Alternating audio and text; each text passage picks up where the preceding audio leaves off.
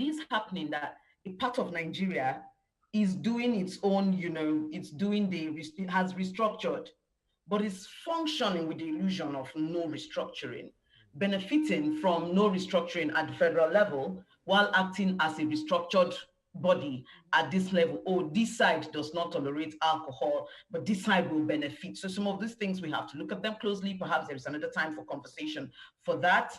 But that is a really, really important conversation we need to have with respect to Nigeria, because every time you're talking and you see that something is missing, perhaps these links should come and we should discuss those. And with respect to the church does not get the scrutiny the government gets. The church is not in the news every day. None of your big churches gets this scrutiny that, Buhari's government, for example, or let's say the mosque. None of your big mosques get the scrutiny that Buhari's government gets daily. Every day we're like, oh, this is what the economy looks like today. They're fetching from pension funds. And yes, they're fetching from pension funds, almost all of it. So you guys should check into that. But we're doing all of that. But nobody's really looking at it and saying, well, today the pastor withdrew another big chunk of money. These are the number of people. This is the theft going on in here. None of those checks are going on in there. So we tend to just let them run free. If it was on the same level, you would see that, no, this rot is the same, and the help you think is coming does not really balance with how much is going into those institutions. Yes, we do not think that mosques give tithes, but they actually do give a lot of offerings, and money goes into these things, people fund these things. Perhaps some of the taxation should include looking into the accounts of these organizations. So what is the solution, Ndi? What then is the solution to the Nigerian problem as identified by everybody? Well, Nigeria needs to have a conversation about restructuring. Abuja needs to be a weak center, if it needs to be a center at all. Nigeria needs to be restructured. We are too heterogeneous to run the way we're running. Every Nigerian state or region has to be competitive and provide for itself. What we have right now is a rent-seeking state. So with a rent-seeking state, there is no responsibility. If, for example, Zamfara needs to cater for itself without collecting money from Port Harcourt's coffers or from the oil from that place, people will have a proper conversation about dropping a lot of children. They won't be dropping children and thinking of them as numbers for elections. If you had to provide for yourself, you would have to start having the conversation. Okay, we want to have these numbers up. We are thinking of Almajiri and not saying anything about it, but we need to provide the funds and figure it out on how to balance this out. If that is the situation Nigeria finds itself, most of these things will not be happening.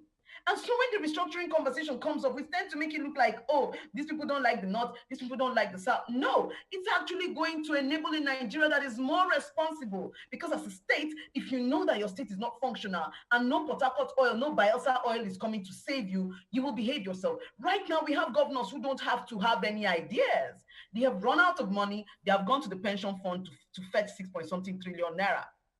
Where is that money coming from? We know how the whole circle of the oil rent state or the oil state we are dealing with here is. So we have governors who are not going to have to think up any great ideas for their state. What are these governors going to do? They are just managers. Money comes in, they do. Money comes in, they do. And that is why we're having no ideas, nothing. You have our president. Our president, what did they commissioned 104 buses the other day. And I laughed. I said, I come from Jama'ah local government. What is 104 buses? Even for Jama'ah local government in Kaduna State, that is not enough. And so this oil state, this petrol state has made everyone lazy. It is a business arrangement. Everybody feels like they can just come in and benefit from this state and go. Nobody has any ideas and it's not working. Nigeria must restructure. Thank you, Ndikatu. Let's get a closing statement from Timothy, Kumbi, Ada, Ebuka, and Tolulope, so we can wrap this up. Thank you so much, Ndi. Hello, Timothy. Can we get a closing remarks? I think what Indy said is very, very, very true. I mean, it's very, very crazy. I'm from the southern part of Nigeria, but I was born and bred in the north. I lived in Kaduna State. I know quite a lot about Jama'ah local government in Kaduna State. I live in Zamfara State also, so I was there when the whole Sharia thing started in year 2000, 2001, etc.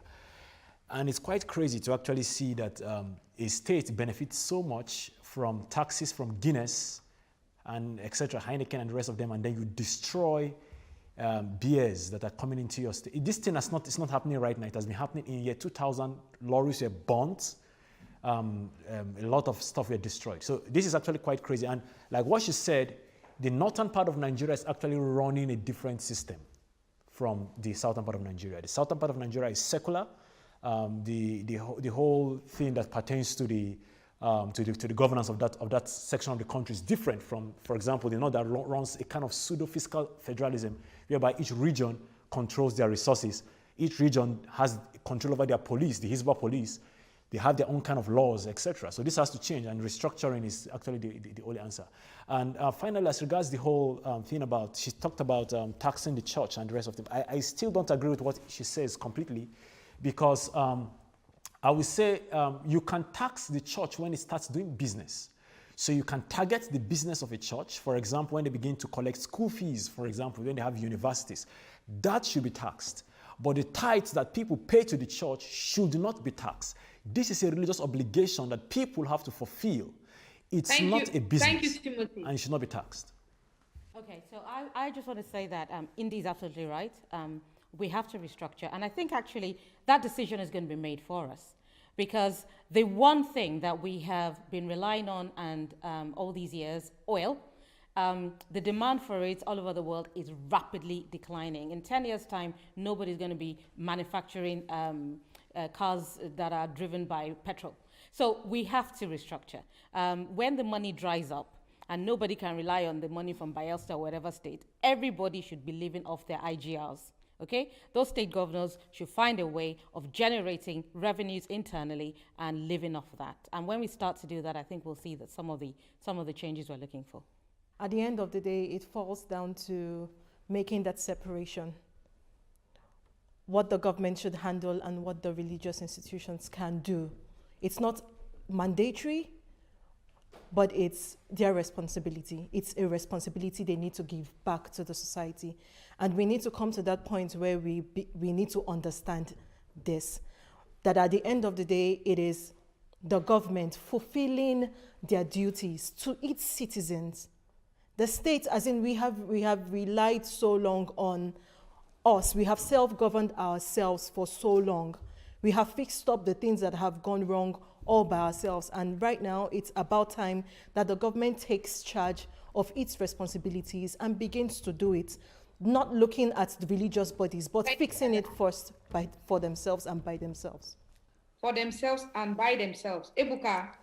Nigerian governmental system always have a way of suppressing a cause that would have been of immense advantage to the nation. Now, there has been clamor for restructuring across the geopolitical regions of Nigeria. And you see the system and the people that run the system, especially the politicians, they do all they could to suppress that national urgent need. And as far as Nigeria is concerned, restructuring remains the basic solution to Nigerian problem. Because when we restructure, we need to come to the drawing board. We need to have serious renegotiation. We need to have a lot of national discussions. Thank you. Thank you so much. Tolulope. Okay. Finally.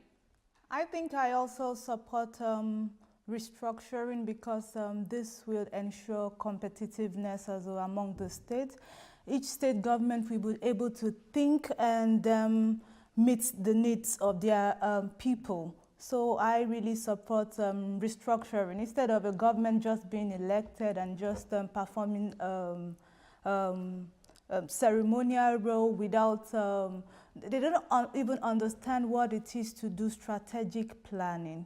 So when there is decentralization, each state will be able to, think of a very good strategic plan that will favor their states and implementation and evaluation, because then each state would be getting resources according to their productivity. So I think decentralization is very important.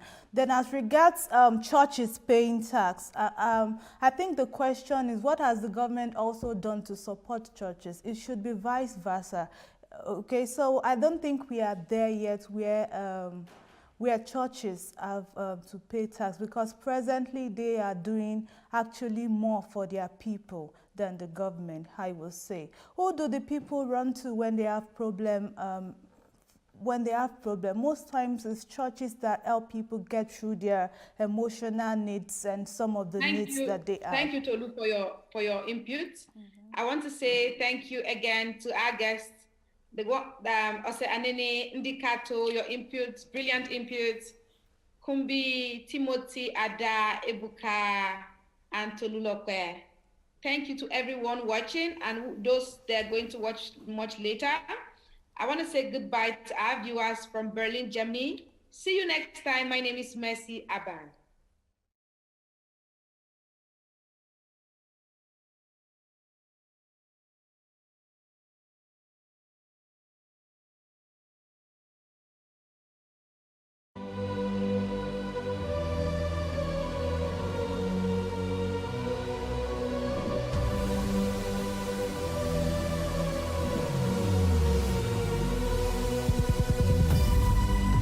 What we do not understand, we will stigmatize. What you can see is the remaining of the tanker that exploded. The suspect equally confessed.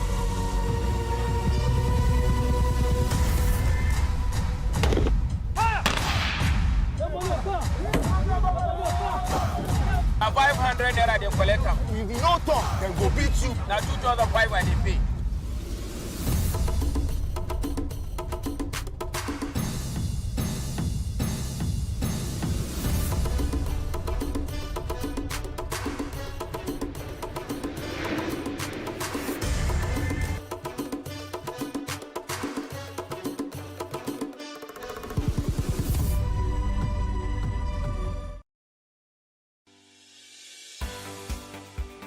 Businesses in Africa can be very challenging. In Nigeria, it is particularly intimidating, and successful builders have learned how to navigate a hostile environment to unlock opportunities. But one major challenge businesses face is how to filter through the noise and identify where their ideal customers exist. Get insight and practical steps from industry players and captains of industries. Hear success stories to help you make informed decisions as you scale your business in Nigeria. Watch Business Insights at this time on Plus TV Africa.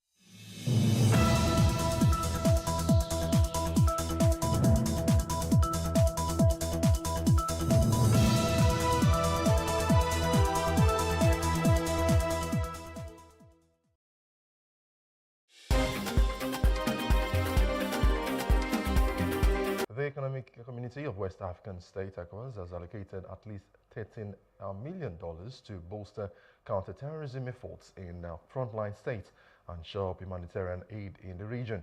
The regional bloc also reviewed it is exploring additional funding options for its $2.6 billion standby force. This information was shared by Nigeria's President Bola Tinubu, says as the chairman of the ECOWAS Authority of Heads of State and Government, as part of a one-year report highlighting the bloc's achievements and challenges at the 6th mid-year coordination meeting of the African Union in Accra, Ghana on Sunday. Tinubu's statement, as relayed by his special advisor on media and publicity, allocated $9 million to assist refugees, internally displaced persons, and asylum seekers. Additionally, the frontline member states in the first fight against terrorism has received $4 million in support under the ECOWAS counter-terrorism humanitarian response. The ECOWAS chairman also announced that the regional bloc will soon convene a special extraordinary session to discuss its future, including ongoing talks with strained member states such as Niger, Mali, and Burkina Faso.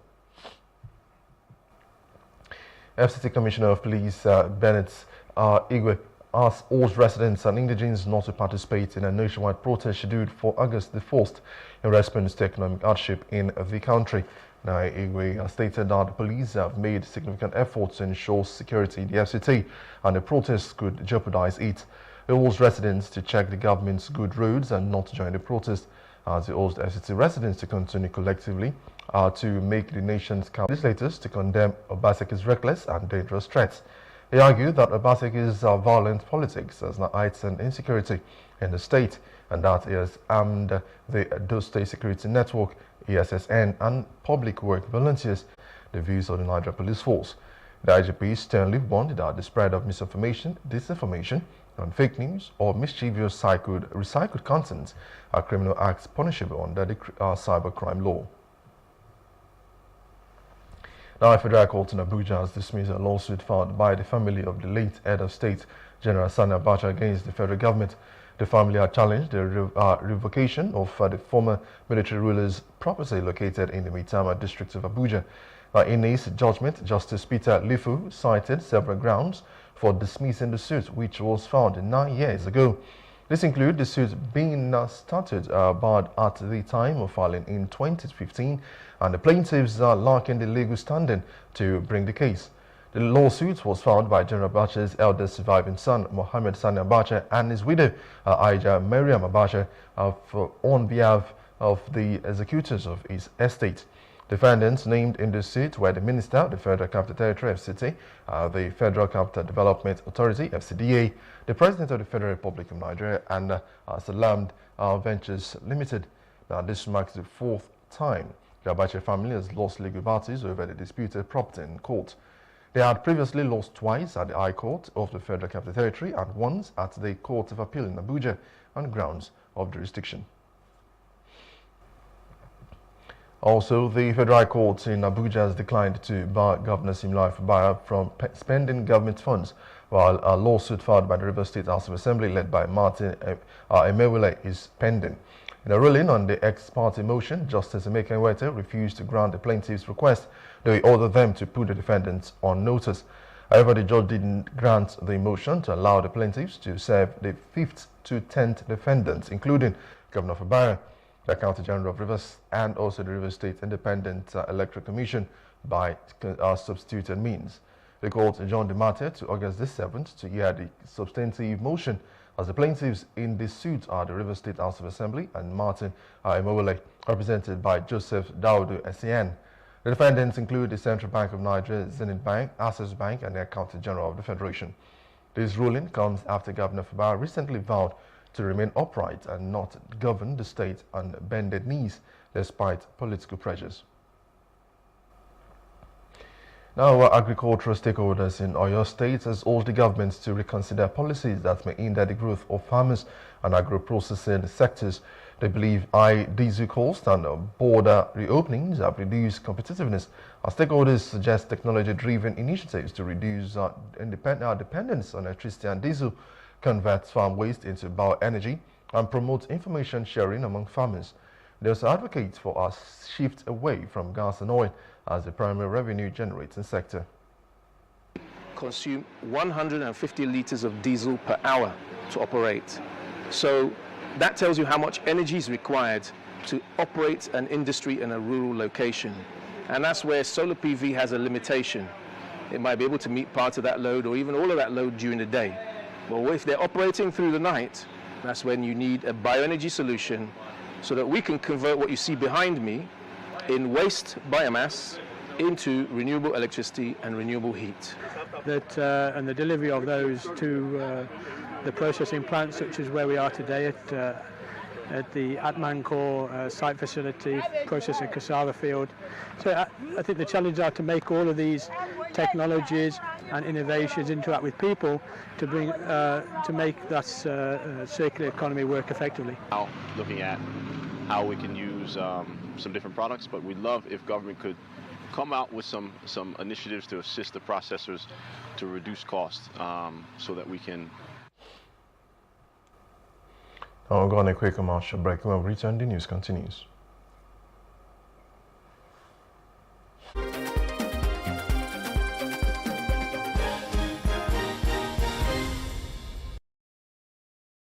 Picture this. You're sitting at a table, ready to indulge in a mouth-watering meal. Stop. For many of us, it is hard to resist the temptation, especially when it comes to enjoying a juicy beef dish. But have you ever stopped to think about the impact of your food choices on the greater good? Our food choices have a great impact on others. The beef industry is one of the leading contributors to deforestation. As trees are cleared to make way for cattle ranching, it not only disrupts the delicate balance of ecosystems, but also contributes to climate change. We can make a difference with our choices. It does not mean we all have to become vegans overnight. Imagine enjoying fish and poultry a few times a week, indulging in beef just once a month, and filling our plates with plenty of plant-based goodness. Every little bit counts. And even small reductions in our intake can make a huge impact on the climate. By making smarter food choices, we're not only taking care of ourselves, but also the planet we call home. Remember, the choices we make today lead to a better tomorrow.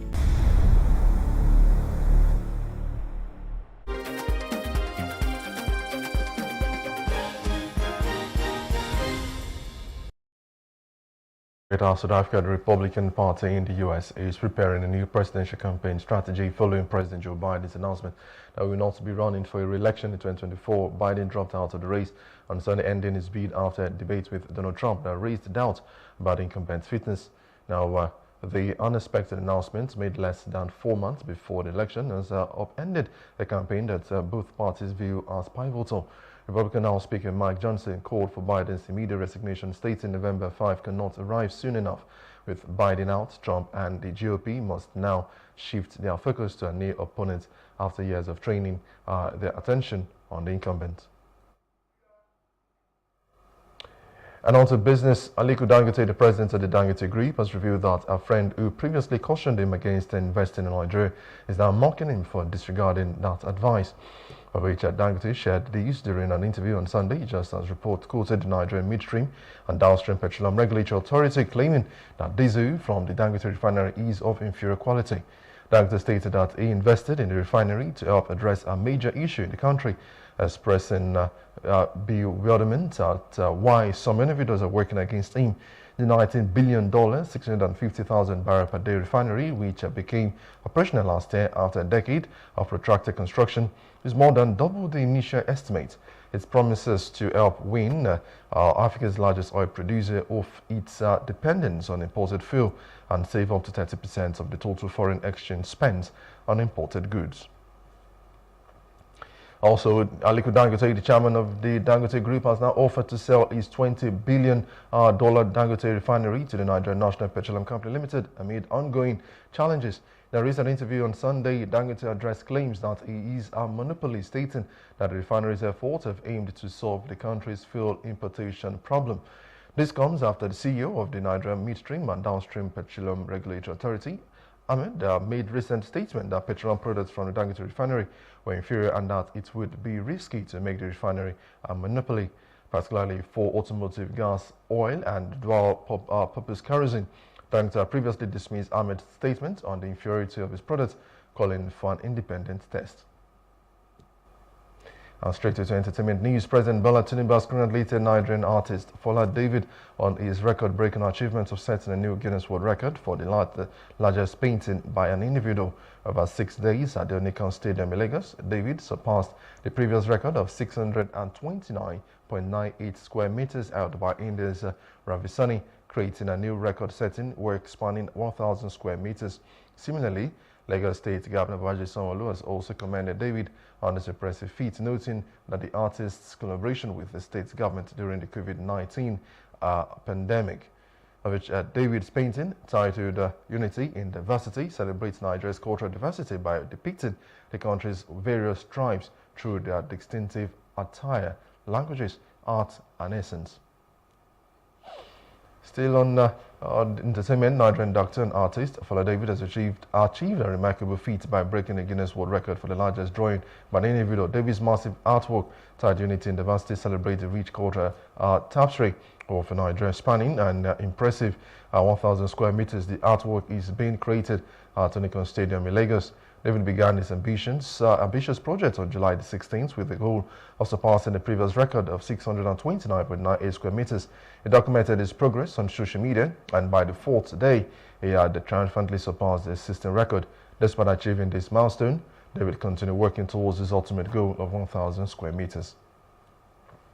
And lastly, to sport news, ex-Real Madrid and Bayern Munich player James Rodriguez is now set to become a free agent by mutually terminating his contract with Sao Paulo. Now, this move comes on the heels of an impressive Copa America performance where the Colombian star demonstrated that his competitive fire is still very much alive. Rodriguez's standout performances in the tournament helped Colombia secure a second-place finish and has set a new Copa America record with 6 assists, earning him the award for the best player of the tournament. After shining with Colombia, Rodriguez appears ready to try his luck once more in European football. And that's the news update. For more stories, please follow us on Facebook, X, and Instagram, and do subscribe to our YouTube channel, Plosive Africa and Plosive Africa Lifestyle. You can also view us from Limix on limix.tv and Glow TV apps anywhere in the world. I am Emmanuel Olubobokun. Many thanks for watching.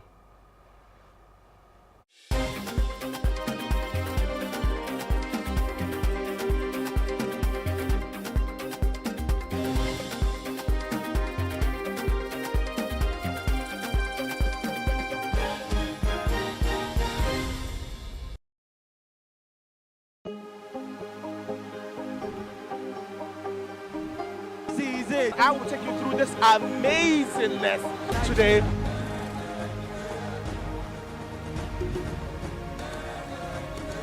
Welcome to Plus Trending.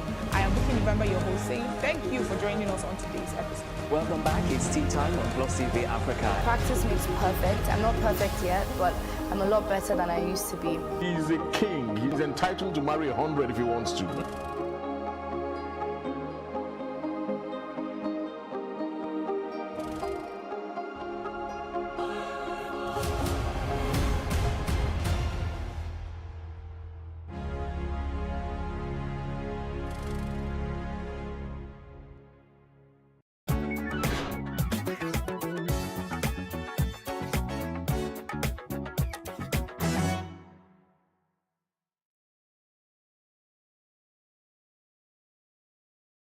Necessity is the mother of all invention, and there is nowhere more filled with invention than the tech space.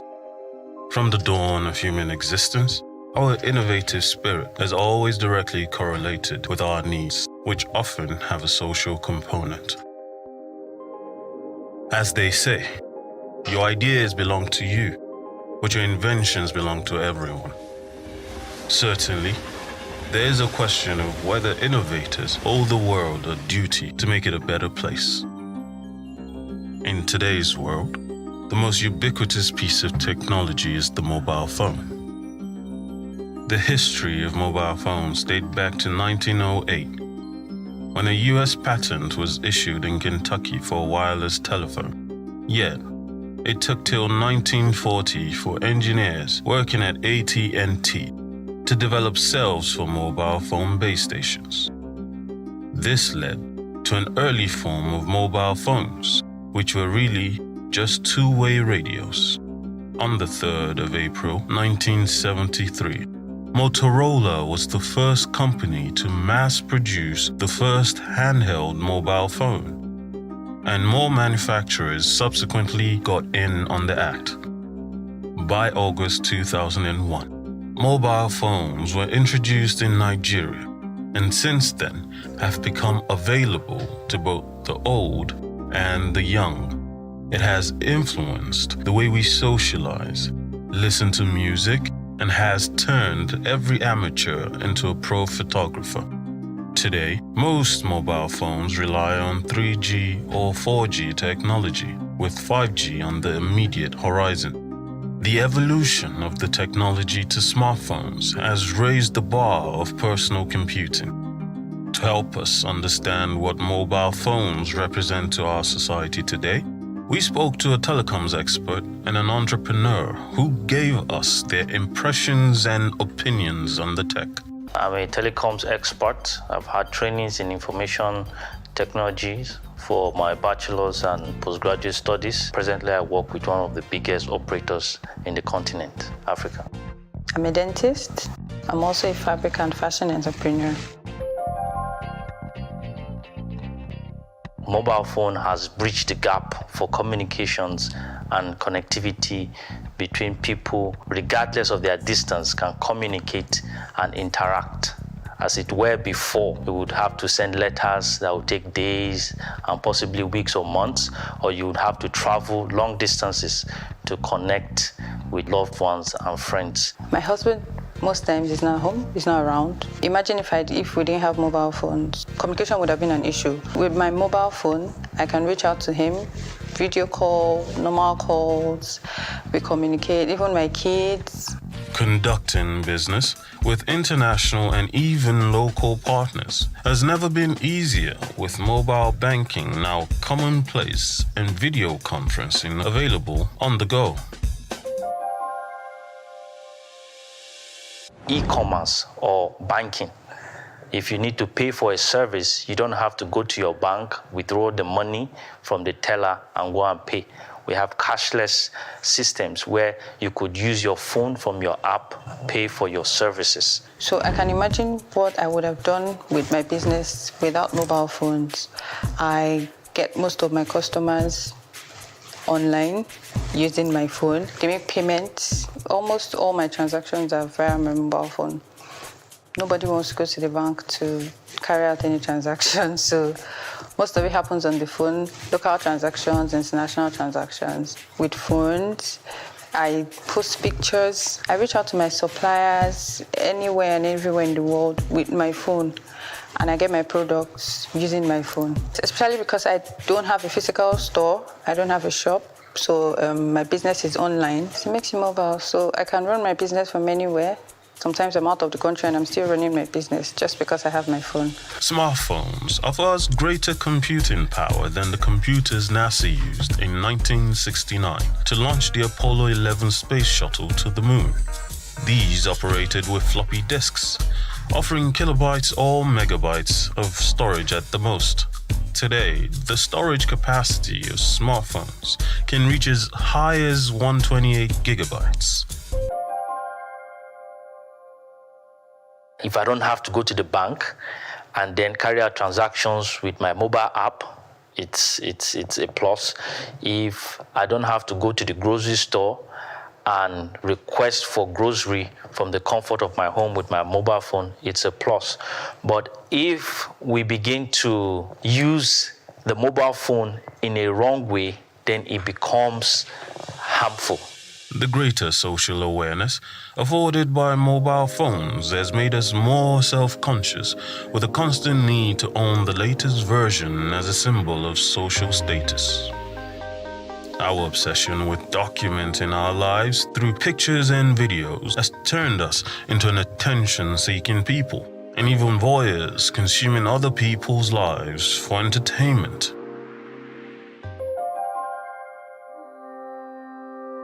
Because we have put our information, we put our lives, because you have social media services where you can post your pictures, you can post your location at any time. You can post about your family, your children, your events, wedding ceremonies, graduation ceremonies, and all of that. So you become vulnerable even to strangers. People you don't know have access to your information. Some people even put their location. You enable your GPS location and it states, okay, I'm taking this picture from Lagos. So they know this person is in Lagos this this week. So there are informations hitherto we think it's just fun. I'm just letting the world know where I am, but your privacy is being eroded and you are giving out too much information to people, strangers you don't know. And it's very, very alarming that people don't even understand the harm they cause themselves. You put your home address, you put details of your work or details of your family online, and you just expose them to attacks from strangers, to unnecessary scrutiny. Yet, with such potential dangers of mobile phone usage, not everyone is concerned.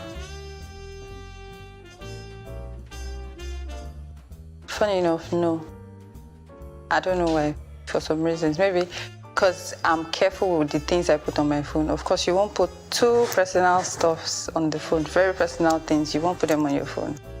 In today's world, mobile phones can be a valuable educational tool, and parents are faced with personal considerations over when to allow their children own one. I'll probably say secondary school. For example, if you had to pick up the child or drop off the child somewhere, the child might need a mobile phone for you to reach the child. I remember we started having phones when we were in secondary school, when phones came out. The efficiency that comes with being able to access information. Prior to now, for students, if you are doing a research, you might need to go to the library and book for a particular textbook, and it takes you a while before it gets your turn for you to have access to that textbook. But from the comfort of your home or from your classroom, wherever, you could turn up your phone and search for an ebook, and that ebook becomes instrumental for you to carry out your assignments or carry out your research, as the case may be. However, there is also a cost to young people and their education. The distraction it offers makes concentration on schoolwork and other things harder for them. The negative effect mobile phones will have on young people is their over-dependency on the information they get from mobile phones. Some people get distracted by some content that they see or lured into vices that becomes harmful to them. The greater dependence on mobile phones has created less need for a personal computer. And this trend portends a future where personal computers become a relic of the past. Your personal computer? I can't remember the last time I opened my laptop. The way we're going, yes, because your mobile phone is more or less like a computer. You can draft your letters, you can check your emails, you can attend meetings, you can edit your documents with your phone. So in the long run, your mobile phone should be able to do all the functions you are able to do with your computers. For as much good as mobile phones offer us, there's just as much bad. There's a question of whether we are socially evolved enough to keep up with the evolution of our technology. The irony of a device created to make us feel more connected is that more people are feeling more isolated than ever. And the worry for our society is if we can find that elusive balance. We must always ask ourselves if our dependence on technology, as symbolized by how we use our mobile phones, is a good thing for our social health.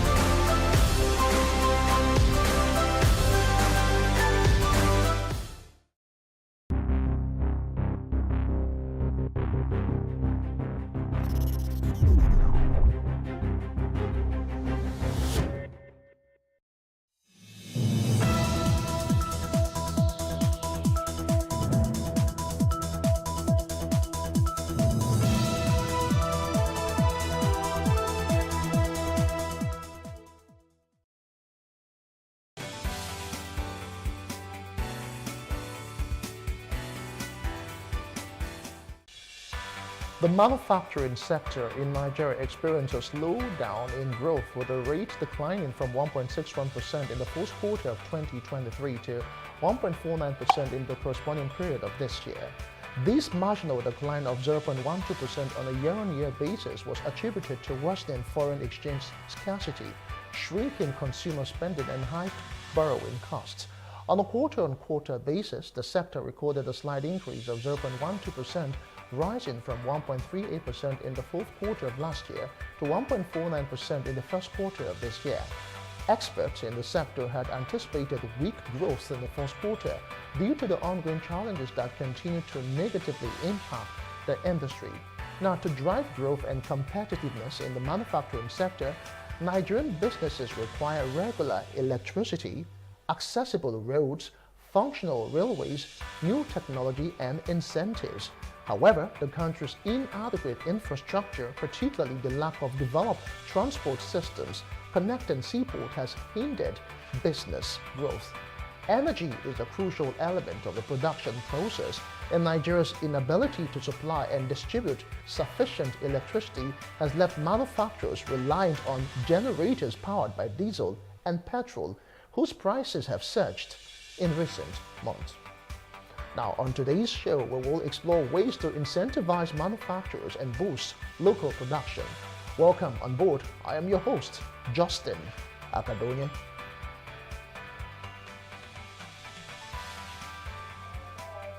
I'm standing by. What's up? 30 seconds. What's going on?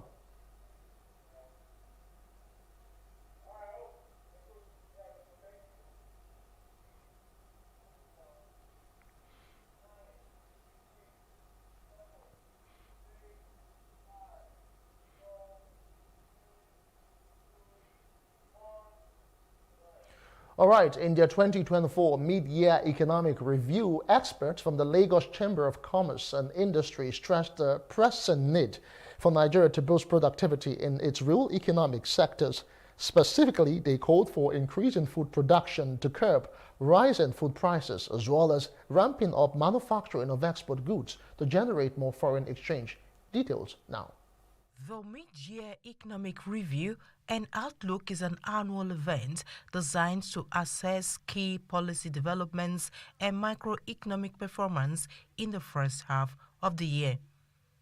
During the event, speakers provided an in-depth analysis of various economic issues, their implications for businesses, households, and the country's overall economic outlook. The president of the Lagos Chamber of Commerce and Industry, small increase when compared to the previous month. Year-on-year headline inflation was 11% higher than the rate in June 2023, which was 23%.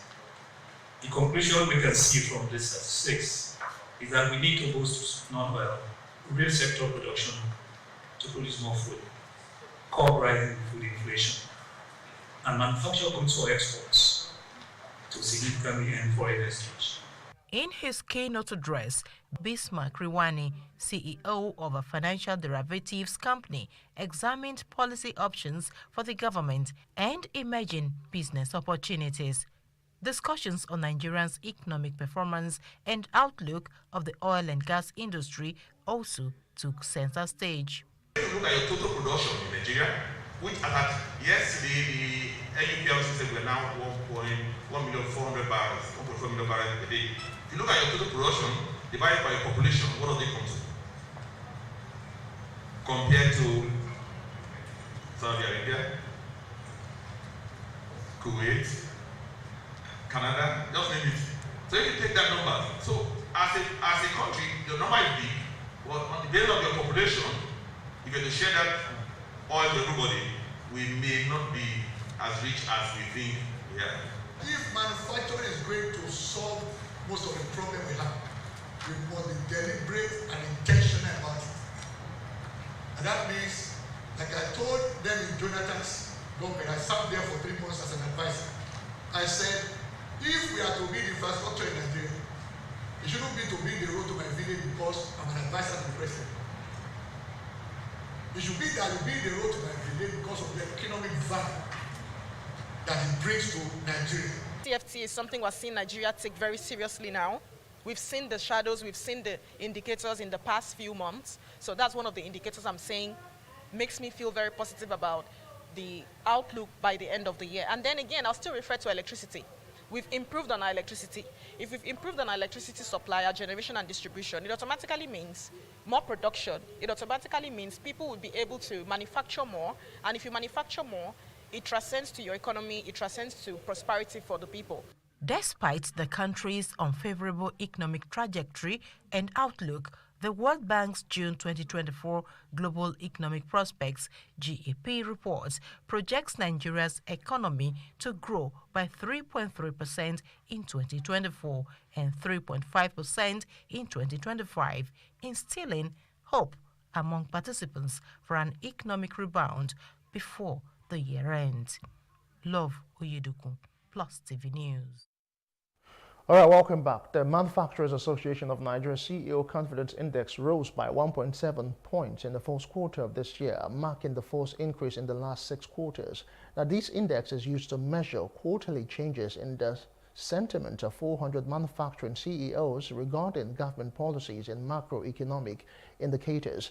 MAN President Otumba Francis Meshoye reported a moderate improvement in the aggregate index score, which increased from 51.8 points in the last quarter of 2023 to 53.5 points. However, Meshoye noted that current business and employment conditions remain below the 50-point average threshold due to rising inflation, escalating energy costs, exchange rate instability, and fluctuating customs duty rate, particularly in January and February.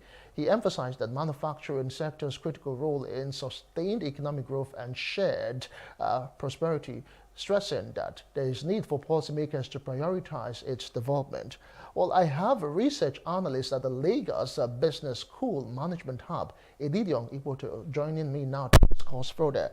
Good morning to you, Edidiong. Thanks for joining us on Business Insights. Good morning, Justin. Thanks for having me. All right, a whole lot is happening in the Nigerian manufacturing space, but it seems as though we are not there yet. Well, a whole lot of challenges bedeviling the country. In the last statistics that was reviewed, that was put out for the first quarter, it is actually slowing down in growth, declining from 1.61% in the first quarter of last year to about 1.49% in the corresponding period of this year. What exactly would you say are mitigating all of these issues in the manufacturing sector? I think that the major issue with Nigeria's manufacturing sector is that there's this antithesis between what the government is saying and what the government is doing. Okay, I've said this many times, that the key to any prosperous economy is a strong manufacturing sector. I think most of the countries in Asia discovered this early. That's why you see China, you see Korea. I mean, these guys have been very intentional about having a very strong and boisterous manufacturing sector. So in the Nigerian situation, unfortunately, what the government says and what the government does, because every government always comes aboard and says, we have this industrialization drive. But it's not just about saying it. What is your plan? What is the plan of action that you have? Okay, you want Nigerian goods to stand shoulder to shoulder with its Chinese counterpart with regard to quality and with regard to price. So unfortunately for us, that plan of action is what has always been absent. All right, looking at all that is happening now, we are talking about incentivizing local manufacturers so we can enhance growth and, of course, grow the country. But in all of this, you have talked about government policies and actions being at disparity. So where do we even begin to start? We have the challenge of rising costs due to high cost of borrowing. We have the challenge of multi-taxation, electricity, even infrastructure generally. So where do we even begin to start in the immediacy? Well, it's like you just said, it's all about incentives, really. And let me just give you a statistic that you're probably aware of, which should blow anyone's mind. This year alone, the customs duty exchange rate has changed nearly 10 times, if not more than 10 times. Okay? The customs duty rate today, of course, as we know, is above 1,500. Okay? We go back to incentives yet again. So when a government says we are going to boost industrialization, for me, the fundamental basis of this should be energy. You cannot say we are going to boost industrialization when we are having the kind of mess that we have in the power sector today. If there's any way you can sort out even the manufacturers as a matter of priority. Let me tell you something, Justin. Did you know that with the recent increase in electricity tariff, Nigerian manufacturers will pay 56 times more than what their Chinese counterparts are paying? So at the end of the day, you have Nigerian textile in the market. You have Chinese textile in the market. You are buying the Chinese textile, apparently, because it's far cheaper than the Nigerian textile. The guy in Nigeria has to buy diesel, 1,500, to power his machines. Okay, because he doesn't have power supply. Okay, he has to pay through the nose for the power supply that he's not even getting. And like I said before, 56 times more if you calculate it, what his Chinese counterpart is paying. So at the end of the day, like I said, the antithesis. So, I always say that it's impossible for any government to solve all the problems in the economy within the lifespan. The lifespan of any government is too short. It's only 4 years. Okay? So I always advocate a situation whereby a government can pick a particular problem and say, we are going to solve the problem of power. We are going to solve the problem of multiple taxation. But you find a government that is trying to do everything all at once. It cannot work. Okay, so it goes down to incentives. When the government is serious about having a boisterous manufacturing sector, then we'll start seeing maybe special forex window for manufacturers, for instance. We will start seeing special power allocation to manufacturers. Manufacturers have been crying about the current price verification portal. It's a bottleneck, for manufacturers. The government has refused to do anything about it. And let me tell you something else. We have manufacturers that have forex forwards with the CBN that have been with the CBN for almost 2 years.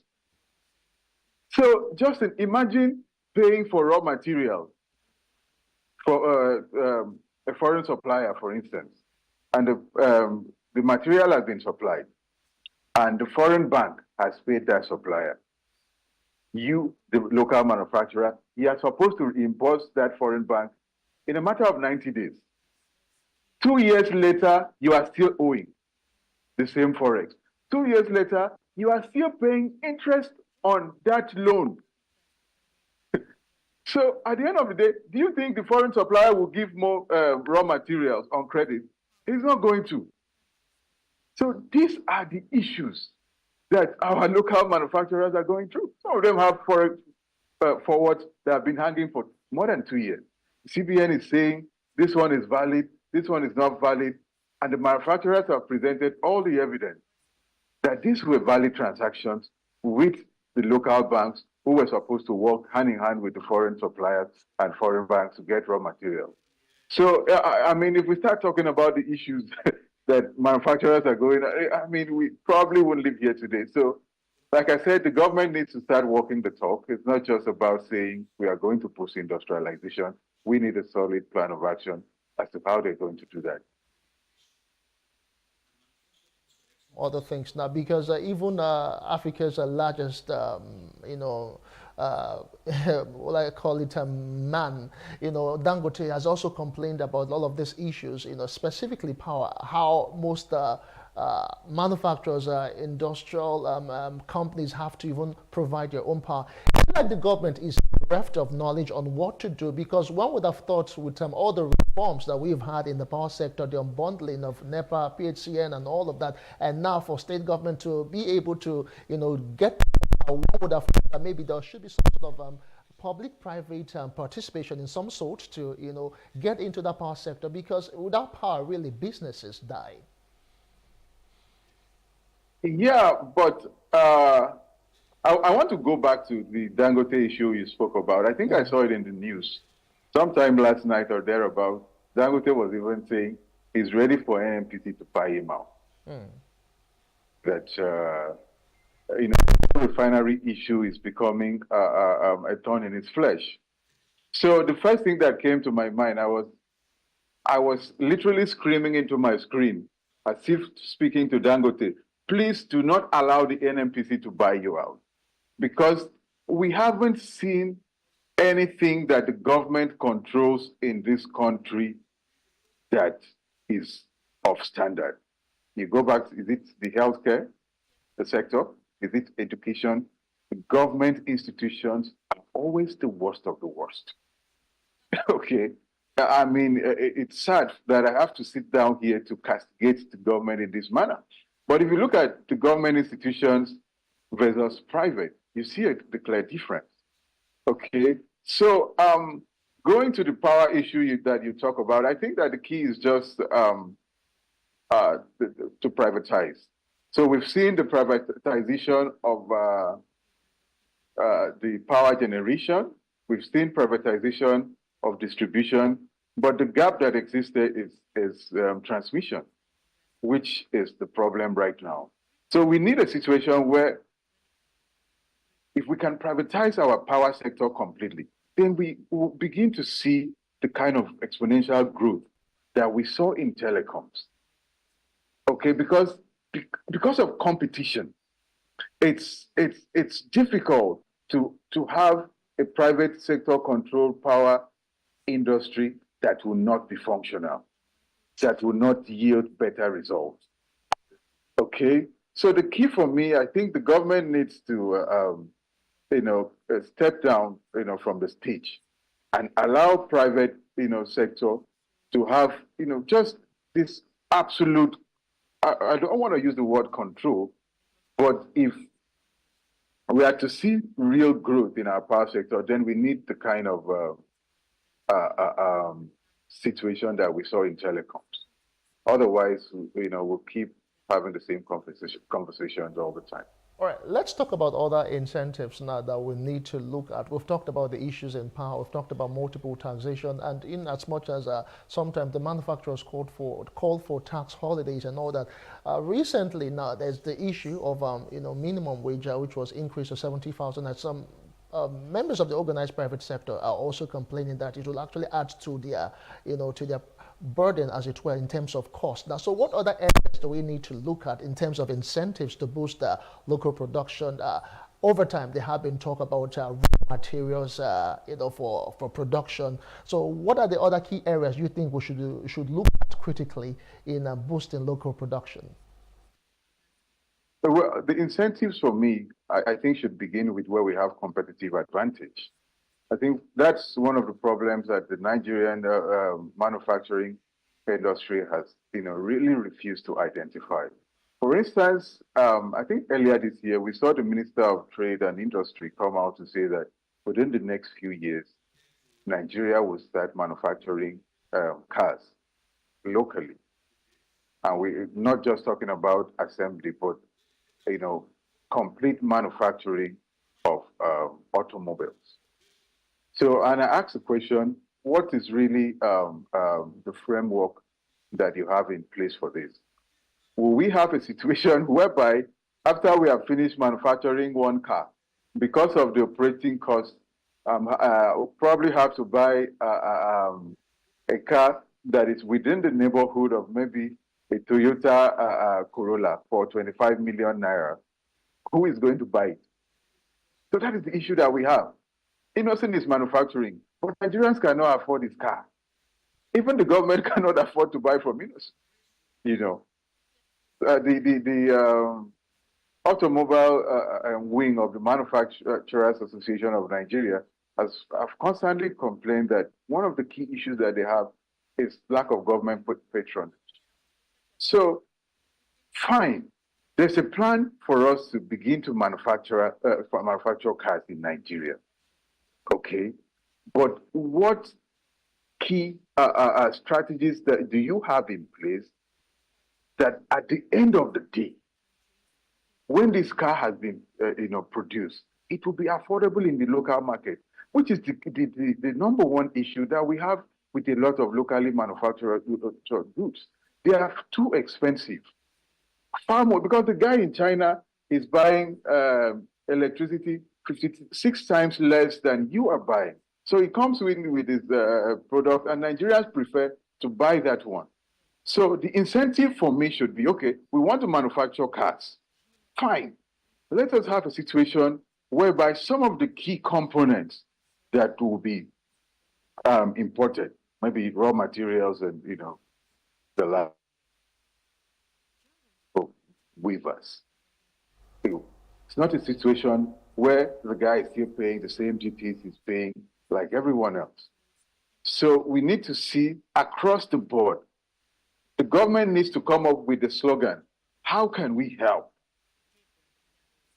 I think that is just basically the sum of it. If the government can come up with a slogan, this is what you want to produce, how can we help? Honestly, it's not white elephant project or things that you just push out in the media as PR for publicity. Okay. Okay, let's drop our last word here now as we round off for sake of time. MPC is meeting, and issue of cost of funds will actually be brought to bear. Now, this has been a major bane to SMEs, even manufacturers. That's a cost of borrowing funds to boost production. Now, so what should we be looking at now? What are your expectations as the MPC meets vis-a-vis how it will affect the manufacturers? Okay, just in the last 3 years, whenever the MPC have met, it has always been one outcome: the increase in the benchmark borrowing interest rate. And of course, this has always been a response to the fact that I think in the last 29 months, or in the last 30 months, inflation has increased about 29 times. The only month that inflation did not increase within the last, in fact, since COVID, was December 2022. You can do your findings. That was the only month, and it was quite surprising. In the festive period, the National Bureau of Statistics came out and said that inflation did not increase in December 2022, and we believe them. But in the last 30 months, that is the only month that inflation did not increase. So it has always been business as usual for the MPC whenever they meet to increase the benchmark interest rate. And I ask the question, when you try a particular strategy, a particular course of action, and it doesn't work, I think it begs the question, why not try something else? Because for how long really are you going to keep increasing interest rates? Interest rate today is hovering around somewhere within the vicinity of 25%, which we know when you go to the bank, you will not even get that 25%. So again, it's counterproductive to the real sector of the economy when you keep having these rate hikes, because the SMEs, the manufacturing companies are just unable to get, and that takes us to another big problem that manufacturers are facing, which is access to credit. So I implore the MPC to really see how they can re-strategize. I've heard many times that is the only tool that is available to them to curb inflation, but it's not working. I think that it's high time that they try a different way. We must drop the anchor at this particular point. We must bring you back to look at all. Access of funds is actually critical. It's one issue that we need to look at also to boost local production, be it manufacturers and of course some SMEs. I have been speaking with some Edidiong Ipoto research analyst, Lagos Business School Management Hub, and we have been looking at the manufacturing sector vis-a-vis incentivizing them for local production. Thank you so much, Edidiong, for your time. Thank you very much, Justin. All right, that's the science of the show for today. I am Justin Apadoni. Many thanks for being around. See you again later.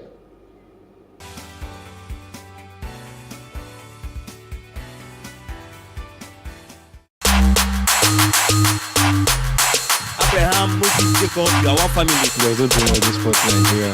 See how your body just dripping diamond. Before it's the beat though, but now I think we have to be listening to the lyrics too. Before someone starts singing, help me, and I'm dancing like this, I don't get it. So now we have to listen to the words. When he's saying help me, say, hey, what's going on here? For me, it's a little bit of both, because sometimes, sometimes I don't even pay attention to the lyrics, and like the beat is like captivating, and sometimes the lyrics just grip me even more than the beat. So it's a little bit of both. I'm indifferent. Good music. Good lyrics, definitely. I do enjoy lyrics, and then fantastic melody and rhythm. Yeah. The beat first, but I love when the lyrics mean something, because then you can take something away from it. But once the beat is sick, I'm in. Definitely the lyrics. I'm more of a lyric listener. When I listen to songs, I want to learn the words of your song first. I think it's the lyrics. I connect with the lyrics because it inspires people to pursue their dreams. Yes. The lyrics. Both. Music, good lyrics, good beats, good rhythm, good melody, good harmony. All of them are contributive, towards making music wholesomely good. What makes a music for me instantly is got to be the beat before the lyrics. If the beat is on point, I'm rocking to it. Good music. It can be both the lyrics, it can be the beats, it can be the music video, whatever music is supposed to bring out an emotion. So whatever the emotion is when you hear it, as long as you like it, it's good music. What makes good is a combination of both. The melodies. I'm a melodies guy, so that's what makes good music for me. When I hear some chords, I'm like, ooh! And also the way riffs and runs, when people sing, I'm like, yay! So yeah, that's what makes good music for me. I think for me it's more about the beats, because the beats will give me the action, the movement, so I think I'm more about the beats. Something must actually draw me to the music. So I think it's actually the mastering, how it flows, and then I'll now take time to listen to, okay, what's this music saying? Most times it's actually also the beat. By the time I'm tapping my feet, I'm like, okay, are they calling me stupid? Let me find out. I'll say both, basically. The beats, the lyrics, everything makes it for me. The beats, of course, makes it catchy. It makes you want to listen. The voice of the musician also makes you want to listen. Now, the lyrics keeps you. Now, if the beat is good, but the lyrics is not good, it's just on the back, we move on to the next thing. But if the lyrics is good and the beat is good and the voice is good, it's back, it's just dancing all through. So everything basically. Wow, that's a very hard question because music is part lyrics, part beats. But I can't lie, you see right now, is the beat. Producers, thank you so much for what you are doing for Nigerian music. We love it and we love you. Okay. It's the beats. For me, it's the beats that makes the music. Then comes the lyrics. Yeah.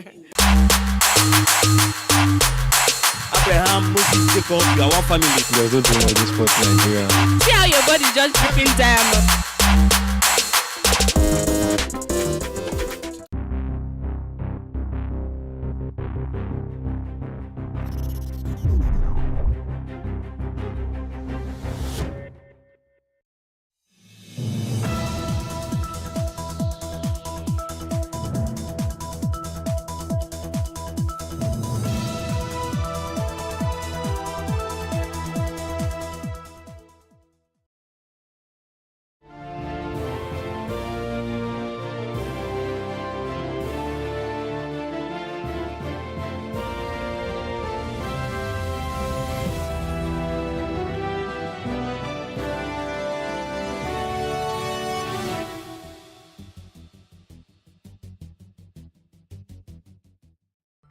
Local government financial autonomy.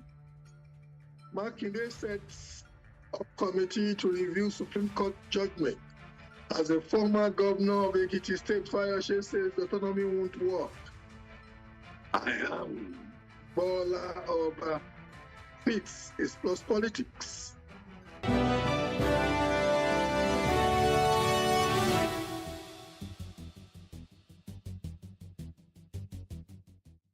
Local government financial autonomy, Supreme Court judgment.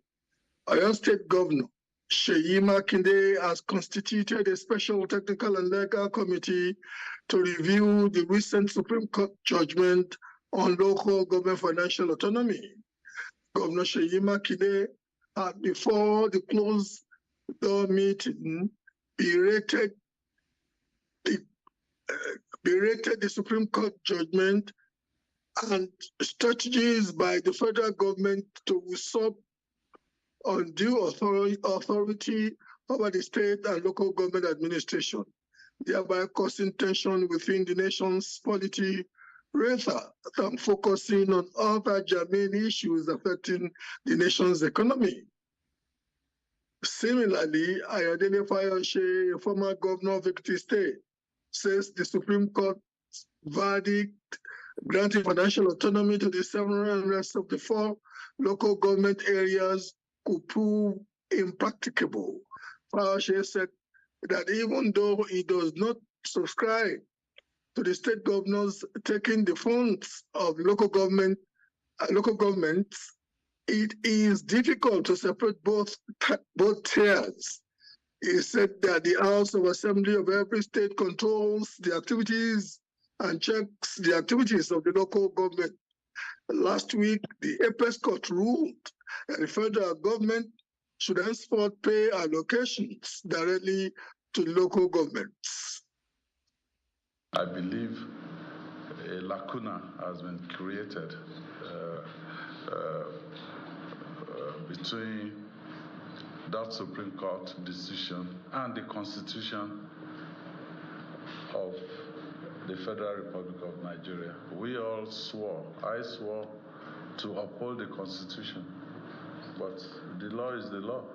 If the law says, if the law is in conflict, it behoves on us to look for our own homegrown solution that will ensure that we have transparency, we can operate, and our people, because when 2 elephants are fighting, the grass will suffer. Your state will get out of this even stronger.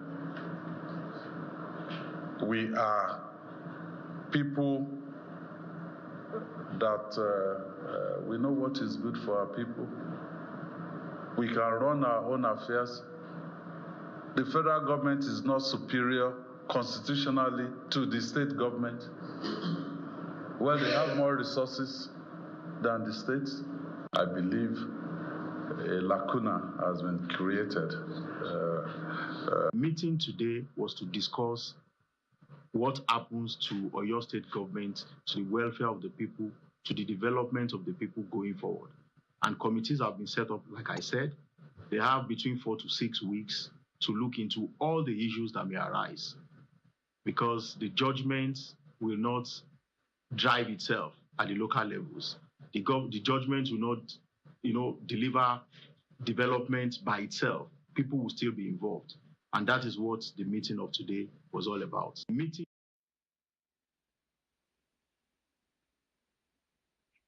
Joining us to look at things is the lawyer and public affairs analyst, Tunde Kolawole. Also joining us is the House Leader of Councillors at the Onigbogbo LCDA, Honorable Kayode Opayemi, and a lawyer and public affairs analyst, Gerald Dokoli. Gentlemen, welcome to Plus Politics. You're welcome. You're welcome. Thank you. Honorable Opayemi, let me start with you. Yes, sir. You are in a peculiar situation. Number one, you are an elected councillor, but the contraption, the local governance institution where you function is a stranger to the Nigerian Constitution. So you cannot be a beneficiary, either directly or by proxy of this judgment credit to the third tier of government. Well, what would be your response to that? Number one, I want to bet to disagree with you that we are strangers because we are LCD. If I would understand where you are coming from, where you're going to. Reason why is that we should remember that the Supreme Court judgment created reasons, the elements of necessity that brought about the creation of the LCDAs. If you go back to the history, when our president was our governor, he decided to expand the local councils to 57, and the then President Obasanjo, took it up as an issue. And eventually, they had to go to the court, and the Supreme Court judgment gave a ruling that the state has the power to create local government, but the process was incoherent. If you remember that statement, incoherent. Was incoherent. The process was incoherent. Incoherent, yeah, thank you. It was incoherent, and by what it means is that it is not complete. It has not followed, it has not completed its process. And by so doing, that they can eventually, those 37 local government created out of the 20 can be made to be local council development areas.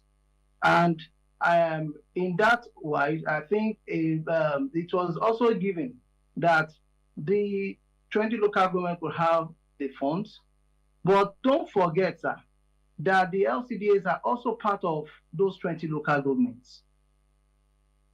They were formed from a local government, so we are not strangers, not in any way. We are still in existence, and don't forget now, what I want to put into it is a process that has been run for 21 good years successfully, that has been operating even better than some existing local governments from other states that have conducted elections in those local governments for more than some local governments that are existing in the Constitution cannot be called strangers.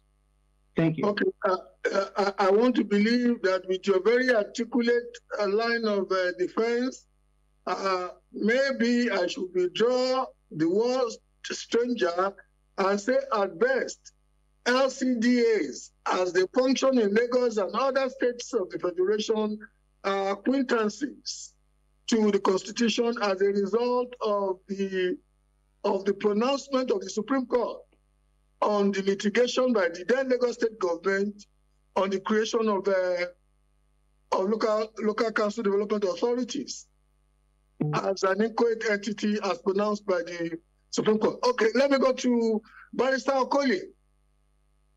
Barrister Okolie, are you there? I'm here, I can hear you. Fantastic. Barrister Okolie, the Supreme Court, from the responses of the governor of Oyo State and the former governor of Ekiti State, may have pushed itself into a cul-de-sac that is generally taught against in law schools. That courts must be very careful not to make pronouncements that may ultimately end up being academic, because we are at a point now where it does seem, from the responses of former Governor Fayose and Makinde, and which may be the sentiments of many governors that are not talking out now, realpolitik would or may end up making the pronouncement or the ruling of the Supreme Court quite academic, and the governors may ultimately still just find a way around what the Supreme Court is trying to achieve. Your response, sir? The law is dynamic. Current ground norm of Nigeria is the 1999 Constitution as amended severally over time. in practice, we've not been practicing the LCDA form of governance. It's a new contraption that governors brought up. It started from the current president when he was a governor. And we've always had local government system where funds are paid directly to the local government chairman. I think the finance minister then, Dr. Okonjo-Iweala, used to post on national dailies funds that were paid to each of the 774 local governments in Nigeria. And if you go back to the 1999 Constitution, it recognizes only the local governments. It does not recognize LCDAs. So I don't think that what the Supreme Court did was, by their ruling, was an academic exercise. It's something that has been practiced over time. I think, sir, we can still go back to it. You may not have understood my question very well. My question fundamentally centers around the fact that even if the fund coming from the federation account goes directly to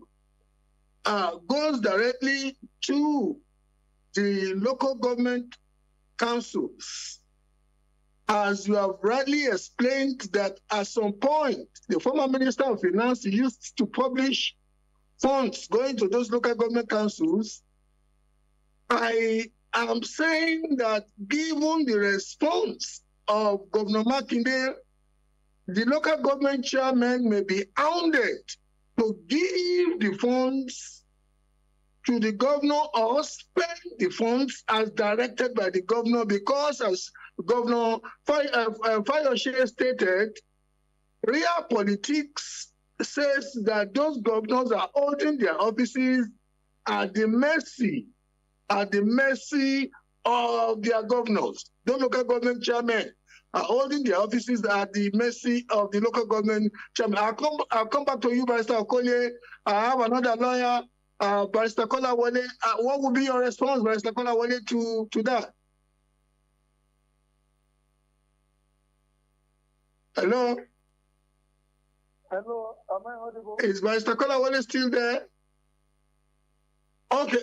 Barrister Okolie, you may want to have a go at that. Okay. In continuation to what I was saying, because I wanted to arrive at that, I wanted to first of all say that what the Supreme Court decided is not an academic exercise. It's something that has been practiced over time, and you can still go back to it. Now, coming to the governors, after having the local government chairmen exercising their powers and existence at the mercy of the governors. Why it's like that is because we don't have a good election system for the local governments. You see a situation whereby elections are conducted for local government and the party in power in that state sweeps all the posts from councillor to all the chairmen. So this is a good step in the right direction, but more effort should be placed to ensure that there is full local government autonomy. That is to say, ensuring that elections that usher in the local government chairman and the councillors are free, credible, and trusted. That way, development can get to the grassroots. Thank you. Thank you very much, Barrister Okolie. Is Dr. Kolawole here now?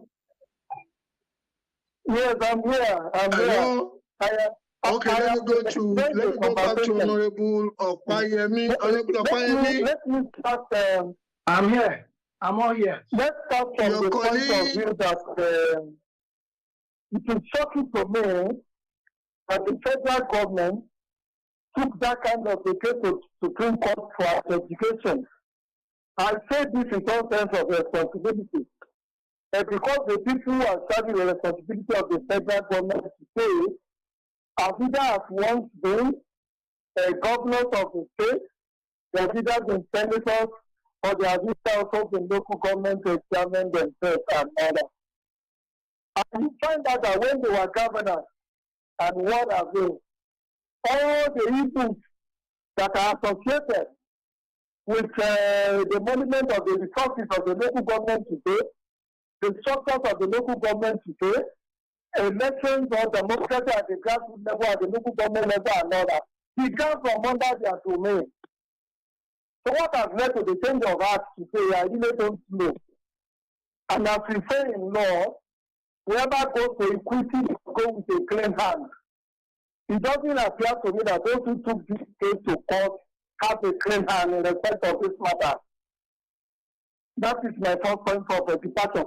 The second one is that when you look at the decision of the Supreme Court and all that, it would appear to me just like one of the contributors have said, to be born out of the doctrine of necessity. The Supreme Court does not want the local government to die off the way it is going. Because if the local government is not protected, the rapacious manner in which the governors are managing those local governments would eventually lead to threat of the local government. And whereas you and I should know that the local government have more responsibilities under them than even the state government, than even the federal government and all that.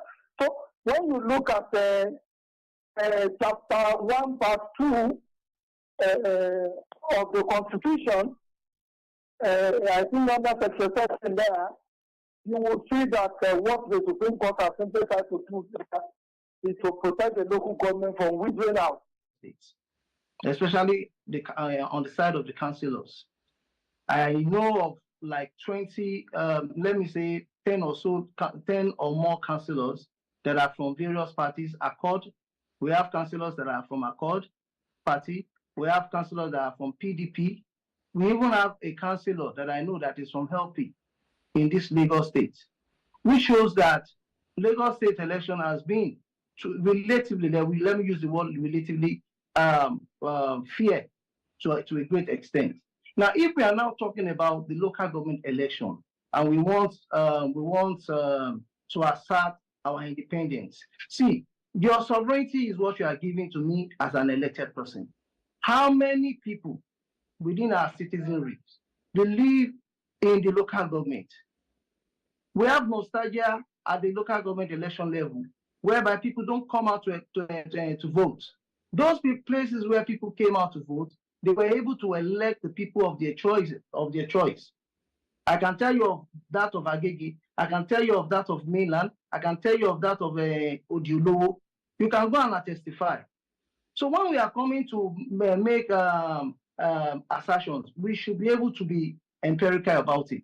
Now, going to the state independent electoral commissions, just like my learned fellow stated, there's not, when it comes to constitutionality, it can never be academical. Don't forget that in the Nigerian constitution, the creation of state electoral commission exists very, very prominently in our constitution. So if at all we want to even go about that, we have to go to the National Assembly, whereby the constitution will be amended, and maybe that article will be taken over and be given, and then INEC will be given the power to conduct the election.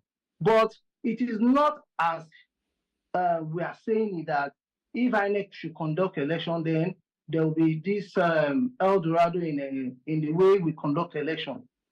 It is not so. It is about the people who have the nostalgia at local government level to vote. It is about every one of us that are participating. It is about the desperation of some people who feel that under most, their party must have the total control of the state. You see, the institutions are there. The players in the institution, how well, as in how sincere are they to us? How sincere are they?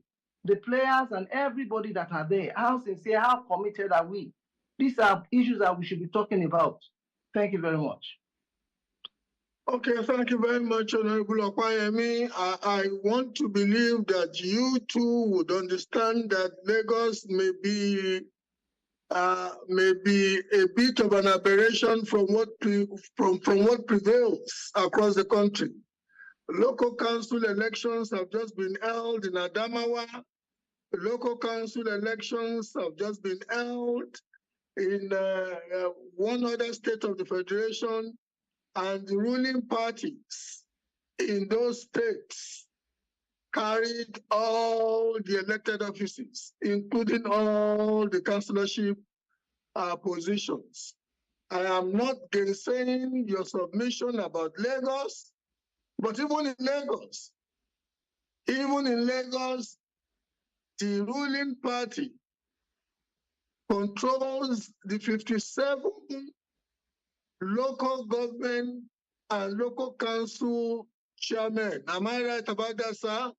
You are right, but I can answer you if you give me the opportunity to say something about that. Go ahead, please. Yeah. So, sir, winning election is about putting structures down. Lagos State will always have its ways of winning local government election, because many of the parties that are in Lagos State, they only wait every 4 years to come and conduct, participate in presidential elections, senatorial elections, House of Rep election, House of Assembly, and governor election. Once that is won, they go back and then they go and sleep. Even most of these parties that we are talking about, that they won elections, many of the people who won the election were people who were aggrieved in our party, who had to use those parties as a platform to contest for elections so that they can win, and eventually they did. So the chairman winning election is about the structure that is on ground. If you don't have structure in which you are going to use in winning election, and you just wake up tomorrow and you say you want to win election, it might not be possible. Okay, Barrister Okoli, we are coming back to my first poser to you now. Realpolitik, as explained by Honorable Opayemi, who is a practitioner of the trade, speaks to the fact that as good as the intention of the justices of the law lords, the justices of the Supreme Court may be, at the end of the day, is a function of the point that you made so articulately.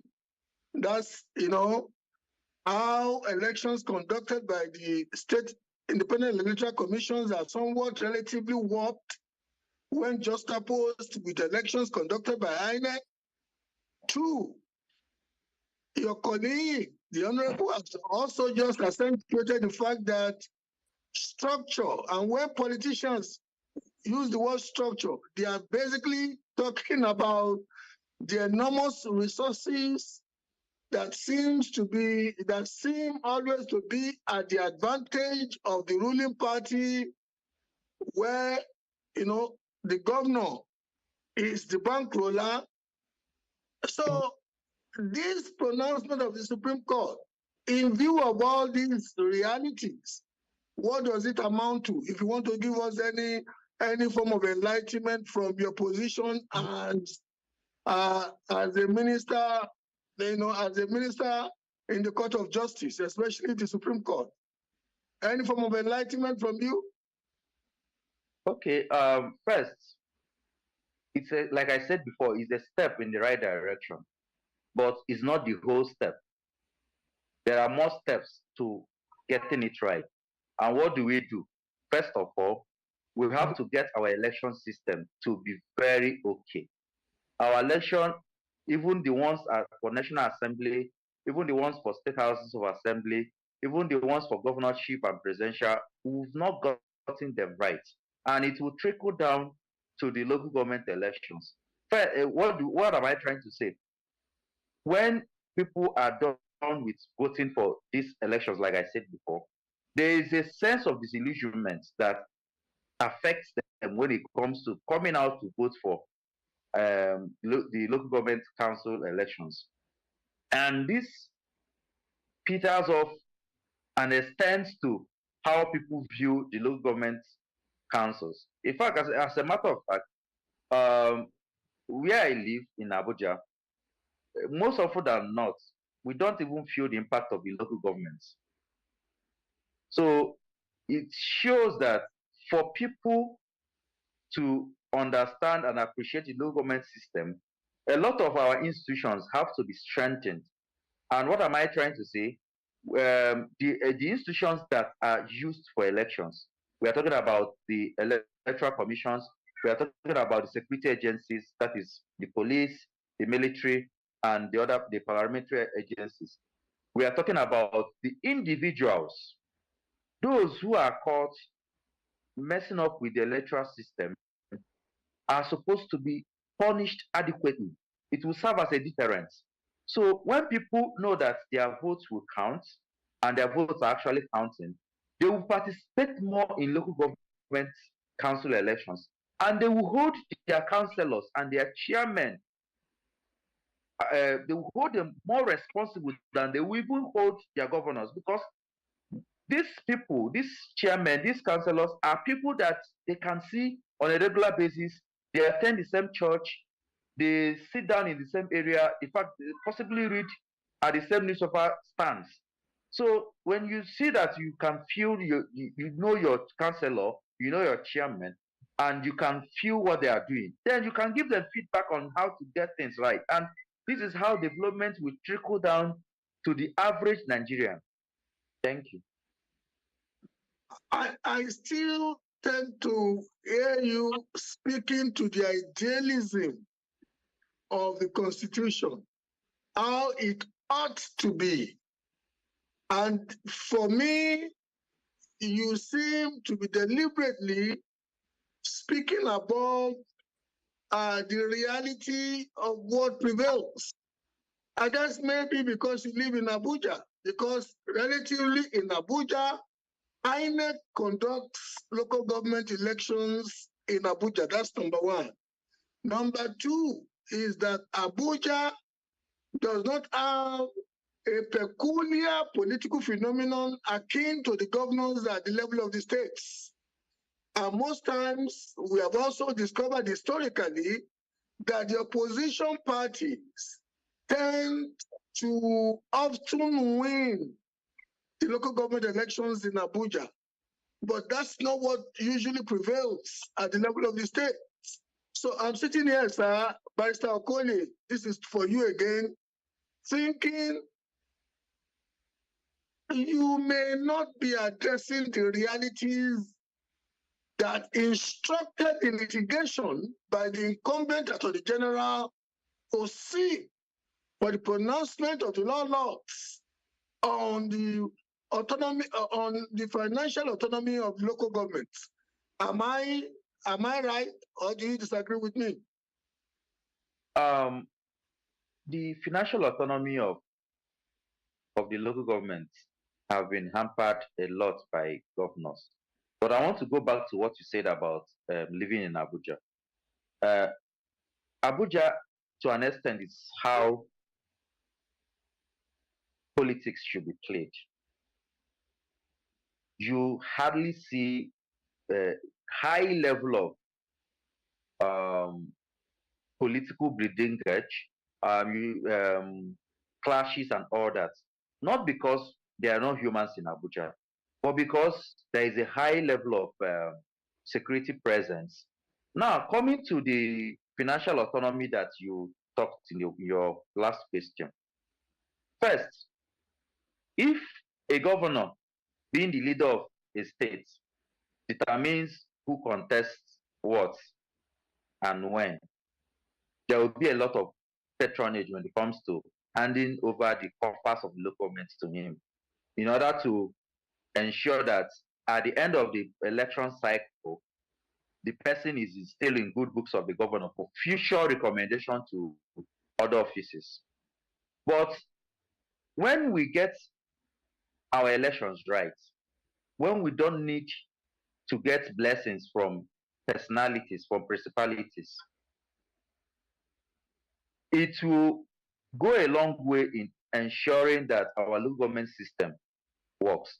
And as Nigerians, we really need our local government system to work, because the local government systems are the drivers of development. There is no country that is developed that their local government system, be it county or whatever terminology is called, it's not, those systems are not working. You may say that it's a bit of idealism, but before things got worse to this level, I know for a fact, because I lived in Imo State during that time, I know for a fact that local government elections were better contested, better handled than they are being handled now. It's just an erosion of values in our institutions that is making the local government elections to look like a bile, where the ruling party has been granted by to determine who gets what and all that. You see an election having 90% return in favor of the ruling party, no matter how bad the party must have fared at the state level, they are still accepted. And when you talk about structure, finally, when you talk about structure, structure can be good or bad. Where people are being attacked when they go for rallies and all that, all in the name of you don't have structure or you don't have backup and whatever terminology is used, it deters the good people from coming into politics. So structure, like is being said, can be a structure of criminality, can be a structure of fomenting trouble or creating an arrest that will scare people away. And scaring people away from the political process is a form of rigging, is a form of electoral malpractice. And we need to arrest all these malpractices in order to move forward as a society. Thank you. Honorable Okwayemi, are you still there, sir? Very well, very well.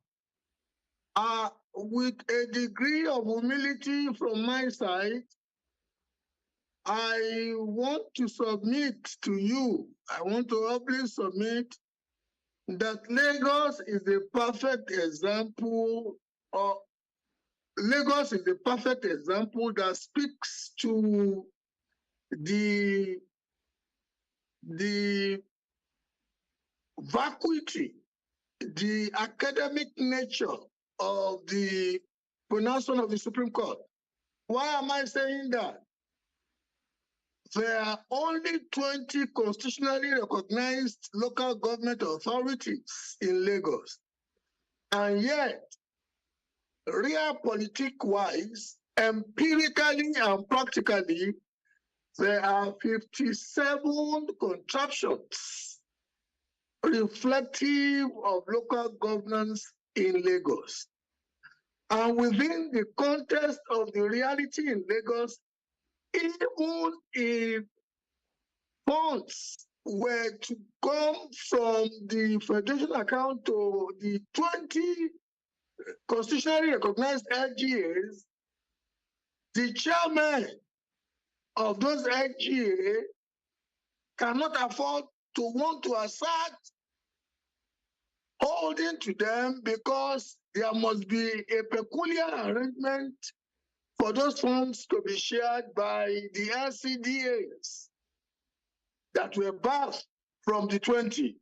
And here we are talking about financial autonomy when no local government chairman in a peculiar scenario like Lagos, like Osun, like some other states where LCDAs have been created, dare ever say they want to hold on to any fund coming directly from the federation account to the purse of the local government authority if they want to still be in politics. Honorable Okwayemi, as a Lagos politician, an elected officer of a local government entity, how would you respond to that? First and foremost, I want to ask you, sir, as you have said, that 20 local governments are recognized within the in the constitution. Are you telling me that the areas within the 37 LCDs are not anywhere in the map of Nigeria? Or are they not part? Sorry, I'm coming bit by bit. Are they not part of those 20 local governments in their various areas of demarcations? Do One. we,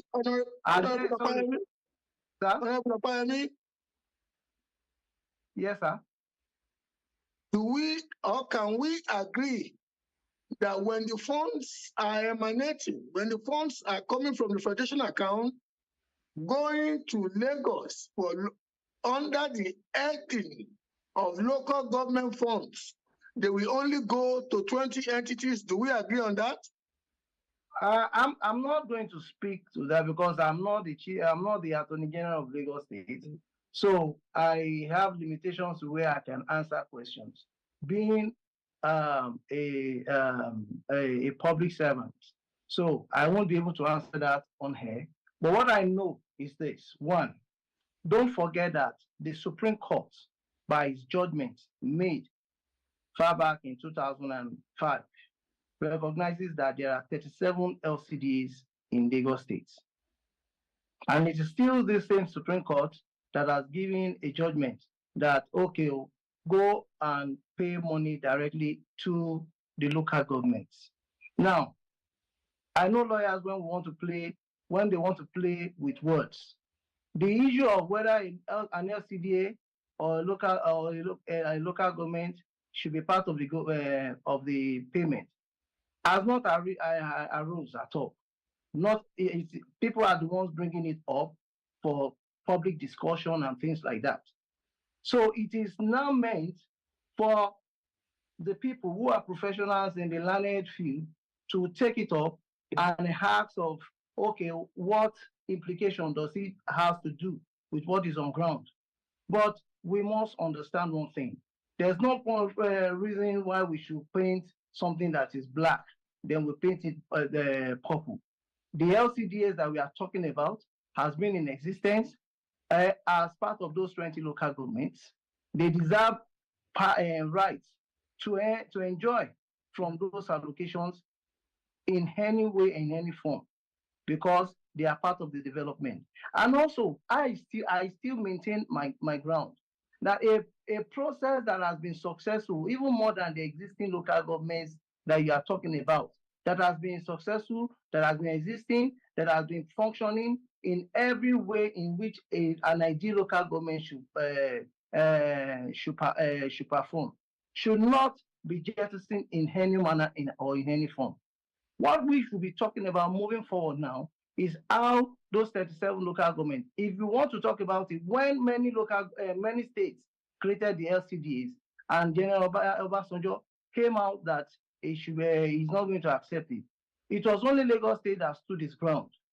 And today, the story is a success story. I can tell you as a councillor, just to go back to what my brother talked about, it is not every local government that you don't feel the impacts. For example, I can boast of what I have done in my own ward. I can tell you of projects that I have done. I can tell you of what our governor, Sanwo-Olu, has made all the councillors in the 57 local governments to go and do in their various wards as ward projects. I can tell you rhetorically that there is an instruction given by the Speaker of Lagos State that every year a councillor must have 2 ward projects being done at their various wards. These are impacts. Okay, Honorable Opayemi, I can really empathize with you because in many respects, you are speaking to an idealism of what should be, which in a peculiar way you believe is happening in Lagos. But I can also authoritatively tell you that when funds are leaving the Federation account, coming to Lagos, only 20 local government authorities are recognized. I know that because of the peculiar nature of Lagos, having all the 57 chairmen belonging to a particular party, the understanding to distribute the money in such a way that it speaks to equity amongst the LGAs and the LCDAs is a fantastic contraption. As a Lagosian myself, I am happy as a Lagosian who also believes that Lagos ought to have gotten more than 20 LGAs, and indeed there should be a mechanism that should recognize the LGAs. I feel you, but my brother, reality is reality. When those funds are leaving Federation account, they are coming just to 20 designated addresses. I agree with you. That takes me to the barrister now. I'll come back to you. You still have an opportunity. Barrister Okolie. Now, just like I had earlier stated to you, that we may be speaking to idealism at the expense of reality, I need to take in another direction now. Governor Makinde is of the opinion that we have an aberrative federalism or an aberrative federation. That in all the federations that he knows, there are only two entities, central and federating units. That the situation in Nigeria is peculiar and that it is robbing the states the benefit of effectively administering its territory. That the local government, that the federal government is becoming a meddlesome interloper in how the states govern themselves, wanting to use the local government authorities as a disruptive force when ordinarily the federal government should be facing the challenges of righting all the enormous wrongs of the economy. What will be your response to that from Governor Makinde? Respectfully, I disagree with the governor on these grounds. First, the economy cannot move further if we don't get our governance right. And our governance starts from the local government system. First, public health care centers are supposed to be the sole preserve of local governments. You mean primary health care centers, PSCs? Yes. Yes, I And agree with you. a lot of them are not functioning well because the local governments are not functioning. Most of the local governments are not functioning. So whatever that is happening at the local government level, it affects the common man in the streets, and it in turn radios back to the economy. Now, another angle where I disagree with him is that in the United States of America, for example, you have the federal government that is at Washington, D.C., then you have the states, and then you have the districts. And they all work hand in hand together. No one is interloping or overshadowing the other. They have their duties spelled out and they carry it effectively. Like I said before, you have counties in the United Kingdom. Even in Switzerland, you have canyons. Most of these countries don't even have states. What they have is the federal government and the local authorities, because they understand that development, economy, whatever good indices cannot go well without the input of the local government councils. Whatever, no matter the affiliation or the name it bears, but the impact of the local government councils can never be overemphasized because just an observation that I want you to take away and verify outside this program. The Constitution of the United States of America recognizes the Federation as a relationship between Washington and the states. Counties are formed at the expense of the state in America. They are not recognized constitutionally as a third tier of government. In Switzerland, as you have alluded to, the federation is between the center and the cantons. There is nothing that defines a third tier at the level of the cantons as a result of what Asiwaju Bola Ahmed Tinubu proved when he was governor of Lagos. It should be incumbent on the states for effective governance to dynamically adjust local government structures with a view to making sure that people are effectively served. So we need to get those facts straight. Honorable Opayemi. Yes, sir. Your concluding remarks, given the fact that we are where we are now, and it does seem that Lagos, the father of modern Lagos, is the incumbent president. He was the governor who pioneered the machinations of creating extra constitutional entities for effective governance at the local government level. And yet this judgment is coming during his era as the president, and Lagos is in the peculiar form or shape that it is in now. What say ye to a political like you functioning in an entity that is part of the 37 created, that is not totally recognized by the Constitution? First and foremost, what I know about our president is that he has always believed in the local government system working.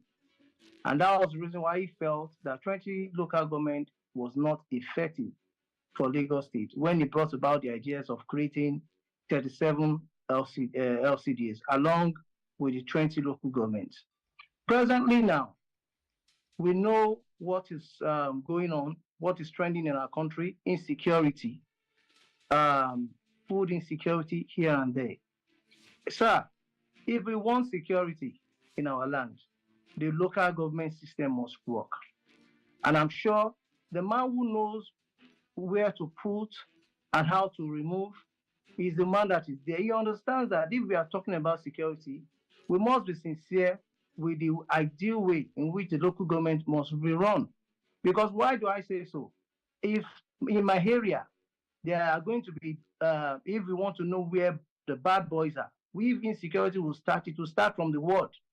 The councillor of the ward would understand that, okay, so some guys are gathering there, and there can be a cry out. And that's why Lagos is working. Every month, we always have a police peace and security meeting at the local government level, where all the security houses will be represented. And then we talk about where areas where there are possible security threat, and actions are taken immediately. But in local governments whereby they are locked, maybe once in every week, they come in and they just do what they want to do, they go. How do you expect that security will be effective there? And these are the things that this man understands. That if you want to talk, sorry, sir, before I finish, sir, if you want to talk about food insecurity, the local government can actually facilitate to see how agriculture can be successfully manifested in the nations. For example, if you give every local government chairman a mandate that, look, you must have, each local government must be ready to have a farmland whereby they produce one or two things. You can imagine how food insecurity will be taken off. So what I'm trying to say is that Asiwaju Bola Ahmed Tinubu understands that local government is the main. My brother, don't let's speak idealism. Reality is that in many of the metropolitan LCDAs and local government areas of Lagos, daily people are robbed on the streets. They have councillors in those streets. You know, people are robbed in traffic. And you don't even have the land. Let me give your colleagues the opportunity to wrap up. So can you just, so that you see, if there are anybody that are robbing robbed. The robbers most times don't get scot-free. Let me give you, there was the time during the NSAS riot. The guys who in my area went to cut away these properties in the. I'm not talking about NSAS. I'm talking of normal days. No, I'm just normal days in Lagos. The boys who carted away with the properties, I went to their houses to collect it and return it back to the police. What I'm trying to say is that we know the bad boys. We know ourselves. We are the major. Then it's about time. Then it's about time.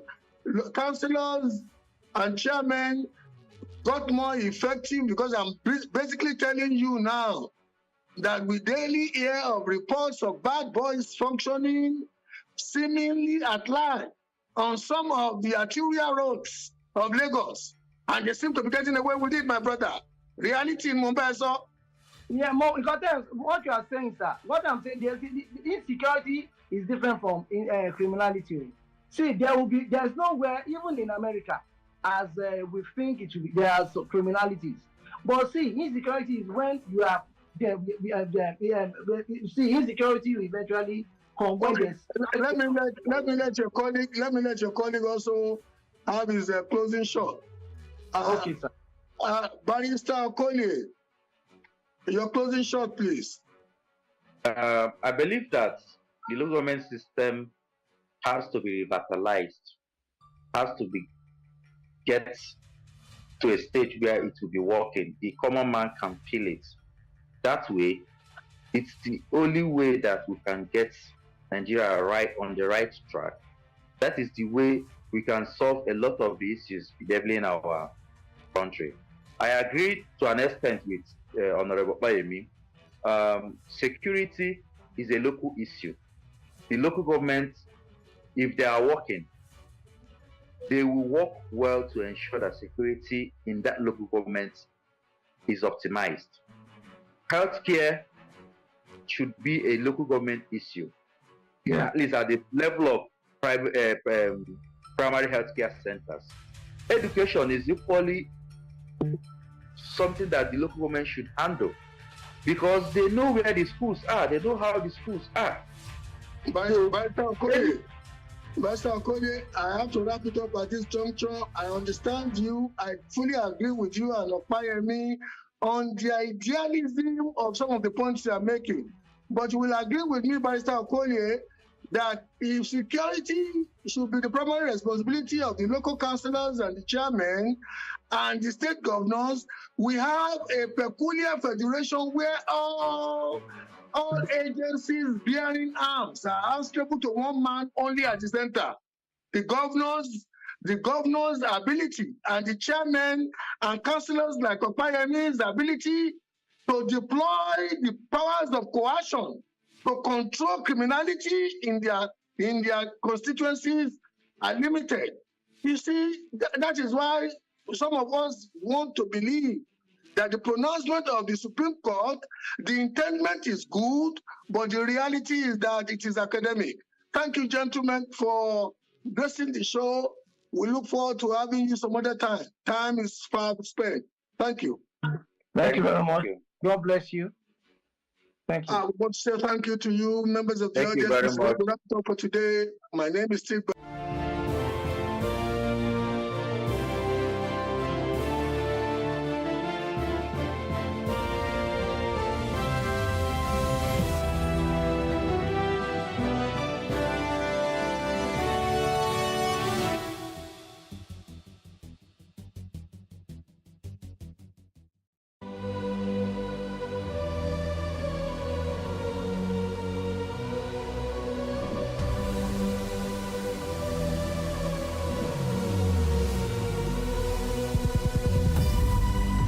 What we do not understand, we will stigmatize.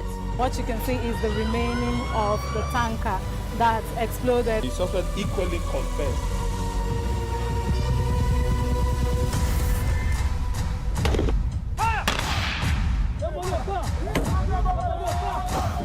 A 500 naira they collect them. If you no talk, then go beat you. Now 2,500 they pay.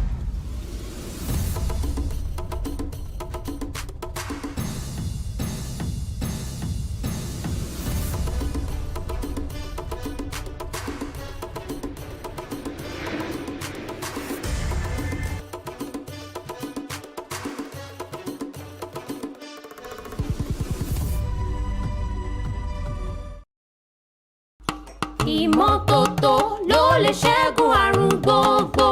Ìmọ́tótó ló lè ṣẹ́gun àrùn gbogbo. Cholera is defined as an infectious disease that is caused by ingestion of food and water contaminated with the bacterium Vibrio cholerae.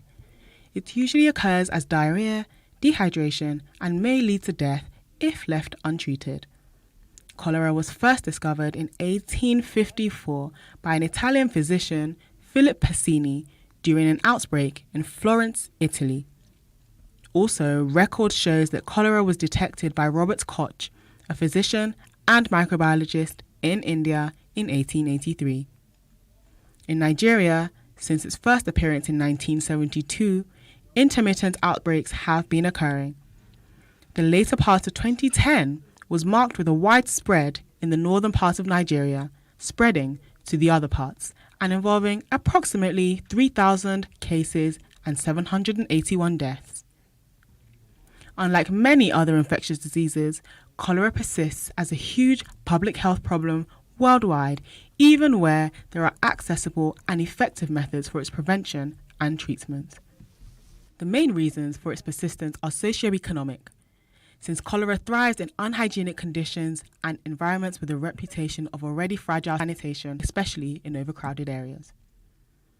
The major symptoms of cholera are diarrhea, nausea and vomiting, dehydration, muscle cramps, and shock. To prevent being infected with cholera, you should provide safe water, basic sanitation, and maintain adequate hygiene practices. If infected, the first aid treatment to assist the sufferer, if medical professionals are not readily available, is to get oral rehydration solution to replace lost fluids and electrolytes. Without rehydration, approximately half of the people infected with cholera will die. Severe cases need rapid treatments with intravenous fluids and antibiotics, which are to be recommended and administered by medical experts. There is currently an increase of cholera outbreak in Nigeria, and the Lagos State government declared a cholera outbreak on the 9th of June 2024. These suspected cases of cholera have been reported respectively in neighbouring Oyo and Ogun states. The Nigeria Center for Disease Control and Prevention, NCDC, reported that as of 11th of June 2024, 1,141 suspected cholera cases had been recorded across 30 states in Nigeria, including Bayelsa, Lagos, Abia, Cross River, Delta, and Imo, with some situated further north, Katsina, Nasarawa, and Zamfara states. United Nations International Children's Emergency Fund, UNICEF, says Nigeria must prevent spread in schools. With the intervention of all relevant bodies, individuals also have a relevant role to play. Prevention is better and cheaper than cure. Here are a few prevention tips. Drink and use safe water. Flush or bury poop. Wash and peel raw fruits with clean hands. Also, cook food thoroughly. Thoroughly clean toilets and surfaces contaminated with poop. Remember, health is wealth. Stay safe.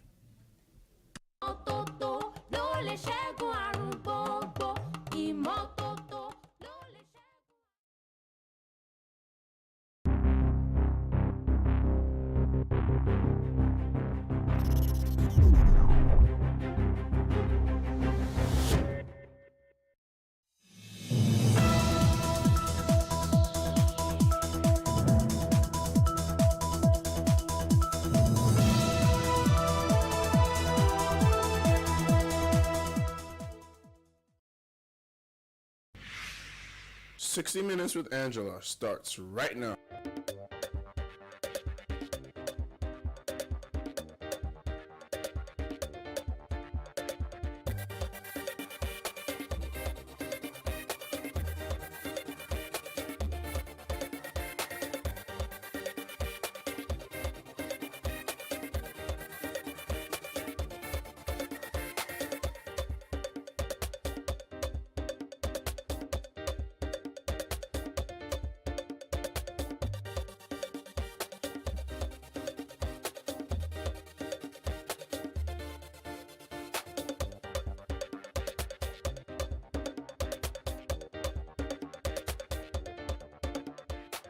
Okay, so unless Nigeria's Supreme Court decides otherwise, this man, Senator Bola Ahmed Tinubu, will be sworn in as Nigeria's next president on the 29th day of May 2023. His confident, well, what some people call arrogant journey to Nigeria's presidential villa will go down in history for its sheer audacity in breaking away from established norms as we know it in presidential elections here in Nigeria.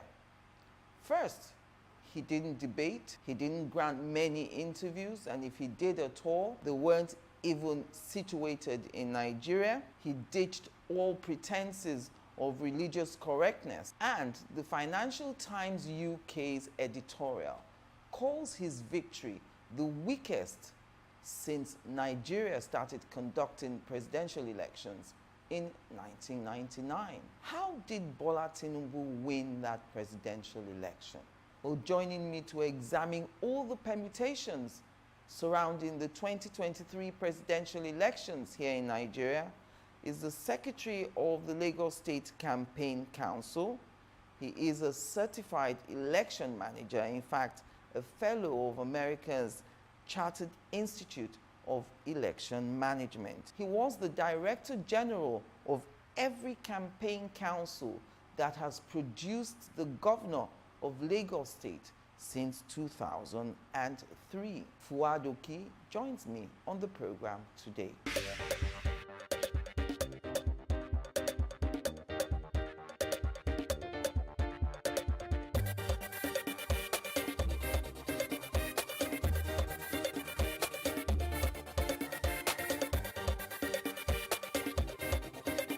Well, thank you very much, Mr. Oki, for coming on the program with me today.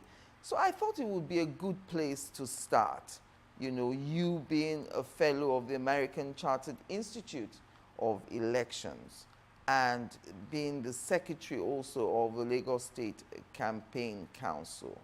How did the APC lose the presidential election in Lagos State? Was it a shock to you all in the party? I think for the party it was a shock, you know, against all odds that we would lose in a state like Lagos for obvious reasons in terms of our consistencies in the last 7 election cycles. And because it is the home base of the president-elect. So build up to the election, you know, was like, oh, Lagos is a done deal.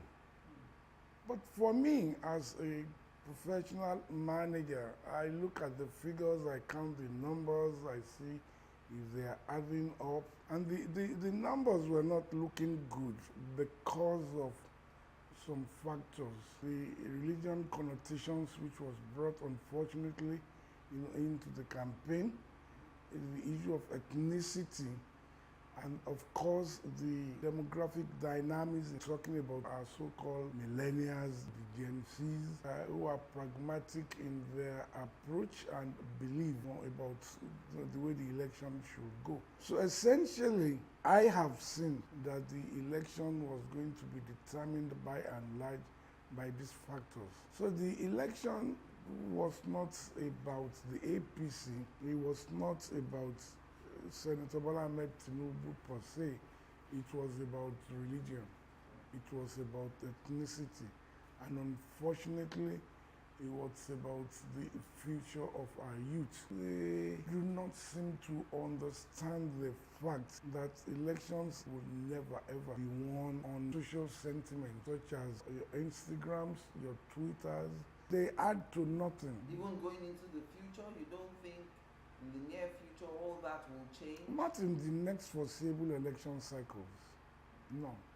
Did the 1-week extension help the APC in Lagos State? I'm asking you that because I'm wondering if it was a strategy of the APC, for instance, to ensure that people who did not look Yoruba were not allowed to vote.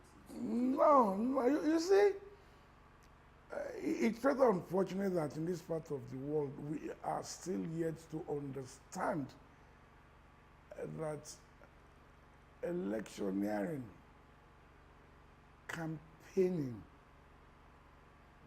demands a lot of work, hard work. Election is not mathematics, it's arithmetic. What's the difference between mathematics and arithmetic? Arithmetic essentially it's about figures, addition and subtractions. Mathematics it's a science. You need to understand this. You are not looking for X or Y, or your Y, if it's raised to X, Y power will give you this. No. In election, it's about 1, 2, 3. You add, you subtract. You don't even multiply.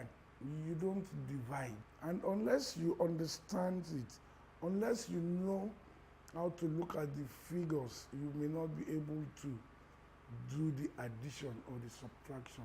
You must understand that there are several dynamics, demography, cultural setting. And when you are looking at those things, you begin to juxtapose, Yes. you know, compartmentalized issues appropriately to where they should be. Okay, so in compartmentalizing those issues, why did you lose the presidential election and why did you win the governorship election? Fantastic question. I alluded to a fact just a few minutes ago about certain factors that determined the presidential election. Those factors are what I call the religious factor, which is the MMT. There are members of our parties who did not vote for the party at the presidential election because of their religious belief. The Muslim Yeah, ticket. the MMT. Yes. The MMT played a role in the outcome of that election. I was in a discussion with some your so-called experts, Yes. and I told them that in Lagos, contrary to wide-held belief that the Christians and Muslims are at par, or they're not more than 3-5 points away from each other. And I said no, that in Lagos the Christians are not more than 30%. Yes, and the person was like, what do you mean? I said, well, I won't say more than that. And you know what, Angela? I won't say more than that. These are the things you need to interrogate for you to come to an empiric decision in what the outlook is. For me, as a technician, I design the technical aspect of election. I look at the campaign. What is the campaign telling us? I sit down to look at the cultural setting, because the first determinant of the outcome of any election is the cultural setting. The cultural setting speaks to issues like voting pattern. It looks at voting behavior of X, Y, Z demography. And unless you interrogate these issues, you may not get it. So we knew that the election was going to be about MMT. So all we were trying to do, therefore, is to do a lot of engagement, explaining the dangers inherent, pleading for us to look at the merit of the candidates that are on the top. I've had to speak with those who were likely or who voted along the MMT lines. And part of the thing they say is, in 8 years of Muhammadu Buhari, it was Muslim presidency. And now that the presidency is coming to the south, if we do not have a Christian president, it means they will need to wait for another 8 years, that the chances that a Muslim candidate will spring up and make it cumulatively 24 years of Muslim presidency, they don't think it's fair. But they've forgotten that it's about numbers. 2019 election exposed very clearly the vulnerability of Christian votes. It's about participation. What is the percentage of profiled voters that may be Muslim? What is the percentage of profiled voters that are likely to be Christian? The last 4 or 5 election cycles, what have been their participation? And some of us knew as far back as 2019 that should any party fields a Muslim ticket, that party will likely win. Because 2019 election has shown it very clearly. And unfortunately, where we are, either we like it or not, we must say it out. We have deliberately pressed the reset button, which may again, give us the same result over and over and over. What, in your opinion, can change that narrative? Is it for more Christians to get involved in the process? It's not about Christians getting more involved in the process, because when you talk about the process, you also need to understand that it is getting involved in how you use your plebiscite, your sovereignty. I say some things, and I continue to say it, that part of our problems in this country is that good people leave the space for imbeciles who will now make imbecilic laws for good people to obey. And until we change that narrative, until we all sit down again to say, you know what? I'm not going to bother myself about religion or about where XYZ comes from. I want to bother myself about me and how I use my plebiscite. How do I transfer my sovereignty to someone who will keep it for me and act on my behalf? Because that is all voting is about. When you go out to cast your ballot, you are transferring your sovereignty to that man that you are voting. And you know what I've been doing the last 2 years, going around talking to our children, the millennials and the Gen Zs, that the law is very clear. You don't like a political party, you don't like the candidates they've presented, you have a responsibility to speak out. That responsibility is in using your tongue to speak out. Go out there, void your ballot. It will be counted as a voided vote. It has a threshold. Once that threshold is arrived at, that election stands cancelled automatically. It's the same thing about, the law is very clear. If the number of voided votes is greater than the difference between the winner and the runners-up, that election, may stand invalidated, or to the extent, and that is what happened in Adamawa. We may likely see it happen again in a state in the southwest, where there are agitations that the number of, ballots that were voided was about 40,000, and the difference in vote was about 31,000. That will not hold if it is established.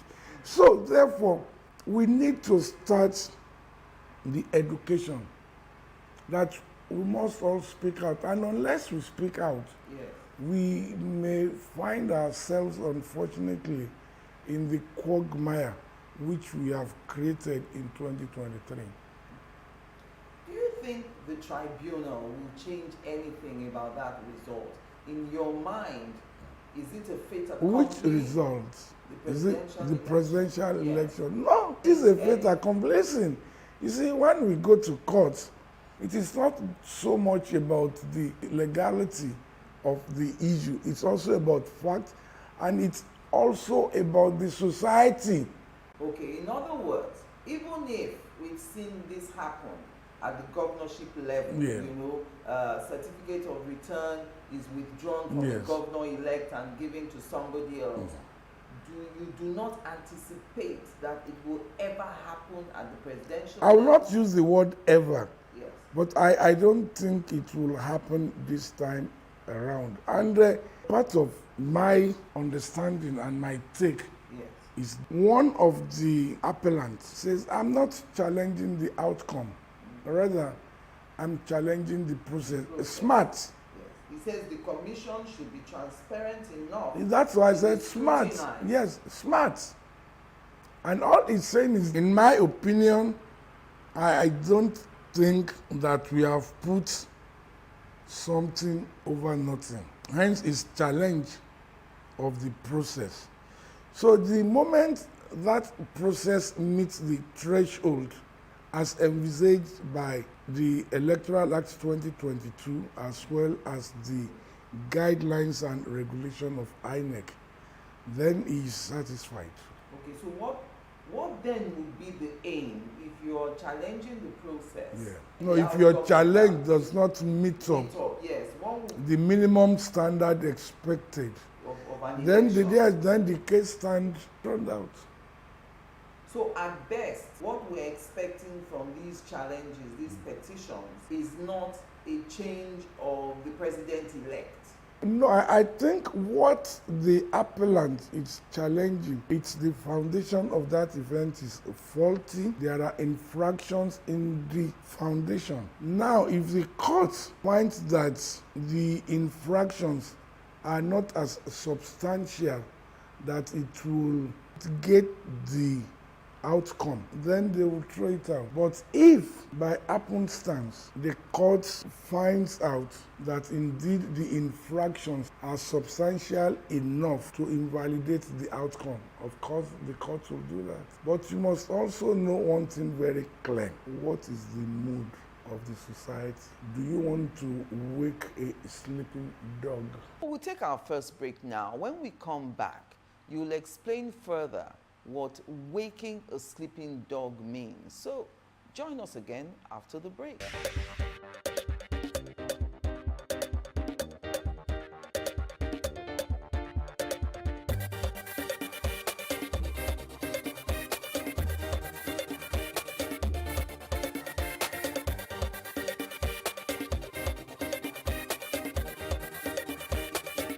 Welcome back. So, waking a sleeping dog, what do you mean by that? The good thing about Nigeria and Nigerians, unlike the Arabs, you recall a couple of years ago, close to a decade ago, there was this event called the Arab Spring. Yes. The average Arab person would be willing to lay his life down for the better of nation. But the Nigerian behaves like what this reggae artist sang years ago, that everyone wants to make heaven, no one wants to die. Yes. The average Nigerian has this attitude that you know those that are called the Creoles, you know the Creoles, yes, the Sierra Leoneans, you know, there's a particular statement that I always allude to. When issues like this happen, the average Saruman will say, "Left for beer."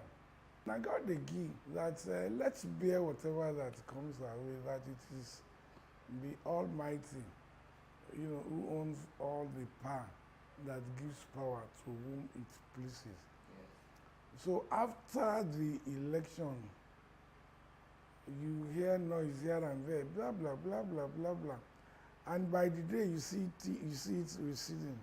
Dies down. You see it receding. That's the Nigerianness in us, which is the Creole, you know, attitude that left for beer. So now, it will continue to be so until May 29 and after. And the court is also not that stupid not to recognize some of these things. So talking about, oh, it's about law, it's about this, it is also about the society. Hence, for me, the dog is sleeping, not just lying. Do we want to wake the dog? Losers should go back to the drawing board. There's a popular Yoruba saying that when a child falls, he looks straight to see where he's heading. He doesn't look at what fell in. When an elderly falls, you will look back to see what actually fell in. And we need to apply that to our ways and means as a people. Rather than rushing to court thinking that it is court. You know what happens in other climes? You go back to the drawing board. You do a review of the process and the events. Learn from it and start working towards the next round of battle. But because in this part of the world, we hardly prepare. If we do, we hardly plan. When we plan, we don't plan sufficiently. We don't have plan A, B, and C. No, we don't even plan sufficiently. And what do I mean by not planning sufficiently? You must understand very clearly, government is the biggest business in any country, either at national, subnational, or at municipal level. Government catalyzes all that is that community: commerce, culture, tradition, because this is what speaks to the so-called economy.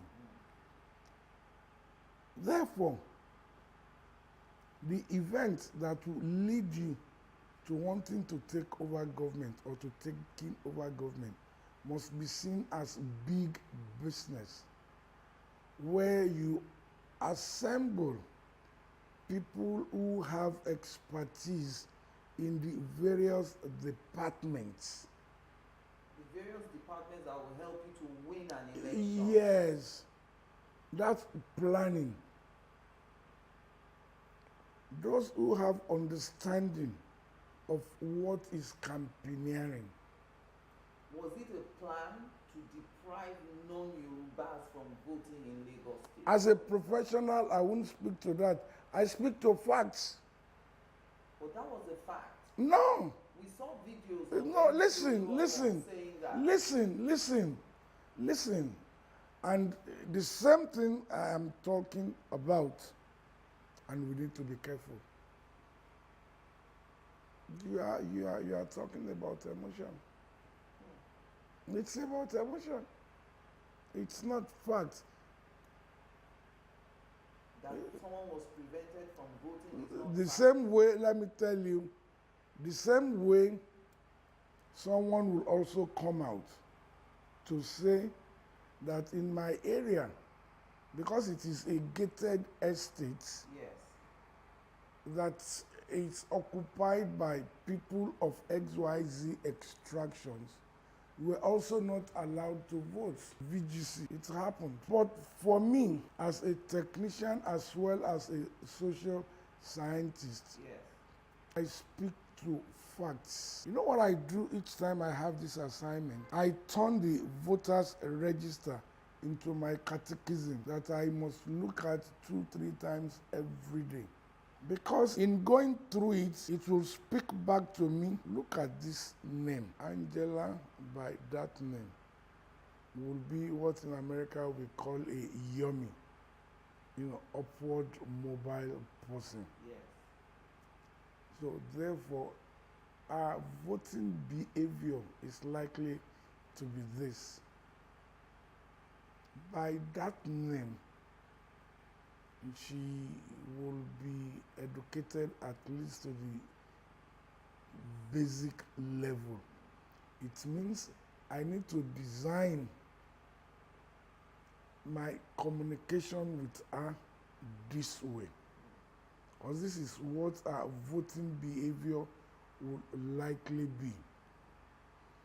And because I have not seen Angela, Yes. just looking at the paper. name, yes.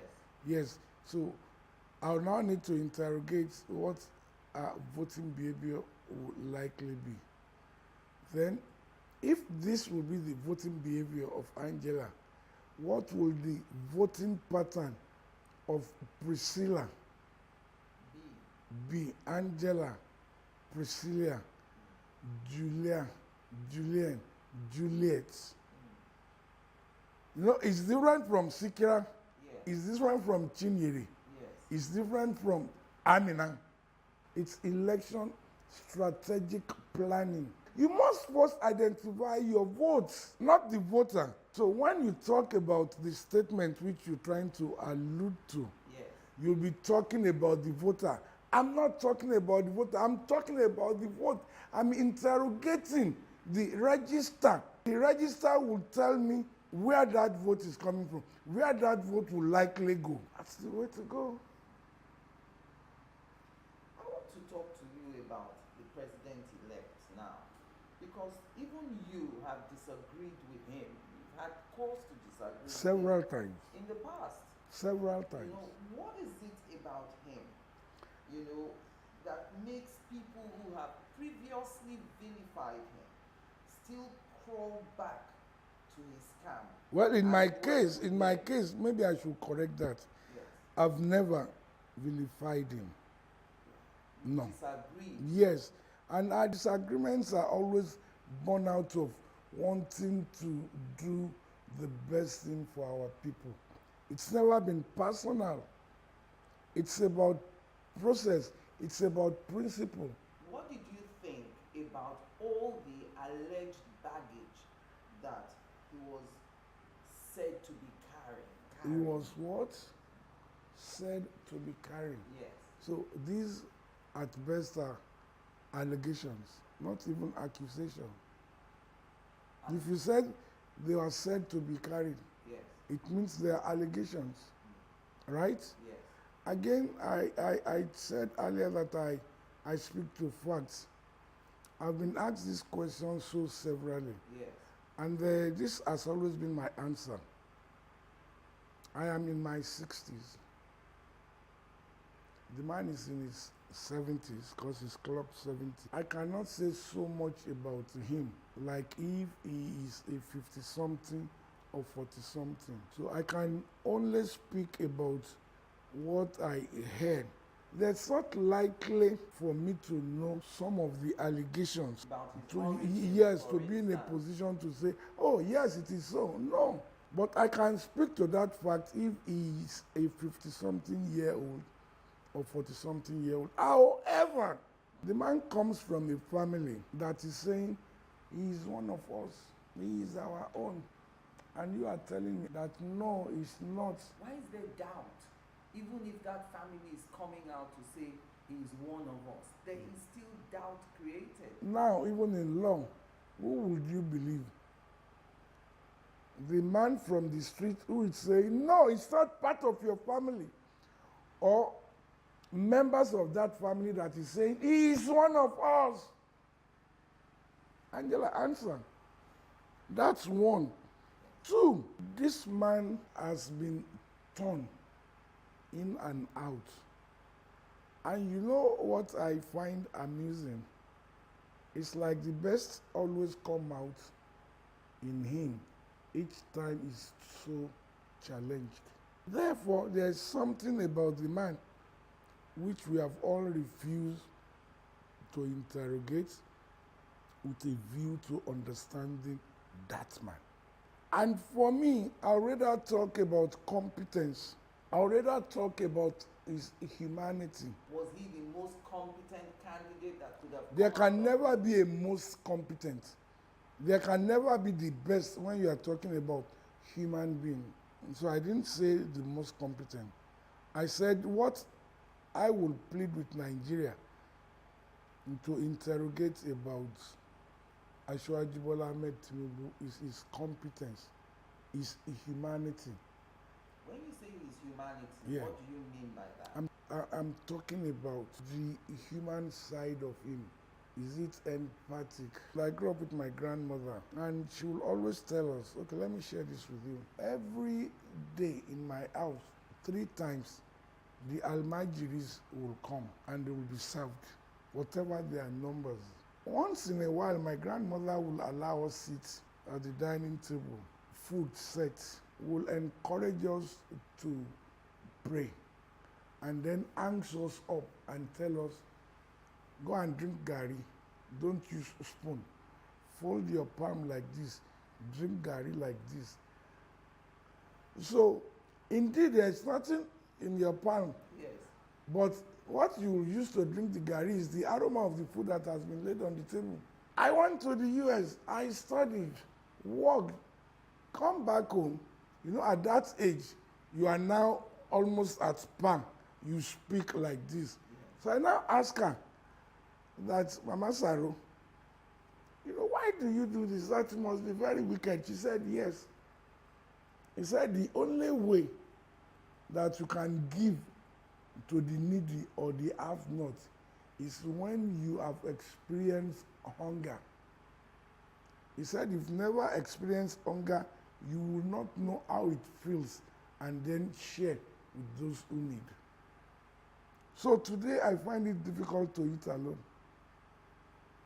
We need a leader that will always look at the pro-poor side of his policy. A leader that will speak about those that are living beneath the poverty line.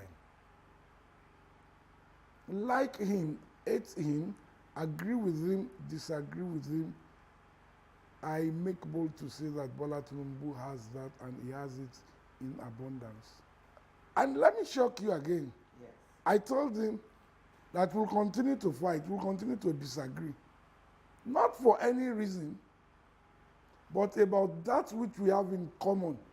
That will make sure that no child go to sleep hungry, that no child is left out. Having your back is not saying we will not disagree. I will continue to disagree with you, Mr. President-elect. I will. And he knows that. It is because if you like a man, you must be ready to have his back. When you have his back, you can only be good to him when you speak truth to that power. Join us again after the break.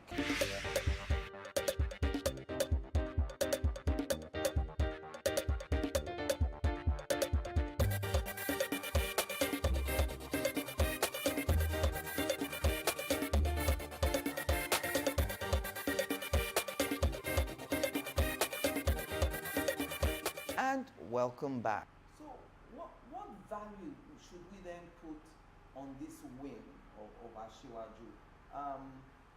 8.7 million votes. Now, in the last 2 elections, 2015, 2012, the person who lost the election lost with 12 million votes. The total vote of Buhari and Atiku in 2019 was 27 million.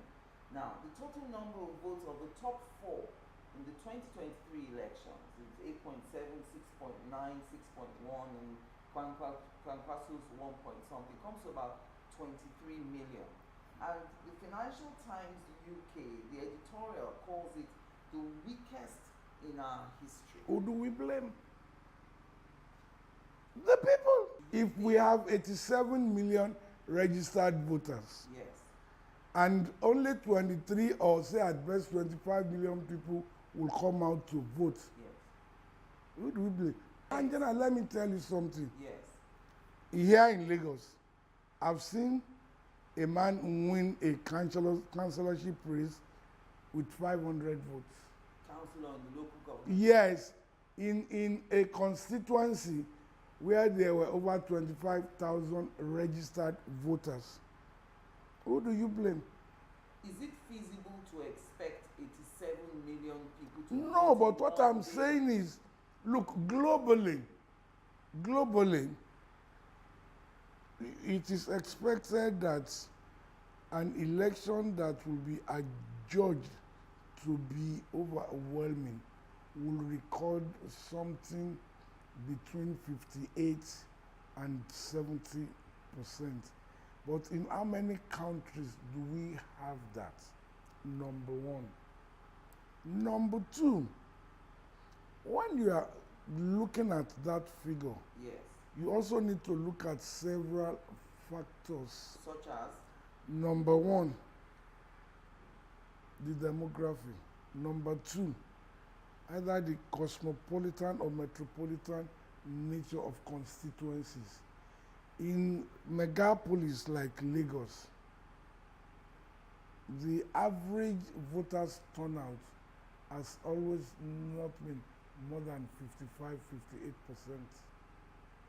So if we have 87 in Nigeria, Yes. and we want to say, oh, we have overwhelming number of voters, we should be talking about 40, 45, maybe 50. It can't be more than that. It can never be more than that. Now, when you are talking about issues like this, you also want to understand what are other factors or dynamics that also affects or affected outcome of elections. We may not understand it now, but when the history of 2023 elections will be written, it will also be one of the factors that helped the election. The second factor is the almighty beavers, which clearly shows that hitherto we've been telling lies. Yes. Now votes count. Yes, a lot of people don't want to hear this, but when you look at people who went to court, the tribunal, you will also see that overwhelmingly they were not attacking beavers. This time around they're attacking the IREM. Okay, so I agree with you. Do we then take that to mean that all along ACN, AD never won in Lagos? All along, parties have always win election. Not just Lagos, but one thing is very clear. Yes. That hitherto, and I say this with all air of responsibility, in Lagos, go and interrogate the last 6 election cycles. You will see some things at 3 election cycles, 2003, 2007, 2011,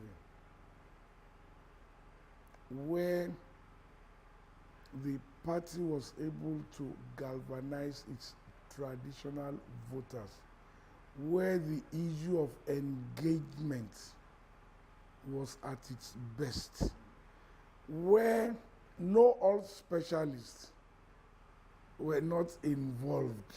When you look at all of this, you begin to see clearly what the numbers are. In 1960, do you know that John F. Kennedy did not win the election? Rather, it was Richard Nixon. But then, the almighty Chicago machine, led by the great Jim Darling, tweak outcome of that election in the almighty US. What am I trying to say? Therefore, that there will never, ever be a free and fair election anywhere. In the world. Anywhere. Credibility is different. They all look similar, yes, but they are quite different. Can we have credible election? Yes. Can we ever have a free and fair election? Nowhere in the world. Not even in the so-called egalitarian societies. So what's then is the difference? Yes. The difference is that thin line between meeting the basic standard, which we call substantial compliance. Eh? Yes. Okay. And not meeting it. That's the credibility and the credible demand. But that it will forever be free? No. It will be forever fair? No. And you know why that is so? Why? Because a lot of us also do not know the true meaning or definition of democracy. The language specialists who dwell in words, yes, the learned members of the inner sanctuary, yes, have forgot that democracy is a marriage. The demos and the crucius, the haves and the have-nots. And that's why in an ideal democratic setting, you will always have two chambers of parliament. yes, The House of Lords, that's the House of Haves. the elite. Then the commoners, the House of Representatives. It's essentially and basically the House of the have-nots. And the true doctrine of democracy, it's about that marriage between the haves and have-nots, where the haves will allow the higher number to have its say, but the lower number to have its way. That's the true definition of democracy. 360 is the number we have in the House of Representatives. Yes. Right? Yes. What do we have in the Senate? 109. 109. But whose voice is heard most of the times? Whose voice is strongest? I don't know whether it's strong. The 109. So why is it so? So forever and ever, if we have democracy, we must not deceive ourselves. The haves will allow the have-nots to do all the shouting and rob the ego of the have-nots. But the haves will always have their ways. And this is part of understanding electioneering and campaigneering.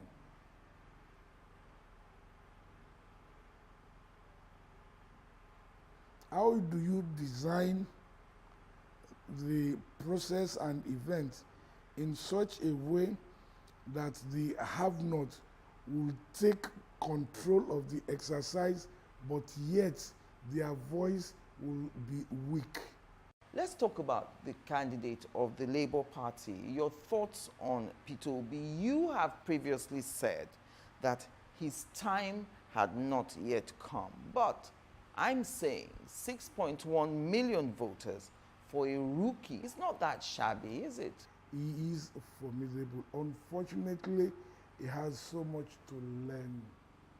It is not about his outlook. It is not about his determination with what to do with government. It is about his understanding how to plan and how to approach the business of campaigneering and election. So when you say transitional, dig deeper into that for me. You see, it's like a child growing up. You must first crawl before you walk. You must learn how to pick your steps before you begin to run. I want to also seize this medium to address the Gen Zs and the millennia that don't give up. You've started well. But run away from those things that can divide us. You must embrace those things that will unite us. Run away from politics of indigenship. You are Nigerians. You have exhibited it in 2019 during the EndSARS period. You have exhibited it very clearly. Build up on it. You have organizational skill. You must learn how to deploy it. I want your comment on the alleged diplomatic passport of the president-elect. Where do you stand on that? Is it an issue within the party? Is the party even talking about the Guinean passport? Because it's a non-issue. There's what is called the ECOWAS passport, which takes you to, I don't know the number of countries. Yes. And it is the same passport that is issued along the West Coast. I have one, and each time I go to my mama place in Freetown, or I go to my spiritual home in Senegal, yes, that's the passport I use, ECOWAS passport. And it's the same thing. So why the hues and cry? I don't want to comment on it. If it is about ECOWAS, I don't want to comment on it. And you know why? If you are going to Benin Republic from Badagry, you will need a passport, right? yes. If you carry the Nigerian green passport, and I go with my ECOWAS passport that I used to travel in the ECOWAS sub-region, 9 of 10 times, I'll be attended to before you. It carries weight. So it's an essential document. Yes, now, in furtherance to that, I crack jokes with my Ogu brothers from Badagry that the Aolu Menutoye, Oba Akran, Yes, of Badagry, yes.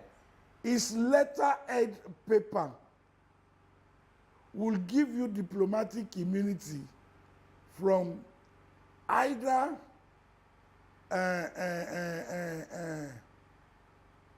Owode Bodan or Seme Bodan up to Aflao in Togo.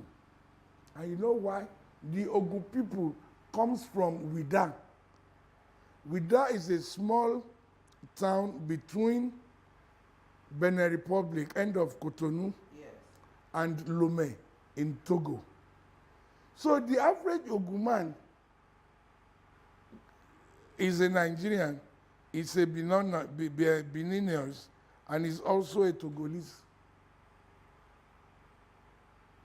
Now there is a Mano River Agreement between Liberia, Freetown, Sierra Leone, and Guinea Republic. Now, the ECOWAS passports gives citizens of those 3 countries, apart from being ECOWAS, citizens, an added advantage. So what are we talking about? Now, for me, because I was born before Nigerian independence, Yes. maybe you don't know, Angela, I am also a British citizen. You may want to interrogate that. Those that were born up till 30th of September 1960, before the 1st of October 1960, are bona fide British citizens. Are you aware? So what's the use and cry? Let's talk about projected appointments before you go. Chief of Staff, Secretary to the Government of the Federation. Who would you like to see? And what about you? Is it time for you to get paid? After all, you've been instrumental. Pay how? In Naira? In the emergence of the governor in Lagos State since 2003. I've been able to express myself through what I know. I thank God that I've been able to lead team of volunteers who have contributed their quota, and together we've made differences. It is not about me. It's a teamwork. It's a collective. So who would you like to see as Chief of Staff? Nobody except that person that is chosen by the Chief Executive. And I'll tell you why. It is unfortunate where we have found ourselves, where on the social media or at beer parlors, we've started to want to decide who should do what. It is unfortunate. It is rather unfortunate. I am praying, and I want to beseech Nigerians also to pray to God for this President Bola Ahmed Tinubu, to be discernible enough in choosing people who will man the most strategic offices of his administration. And what are these strategic offices? Secretary to the Government of the Federation. SGF. Chief of Staff to the President. You see, they are different though. Yes. Secretary to the Government of the Federation, Chief of Staff to the President, and the principal private secretary to the President. Yes, as well as the man who will be the communication manager, which you call media. Special advisor on media. I don't want the nomenclature, yes. But you know, these are very key offices that will determine the success of the administration. 1, 2, that will also signpost the direction the administration will go. Right. So, why will I now begin to say, oh, it should be this person, or it is no? Would you consider taking up an appointment if the president elect? I have one already now, Angela, and I don't need anyone to give me another one. I just told you, the junior brother to the president of the Federal Republic of Nigeria and the senior brother to the governor of Lagos State. What more appointment? I will show you when I print it. And let me quickly tell you, by the 2nd or 3rd of June, I will send my business, or what we call call card in the UK. I will send it to you for you to see. This one will speak to office of the brother to the president. The other one will speak to office of the brother to the governor.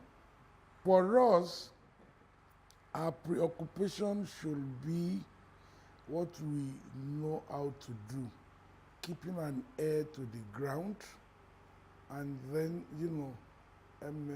interfacing with our government, on what and what and what and what. And I think it's more than enough for me to do. Thank you very much, Mr. Oki, for spending an hour with me, your busy schedule. Thank you very much, Angela, for having me. It's been pleasurable. Thank you very much, sir. My pleasure. And thank you for watching. I'm Angela Ajetomobi.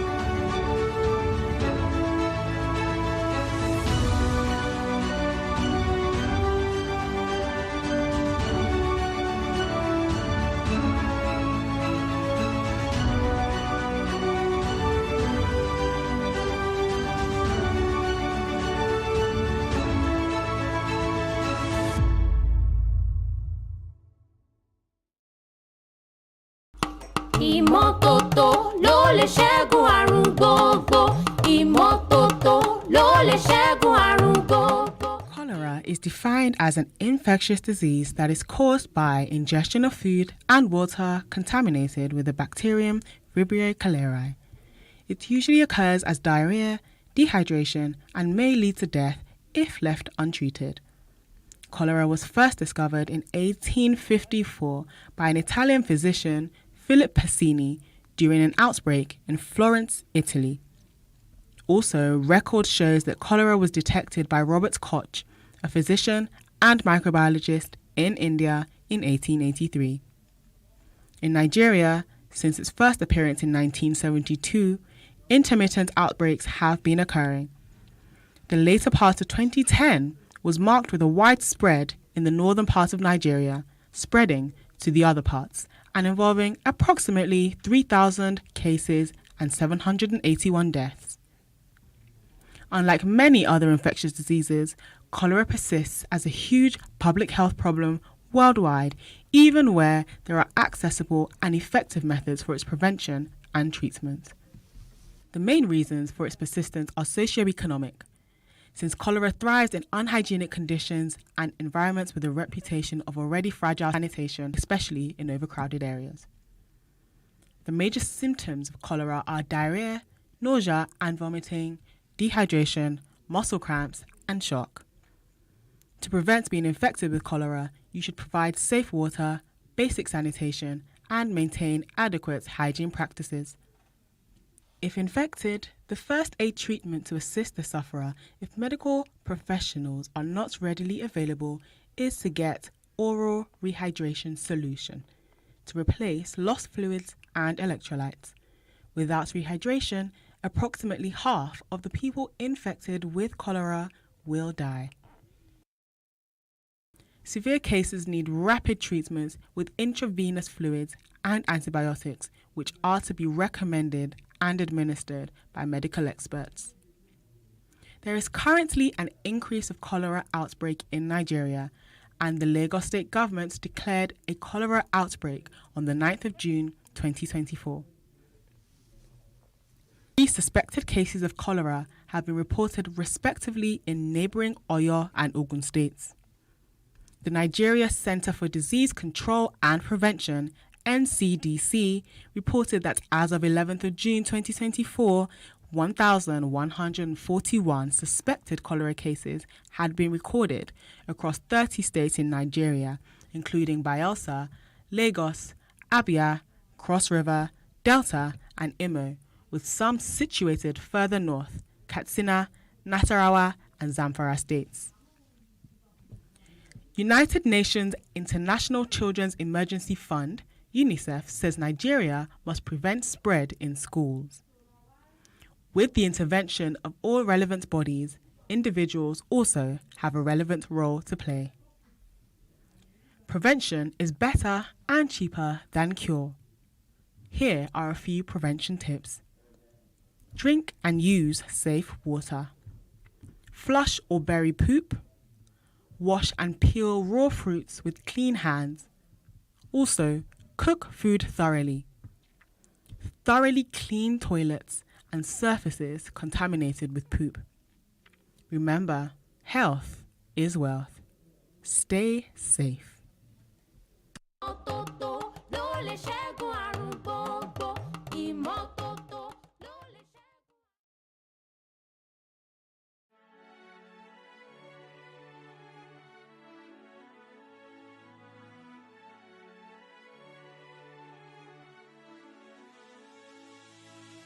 It is engagement we need to have. Those who suffer miscarriages are never taken into account. Members of the National Assembly are also influence peddlers.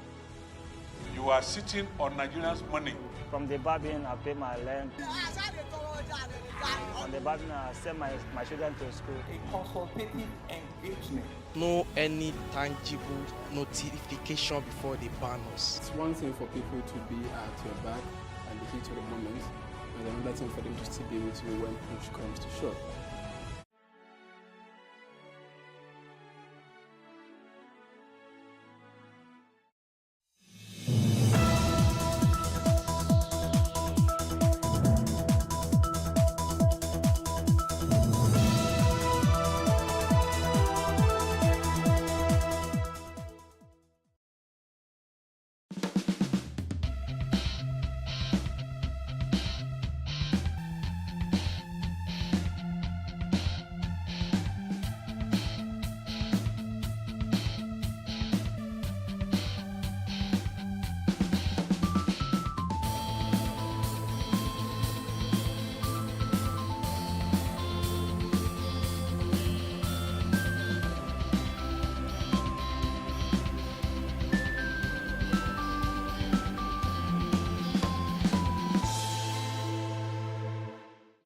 wondering why we're still wearing the same clothes?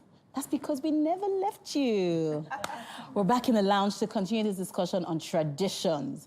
Should we stop some? But I like some, though. Anyway, we'll be having this discussion after the break. Don't go anywhere.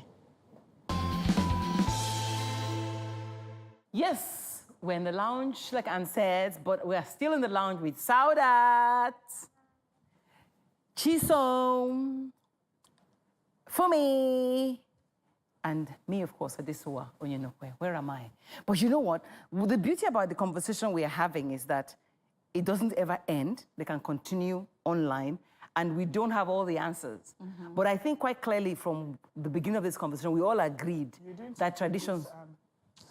No, Anne has been... She doesn't want me to show this my skirt, but I'm going to show it anyway. You have introduced yourself now. Yeah, but I'm still going to flaunt my skirt. My name is Anne. Hey, are you fly? Yeah. You know, because Anne's into, it's okay. I'm sorry, my dear. Before they say I use old woman sense. Remove your shine. No, but sincerely, I mean, I think we just finished that conversation without realizing we had done half an hour. And so we came back here. And would I be right if I said we all agree that traditions have their place? Yes, of course. But there are some that are not too good. But I like the tradition of lali and aphrodisiacs and getting them ready. No, I'm so for that. Oh, you're so for that. Everybody for that except Auntie. No, but honestly, the question I ask, which is why I think we should focus, I think we should focus on that. There seems to be so much preparation, right? When it comes to traditions, the focus is more on the female. I know women are important. After all, that's why Today's Woman exists, because I know women are important. But then if you're putting so much pressure on women to be a particular way, and then everything you do is to try to make her be good for the man, isn't that somewhat negative? I mean, you all have been coming with that thought, and I've been suppressing saying why it is. But you know why it is. Why? We have evolved from a very chauvinistic society. Most societies, and not just us, everywhere in the world, the men had the power. The men laid down the rules, and who would not lay down rules to benefit themselves? So that is the root of it. Why do you think there was feminism and all those things evolving, coming out of traditions generally? That's because the root of most traditions, because they were handed down a long time, were rooted in chauvinistic societies. And it is that we hopefully are, through feminism, through education, through civilization, through women being themselves aware and not allowing themselves empowered, are trying to get rid of. So there's no point asking a question about what we know why. That's why. I also want to say that sometimes it's how you interpret. A number of these things are not because they want to suppress the women, really. It's because they want, because quote unquote, the woman is the weaker sex. So some of these things are to protect. Some. It's how you interpret. Some are to protect. Or rather, maybe the intention was to protect. But you are protecting what wants to be protected. I want to fly. Let's take an example when you look at a culture of religion. As a Muslim, they will tell you that, well, the culture is, oh, the woman is supposed not to do, some Muslim countries, the woman shouldn't drive, the woman shouldn't do this, the woman should do that. It's not like they said you should not drive. The woman should not do things that are strenuous. So those countries will tell you don't drive, because they want a man to drive. As a Muslim, in the culture, I'm not supposed to cook my husband. He's supposed to make sure I eat. Yes, and I'm not bound to cook for him. But I have to eat. They don't allow people drive cars. It's to curtail movement. So you can give them the excuses. No. But it is to curtail movement.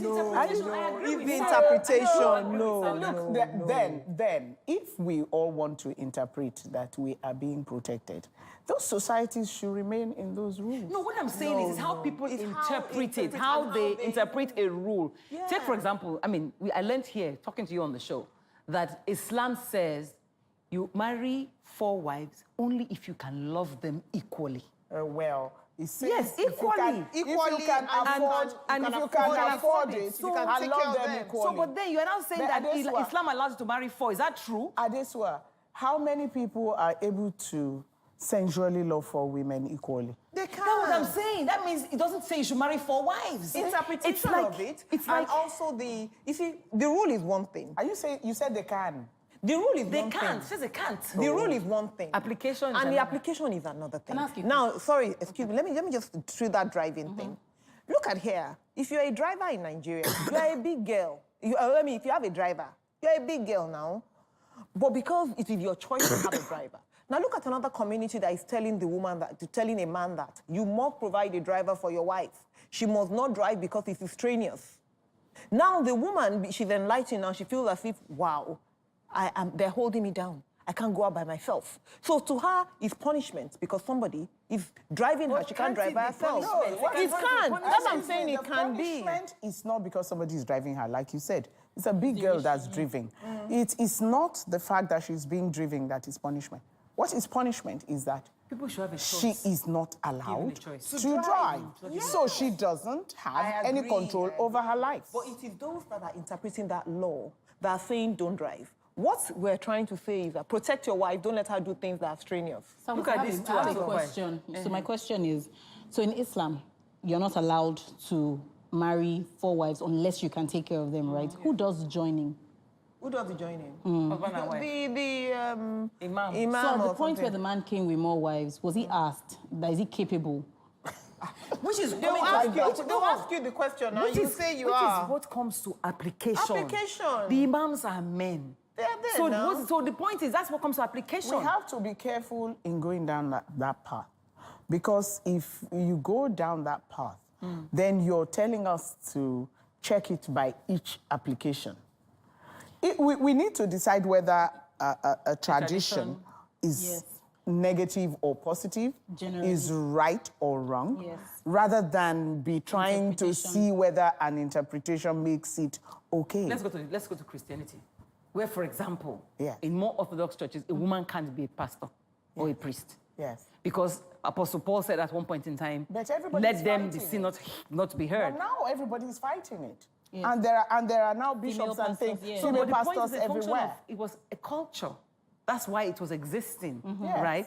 So even if you say it's in the interest of the woman, Yes. when the times change, shouldn't people change even if it's in the interest of the woman? Yeah. I mean, So, like, Chisom, yes, I have was something good to say. So my dad, I always would have to refer to him in this That guy is a tradition. cool guy. So he bought lands, properties in the village for us, inclusive of me. Of course, I'm the first. So in fact, I even have the And the only largest and the only. So I have like the largest portions of land. But then I so know, men will come to I chase know, you but I know some people are asking why, because one day I'm going to get married and leave, and what's going to happen? Does it make sense to have this much property? What am I going to use it to do? And I mean, it doesn't make sense to me because I could come back to use it to do something. What did your father say? One day he just brought all of us and he was like, oh, this is yours. This is your brother's own. And he was just like, do whatever it is you want to do. Money episode. No, I wasn't. Because I was going to say, I'm sure you got the reply, what you should reply them when they say, what are you going to do with all that money? You would have been able to reply them that it's for your self-confidence, it's for the power you need, and it's for spending. So isn't that a function of how the father has chosen to apply something that exists? Chosen not to listen because you hear that in the Igbo culture, women are not allowed to inherit. But Inherit. he's not looking at that now. Yeah. He's taking care of. And then I like what he's doing because, why wait until you die and leave chaos? Yeah. So why don't you do it now that you're like, I see very educated and enlightened people when they die. You should preempt the sort of thing that's going to happen because you're not unaware of the fact that this is what happens. So if you want to if you have 3 daughters and a son, and you know that when you will die someday. Do you understand? So why don't you gift it to them while you're alive and know that that's done? Because traditionally, that thing will never get to them. That's another tradition that's not good. Yeah, but that's women the point. don't inherit. We need to go to the root of those In my traditions culture, women inherit. change it Women change inherit. it rather than hope that people apply them well. That's how I think. Culture and Those religion traditions in Africa. They're so intertwined. They are so intertwined. When we talk about, sorry, I have to take you back to this 4 wives thing. What is happening here, especially in Africa here, is not about being a Muslim, marrying 4 wives. It's about being an African. The only difference is that the Muslims have excuse to marry 4 wives. There's so many Christians and non-Muslims that have married 4 wives. The only one that will open his mouth and tell you why he married is because my religion allows it. Keep quiet. We're not the only Muslims in the world. There are Muslims in the US, in the UK, all over the world. So why is it Nigeria here or Africa here that you now marry? You see, that is the thing. I think Saudat is fighting that battle. So the Muslim men stop using it as a excuse. Yes. Because the thing is that if you want to marry, if by choice.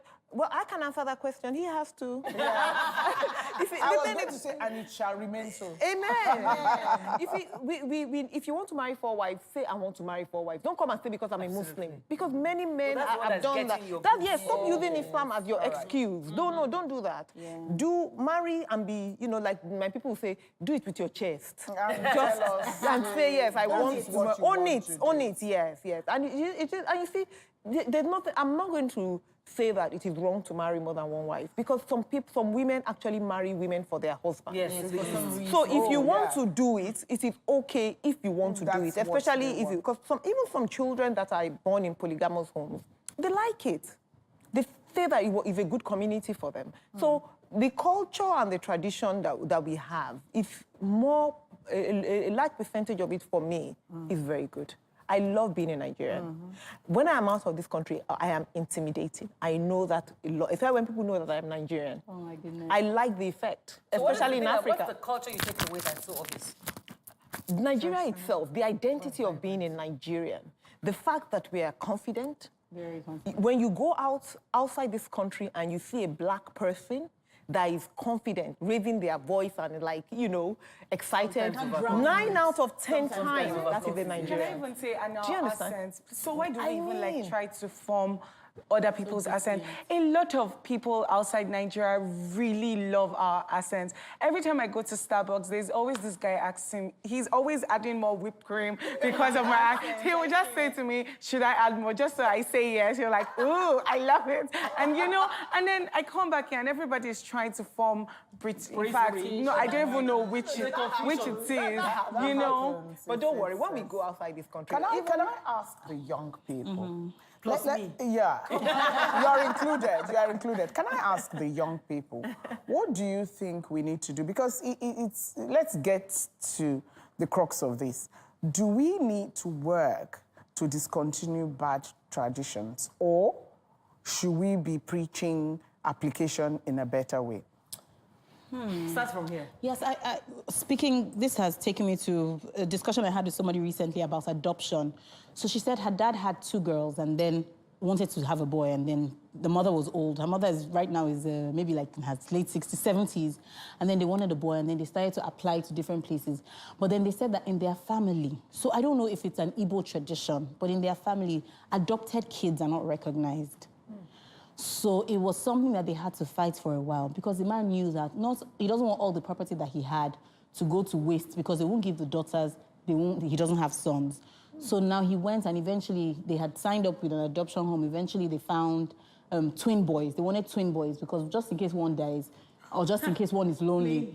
I'm telling you, so this is the reason. So they had 2 boys and they adopted the 2 boys and then the family now accepted. So now when he died, these boys were 4 years old. They say, master this, master that. He's survived by sons, master this and master that. Now those children have even relocated to the US. And I'm thinking to myself, the property that he was fighting for and the reason why he has left his children to this woman that cannot, she's 70. She's incapable of fighting these battles with these children right now. At the end of the day, is there a better way that we could have applied it in the sense that this adoption, if it's more accepted, would more families have less problems? So you're saying fundamentally try to work at changing the wrong or not so good traditions. So in this sense, maybe we can apply. So people have been burnt by adopting children that have been a menace. That's understandable. So maybe in this one we can say, let's tweak it a bit. If families are open to it and you see that these are people that are distressed and they need this, then why not if not? Okay, I think what you're saying, I mean, we're going to another topic here now. You're saying, so traditions can be changed? Or should they just be applied? They can be tweaked. Like in this one, you can be tweaked, not necessarily. Application. Thank you very much. And that was a very good way of saying it, and that we can tweak some of our traditions for modernity. So we shall go on a short break now, and we'll soon be back with more on tradition. So, if you've missed any part of this conversation, you've missed a whole lot. I've been learning so much about traditions myself. My aunties and sisters in the lounge have been sharing so much about these traditions. And, Auntie Fumi says that we should keep a lot of these things. Should we? I'm not saying keep the bad.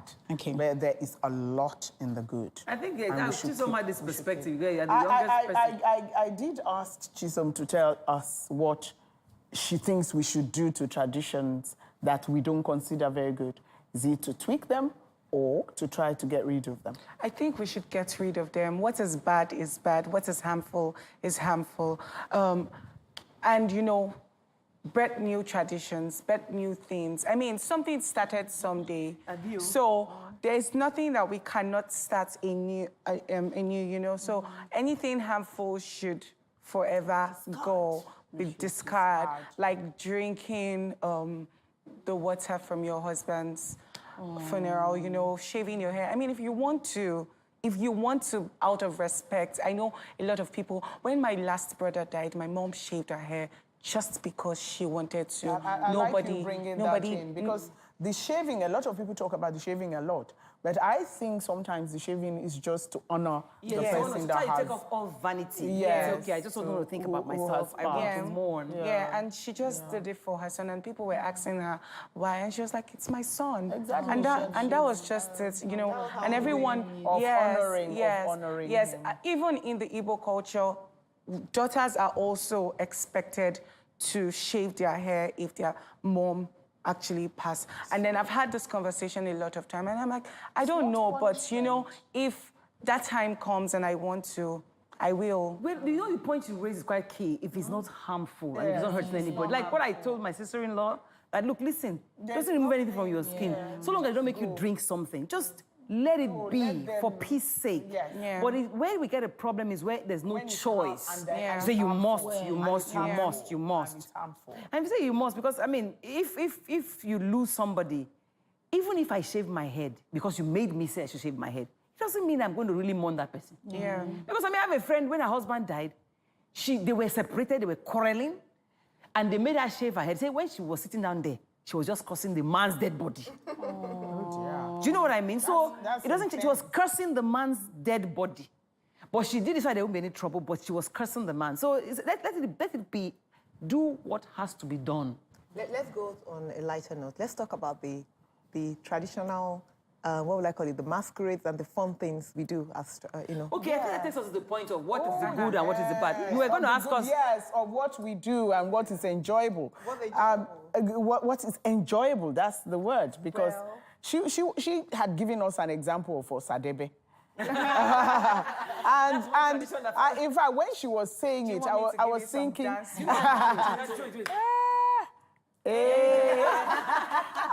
just hum one of the same. Okay. No, what's this now? We can sing Ekwe. Ekwe. No, that's not Sadebe. That is Onyeka. No, I was wondering. Yes. No, but it's home So, yes, something like the Lagos States and the Egunguns, and tell us a bit about that. Halloween is tradition for other cultures. Yes. Well, it had its roots in witchcraft, though. But we have our own other traditions here. Like the different masquerade. Although we have the... what's this masquerade? This masquerade now that you do a lot in Ikorodu and Ekwe. Oro. Those are not. They are traditions. They are not. They are horrible ones. That women are not supposed to come out. Yes. But then you have your festival that they flog women as well. You see, almost all of them are. Why? It's all against women. Oh, kind of, but they are fun looking at and stuff like One that. tradition that I love. I'm not Yoruba, but I always like when they dobale at the wedding. Like, I'm just like, especially when the guy is coming to bed. Yes, like that. Not only beg. When my children came for my husband's 60th, and people didn't know they flew in, and my father-in-law was in the function at the function event place, and he didn't know that my boys came from abroad, and a lot of people in the room didn't realize they came. So they came, they went changed. So they came into the function hall, and they just went straight to their grandfather and just prostrated. And our very close friend, Ibu, who has known the children for forever, you know, since we were married, he's been our friend, so he knows the children. So he asked me, he says, how did you get these foreigners to be doing this? I said, I don't know how they don't do it for us, but they're not going to be in the room with the grandparents and not do it. Yeah. You know, so there are those kind of things that, and you're not forcing them. It's something they've realized that it's a sign of respect in their culture. And it's not harmful in any way. And they just did it. I can imagine how wonderful my father-in-law felt. And so, well, you know what? I'm a Yoruba woman, and I don't like the fact that, well, maybe I have to accept that it's not all cultures that they are women kneel down. But you have to curtsy. I just feel it is so rude. Maybe because I'm Yoruba, you see someone older than you. If you have to curtsy. You can't just stand and say, hey, Auntie Adesoa. You know, you just have to bend the beat, do something, just to show like. This is how you shake. Do you understand? Just when you shake an elder, you do this. You hold the hand. It's like you're bowing. Yeah. So you're not like bending. Yes. I went to an Indian party recently, about 2 weekends ago. He's my neighbor. He's my neighbor, and I've known him for those years. And it was his birthday, and I'd never met the father. The father came. And then the father came to make a very short speech. And then he got up from his seat, exactly almost like, but the way they do this, he touches his father's shoes. Yes, he touched. Did he touch his head with it? No, with his hand, he touched his father's shoes. And then all the young people there also came out and touched the man's shoes.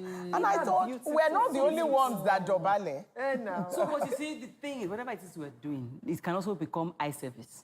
If it's for real, it's good. Yes. What Chisom said are key into that. When something is good, keep it going.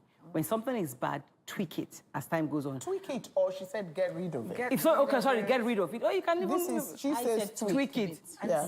So you see, this Egungun thing and all this Oro, Oro, or Maung, you call it Maung, Ekpe. They are great. They are great things. They are great things that people can watch. So instead of saying they should be beating women, let them be beating sticks or trees. In fact, they can tweak it. That's where tweaking works. It becomes a tourist attraction. Exactly. Every Christmas in Calabar, they have the carnival where they have the masquerade part where they come out and display. Then they also have a show that's usually on the 30th or 31st where all the ekpe and the masquerades come out. People pay to watch. So it's also making money for them. They come and they do all the displays and everything's very beautiful and nobody's beaten or anything. But we're not allowed to come out. Like the females are not, and they come to like our compound. So and the have question is, all these female things, leave women alone, Joe. Exactly. Let us come and enjoy. Leave women alone. They should stop because hiding. Thing, everything. So now that we have enjoyed ourselves with the good, can we just highlight what we would go around and we'll end with Adesoa. So let's start with you. Let's start with you and go this way. What do you want to say, the bad or good? The good? My good? I like the bad. We've been enjoying ourselves with the I good. need to mention this good that I want to keep. Quickly. You see that Calabar something? Ekpe. Yes. No, not Ekpe. You know, preparing the woman for marriage. We need to keep it. Okay. I like them to keep it. What do you want us to get What do you rid want to get rid of? FGM, breast flattening, and all that. They need to get rid of it. Anything? Can you remember anything? Yes, just down to like the masquerades and all the superpower about not letting women be there. They should scrap it. I want to watch them and dance with them and give them high five and chop, you know, for being such beautiful gangster. For me, it is any tradition that is precluding women from rights of enjoyment and rights of participation. I'd like them to be rid of. Okay, I like that. Anything that women are not going to part of. But I also want to say that anything that is harmful, anything that will cause pain, anything that would be dangerous at the end of the day, if anybody participates in that sort of tradition, should be put away. But then if it's not harmful, it's not going to cost anything, then why not if not? You said FGM, not everybody knows. Female genital mutilation, what some people call circumcision for women. Yeah. Yes. Thank you. Just for our listeners, so they know what. So, like they said, whatever hurts, if it hurts somebody else, then don't do it. And, whatever the reason is, we didn't even give the example of these people in China or Japan that they tie people's feet so they don't grow. You can, although it's not our culture, but No, but it's true. The thing is, the point I'm making here is, anywhere in the world, there will always be something that you do, which is a power thing because you want to bring the other person down. Yeah. What we're saying here is, whatever the culture is, if it is negative, most times around here it's negative to the female, we're saying. Yeah. So we should begin to look at it again and say, hey, is it really right? And also the women themselves should also begin to look at it and say, look, maybe we should do it differently. Because at the end of the day, these widowhood practices are inculcated by women. Yes, women are... This circumcision is inculcated by women. Yeah. The fattening room by women. Everything that we do is women that make it happen. We are custodians. Yes, so we can begin to say, yes, we want to raise our girls to be good wives, but we also need to raise our boys to be good husbands. Yes. Yes, we want to be able to curtail our girls from being, we should also curtail our boys from being. Let's do it both ways. This culture, so let's just remember that we are all human beings, equal dignity and equal rights. I think for me, that's what matters. But if it's good, keep it. If it's bad, throw it out, like Chisom said. Should we? Yes. Are we gone? We're good. So at this point in time, we will say bye. Remember, the conversation doesn't end here. We can even talk about this continuously.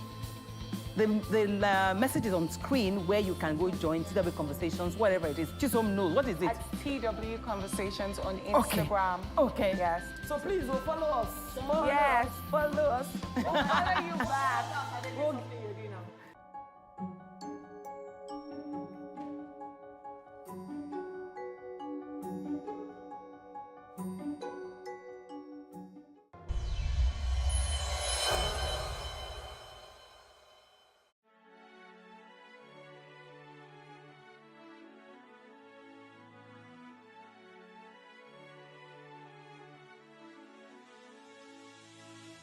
It is engagement we need to have. Those who suffer miscarriages are never taken into account. Members of the National Assembly are also influence peddlers.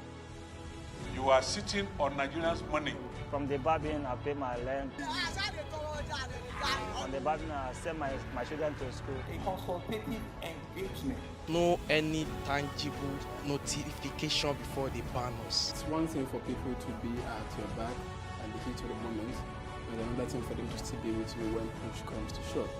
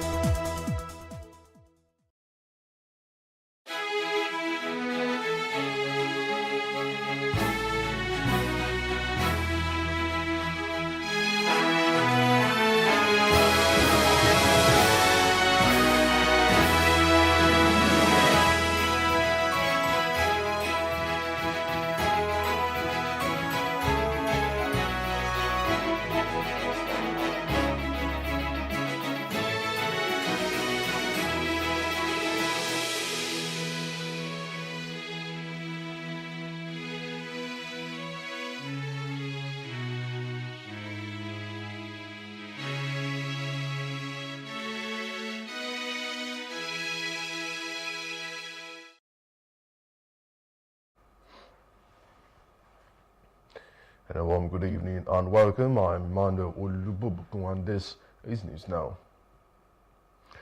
The Niger Labour Congress NLC has called on President Bola Tinubu to invite the leaders of a planned nationwide protest over hardship in the country, asking him to also address the challenges facing the citizens. The NLC said this in a statement by its president, Joe Ajaero, on Monday. The NLC chief said with inflation eating 34.19%, coupled with the hike in food and electricity tariffs, among others, there is a need for President Tinubu to address these challenges.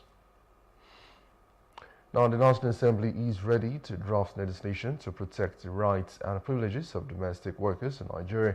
Senate President Godswill Akpabio assured the Assembly during a public hearing about a bill aimed at documentation and protection of domestic workers and employees.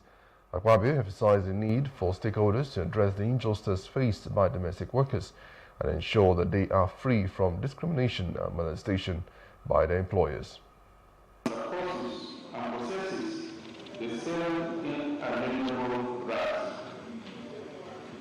As a Senate committed to rectifying the wrongs in our society, we have come together today to discuss the bill to provide for the documentation and protection of domestic workers and employers and employees. This issue resonates deeply with me, having witnessed both the triumph of domestic workers breaking free from abuse and exploitation, as well as the tragedies of those surrounded in neglect and despair. During the time as the governor of Iowa State, I embarked on a mission not only to uplift Nigeria as a whole, but more importantly, to uplift individual Nigerians. One of the measures I took was enacting. Now, the 10th Assembly is ready to gather stakeholders' opinions to expedite the passage of a bill for the welfare of domestic workers in Nigeria. Speakers including Senator Dekit Plang and also Ismail Abubakar enlightened the plight of domestic workers. I'm sure that most of us are aware of nasty things that have happened, even either to the domestic worker or the employer of the domestic service. And the bill is intended that it becomes a law where the Ministry for Labour and Productivity will have a lot of role in documenting, standing in for, accounting for domestic workers employed in Nigeria. Even if the country reaches a level where domestic service can be exported, let it be in such a way that there is documentation. And anybody who would want to engage the services of a domestic servant, the person needs to be known. This is to avoid molestation. This is to avoid exploitation to both sides, the employer and the employee. This category comprises a significant part of the global workforce in informal employment and is becoming the most vulnerable group of workers. They work for private households, often without clear terms of employment, already and excluded from the scope of labor legislation. They often labor under harsh economic conditions, work long hours for low wages without benefits or job security.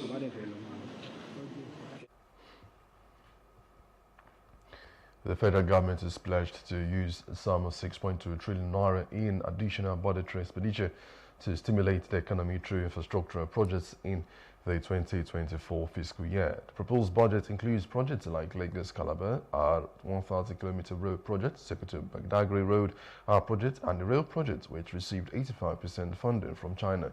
The budget also aims to provide counterpart funding for rail projects that have stopped in the last year, including the Port Harcourt Main Bridge, Badagry Tinkan Port, Lekki Port, Lagos-Ibadan Standard Gauge, and Kano-Marada Standard Gauge. The 3.2 trillion renewed OPA Infrastructure Fund will also provide equity or counterpart contributions for priority and critical projects. The Nigerian senators formally established an ad hoc committee to investigate alleged economic sabotage in the petroleum sector. The committee, chaired by Senate President Councillor Albert Akpabio, was tasked with addressing the long-standing issues of pipeline vandalism and other nefarious activities that have eroded the nation's economy. Akpabio emphasized that any threat to the sector is a direct threat to the country's economic survival, and that no government in power would tolerate compromise in the integrity of the petroleum industry. The committee is expected to now collaborate with relevant agencies, industry experts, and stakeholders to uncover the root causes of these sabotage activities and identify the perpetrators, their methods, and networks.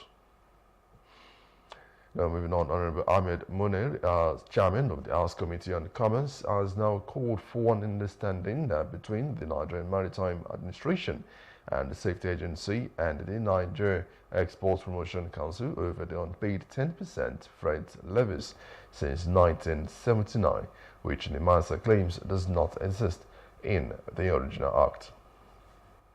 We at the Parliament are not witch hunters. If anything, we are saint hunters. Confusion and record distract government's activities.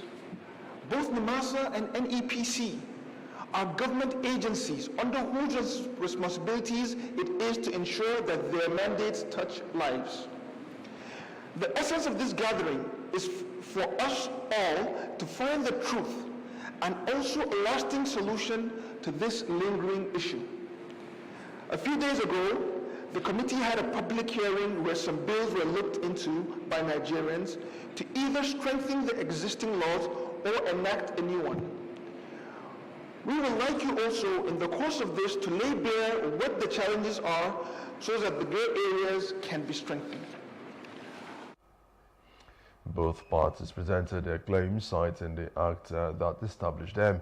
The NEPC's executive director relies on the National Assembly's act to fund the council, while NIMASA's representative argues NIMASA is relying on the act's lack of explicit provisions.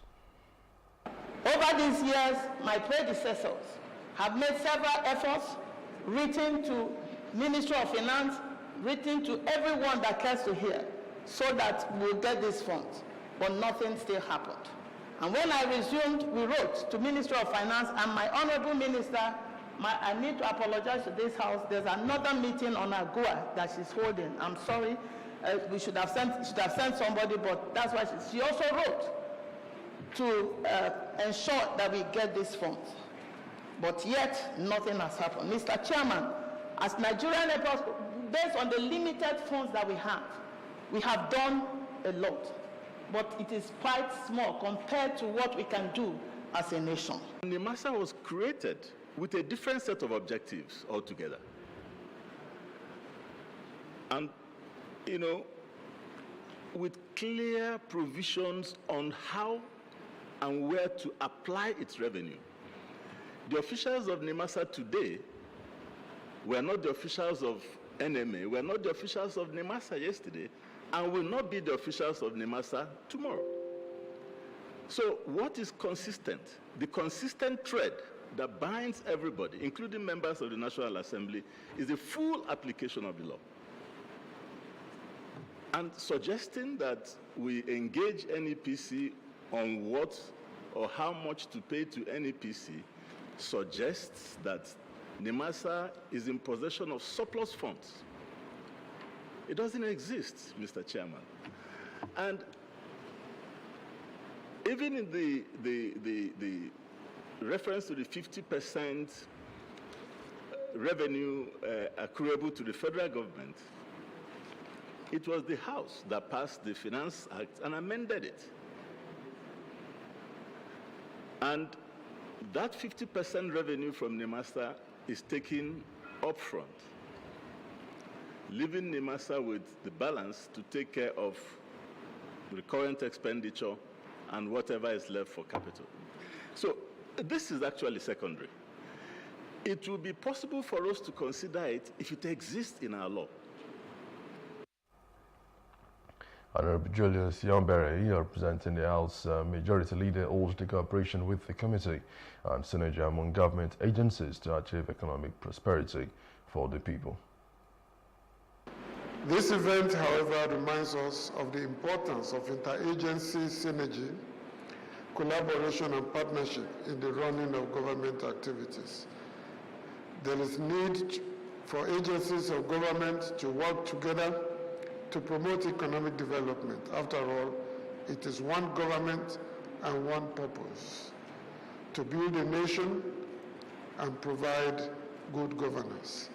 To avert conflicts of this nature, MDAs must demonstrate high level of accountability, transparency, and openness in their duties and communicate more favorably and effectively among themselves in line with their regulations and laws guiding their activities. The committee has, however, directed the agencies to find a common ground to resolve the impasse for the good of the country. Now, the House of Representatives has urged all parties involved in petroleum sector disputes to cease fire pending the outcome of our forensic legislative investigation into allegations of substandard petroleum products and non-availability of crude oil to domestic refineries. The investigation will proceed in phases, focusing on issues such as middlemen in crude trading, indiscriminate license issuance, and lack of international standard laboratories. We are committed to transparency, thoroughness, and accountability throughout this process that will help us to identify and resolve the underlying issue plaguing Nigeria petroleum sector. The committee is also urging stakeholders in the current dispute to de-escalate tension as the committee embarks on the great task of resolving the issue. So, in view of the above, the Joint Committee resolved that both parties in the raging argument, Dangote Refinery, other refining companies, NNDPRA, marketers, and relevant stakeholders should henceforth cease further allegations and counter-allegations pending the conclusion and outcome of the investigation.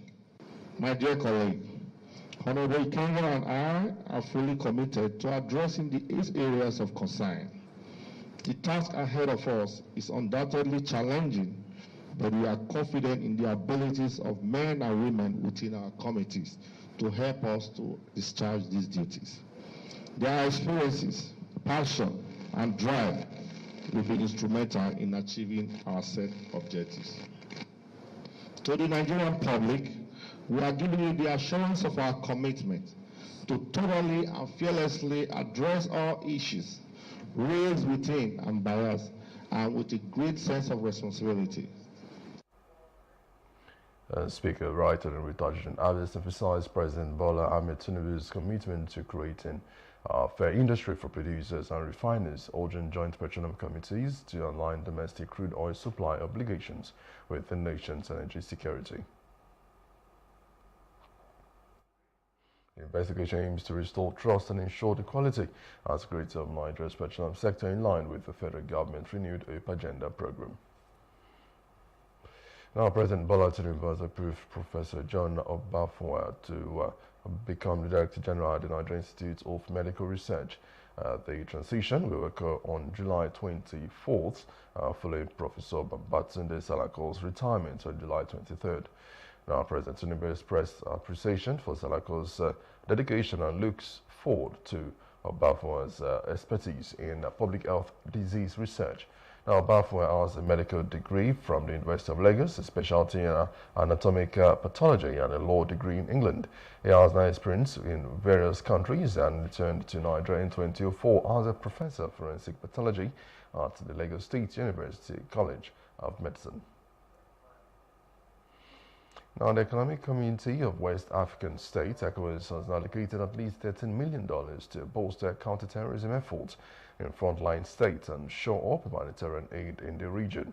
The regional bloc also reviewed it is exploring additional funding options for its $2.6 billion standby force. This information was shared by Nigeria's President Bola Tinubu, who serves as the chairman of the ECOWAS Authority of Heads of State and Government, as part of a one-year report highlighting the bloc's achievements and challenges at the 6th Mid-Year Coordination Meeting of the African Union in Accra, Ghana on Sunday. Tinubu's statement, as relayed by his special advisor on media and publicity, Ajay Ngelale, further noted that ECOWAS has allocated $9 million to assist refugees, internally displaced persons, and asylum seekers. Additionally, the frontline member states in the fight against terrorism have received $4 million in support under the ECOWAS counter-terrorism humanitarian response. The ECOWAS chairman also announced that the regional bloc will soon convene a special extraordinary session to discuss its future, including ongoing talks with the estranged member states such as Niger, Mali, and Burkina Faso. The FCT Commissioner of Police, Bennett Igwe, asked all residents and indigents not to participate in a nationwide protest scheduled for August the 1st in response to economic hardship in the country. Igwe stated that the police have now made significant efforts to ensure security in the FCT and the protest could jeopardize it. He urged residents to check the government's good roads and not join the protest, as he urged the FCT residents to continue collectively to make the nation's capital safe and act maturely, appreciating the losses they have suffered to ensure their safety. He urged them to act maturely and appreciate the security provided for them. Also, the Inspector General of Police, Kardec Betokas, distanced himself from a circulating WhatsApp message that discourages nationwide protest plan for early August. Ella reported highlighted a screenshot of an alleged WhatsApp message from the IGP, which discouraged the protest in Lagos State. However, in a statement issued on Sunday night by the Force Public Relations Officer, ACP Olumuyiwa Adejobi, the IGP clarified that the purported message did not originate from the police. The statement asserted that the message, which posed various questions and opinions about the protest, did not represent the views of the Nigeria Police Force. The IGP has sternly warned that the spread of misinformation, disinformation, and fake news or mischievous recycled content are criminal acts punishable under the cybercrime law. Still on news now, the Council of Chiefs in Ogun State has warned Nigerian youth against a planned 10-day nationwide hunger and hardship protest, stating that it cannot solve the country's economic crisis, but could destroy the nation built over the years. Chief Oluyinka Kufile, the Ijemo I Chief, urged the youth to dialogue with President Bola Tinubu's government instead of protesting, stating that such a move could lead to the destruction of government properties and infrastructures. We now say they want to protest and come and burn this one down. Where are we going to get money to build another one?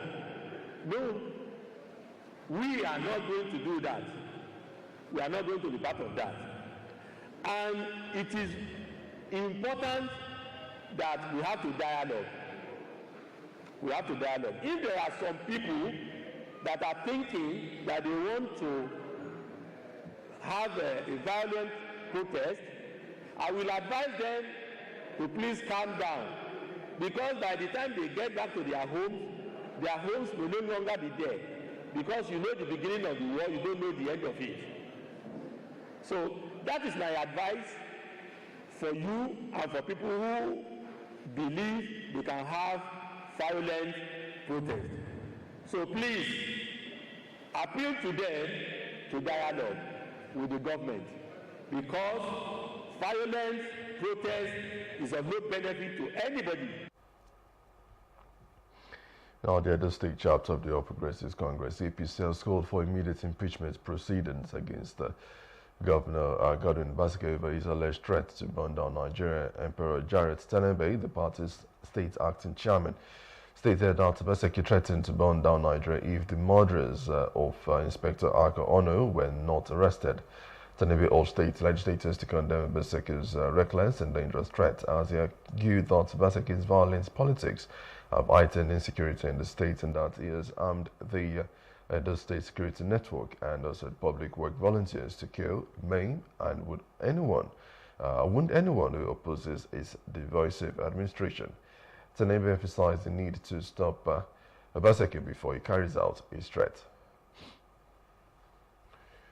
The Court of Appeal in Abuja, led by Justice A.M. Lamido, has reaffirmed Asue Ighodalo as the governorship candidate of the People's Democratic Party in Edo State. The appellate court threw out an appeal by the former Deputy Governor Philip Shaibu, who challenged the May 27th judgment of Justice James Omotosho of the Abuja Federal High Court. The court ruled that Shaibu did not meet the condition precedent before instituting the action, rendering the suit premature. The court also affirmed that Shaibu failed to prove his allegations of vote allocation against the respondent, noting that election conduct and results are presumed regular until proven otherwise. The court dismissed Shaibu's case and awarded a cost of 1 million naira against him in favor of the respondent. Also, the Federal Court in Abuja has now dismissed a lawsuit filed by the family of the late head of state, General Sani Abacha, against the federal government. The family has challenged the revocation of the former military ruler's property located in the Maitama district of Abuja. In his judgment, Justice Peter Alifu cited several grounds of dismissing this suit, which was filed 9 years ago. This includes the suit being started bad at the time of filing in 2015, and the plaintiffs lacking the legal standing to bring the case. Now, the lawsuit was filed by General Abacha's eldest surviving son, Mohammed Sani Abacha, and his widow, Ajia Mariam Abacha, on behalf of the executors of his estate.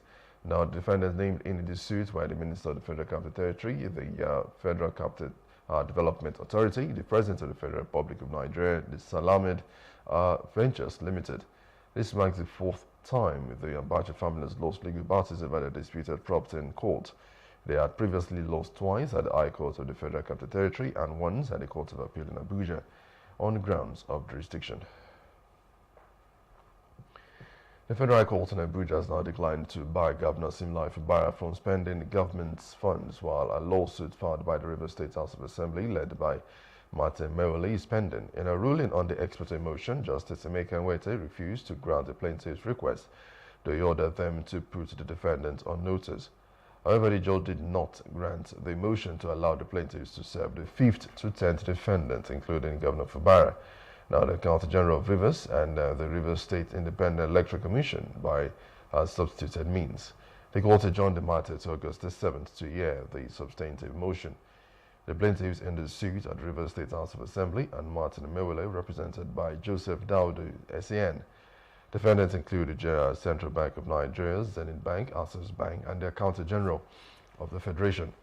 This ruling comes after Governor Fubara recently vowed to remain upright and not govern the state on bended knees, despite political pressures.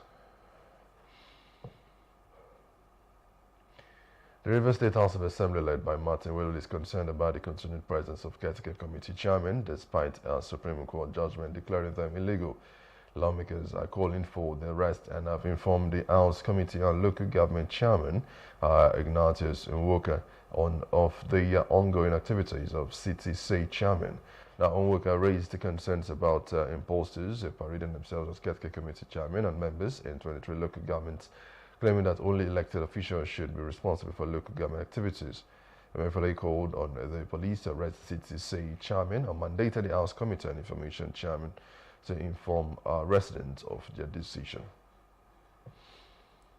The federal government has arraigned a senior immigration officer, Komolafe Gbenga Michael, along with 3 others on 9 counts of alleged conspiracy, unlawful possession, import, and dealing in prohibited substances. The 4 men were involved in trafficking 8 kilograms of methamphetamine and 7.60 kilograms of cannabis sativa.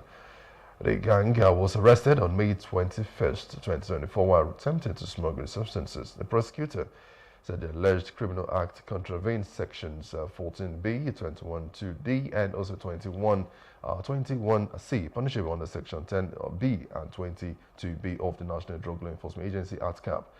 The laws of the Federation of Nigeria 2004. The immigration officer denied the offences and pleaded not guilty to all counts. Justice Osiago admitted Akomolafe to bail in the sum of 10 million naira with one shorty. The trial was further adjourned to November the 7th, 2024.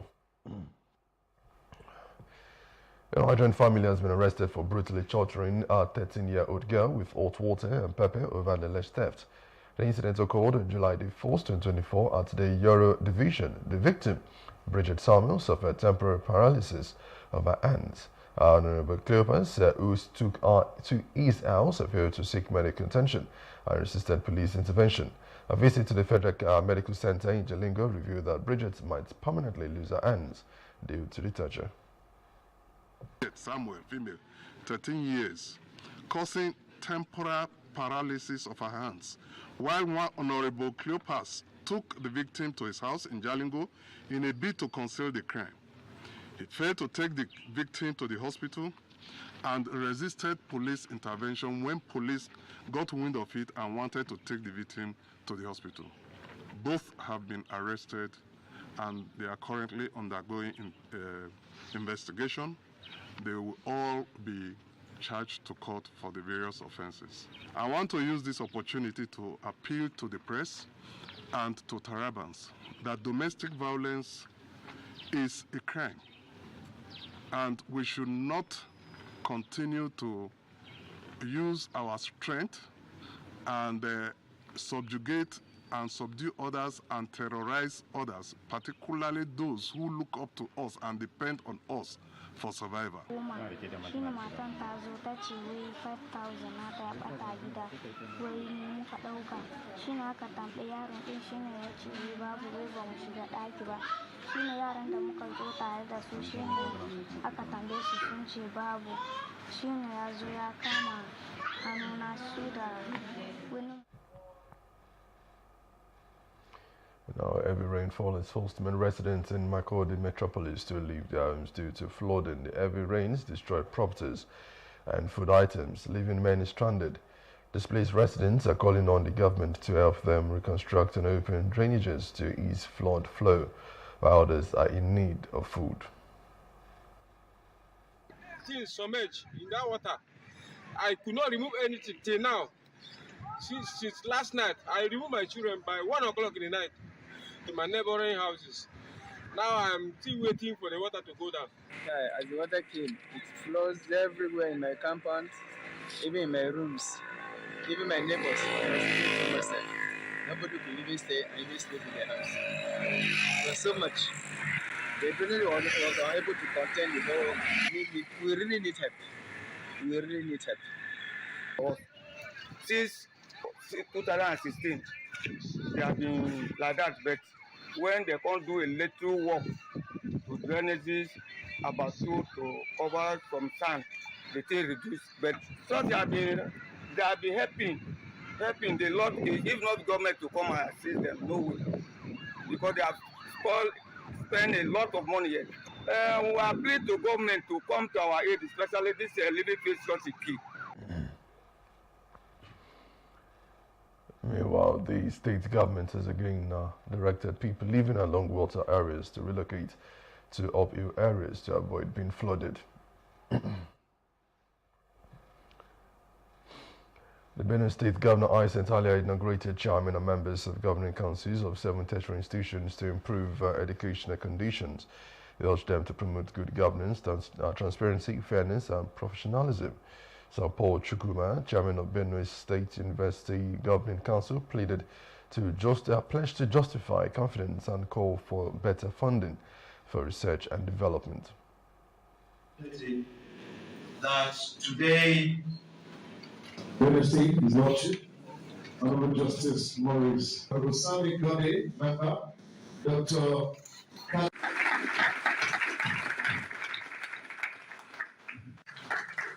Members of Council of the members of Council. The best you can for all of us. Please. All our institutions you are heading and governing. Government will not hesitate to take decisive action against any of you found wanting or involved in any unethical practice and conduct.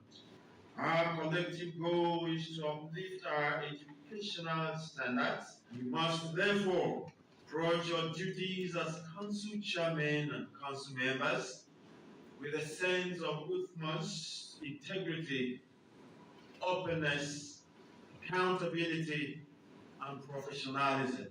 The state-owned tertiary institutions need some support in some critical areas. And one of those we must talk about is research and development. We need to begin to interface and link up and bridge the gap between industry and the citadel of learning. Now, the National Agricultural Development Fund, NADF, is investing 2.5 billion naira to partner with the Niger State government and other initiatives to alleviate food insecurity and boost productivity. The fund's Executive Secretary Mohammed Ibrahim announced this during an interactive section with the Joint National Assembly Committee on Agriculture in Abuja. Produce 10,000 hectares of mixed cropping. It's maize and soya this month, and then another 20,000 in the wet and dry season. And we're doing this, as I mentioned earlier, our overarching principle here is to optimize unutilized assets towards production. We're visiting the Nigerian Army farms tomorrow. We visited the one in Giri, and we're going to Edi in Osun State with them tomorrow. There we are looking at partnering with the Nigerian Army farms to do 4,000 hectares of cassava. We've been speaking with the Dawn Commission, the development agenda for Western Nigeria. We had a 2-day parley with the 6 commissioners of agriculture of the Southwest, and we are also about concluding a partnership, if not for other problems, to partner with the Dawn Commission. Honorable Yusuf Barajay, representing Boso Paikuru Federal Constituency of Niger State, emphasized the need for partnership with research institutes to mitigate the epidemic affecting food production, particularly ginger. If you have been partnering with Ahmadu Bello University, maybe we will have remedied the epidemic that occurred in Kaduna State as it affects ginger production. Are you not thinking of how do we now revamp this research institute? How do we partner with them? Don't partner with people that already, this is somebody that is dying. You need your intervention. If you go to Mokwa, for instance, you have a large sum of land there, procured and was being maintained. There are structures by the Ahmadu Bello University Research Institute. We just allow those things to die. With this kind of fund, why don't we intervene to make sure that our research institutes come back to life? Agricultural stakeholders in Oyo State are urging the government to reconsider policies that may hinder the growth of farmers and agro-processing sectors. They believe high diesel costs and border reopenings have reduced competitiveness. Stakeholders suggest technology-driven initiatives to reduce dependence on electricity and diesel and convert farm waste into bioenergy and promote information sharing among farmers. They also advocate for a shift away from gas and oil as the primary revenue-generating sector. Consume 150 liters of diesel per hour to operate. So that tells you how much energy is required to operate an industry in a rural location. And that's where solar PV has a limitation. It might be able to meet part of that load or even all of that load during the day. Well, if they're operating through the night, that's when you need a bioenergy solution so that we can convert what you see behind me in waste biomass into renewable electricity and renewable heat. And the delivery of those to the processing plants, such as where we are today at the Atmancor site facility, processing cassava field. So I think the challenges are to make all of these technologies and innovations interact with people to bring to make that circular economy work effectively. Now looking at how we can use some different products, but we'd love if government could come out with some initiatives to assist the processors to reduce costs so that we can. And now go on a quick commercial break, and when we return, the news continues. So stay with us.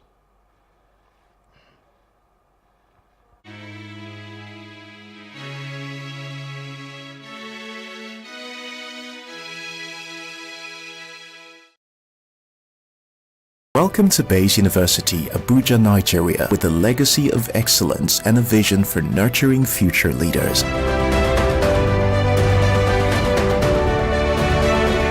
Bayes University is in a league of its own. We're all about our people, processes, and technology. Bayes is one of the highly rated universities in Nigeria in terms of product quality standards. We don't just produce graduates, but groom people into employers of labor. And it has made us understand that learning is all about three things. We learn, we unlearn, and we relearn. Bayes University Hospital offers a range of specialized services equipped with the latest technology, manned by a team of trusted professionals. And now, our vision extends beyond our walls with the Baba Ahmed University in Kano following our lead. Join us at Bayes University and invest in your future today. Bayes University is the institution that you will get the best value for money education in Nigeria. Bayes University. Learn to live.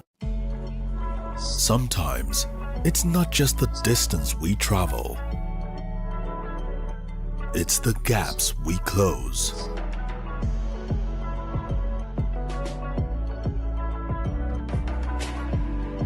It's not the things we buy. It's the memories we create. Sometimes, it's beyond the places we go. It's the connections we make. Not just the things we taste. It's the taste of things to come. And it's never a question of if, but when. Because life is always just a bit better with American Express. Introducing the Access Bank American Express Gold Card and the Metal Platinum Card, now available through Access Bank.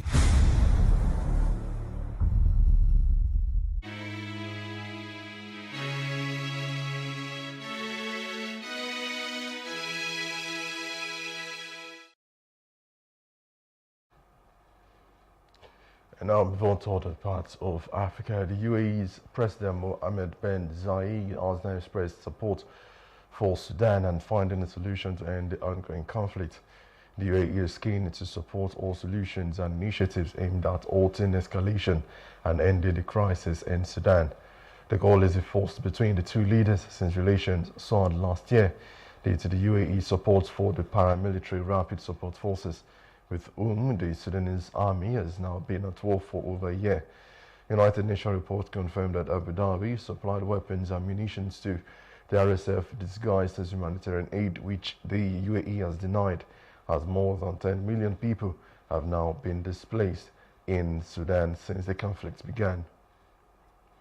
The African Union has convened in Ghana to address issues related to African integration and to establish a unified stance before engaging with the G20 and United Nations. With ongoing regional instability in West Africa, ECOWAS nations Mali, Niger and Burkina Faso risk losing their memberships due to military coups that ousted democratically elected leaders in these countries. These nations have now been under threat from terrorist organizations affiliated with Al-Qaeda and the Islamic State for years.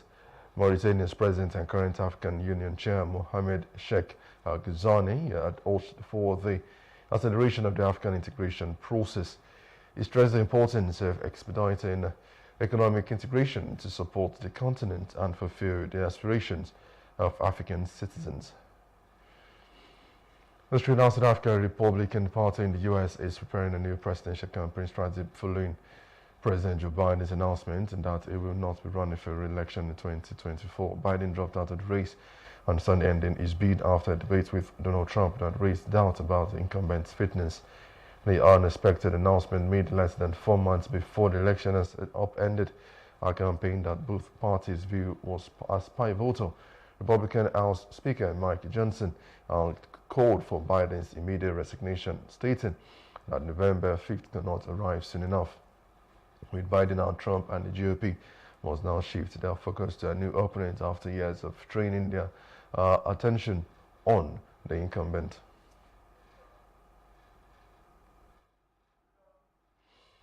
Now, Moscow residents expressed skepticism over U.S. President Joe Biden's decision to end his 2024 re-election bid following contentious debates with Republican Donald Trump.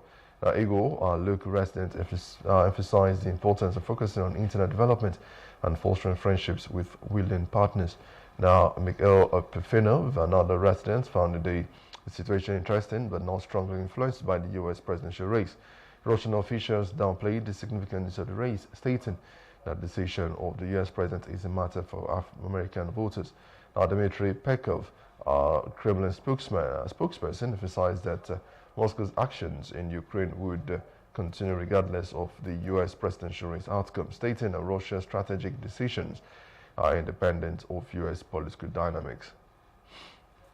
Now, a Russian court has convicted Arslu Kumasheva, a Russian-American journalist, for the U.S. government-funded Radio Free Europe, Radio Liberty, for spreading false information about the Russian army, and sentenced to 6.5 years in prison.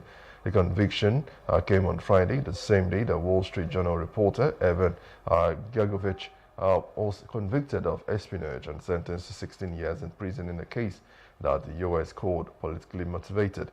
The U.S. government has now labeled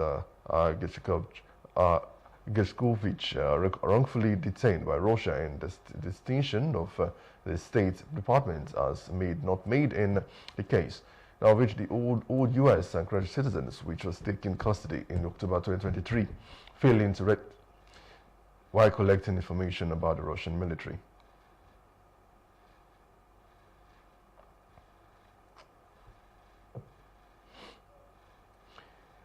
And now go on a quick break, and when we return, business news continues.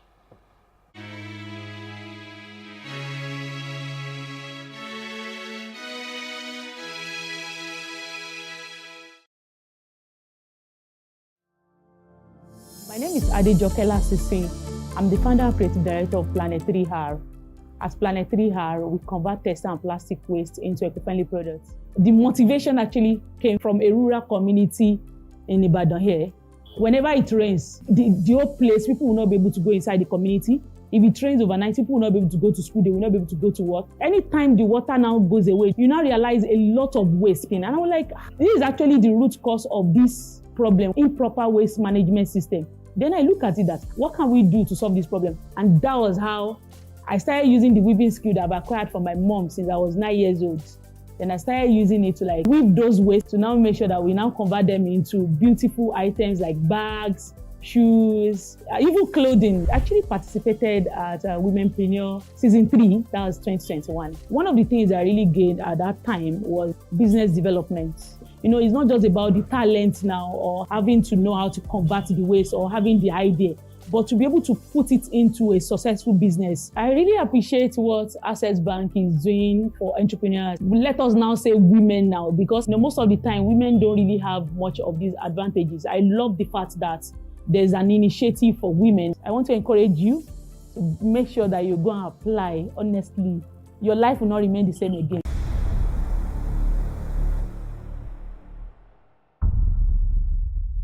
An African girl somewhere is sitting at home, accompanied by dreams that seem so far away. Africa is one of the continents with the highest out-of-school percentage in education, and girls are at an early disadvantage. The sub-Saharan Africa records about 18 million out-of-school girls. This gender gap extends to the tech space with a projection of only a 33% global female workforce representation in tech firms for 2022. Let us help change the stories and numbers. Africa Agility's Project Train a Girl campaign is working to help train African girls in tech. You can donate as little as $2 or 2,000 Naira to help a girl in tech get her heels in the door. Visit www.africaagility.rallyup.com/PTAG to donate.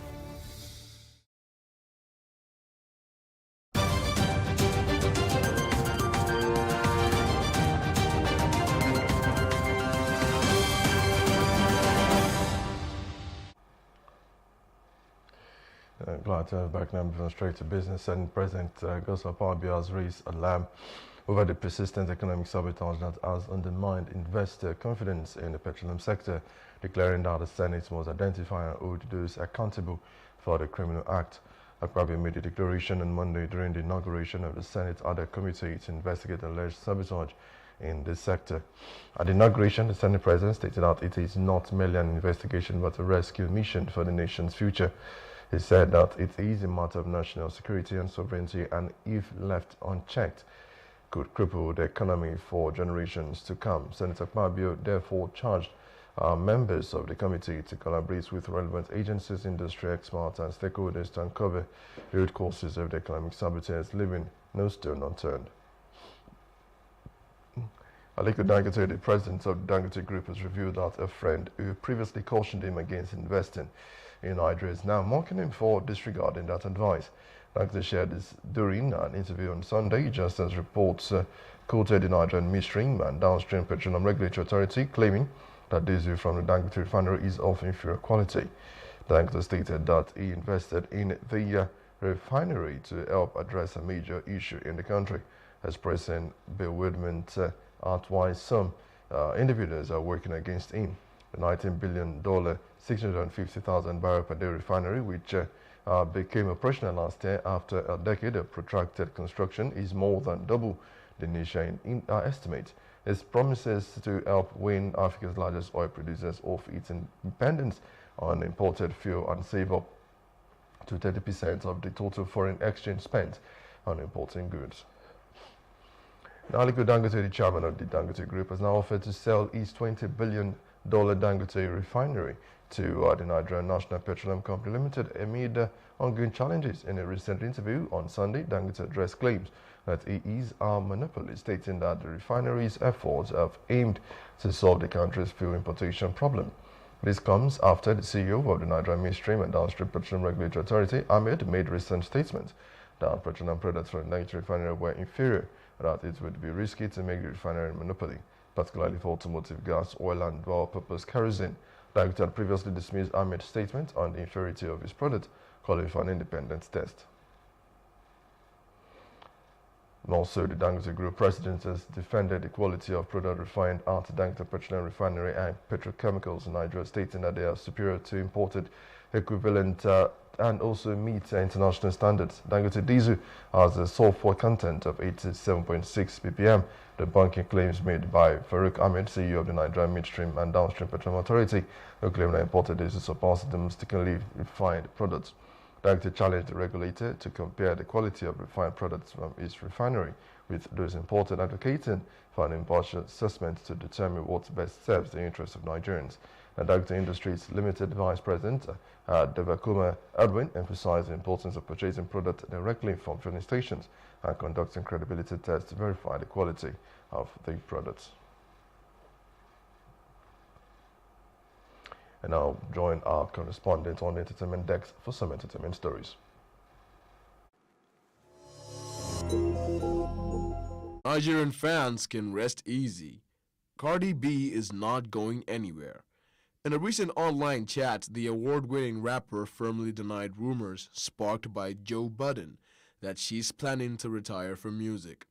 Cardi B went on to criticize Budden's comments on her album rollout and even made accusations of drug use against him.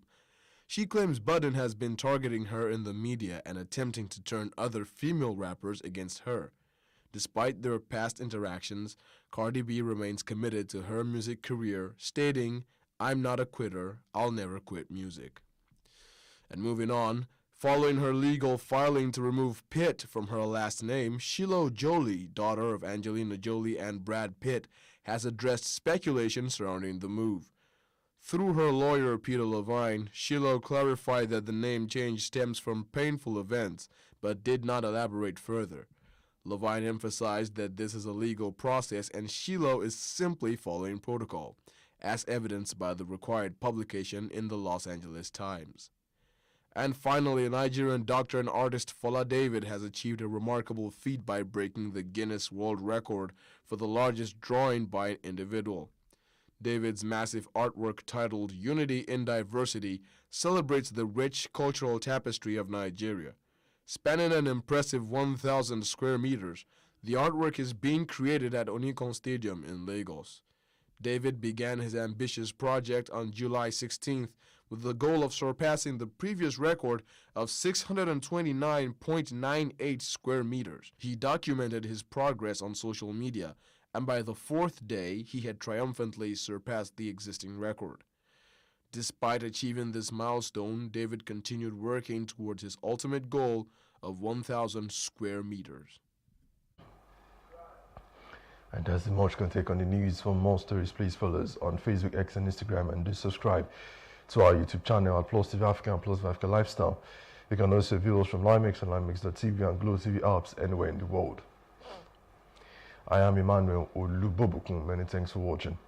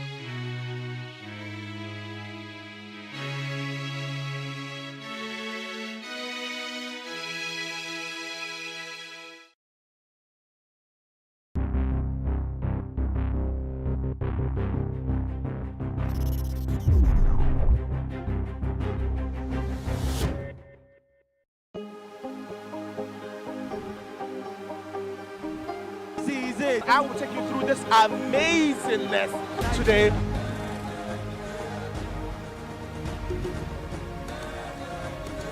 Welcome to Plus Trending. I am Buki November, your host, saying thank you for joining us on today's episode. Welcome back. It's tea time on Plus TV Africa. Practice makes perfect. I'm not perfect yet, but I'm a lot better than I used to be. He's a king. He's entitled to marry 100 if he wants to.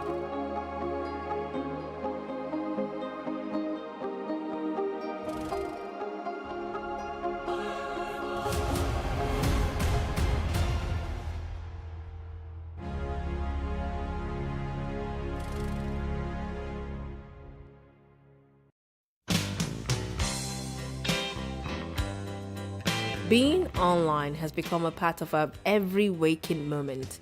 From the moment we wake up in the morning till we hit the pillow at night, we are browsing, scrolling through social media, responding to messages. We live our lives online almost as much as we live it in reality. These anonymous interactions, like any other human interaction, comes with complexity and challenges. People get into civil discussions, debates, banter, and share with one another. With these interactions come disagreements, arguments, conflicts that can soon degenerate into trolling, bullying, and general unpleasantness. The discretion we employ in face-to-face interaction is further decreased online. In fact, according to psychologist Robert Sutton, disrespectful, demeaning, and downright mean-spirited behavior is worse than ever. This behavior is especially true of online discourse, which researchers describe as the online disinhibition effect.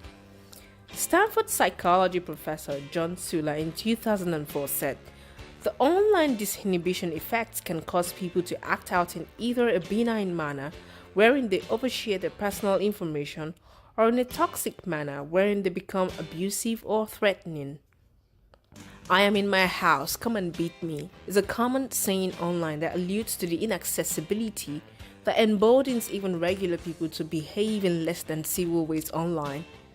Another factor responsible for this behavior, apart from anonymity and availability, is solipsistic introduction, a situation, according to Dr. Sula, where you don't have any physical cues associated with the person you're communicating with, and other person becomes just a voice in your head. As such, the people in your online conversations merely become characters in your imagination, formed by your own personal history and expectations. You might also hear his or her voice as your own, which makes you feel more comfortable with the other person and further lowers your inhibitions. As we have rules that guide our interactions in real life, unspoken rules need to be developed for our online interactions. Social media etiquette, or social mannerism simply put, means do's and don'ts for social media interactions. These etiquettes are also referred to as netiquettes. The term netiquette refers to all aspects of online communication, including email, instant messaging, social media, multiplayer gaming, and other forms of online communication.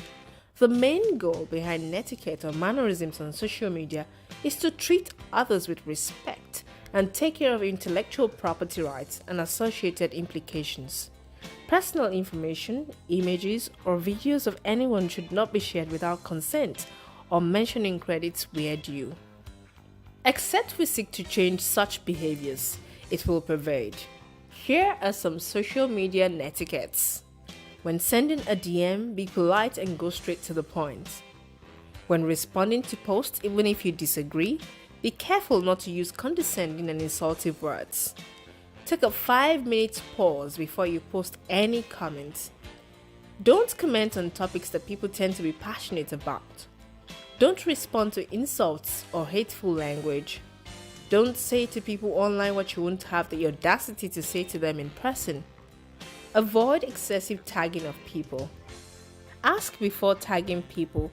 Although it may seem inoffensive, tagging a friend or acquaintance on social media without their permission could in many ways cause problems for that person.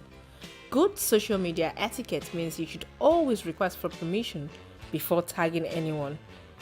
Post only flattering pictures of other people. Apply the billboard test. Assume that everyone in the world can and will see everything you post.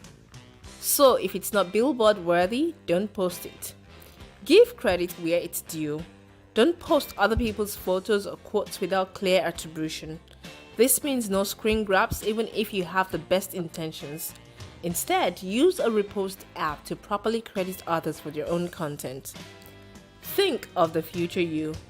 Your taste will change as will your sense of humor, but your photos will live on forever. Use caution when posting. Don't take screenshots of other people's private moments that they shared with you in confidence. Censor yourself. You might treat your Facebook or Twitter accounts as diaries. Don't share everything with your readers. Some things are meant to be kept private.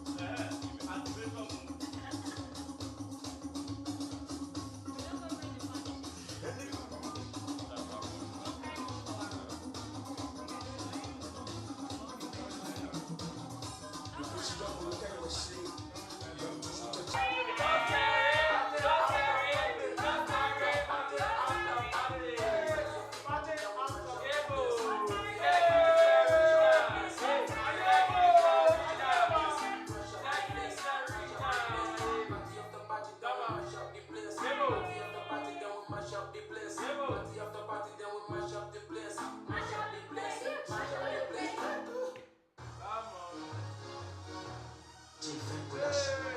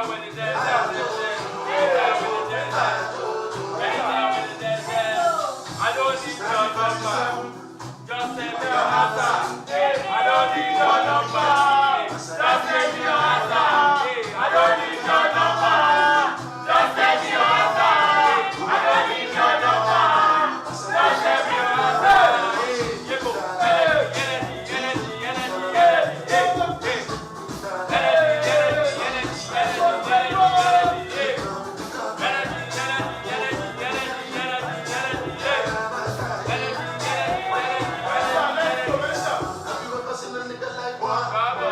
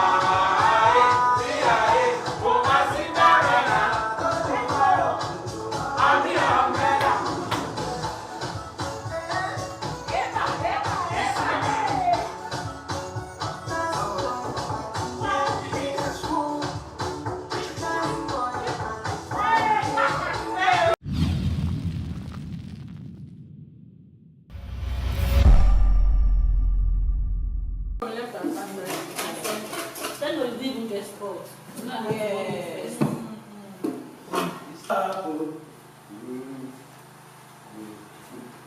They just spoil my stew. Now I just cook my. Careful when you give giving them head and their teeth sharp. What's it be that?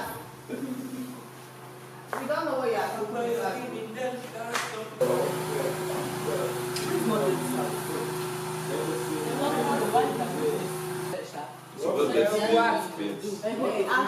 Let me fix your nails. Yes, now fix nails. With that, I better makeup artist. Not the others one we do for the ass. Let me go and check if the makeup artist, not those ones.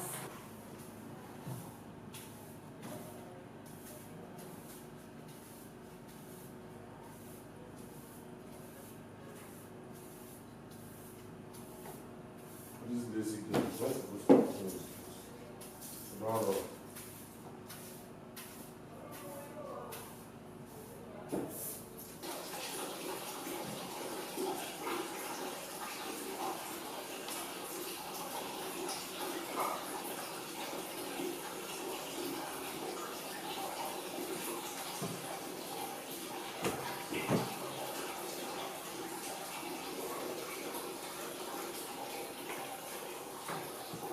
Me, I dey kick dog, chop am. Dog? Yes. See this guy. Dog where I know say that we train am. I'm just going to chop cats. Don't they worry this guy? I know what these people. What did they worry this man? This man. You are missing on the realities of life. You are missing food. Try. Okay, you cannot So- eat cricket. You eat cricket. Oga, wait. I think I just touched my food. Give me chop. You don't eat cricket. Not only. Oga, wait. Wow. So foul, when did they cut the head? You no fit chop am. Foul. Which one? Because they see foul, you dey your compound. You no go chop am. Now wait till I want ask her. How do you fall for your compound for It's just that, see, that particular goat. You don't kill any animal shop before. Me kill am myself. Yes. I don't kill am myself. You never If I kill kill am, foul. I don't go chop am. You never kill foul. I know we know the foul. Say me can. Okay, if it's test for that one means I I cannot. know we go. Oga, I cannot watch you. Oga, I don't kill dog, kill goat. Try. I don't follow for people wey kill cow. Never. That's terrible. Now why I tell you say, carry me put inside jungle, I will survive. I no wan know if I feel like I continue to kill and drop am. These guys, I don't do anything. Hey.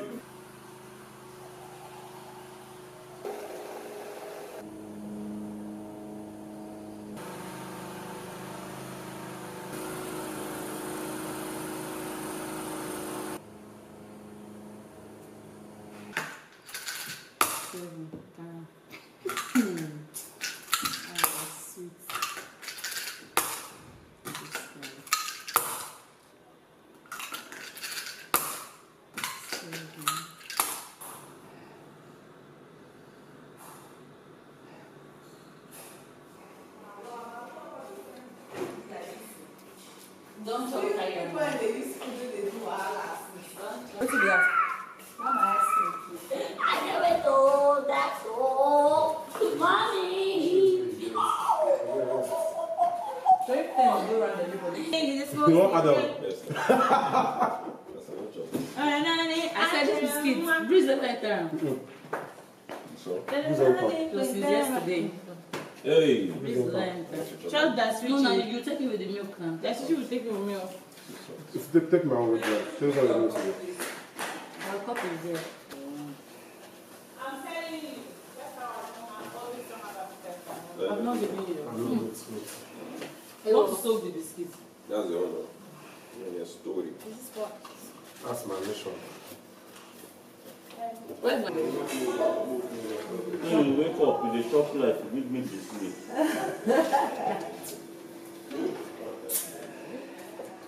Now you come back to reality, eh? Your brain does the boot. Now you bring the boot. I win the guy for Ludo. I win that.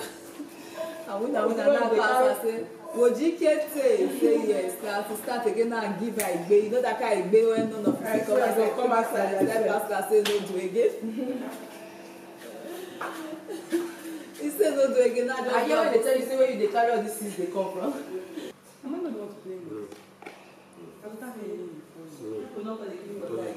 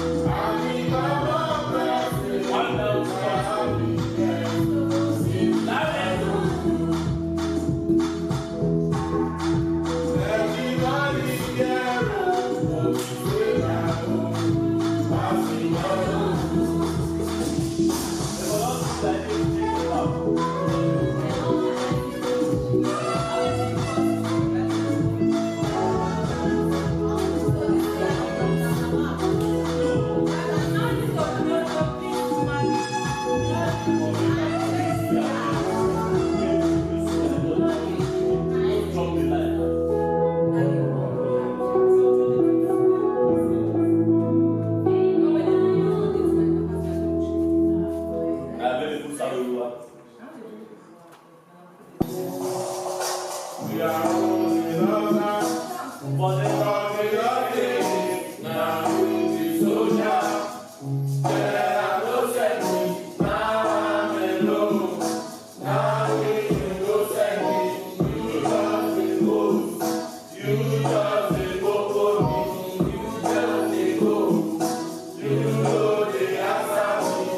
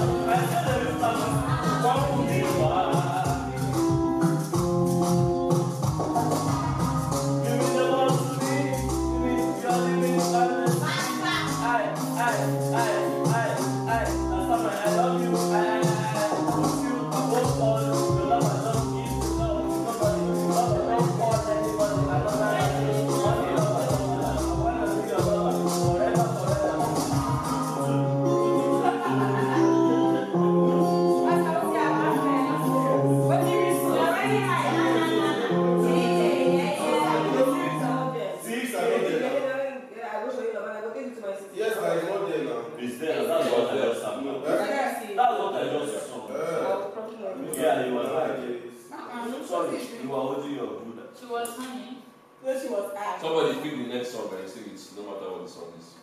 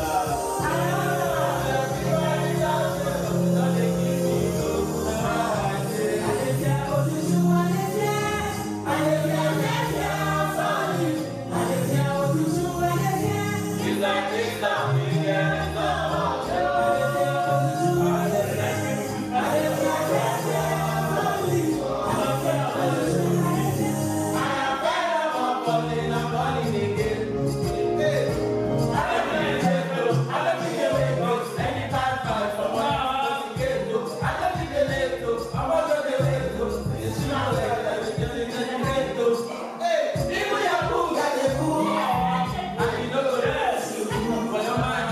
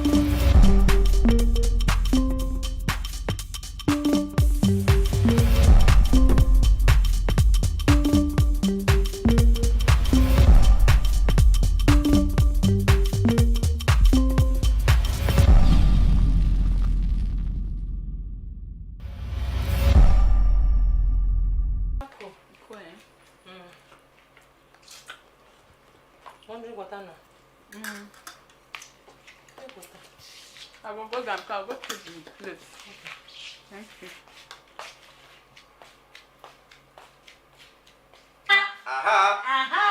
Is this a goodbye stuff? I told you that. Is this a goodbye stuff?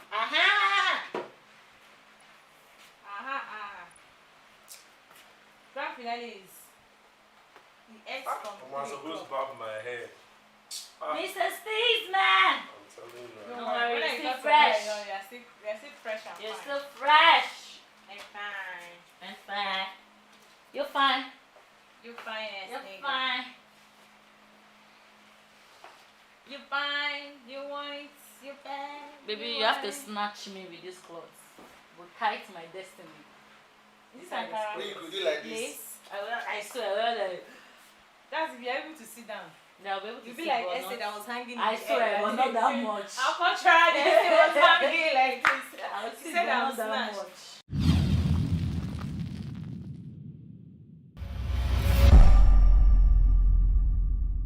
Hi guys, my name is Lexi Amani. Welcome to the grand finale of the Gang Reality Show Season 4. This is the Chop Live season. I'm super excited because, what started with 21 gangmates is now ending with 8. But sadly, I'm still going to have to evict some of these housemates. So if your housemate or your favorite contestant is still in the house, well, you got some luck. He or she might be the winner of the show. And in case you're wondering, the winner goes home with a car, a cash prize, a no expense paid trip, and of course, a movie deal. So who's it gonna be? I'm gonna leave you in the hands of the contestants because we told them to do a team song for everybody. So listen and enjoy our Wizkid, Burna Boy, Davido from The Gang Show. We'll be right back.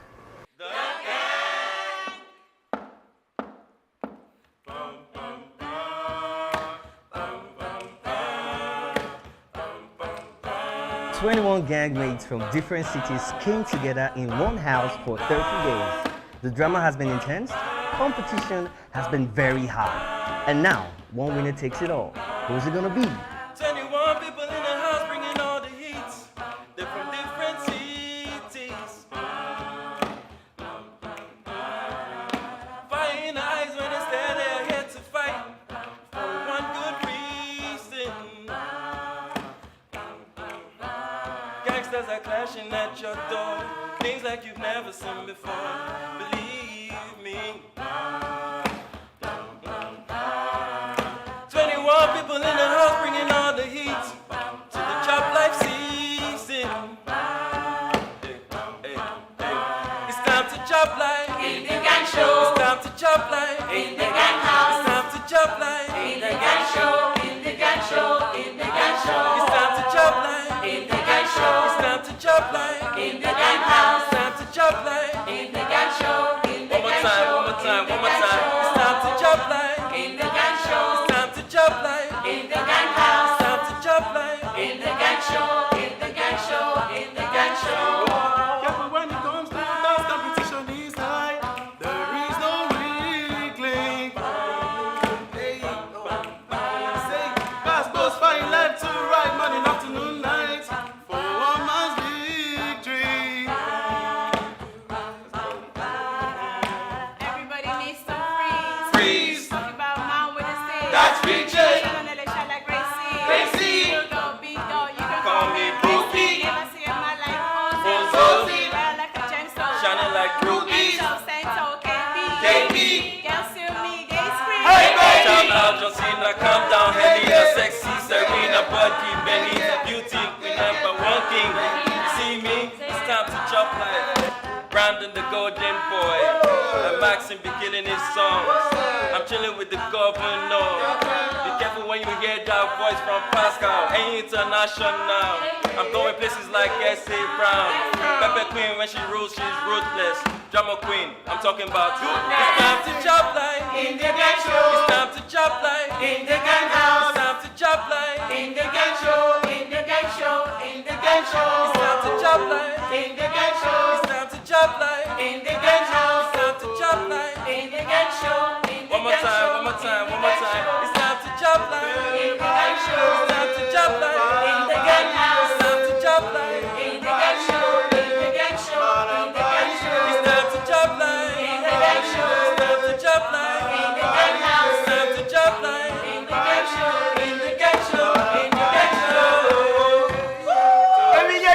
the Gang Reality Show Season 4. Let's Chop Life Season!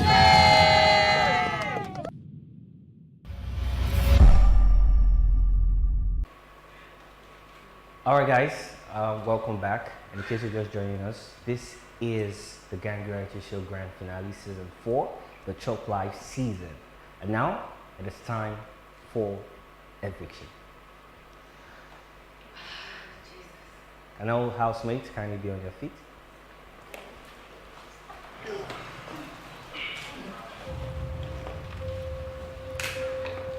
I have with me the names of the housemates that will be evicted from the house. So once you hear your name, that means you've been evicted from the gang house.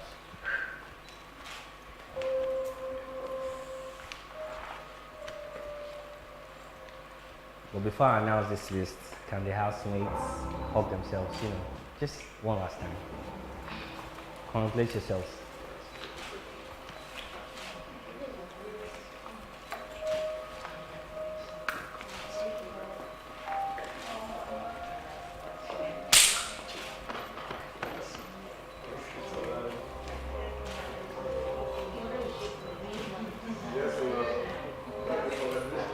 Housemates, can you hear me? Yes. All right. No matter what happens today, you guys did so good. So please a round of applause for yourselves. The first housemate leaving the house .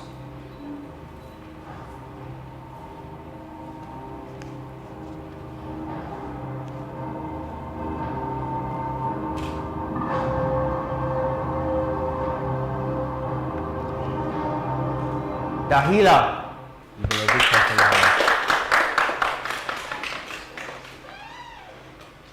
Kindly leave the gang house.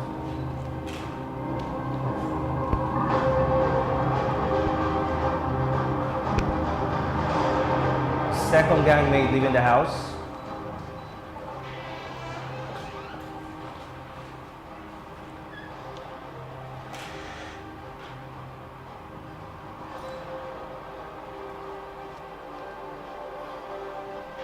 Serena, you've been evicted.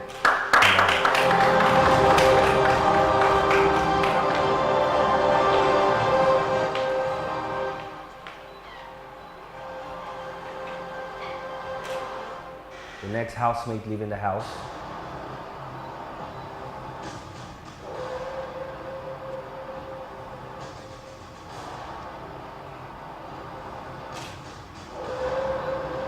Brandon, you've been evicted from the house.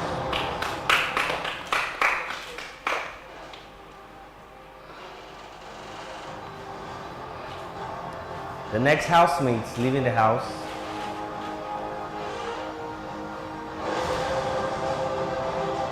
We'll be right back after this break. We'll find out who the housemate is. Stick with us.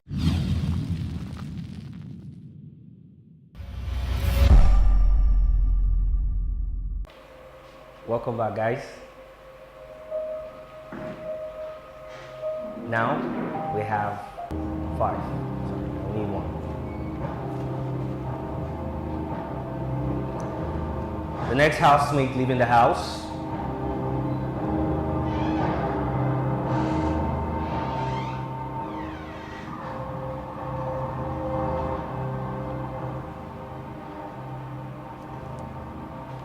Benita, you've been evicted from the house. Kindly leave.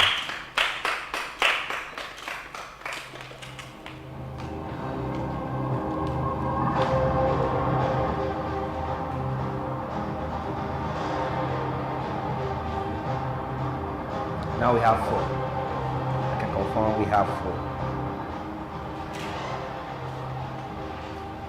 The next person leaving the gang house.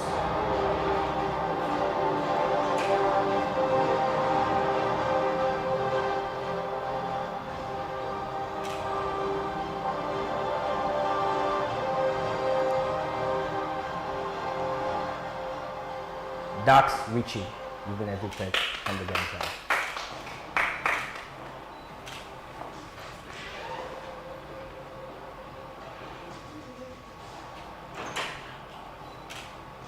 So guys, sit back, relax. I'll be right back after this.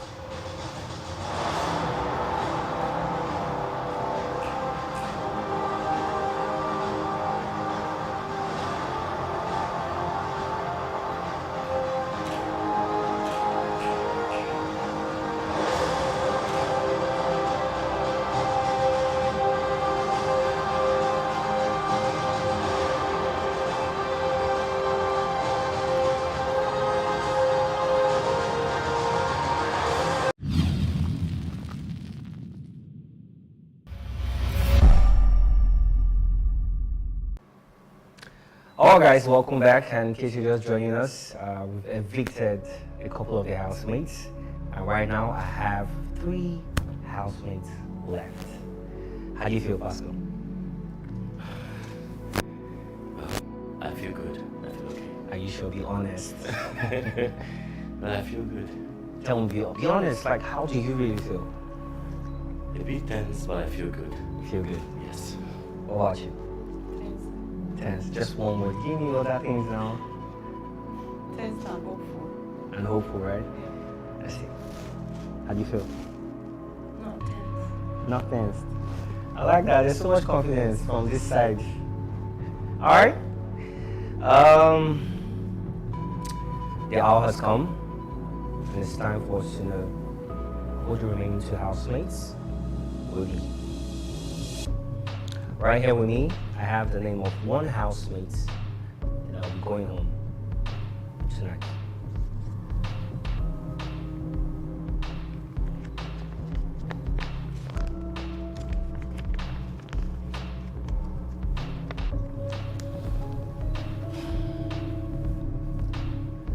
Leaving the gang house right now.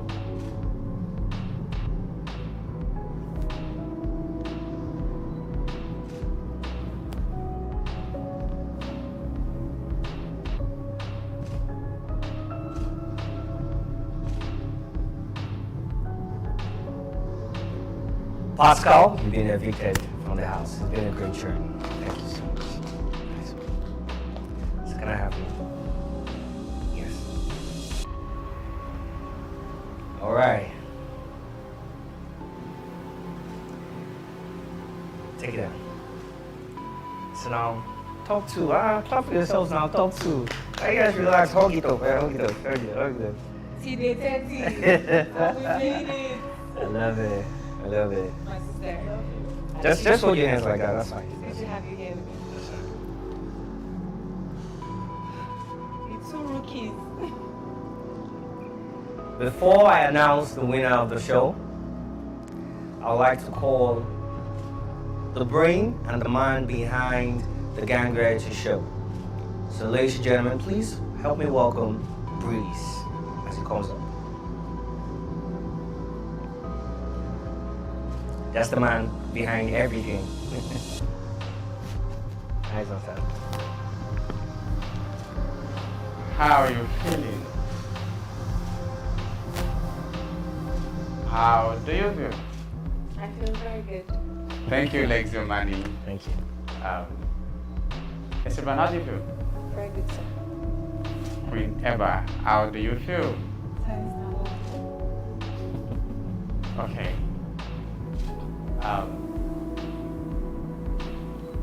here to announce the winner for the Gang Reality Show Season 4. And the winner goes home with an XUV, all expense per trip, a movie deal, and a cash prize of 5 million naira. Thank you to all our sponsors, Hips Green, Ball Oil, Like Perfumes, U18, Note Cosmetics, Spectral Limited, and thank you to Lexi Amani for the 30 days. Wow, you've been doing for us. Right now, straight to the business.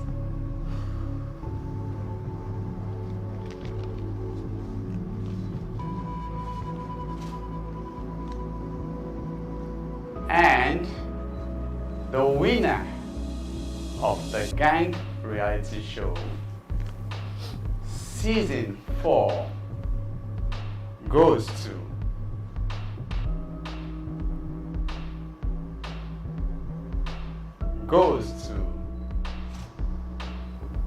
Queen Eva.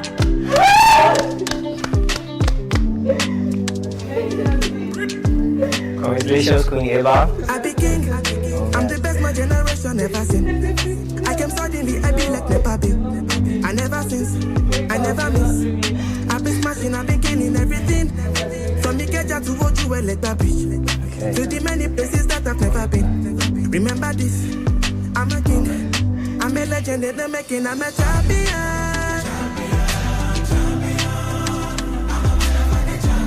Remember this, I'm a king. I'm a legend in the making, I'm a champion.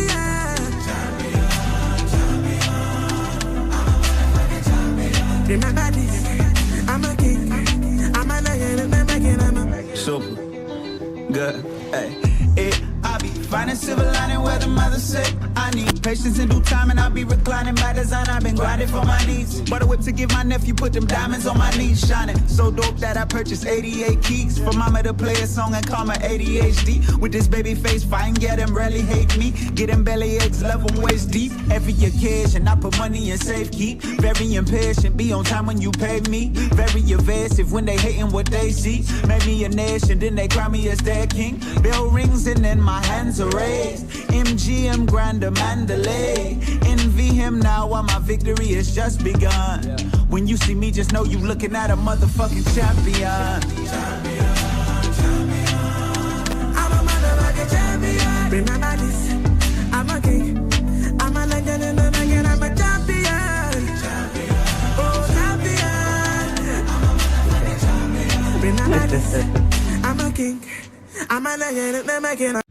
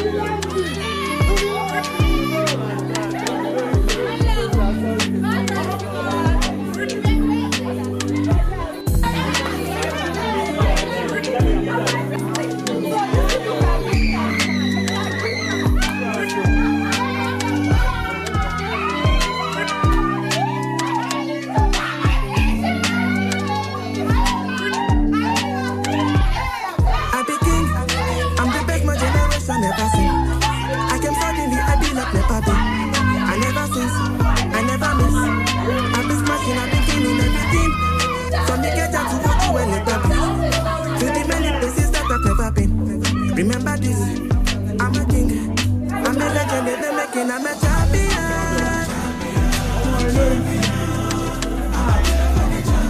Remember this, I'm a king. I'm a legend in the making, I'm a champion.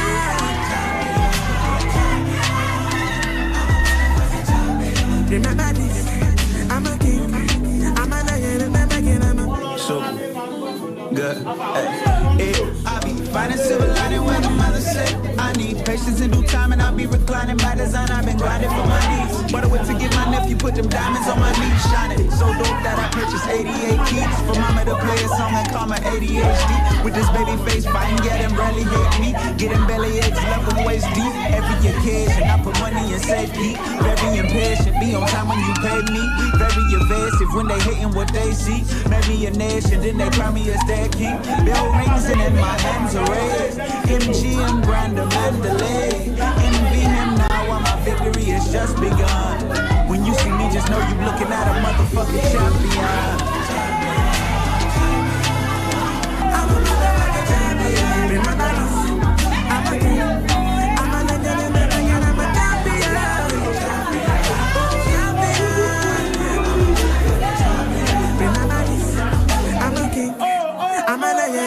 I'm the average boy from the average street, sipping empty pocket on a bag of dreams. Many things where your eyes don't see, many tears where your eyes don't bleed. Through the rise and falls, I made it to the top. You don't get anything when you want to. Oh, I'm a champion.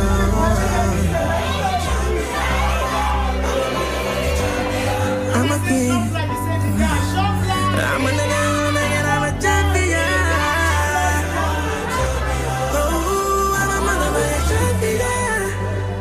Remember this, I'm a legend again.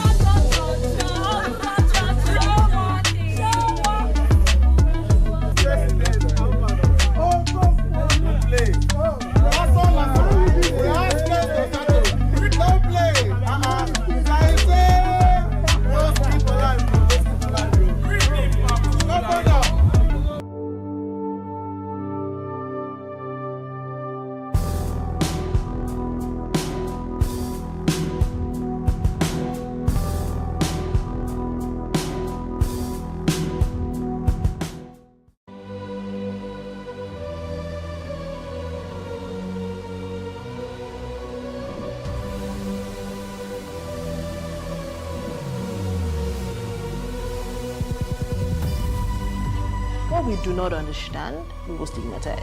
What you can see is the remaining of the tanker that exploded. The suspect equally confessed.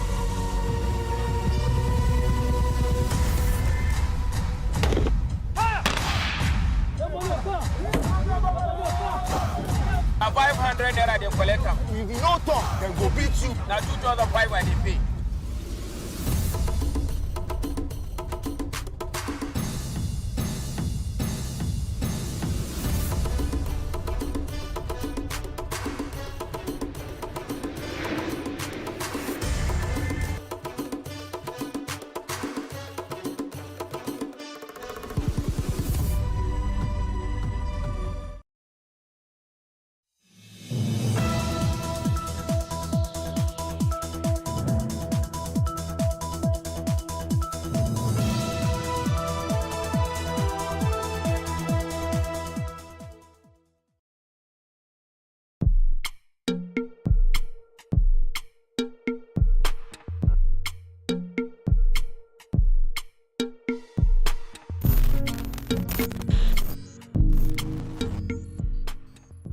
Hello and welcome to Plus Events, your #1 diary show that brings you the best and biggest events to your screen. I am Uyime Elijah, and on today's show we have two interesting events that you would absolutely enjoy. First, party planners, events managers celebrate Network for Growth. It was a time of networking, Thanksgiving and share fun when members of the Association of Professional Party Organizers and Event Managers of Nigeria converged in Lagos for the 3rd edition of Owambe tagged Funkified. The annual event brings stakeholders in the industry to unwind, reflect on past years and projects for the future. Plus TV crew was there to bring you all the beautiful moments. Let's look at this video. We'll be right back.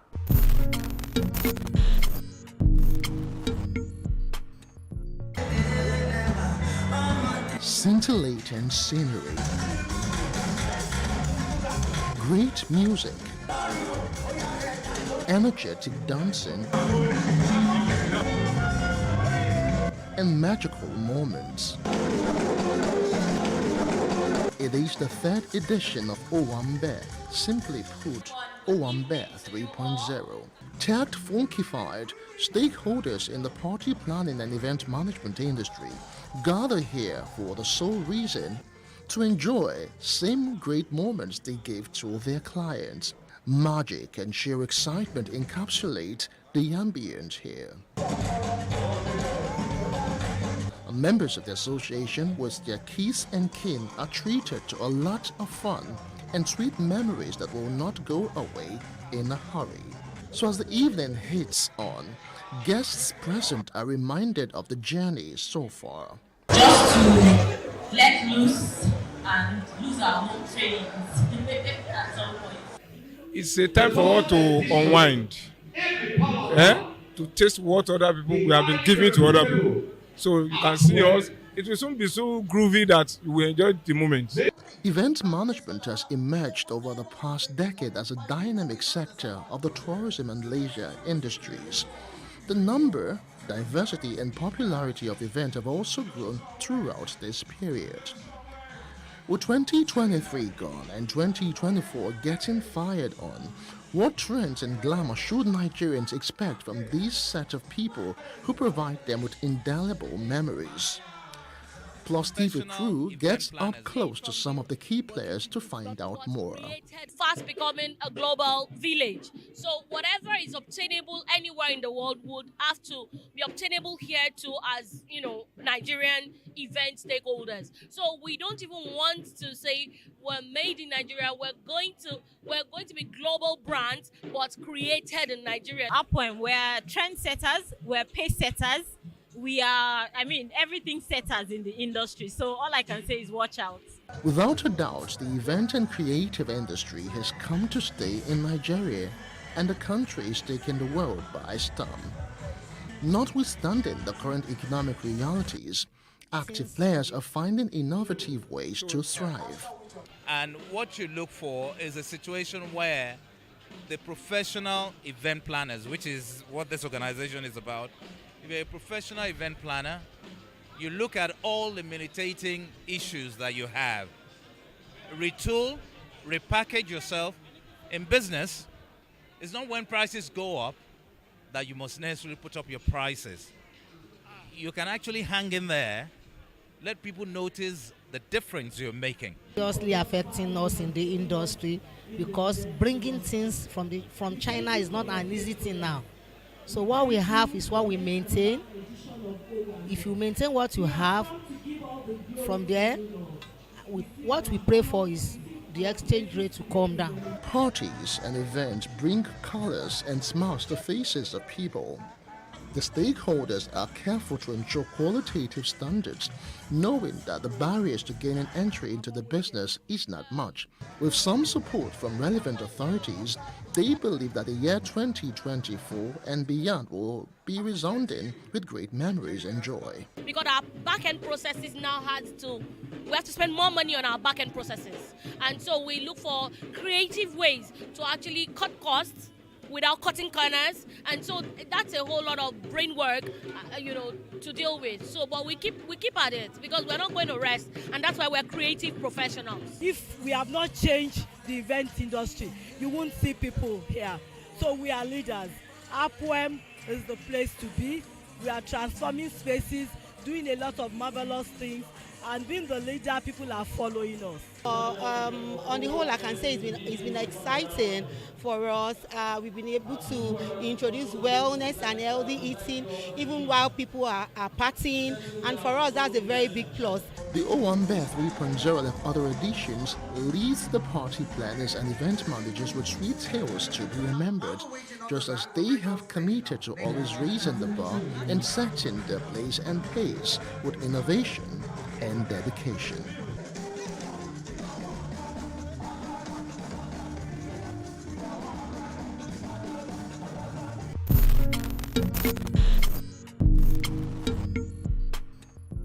Nigeria and indeed Africa have been advised to use indigenous languages as the basis for instructing students and learning in schools, as it is the panacea to tackling colonialism, and national development. This advice was handed down during a public presentation of The First Language, Our Hope, Ideas Towards a Greater Africa, authored by Solomon Atala. Let's look at this video. We'll be right back.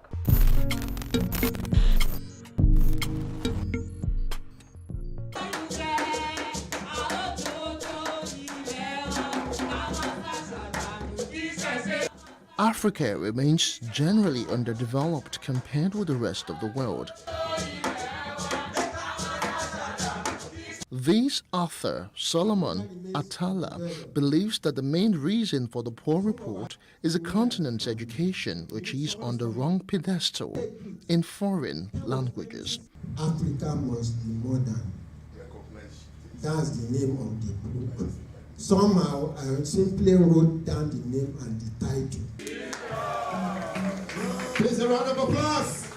Celebrate, a round of applause. At this public presentation of The First Language, Our Home, Solomon Atala is pushing strongly for the return to using the mother tongue from the elementary level. He encapsulated in this reference book, which advocates on prioritizing the African culture for the continent to take its true place among the community of nations. The reviewer shares similar sentiments. It has been, it's what we all know, that outside of the African continent, the first languages are used for education and governance. And that is the reason behind the height they have attained. But as they have attained this height by Second Industrial Revolution, they imposed their own languages on the entire of Africa. Germans write in German, Japanese write in Japanese, Russians write in Russian, but Africans write in Arabic, they write in English, they write in French, they write in Portuguese. Okay. These days you also have people who are proud to tell you they can't speak their native tongues. They can't speak Yoruba, or they can't speak Igbo, or they can't speak Hausa. Just how soon can this renaissance be seen? Other concerns are raised about building the capacity of teachers who will instruct in indigenous African languages. This is just as the author and reviewer believe that originality is lost when teaching or translating in foreign languages. Even in my days then, don't speak vernacular. If you speak vernacular, you were penalized. So it is not just the mothers and fathers of today. That is how they programmed us. And they wanted us to remain under their feet. Mama, I don't think that's what I think we want to put a stop to. You have to start encouraging people to take an interest in African studies, let me put it that way, and African languages. So when you have people who are trained, especially teachers, and it's not just at the university level, you understand, because it is the foundation that matters. So our educational policy planners, okay, should first create laws, okay, that will emphasize mother tongue education right from nursery and primary school. The author concludes that Africa is not modern because the continent has not used its first languages in the education of its people, as done by others since Renaissance, explaining on the need to change this narrative.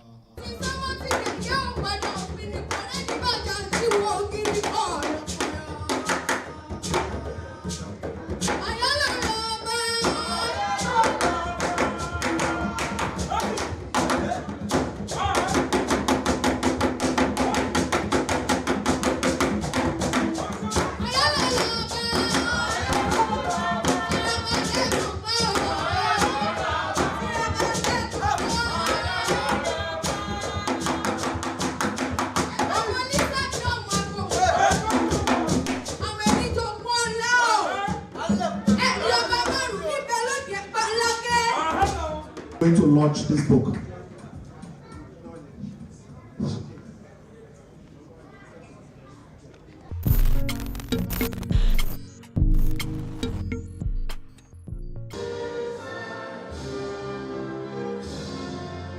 Dignitaries from within the Lagos and District Society of the Institute of Chartered Accountants of Nigeria, ICANN, gathered to host their 59th president.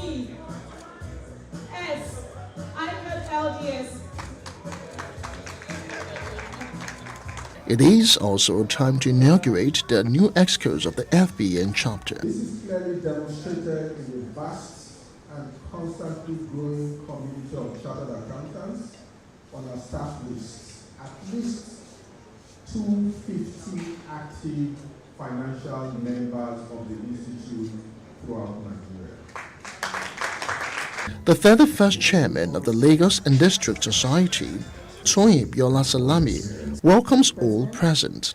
She reflects on the journey so far, while restating the district's steadfast commitment to inspire the next generation of accountants. We have remained steadfast in our commitment to excellence. Notably, initiatives such as the Catch Them Young program was also held in November, which hosted over 200 students. While chartered members of the noble profession wine and dine, issues affecting accountancy globally take center stage at the interactive session. In a chat with the ICANN president, he is quick to share insight on transparency and accountability in the public finance space.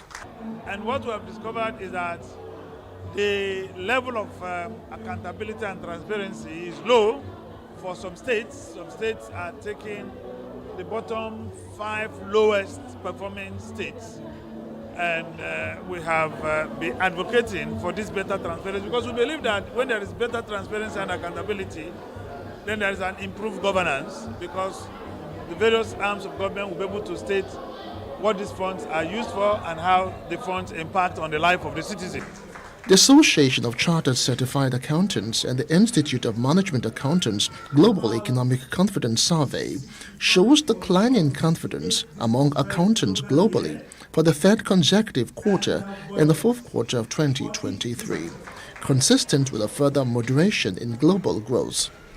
What is being done to drive confidence in young people to the profession, and what does the future hold for the industry? As a district, every year we have all these programs that we carry out during the year. One of them is the Catch Them Young program, where we go to schools within our catchment area. We visit them, we give books, we give presents, we do quizzes. We try to encourage them to become accountants.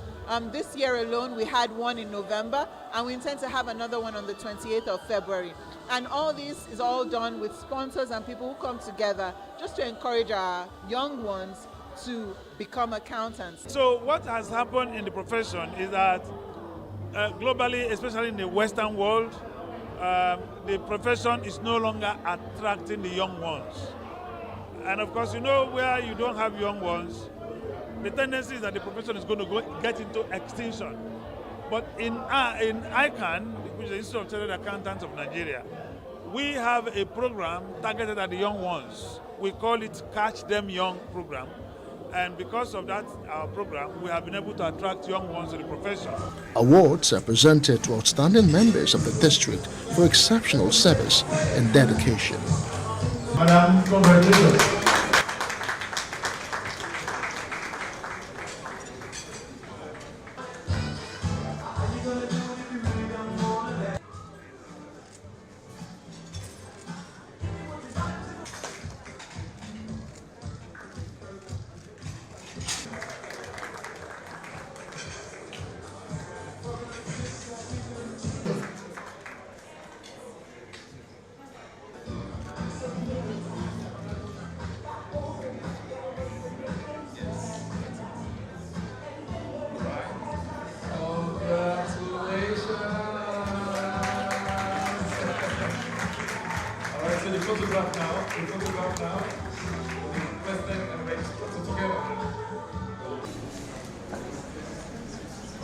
On behalf of the ICANN Lagos and District Society, we present this gift to the President of ICANN.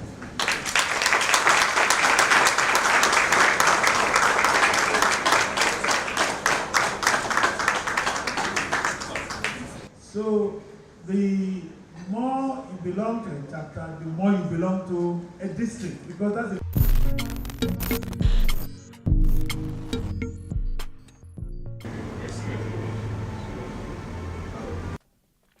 At a line-in state in Lagos, family, friends, guests arrived to see the quintessential Vincent Dejumo Louis's corpse for the last time. Tears cascaded down on the faces of some, while others were there to comfort them.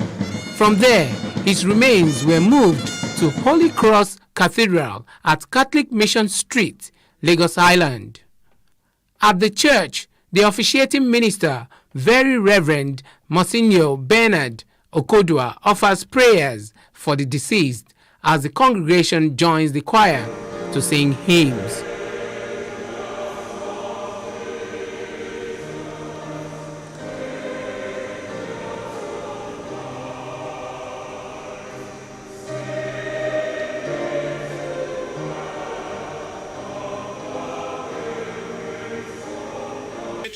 You give life to all things and make them holy. And you never cease to gather a people to yourselves, so that from the rising of the sun to its setting, a pure sacrifice may be offered to your name.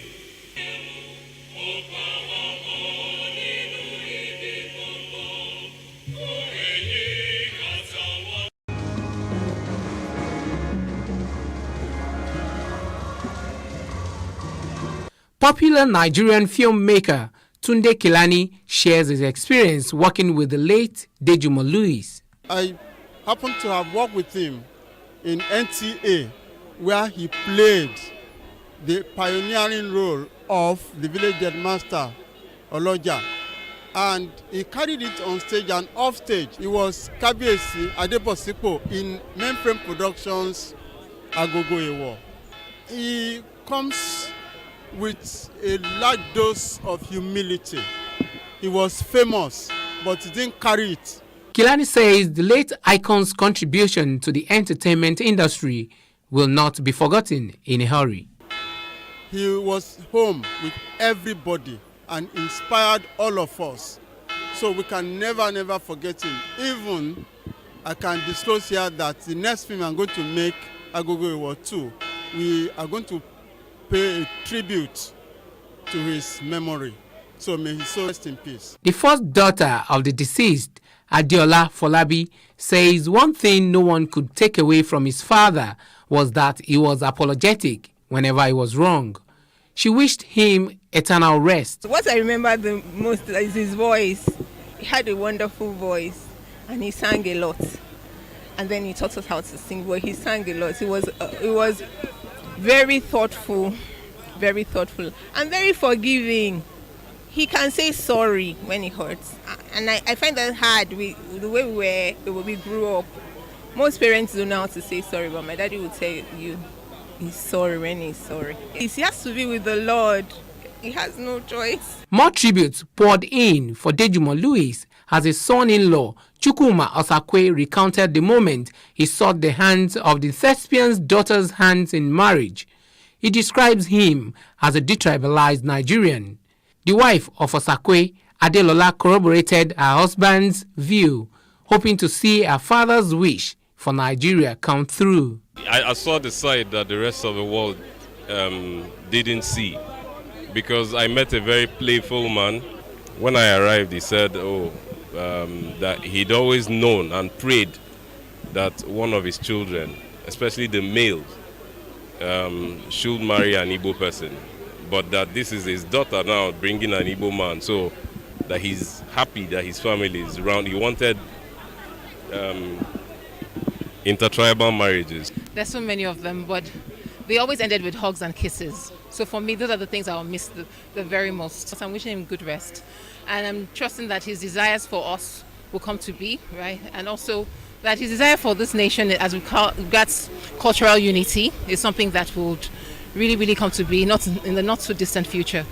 Vincent Dejumo Louis, an accomplished TV producer and director, played the role of Kabiyesi in Nigeria's longest-running soap opera, Village Headmaster, which aired on the Nigerian Television Authority, NTA.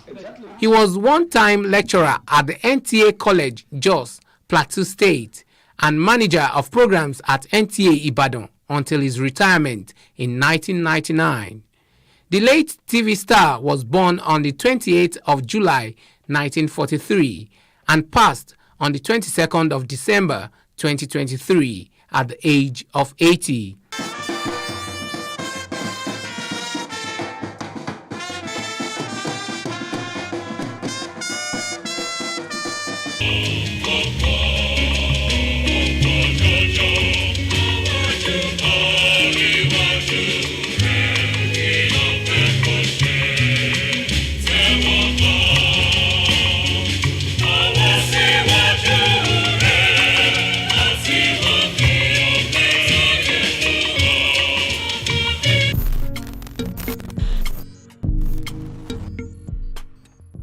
Well, that's a wrap for today. I hope you enjoyed the event on the show today. Remember, if you want to showcase your events to the world, Plus Events is the place for you. Subscribe to our YouTube channel at Plus TV Africa Lifestyle. I am Uyime Elijah. Enjoy your weekend.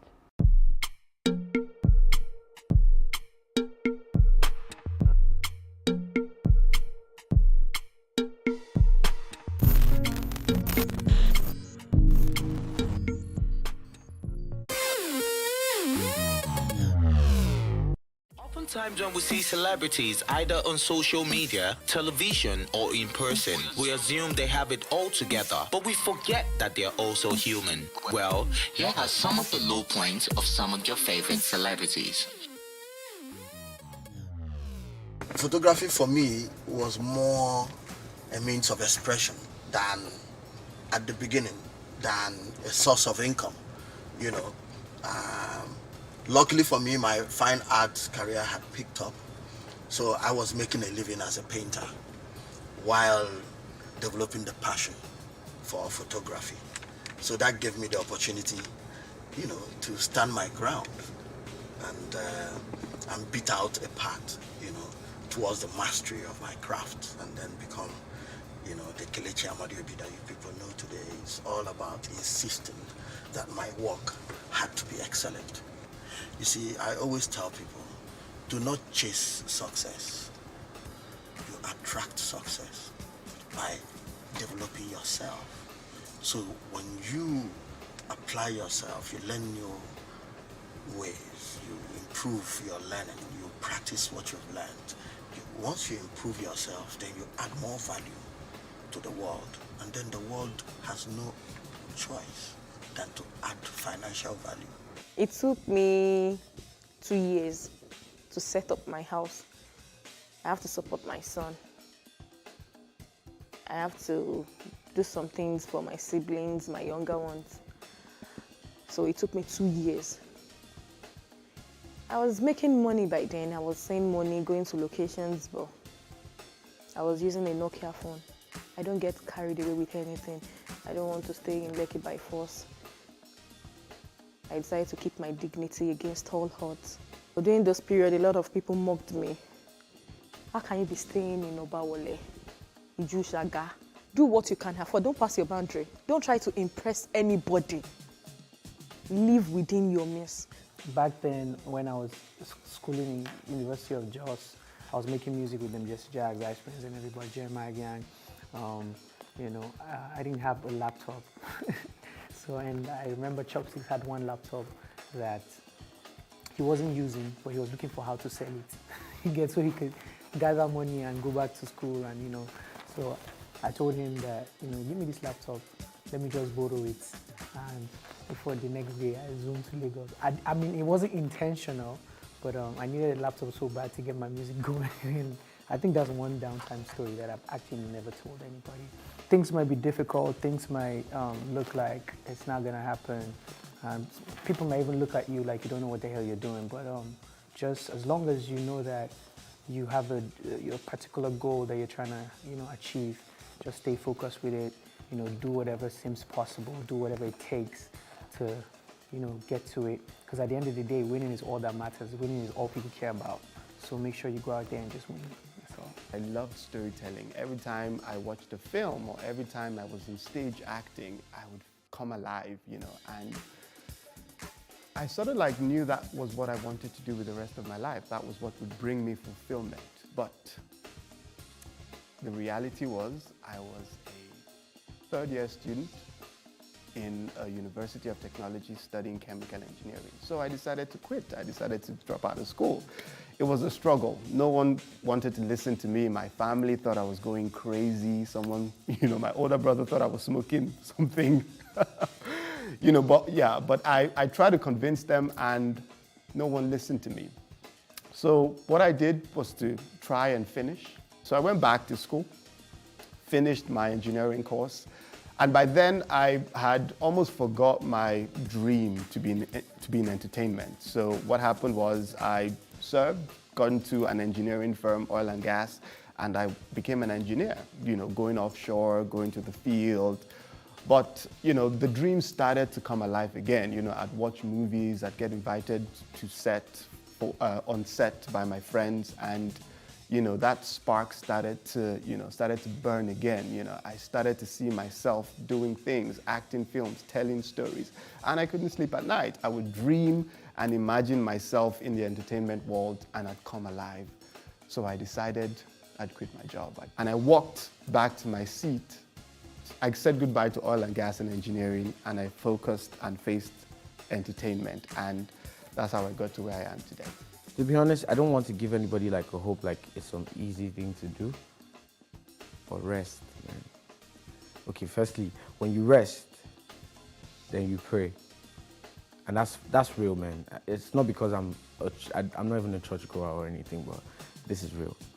It's because there's a power that's beyond you that works for you if you accept it or decide to go in that direction. So, for me, what works for me, what has worked for me, Buju, Daniel Benson, is I'll just kneel down and I'll tell God, this was popping and I want him to change it. Before I went into music, to be honest, in church, my mom forced me to church. So I go down on my knees and I tell God I want to go into music because I don't know what I'm doing in my life. And I started making music. I was in 300 level IT, I was working. They were making me do carry files from places to places. And I was studying computer science technology in codes. And I'm like, this is not making any sense. Then going back to school and knowing I can't make music while being in school because of the hustle and bustle and everything.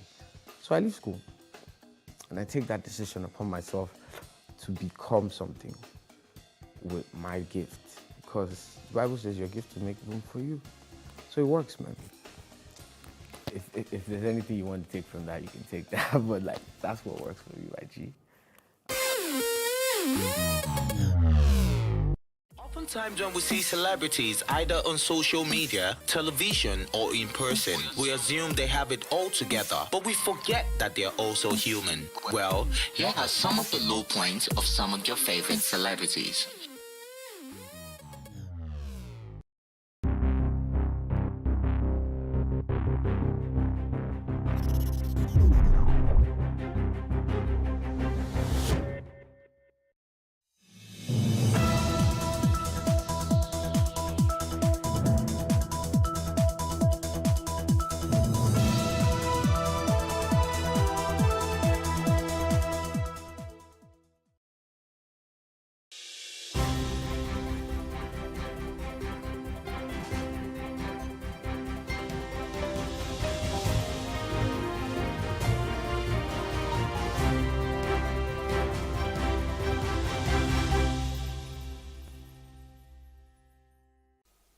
Good morning, you're welcome to the Breakfast on Plus TV Africa. It's Monday, the 22nd of July, 2024. How are you doing?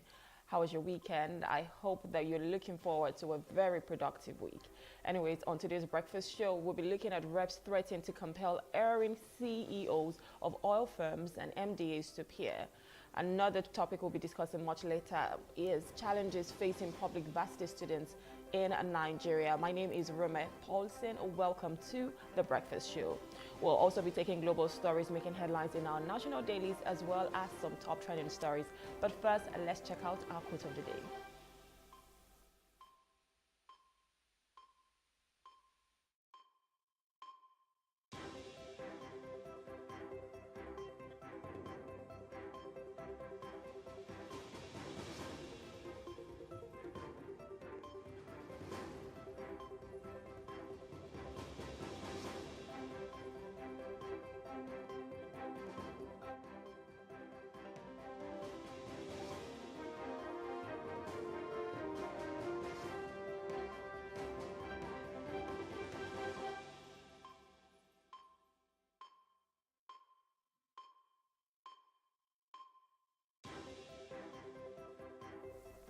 Hold on to your dreams of a better life and stay committed to striving to realize it.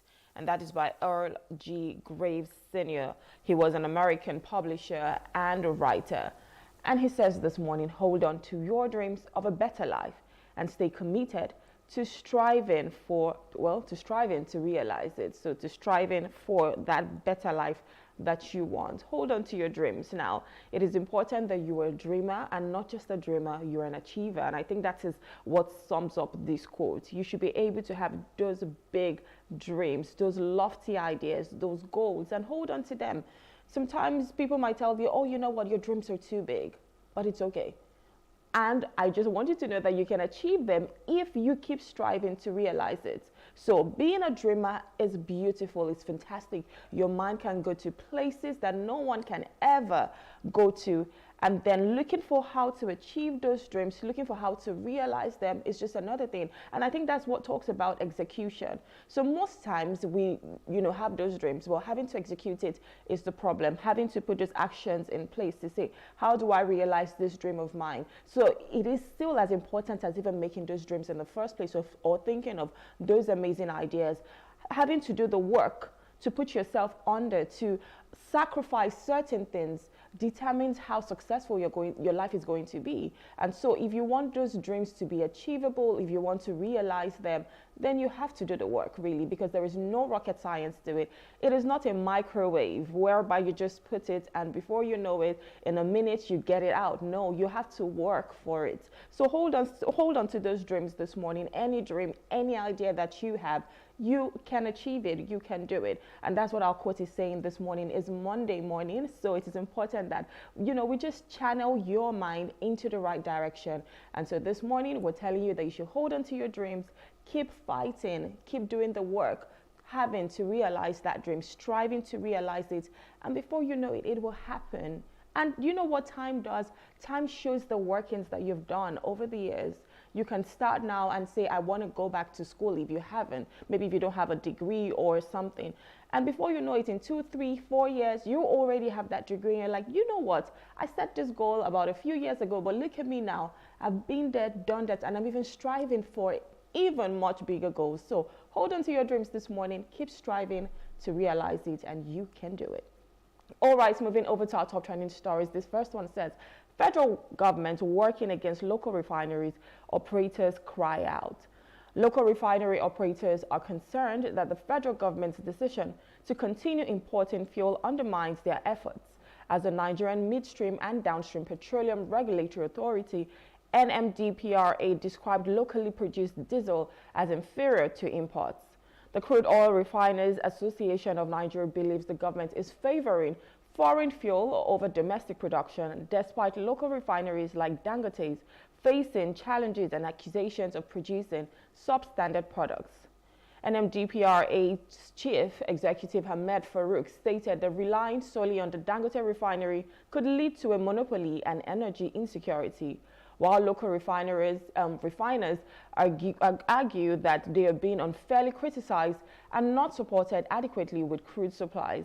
The Independent Petroleum Marketers Association of Nigeria, IPMAN, and former NNPC Group managing directors have voiced concerns about the challenges facing indigenous refineries, including insufficient crude oil supply and the need for better regulatory support. Well, I think I can agree with the better regulatory supports, because with the local refineries, you want to be sure of what they're doing and be sure that it is up to standard, because we do not want to be selling substandard products. Now, with Dangote refinery, who is being accused of having substandard products, well, that is where regulatory comes in. But I think it's super important that we're also given the opportunity to the local refineries. Why do we have to import everything? And if you think about having to import, of course, there's a cost implication to that. So it is even more expensive, because when you think of the import duties, first we even have to export out and then import back in. For a country who is blessed with this product, why are we not looking at all options, trying to exhaust all the options when it comes to refining our own products? Why do we always have to export it, to refine it and import it back? There's so much involved. If we have an option to do it well here, we should be able to. Even if you're saying, okay, it could be substandard products that comes out in the end, then why are you not finding a way to ensure that it is of better quality? The regulatory bodies that you're going to, put in place should ensure that whatever is coming out is okay enough to, and it can even match up with the foreign ones that are being imported. So if we have an opportunity like that, guess what? Even those foreign imports that are coming in, right, they started from somewhere. I'm sure they started refining like the local refineries, but over time they start to develop the refineries and have better products. So if we're always going to push our own aside, then how do we even get better? And even let me just segue into other aspects as well. It's just how you always feel that Nigerian products are always inferior to the foreign ones. Not necessarily. It's just an idea that we have in our heads, whereby we think that everything Nigerian is inferior, is substandard. Meanwhile, we might even have better products, and all we just need is an opportunity to develop it and be better. For someone who walks into a supermarket, guess what? They would always want to choose an imported product before a Nigerian product, because they just have that feeling that with the imported product is better. And I think this is where SON comes in, because if we're having better quality of products, I'm sure people would be confident enough to be able to choose Nigerian products. But if SON, if NAFDAC, if all of these agencies are not doing their jobs properly, that's the reason why people would say, you know what, if it's made in the UK, if it's made in the USA, if it's made in China, if it's made in Korea or wherever it is, I'm sure that they have standard procedures that have been done there, whereby I can confidently say that this product is of good use to me. But we need to get to a point where we can confidently say Nigerian products are of good use, and we can even export our own products as well. And so it is important that we know that all Nigerian products are not inferior, and even if they are, we can start to develop it today. For instance, China had to close their borders for a while to ensure that they could develop their own products. And look at them. They're the leading exporters. They're the leading manufacturing country in the world. They manufacture almost everything. And so why can't we say we want to develop our own manufacturing industry in Nigeria? And bringing it back to crude, that is the same thing that happens there. So if there are local refineries, why don't we even invest in them? Why don't we try to develop them and have better quality that we can start to export ourselves, instead of having to put that cost implication every single time? I think it's high time the federal government and these local refineries start to work together to ensure that we have better products, and to ensure that this could just even be an amazing source of revenue for the country as well. So hopefully something is being done about that, and the regulatory bodies do their jobs. All right, another top trending story says LP, that is the Labour Party, denies involvement in protests as presidency fingers Obi alleges treason. The Labour Party has firmly denied the accusations made by the presidency that its presidential candidate Peter Obi and his supporters are behind the planned anti-government protests scheduled for August 1. The presidency had described the calls for nationwide protests under hashtags such as Tinubu must go and hashtag Revolution 2024 as treasonable, suggesting that there are attempts to undermine the current government. In a lengthy tweet, Bayo Onanuga, the special advisor to the president on information and strategy, accused Obi and his supporters of spreading these hashtags. He alleged that their actions are not democratic, but anarchist, aiming to destabilize the government and incite a coup d'etat, thereby challenging the legitimacy of the current administration.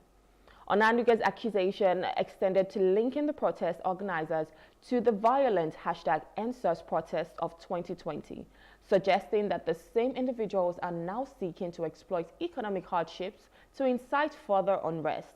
He argued that calling for the end of an elected government is high treason, and equated the planned protests with a civilian coup attempt.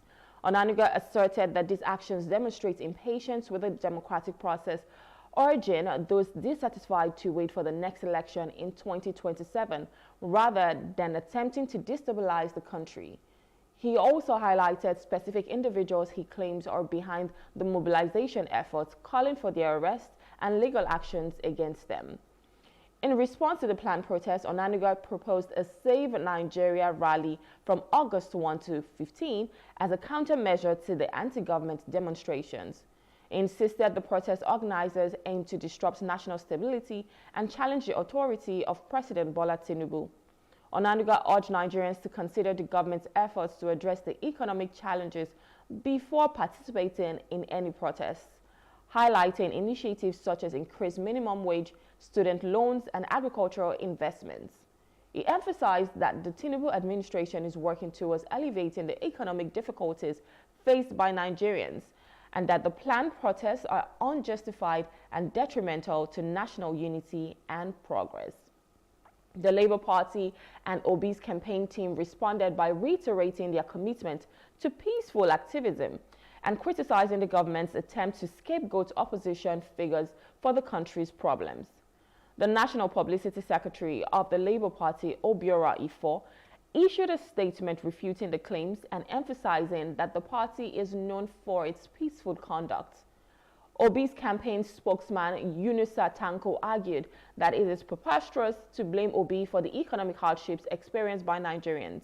They emphasized that the protests are a legitimate way for citizens to express their dissatisfaction and called on the government to address the underlying issues causing public discontent instead of targeting opposition leaders. The Labour Party and its supporters urged the government to focus on implementing effective policies to improve the living conditions of Nigerians rather than stifling dissent and peaceful protests. First, I would like to say that I think it's a fundamental human right for anyone to voice out their displeasure. And so peaceful protest definitely is a fundamental human right, especially if you are dissatisfied with whatever is happening in a country. And so I can understand where the Labour Party is coming from, saying it is a peaceful protest, and if they are known for peaceful activism, then I think that should be okay. But I don't like the fact that when certain people try to voice out their dissatisfaction, the government comes out and say, oh, yes, you're anti-government, or it's opposition just trying to rear their ugly head, calling us names and saying we're not doing our best, meanwhile we are. Or then they start to do the blame game of blaming past administrations for where we are today. I think it's important that, you know, sometimes it's okay to just chew whatever is going on, admit where you are, and then look for ways to make it better. If we keep doing the blame game, then we're not heading anywhere. If we keep blaming past administrations or blaming people now, saying that they are the cause of the economic hardships, then how do we even move forward? Because all you're causing is rancor.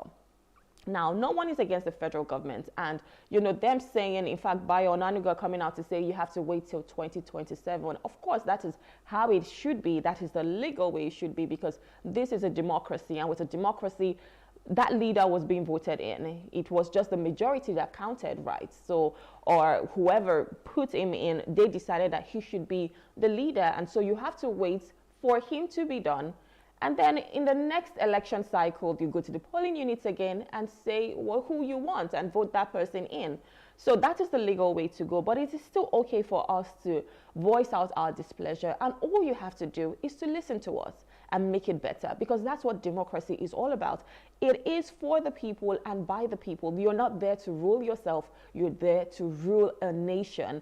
And a nation comprises of several citizens, different people, and you have to make sure that everyone is okay. So you're listening to A, you're listening to Mr. B, you're listening to Mr. Z. You have to listen to everybody and make sure that the decisions you're making cuts across what everybody wants. So if we are having some economic challenges, it's as simple as coming to address us and say, okay, these are the plans that we have. These are things that we're going to roll out in the next 6 months. These are things we're going to roll out in the next 1 year. These are things that we're going to see in the next 2 to 3 years. If you're not giving us those plans, then how can we trust where you're taking us to? It's just like a driver driving a vehicle, and I'm in the passenger seat and I don't even know where I'm going to, and you're just asking me to trust you. Well, if you let me know that we're passing this route that is okay and safe, then I can relax and trust you. So instead of doing that whole blame game, oh, you're just trying to be anti-government, no, just let's just find ways to coexist peacefully and do what's right for the nation. And having to accuse other parties to say that they're, you know, inciting things like this or likening it to the hashtag EndSARS protest that happened in 2020, I just think that's out of place. And I think it is important that where we are, we're honest with ourselves, we're transparent, one, and then accountable for the actions that we take. And especially as a leader, that's what we expect you to do. Having to blame Labour Party or the PDP or NNPP or any party at all, let's just stop the blame game. Take whatever you have now, which is you know where you are, and move on with it and try to be better for everyone. And I think Nigerians will thank you for that. All right, our final top trending story still talks about politics, and this is from the USA. It says Biden drops out of the US 2024 election race. Joe Biden announced his withdrawal from the 2024 U.S. presidential race, endorsing Vice President Kamala Harris as the Democratic Party's new nominee after facing weeks of pressure following a poor debate performance and health concerns. Biden's decision has left the Democratic Party scrambling to solidify a candidate ahead of the November election, with Harris emerging as a likely nominee, set to be confirmed at the Democratic National Convention in August. Biden's withdrawal followed his COVID-19 diagnosis, which took him off the campaign trail and exacerbated existing concerns about his mental acuity and ability to handle the presidency, highlighted by several public gaffes. Biden is the first sitting president to exit an election race so late due to health reasons, paralleling Lyndon Johnson's 1968 withdrawal. Democrats are now relying on Harris to prevent a Trump comeback amidst a turbulent political landscape. Well, my heart goes to Joe Biden. I know he's been dealing with COVID lately, and then his health hasn't been the best at the moment, but hopefully he's recuperating, is getting better. And I think that's what leadership is all about. Sometimes you just have to chew the humble pie. You have to understand that at the end of the day, a country is bigger than me. A country is bigger than my own ambition. A country is bigger than whatever ideas I think I can have, or whoever I think I want to be, and say this is my own political ambition, this is something I've always wanted. It is to understand that that country comprises of several citizens, and those citizens matter as well. In as much as I have my own ambition, the citizens come first. So I think it is understandable for a leader to say, you know what, I don't think I'm at my best right now. And even if I was being elected, I don't think I would be able to give my best to the country. So it is important that I pull out to ensure that someone in a better capacity can do the work. If I cannot do the work, I'm not going to still put my head in the race and say it has to be my own ambition. No, it is pulling back and saying I'm a leader. And as a leader, I have to make certain sacrifices, even if it means sacrificing my own ambition.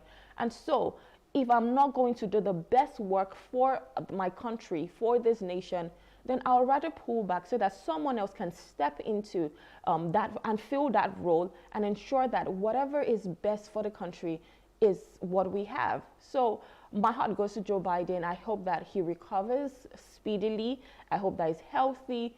But I love the fact that he has done this, sacrificed his own ambition for his people, and that's what we'd expect. And bringing it back to Nigeria, that's what we'd also expect from our leaders. If you know that you're not capable of the job, it is okay to leave it and ensure that you can even support from the sidelines. You can play an advisory role. You don't have to be the one in power. I know power can be intoxicating. Everybody wants power. You want to be the most powerful person when it comes to your constituency, or when it comes to your state or your country. It's understandable, but sometimes you just have to understand that it is okay not to have that power, and you can have that power in other ways. It could just be you fanning the flames or cheering on the sidelines. And as long as you're doing, at the end of the day, it's a collective work. So as long as we're all working for the goal of our nation, that is what should be paramount. And that is exactly what Joe Biden is doing in the US, and I think is super commendable. And like I said, I hope he recovers speedily. We'll look at the polls. We'll see what happens between Kamala Harris and Donald Trump, and we'll always give you the updates when it comes much later in the year. All right, that's it for our top trending stories. We'll go on a short break. We'll look at the weather. When we return, we'll be reviewing the papers. Please stay with us.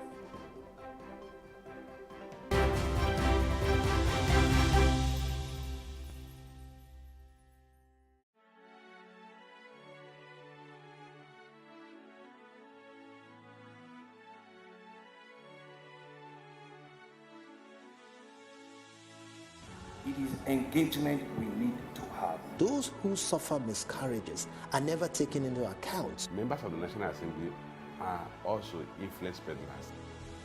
You are sitting on Nigerians' money. From the Babin, I pay my rent.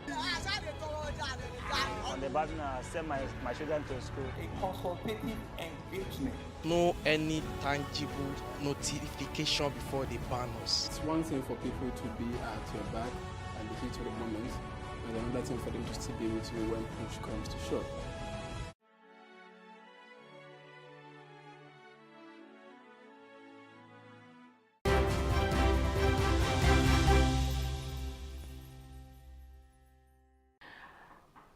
Thank you for staying with us. You're still watching The Breakfast on Plus TV Africa. It's time to take global stories that made headlines on national dailies this morning. And joining us to review the papers is Professor Camilo Sani Fage. He's from the Department of Political Science, Bayero University, joining us from Kano. Good morning, sir. Thank you for joining us. Good morning, and thank you for having me. As always, good morning. All right, let's start with the business NG. And this was one of our top trending stories this morning. It says Obi's team rejects allegations of inciting protests. Now, the federal government has said or allegedly said that Peter Obi from the Labour Party, they're inciting protests that is anti-government and saying that as long as the president has been elected, he needs to do his term and then finish, and people can go to the polls in 2027 if they're dissatisfied with what the president has done. And so they are saying that Labour Party is the one inciting this protest, and I think the hashtag for this is Tinubu must go, and I think Revolution 24 or something like that. What do you think about the fact that the government is always playing this blame game? It's either they're blaming the past administration or they're blaming other parties, saying that they're inciting protests that would just lead to unrest in the country. What do you think about this? And do you think other parties are really just anti-government and maybe they're doing it because they're just not happy that they did not win? No, I think the blame game will take us nowhere. The reality on ground is that people are not happy. People are praised with hunger, poverty, inflation, insecurity, and what have you. So the government ought to listen to this instead of passing the buck and saying it is the opposition. Actually, I don't know whether the opposition has done or whatever, but the reality is that these are things that are factual, which the leaders, like I say, should pay the attention and place their own focus on these issues, and instead of blame here, blame there, because it is a dangerous thing to play with. By the time the leadership keep on denying the existence of these problems, I think by the time they realize that the problems are real, it will be too late. So whether the opposition is supporting it or not, that should be immaterial. What should be most important is for the government to look at the issues as they affect Nigerians. Okay, so I think blame game is a wrong tactics, and like I said, it is a dangerous one. So the government has to look at these issues. Understand that these issues are real. Do you think they don't know that these issues are real? Because it comes from, it seems they're being lackadaisical. They know that these issues persist. There's economic hardship, there's no food, there's food insecurity. There's so many things that if we want to count, we'll say these are the things that are happening in Nigeria. Farmers cannot go to their farms because there's insecurity. People are getting kidnapped on a daily basis now. Even school children are being kidnapped because of insecurity. Farmers cannot even farm because, of course, they don't have the right equipment, they don't have seedlings. Manufacturing companies are leaving. Even people who had come here to invest, they're leaving because the economy is not sustainable, it's not thriving enough for them to make their money back. And then, of course, insecurity as well. So when you talk about people having to have their salary, we just finally concluded on the minimum wage recently, which now stands at 70,000 naira. That is not even enough for families to feed. So knowing all of these things, do you think the government, they don't know what's going on? Or is just coming from a place of we really don't care? Yeah, I think the government is fully aware of all these problems. One, they have the security report, intelligence report that will tell them. Two, if you look at the various speeches by leaders from the president downwards, they always say that they know Nigerians are in problem, but they always call on the people to be patient and that there will be a light at the end of the tunnel. So by that, they are admitting that they know there is a problem. I think what happened is that the leaders take Nigerians for granted. They know, and they believe that whatever happens with Nigerians will just grant them and then laugh it out and life will continue. So I think that is a risky gamble when you always think that people will take whatever you dish to them and nothing will happen. So it's a risky and costly gamble. Secondly, it is also risky and gamble that costly gamble rather, by trying to have a kind of blame game so that you now can divert the attention. The issue of saying it is the opposition, it is this, all are attempt to water down the process, the problem, and divert people's attention.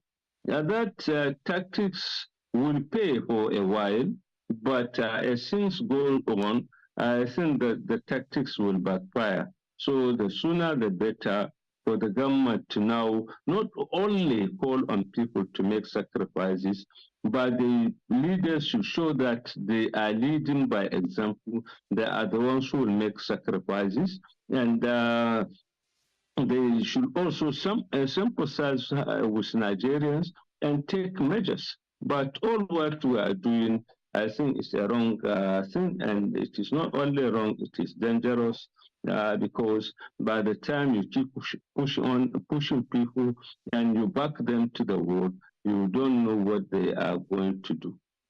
Because people are capable of even things that they never knew they could do when their backs are up against the wall. Because at the end of the day, we all as humans have our own survival skills and we always want to survive. So if you push us against the wall, we're always going to fight back. Now, I don't know if the protest is going to be the best way to fight back, but I think it is important for the government to listen to the people, because that's what democracy is all about. You cannot say that you're being elected to a position where it was people who put you there and you're deciding to be tone deaf to their own plight. It is important that you listen to them, you put the necessary measures, policies, actions in place that would alleviate the sufferings of the people.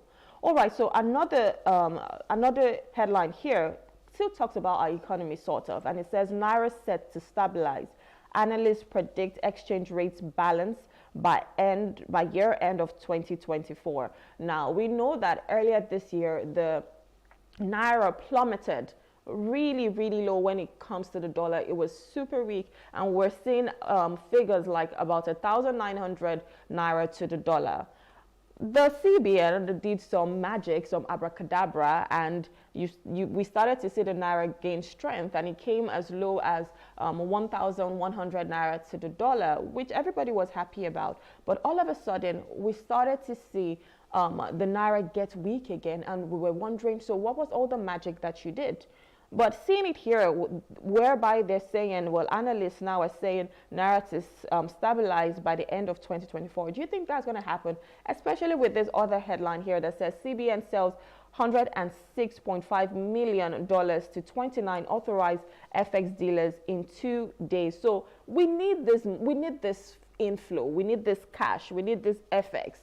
And of course, that has it has a bearing with whatever is happening with our own currency as well. So if we're seeing whereby so many people need this cash, and the rate is really high at the moment, But analysts are saying it will stabilize by the end of 2024. Do you think that's really going to happen, or is just some magic they're about to perform again while we're looking?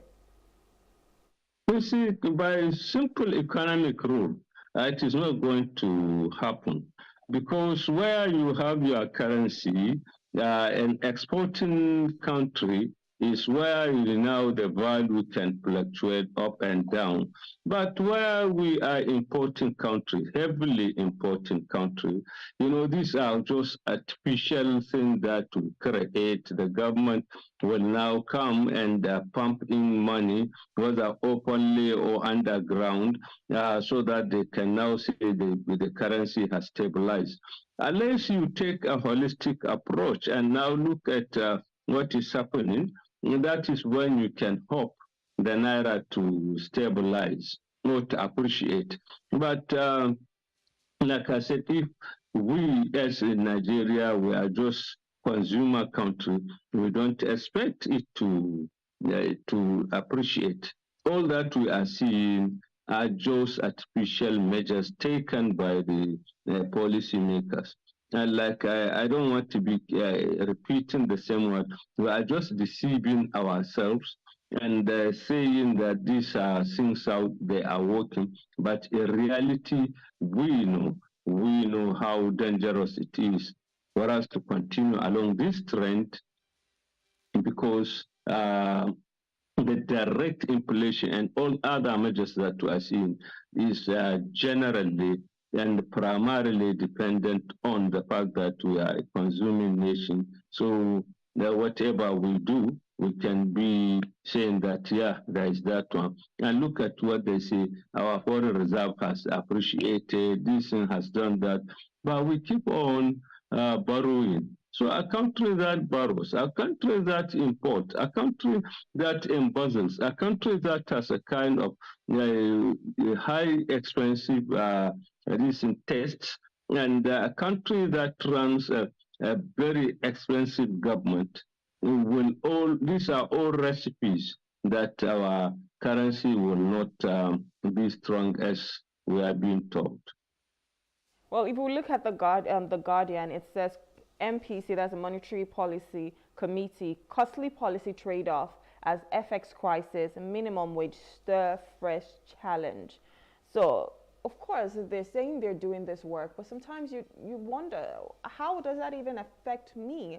How does that affect me as a common man? What are the changes I'm even seeing in this economy as a person? So do you think they're doing enough for the common man? Or this is just something that is on paper, whereby they say, oh, we're working, oh, we're doing this, but it's not really, there's no effect when it comes to the masses. Do you think they're doing enough? Or there's something more that they could do? And if you were just to chip in a few words, what do you think the government can do better to ensure that our economy is thriving? Yeah, you see, they are not doing enough to better the condition of the ordinary person. Secondly, the policies that the government is taking is in compounding issues. I think in one of the papers, they say the government is targeting about 2-something trillion from banks on FX, windfall. Now you see there is no country that tax its way out of inflation, out of economic crisis. We know that it is basic economic rule. And here we are, the government keeps on trying what, after all, is the source and the cause of the problem. Taxation here, devaluation here, no subsidy there, and so on. So unless the government look at these issues, which are the source of the problem, will end up just treating the symptom. And it's like somebody who is sick, instead of you to address the illness, you are just treating the symptom. So no matter the amount of palliatives and other measures that you are taking, they cannot even solve the symptom, let alone addressing the real disease. So what the government should do is that they are aware And they are fully aware. They are only denying the fact that these are the source of the problem. So unless the government address the source of the problem, actually all the measures that were desperately doing, catch this one, try this one, it fails, we go to another one, we'll keep on trial and error. But I'm sorry to say the trial and error will take us nowhere. All right, still on The Guardian, it says Dangote rejects monopoly claims, halts investment in steel industry. And if you just look at that with what's on the Vanguard, it says here that our refinery having repeated orders from abroad. So Dangote has been accused of trying to have a monopoly, especially when it comes to the local refinery here in Nigeria. And then the operators have said that the federal government is not really working with them. Instead, the federal government has been against them. And with the Dangote refinery, they're just saying they want to have like the monopoly. But Dangote here is even saying our refinery having repeated orders from abroad. Do you think that the federal government is supposed to be working with the local refineries to ensure that we're refining our own crude, and then of course the cost implication to that is going to be removed? And if we do not start somewhere, how do we get to develop our own economy or our own infrastructure here in Nigeria, especially when it comes to things like this, like refineries? Do you think that it is important for the government to understand having to work with these local refineries and the opportunities that it could even bring along the way? You see, it's not a question of thinking. It is a must for the government to encourage local refineries. But unfortunately for us, some people, as Dangote said, there are internal and external cabals trying to sabotage the whole process. One, I think in about 2-3 papers today, they said that the regulatory agency have not yet issued license for to Dangote refinery to take off. Secondly, they have been criticizing the industry that their own product is substandard, it is high in sulfur. And there are so many things which, if you now go back to history, you see that whenever any indigenous person invent something, some people will find a way to kill it. Already money has been sunk in this industry, but it is being sabotaged here and there. I think about 2 weeks or 3 weeks, I'm going to complain about non-availability of raw materials, that it is either not available or that it is being sold at a high rate. I remember he said he had to pay about $6 more on that, and he has to import it from way America for his needs. And now there are issues about licensing, about standard, about this. So, and now they are also talking about monopoly. You see, all over the world, countries, even America, China, and European countries, all try to encourage their own internal or domestic industries to make sure they work and survive in a hostile, competitive environment. But here we are, some people, because of what they will get and the corrupt nature of the whole exercise, they will continue to sabotage this. As far as I'm concerned, what the government should do is to look at what are the challenges of Dangote. Is it going to be a monopoly? They create others so that they can compete. Is it substandard? Then give them regulations as to how they should standardize. So whatever it is, try to take measures that will make it work and make it so that the product will be affordable. You see, beside affordability, it has the issue of national image. Here we are, you have an indigenous industry that will compete with anyone. So it's a national pride And then there is also the possibility of, solving our own problems in terms of our needs.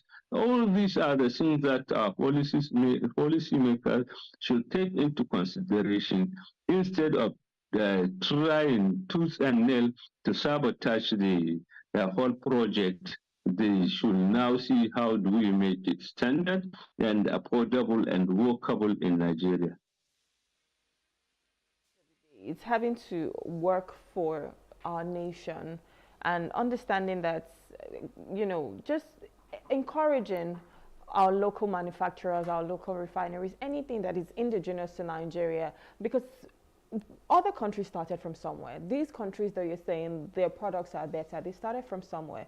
So like you have rightly pointed out, if you need the product to have a better quality, it's as simple as putting regulations in place and saying this is how we want you to standardize this product and that's what we want. If you put that in place and implement it, then you might just get something better. And Dangote is also saying that they have orders from abroad. So that means there are people who are searching for this product. But here in Nigeria, there's a cabal that might just be trying to sabotage what we have. And I hope that the federal government looks into this and encourage local refinery, not just local refinery, local manufacturers, anything that is, buy Naija to grow the Naira. I think that is what we should be looking at. Anything that would strengthen our own currency, our own economy, that would ensure that it's more sustainable and is thriving, then that's what we should be looking at. Instead of thinking of how to import stuff whereby there is a cost implication to that and we're obviously going to be losing more money.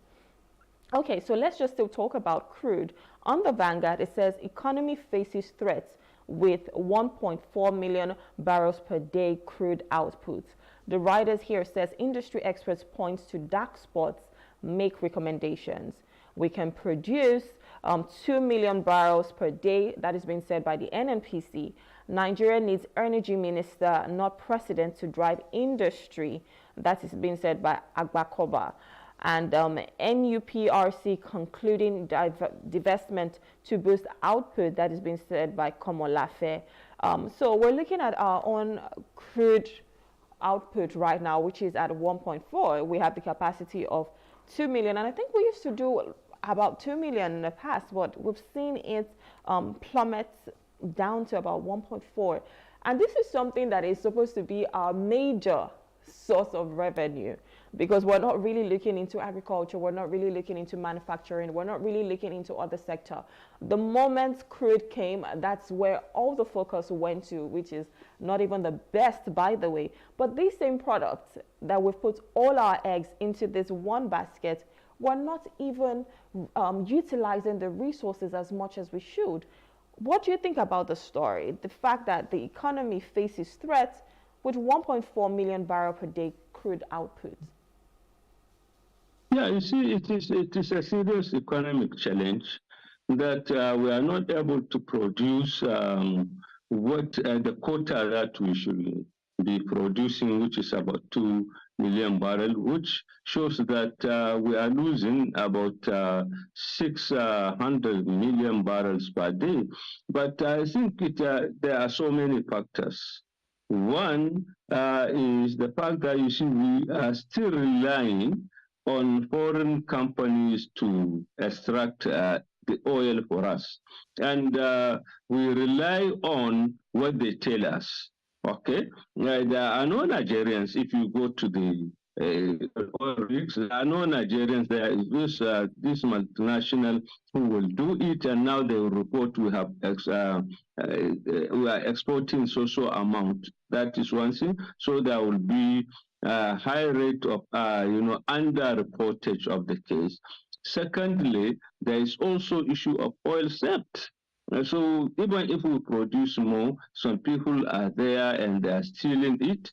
And so these are some of the reasons why we are producing below the capacity. Otherwise, all this issue of government desperately looking for taxation, doing this, doing that, they could have addressed the reasons why we are under producing, and try to plug the holes here and there. But that is easier said than done because of the high level of corruption in the place. So that is why we are not able to produce. But look at other countries that are producing oil and see how they take measures. They now make sure that oil is a national resource. Oil is so much so that it is the life source of their own countries, and they have taken measures ranging from ways to manage it, making sure that they produce it, and making sure that the companies that are producing it, they are producing it at a cheaper rate. But here in Nigeria, I think we have the highest cost of production if you take per capita, how much they charge. And more seriously is the fact that they just do whatever they want to do and tell us that is what they produce. There are no Nigerians in the place to check, and there are also a problem of theft. So that is part of the reason.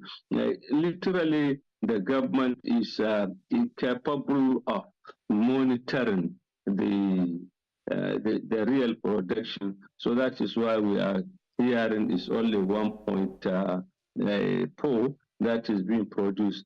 But had it been there is proper monitoring, I'm telling you, we'll find out that what they are extracting in a day will be far more than 2-point-something billion barrels per day.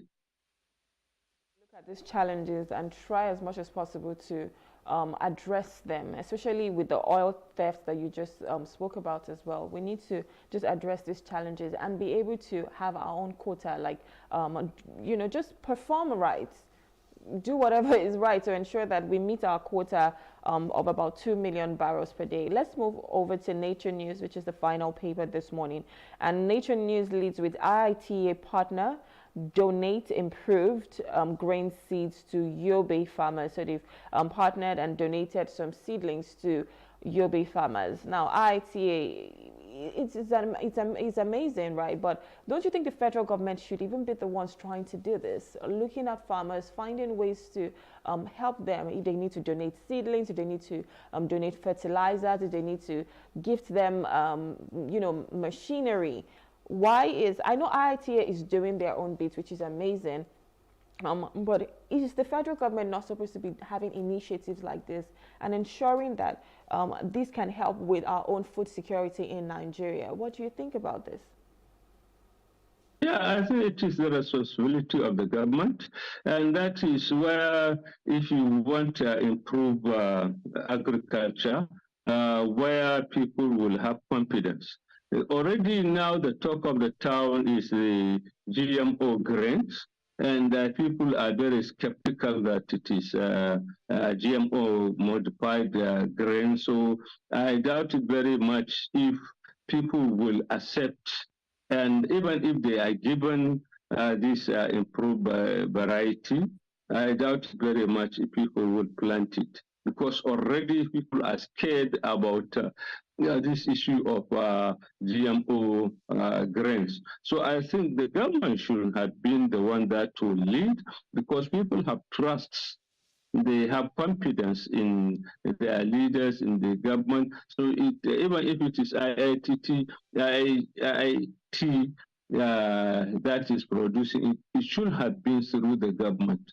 But otherwise, given this tense situation, I doubt it very much if we are going to see the result. Many farmers will not agree to use these grains that are given by IITA. Institute of Tropical Agriculture, which is fantastic that you're doing this, by the way. And I know that having to give these grains, these seedlings to farmers is one thing, but even planting it is another, like you've said. And when we even think about insecurity as well, most of these farmers cannot go to the farms.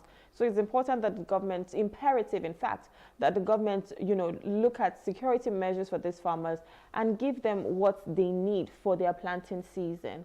Anyways, Professor, I want to say thank you for coming. It's always a pleasure reviewing the papers with you. Thank you so much. Thank you very much for having me. Thank you. Okay, we're speaking with Professor Kamilu Sani Fage. He's from the Department of Political Science, Bayero University, joining us from Kano. And we've just been taking global stories making headlines in our national dailies. We'll go on a short break. When we return, we'll be looking at our first hot topic. Please stay with us.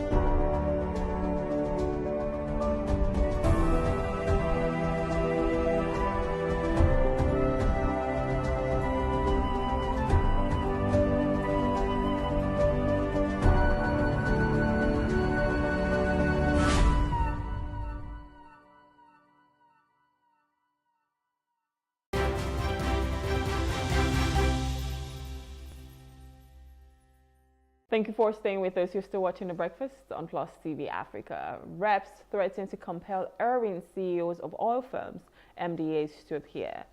The House of Representatives threatened to sanction CEOs of oil companies and public institutions for not attending an investigation into $60 billion inflated cash calls under NNPCL joint venture agreements, expressing frustration over key absences.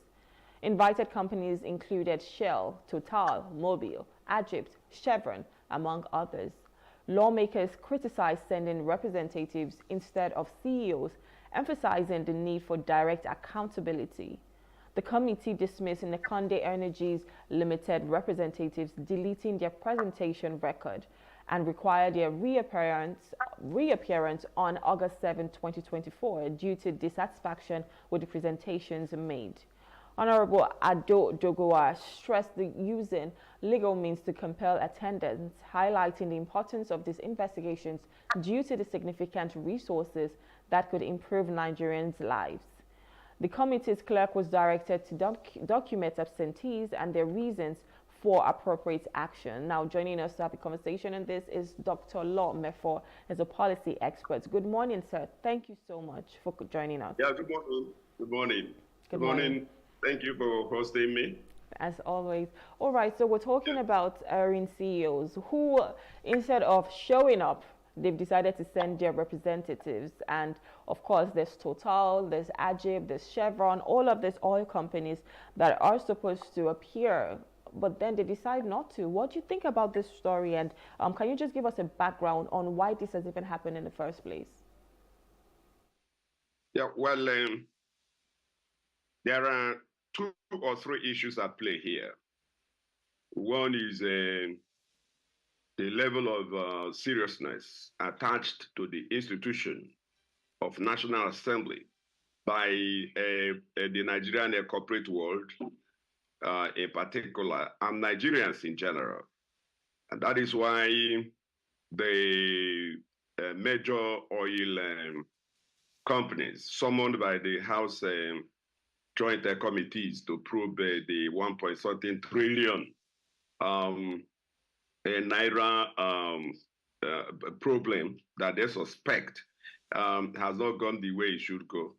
It essentially has to do with the joint ventures remittances that ought to have accrued to Nigeria. And these oil companies are sitting on a Nigerian share to the tune of $60 billion. If you do the math in Naira, you would understand the enormity of the concern of the federal government and the National Assembly, particularly the House of Reps. But they decided to send their reps. The chief executives didn't show up. For an institution as central to government, as an arm of government, as a matter of fact, as the National Assembly, the people summoned ought to have shown up in the highest representation possible. You know, the chairman of board, the managing director, and the top management staff ought to appear before the House Committee. But this is not what we got. And that is why I said that it goes to underscore the seriousness that we have these institutions attached to the institution of the National Assembly. That said, I want to bring our attention to something that I believe is accounting for the kind of response we have now. One is that if you go back to what you call the statutory responsibilities of the National Assembly, they are essentially three. The issue one is representation, two is lawmaking, and three is oversight, which is what the House Joint Committees are trying to do. Number three, oversight. It's a constitutional responsibility. But you see, you now ask yourself, what are the mechanisms in place to ensure compliance, even when you have such probes done? If you go back in time, right from 1999, the House committees, or the House of Reps particularly, has actually done so many, in fact, dozens of probes, running into billions of dollars, trillions of naira. The question is, what are the outcomes? Let me mention a few here. Recall that when President Obasanjo left office in 2007, there was a House probe on power headed by Ndudi Elumelu. What is the outcome of that probe? We are also witnesses to the probe of the NNDC. And when Akpabio was Minister of Niger Delta, if you recall the famous phrase now, off your mic, Honorable Minister, off your mic, off your mic. Even some radios in Abuja here use it as a kind of signature tune. What is the outcome of that probe? Now, we have started a new probe. The new probe, $60 billion. What is the guarantee that it will not go the way of others?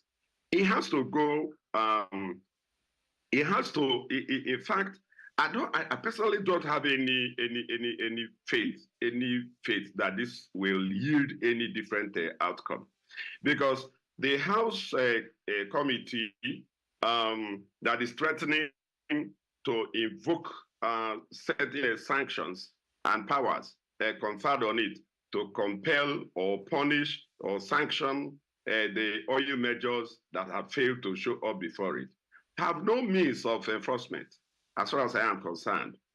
Because if you threaten to carry out a particular action and you lack the power to really execute it, the threat is meaningless. And over time, when such threats don't yield any sanction in actuality, what you get in overall response to such institution is simply to ignore it. And that's what the people do.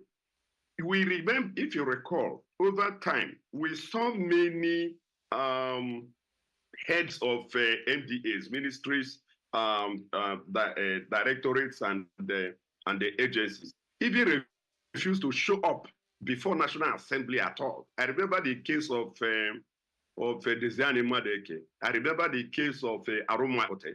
They refused to show up and nothing happened. So when you have such recklessness, and there is no sanction, or the sanction is not effective because the sanction is equally ignored and there is no consequence, this is what you will get. It means that the National Assembly can only back, but it cannot bite. That is the point here. It goes, apart from the probe outcomes, if you go to the issue of motions passed by the National Assembly, the executive simply ignores it. So if this is the trend, you are actually compromising the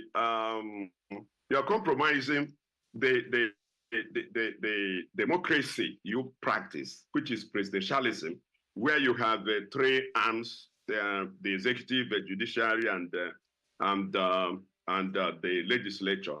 They have jobs to do assigned to them by the Constitution, but the executive arm, on the whole and in the main, hardly allows the legislature to act independently. Because if heads of ministries, departments, and agencies fail to show up before the National Assembly as directed, and the president does nothing about it, the president, what it means is that the president is in support of what such people, such appointees are doing. That's the point here. And let me also draw attention to one more thing. You see, yes, the National Assembly has one essential instrument to deal with MDAs. For example, they can withhold their budget. But this has never happened. We've never seen the National Assembly withhold the budget of any MDA in Nigeria because they failed to show up. But ultimately, that is the kind of sanction that will be effective. Because if you withhold the budget of a particular MDA that flouted the order to appear, others tomorrow will not do the same. But when it comes to the private sector, it's a different ballgame altogether, because you really don't know what to do with these oil measures. What can the National Assembly do to compel the oil majors, like Shell, Chevron, Ajib, Seplat, and all that, to appear? And where they fail, what can the National Assembly do to get at them, to compel them to show up?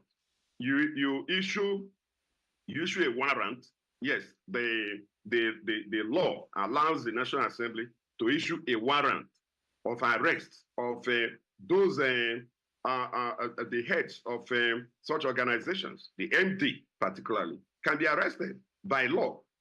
But no such order has ever been issued. And if any has been issued, there is no record that the Nigeria police ever affected such an order.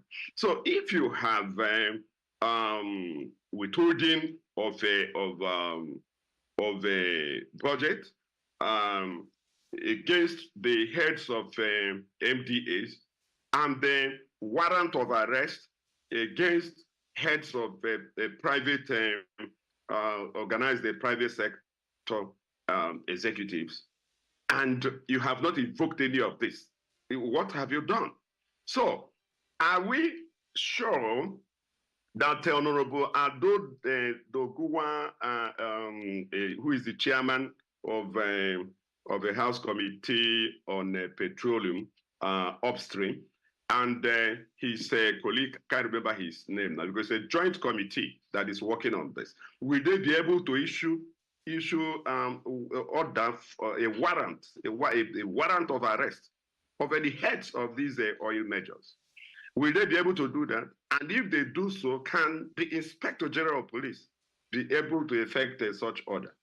I don't know. I have my doubts, because there is no evidence that such has ever happened in Nigeria. And if it has never happened, what is the guarantee that it will happen now? And the National Assembly is the whipping boy. The National Assembly has been so weakened. The institution is still the weakest of all the three arms of government, because, of course, you know that each time there is a termination of a democratic governance in Nigeria, the National Assembly, the legislature is completely set aside, whereas the executive and the judiciary continue in a military administration, for example. So they are more experienced, they are more entrenched, they have Hello, deeper sir. institutional memories and all that. The National Assembly doesn't have it. So I'm trying to avert our mind to understand why. Hello, the National Dr. Law. Assembly. Yeah, so Yes. I was just about to ask that what is the potential consequence for this? Because they're threatening them, compelling them to show up. But what if they don't? What are the appropriate actions they're going to take? Are they going to take legal actions? Are they going to, take them to court? Or what's going to happen? Because you've just even mentioned that they can be arrested. What do you think they are going to do to these erring CEOs of our companies? Ordinarily, where you have a functional presidential system of government, where you have three arms, working, where what we call the quintessence of the principle of separation of powers is in place, yeah, there won't be any problem, because if the House of Reps issues an order for arrest, the IGP must comply with such order. But it doesn't happen in our own case. So if the IGP does not effect such an arrest as ordered by the National Assembly, it's executive interference. It's the executive that has refused to carry out its own side of the job in a presidential democracy. This is a big problem. Then if the National Assembly approaches the court to push further a sanction, and the judge gives an order or even a judgment against a head of MDA or an MD of an organized private sector or a body, it is still the IGP that will have to effect the order of the court. So if the IGP didn't obey the Speaker of House of Reps or the Senate President, what is the guarantee that the IGP would obey the judge? So we have a system that we have not really allowed to work. Because let me tell you, until the motions and orders of the National Assembly are obeyed, we are not in a democracy, because that is the assemblage of the people. The legislature is where the people come together and form a Congress to decide what they want. But because all of us cannot, 200 million of us cannot come to Abuja and constitute the National Assembly, we send our representatives as, and as a House of Reps members and as senators. That is the principle. That is the philosophy. What that means is that National Assembly you see there is an assemblage of 200 and something million Nigerians, and yet they will take a decision and nobody obeys. That's the tragedy. So what that means is that you are running a democracy only in name. You are running presidentialism only in name. What you are doing at the moment is more of an oligarchy. It's an oligarchy. Oligarchy is a kind of government where a few people come together and seize power and decide what they want. That's what you run. It's not the people. The people are not involved in this. Because once the National Assembly is not obeyed, then the Nigerian people are disobeyed. Their wishes are not what is being implemented, because those who should implement the orders of the court, the orders of the National Assembly, the motions passed by the National Assembly, the laws even passed by the National Assembly, the executive arm is not doing anything about it. They deliberately sit on such motions, such orders, such laws. So you will see that most of these things are observed in Nigeria only in breach. So if they are observed in breach, it means that the executive arm of government in Nigeria is deliberately ensuring that democracy doesn't work. That's the point I'm making. And that brings me back to the point I made earlier, that as you have this ongoing probe, it will go the way of others. I mentioned the number of them: the Elumelu Committee, the committee that approved the NDDC. You have countless committees. Remember even the committee based on the motion of Senator Saraki before he became Senate President. In 2007 also, that also went down the drain. So you can run a check and ask yourself, where are the reports? And these reports they are gathering dust. Nobody has implemented the recommendations of those reports. Then, is there any need for new reports? Since the dozens of orders we have already carried out, is just to fulfill all righteousness. Is that what presidential democracy ought to be?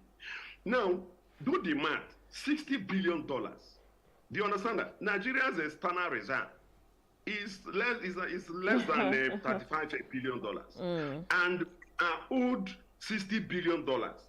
You can figure out what that can do to Nigerian economy. And yet, those who are holding this money do not want to show up before the National Assembly to show cause why they shouldn't or wouldn't release such money. And of course, it is all tied to the operations of NNPCL. Whether we like it or not, for me, the most corrupt public institution in Nigeria today is NNPC. There's no doubt about that. And because look at the issue of oil theft. The NNPC has no solution for it. And you and I know that no vessel enters Nigerian waters without authorization. Who authorizes the vessels that come into Nigeria to lift our crude? Many of these vessels are so big that it would take up to 2 weeks to fill one. And they bet in Nigerian waters, collect our crude, and leave. And no, the people claim they don't know those who are responsible for the theft. And that is why I say all the time, I think I have said it on your platform before, that what we are confronting is not oil theft. It's official and unofficial sales of Nigerian crude. So they know those who are lifting oil under some authorization. They know. They cannot say that vessels come into Nigeria and they have no idea of who approved.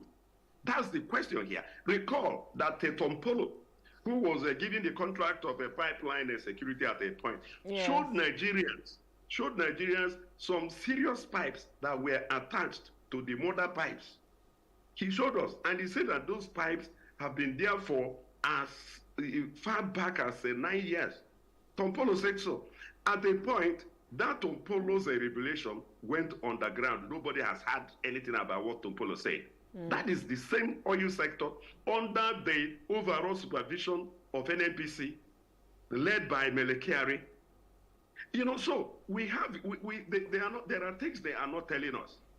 Remember, apart from the case of Tom Polo, you and I also know about the vessels that were seized by the Nigerian Navy. We read that the vessels have been released. The vessels that were involved in bunkering, that were seized by the Nigerian Navy, released by who? Under whose authorization? So these are some of the things. So when they refuse, when the oil majors refuse to appear before National Assembly, you can see that the whole thing is going beyond what you and I can even understand and interpret. The president, don't forget, is the Minister of Petroleum. That's the problem here. Well, they've said that they need an energy minister, not even the president having to lead that. But I want to ask this, because let's talk about the broader impact on all of this. One thing the representatives highlighted was the fact that this money would actually better the lives and livelihood of Nigerians. So these are resources that we're sitting on, and nobody's really saying anything or even showing up, having to answer.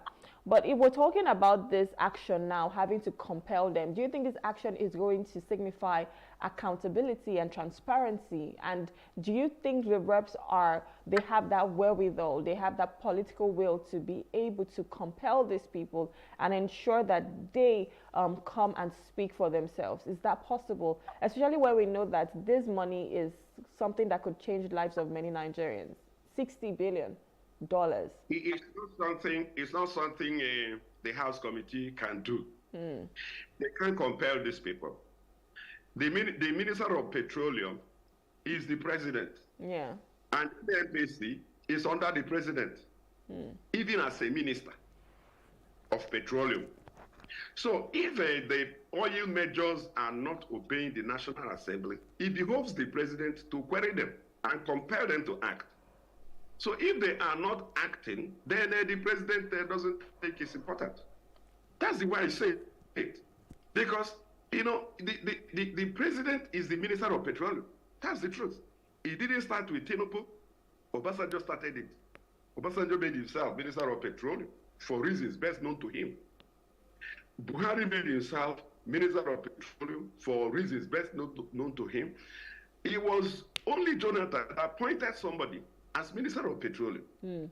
But 3 presidents down the line made themselves minister of petroleum. And the sector that is so badly run remains the same oil sector where the president is in charge, right from the days of Obasanjo. So we have a problem there. They are staying on the oil sector, and they have helped to make the place opaque. The opacity is what we are saying, and that is partly what you are now saying as the non-remittance of the joint venture accruals to the federal government. It's part of the opacity. The query ought to even have emanated from the president himself, asking about this money. He needs the money more than the National Assembly because he's the one implementing the budget, and we are going to run a budget deficit of how many trillions now? And meanwhile, you have $60 billion, half of which you can recover in a matter of 1 or 2 months if you apply the appropriate pressure. So the question is, why is the president not interested in collecting that money that the National Assembly is pointing to? And I can't see what the House Committee can do. At the end of the day, they will not pass the recommendation as a total report to the plenary, and the plenary will adopt it, and they will dump the report where they dumped the rest. And the report will be there gathering dust. Others have been gathering dust. Well, let's just hope that they have the political will to be able to ensure that they enforce this law, especially if we know that they can, call for them, they can arrest them, they can charge them to court, because it is important that these people, they come and they start to account for it. At the end of the day, what we need in our nation is accountability and transparency.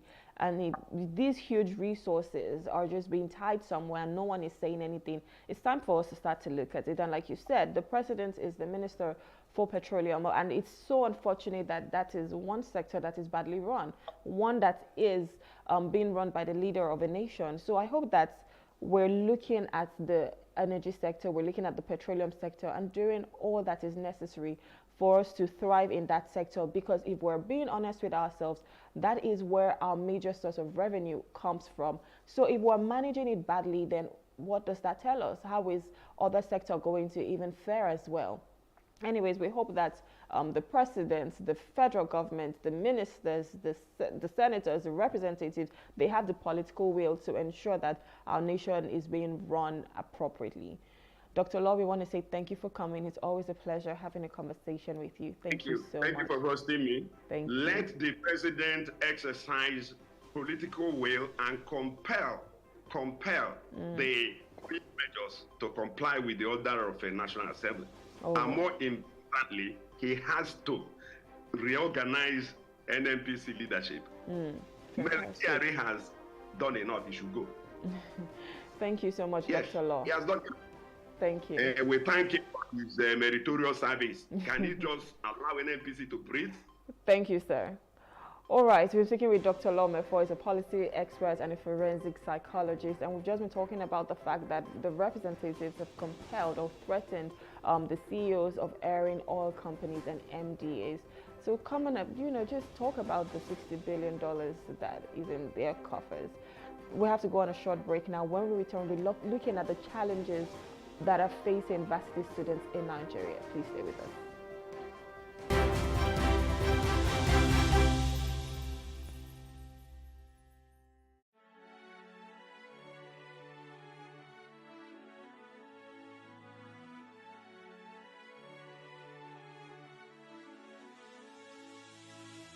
It is engagement we need to have. Those who suffer miscarriages are never taken into account. Members of the National Assembly are also influence peddlers. You are sitting on Nigerians' money. From the barbing, I pay my rent. From the barbing, I send my children to school. A consultative engagement. No any tangible notification before they ban us. It's one thing for people to be at your back and the heat of the moment, and another thing for them to still be with you when push comes to shove.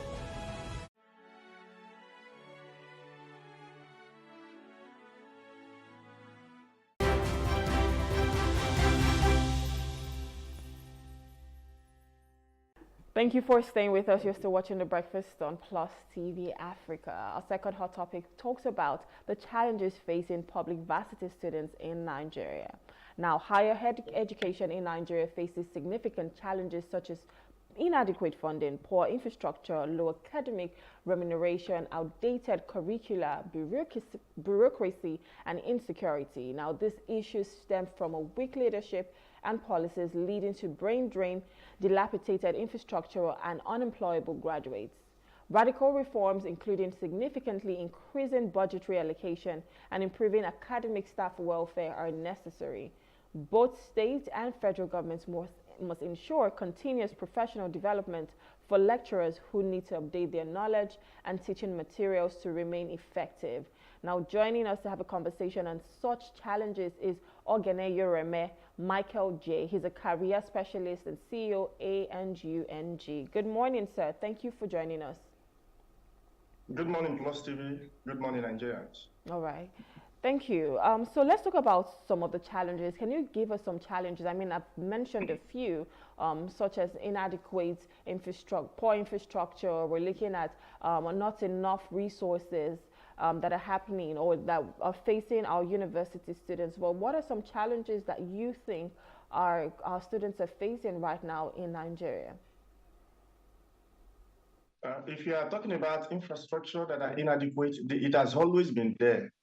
Inadequate infrastructure has always been there. Inadequate funding, it has always been there. If you look at the recommendation from the UN, 26% of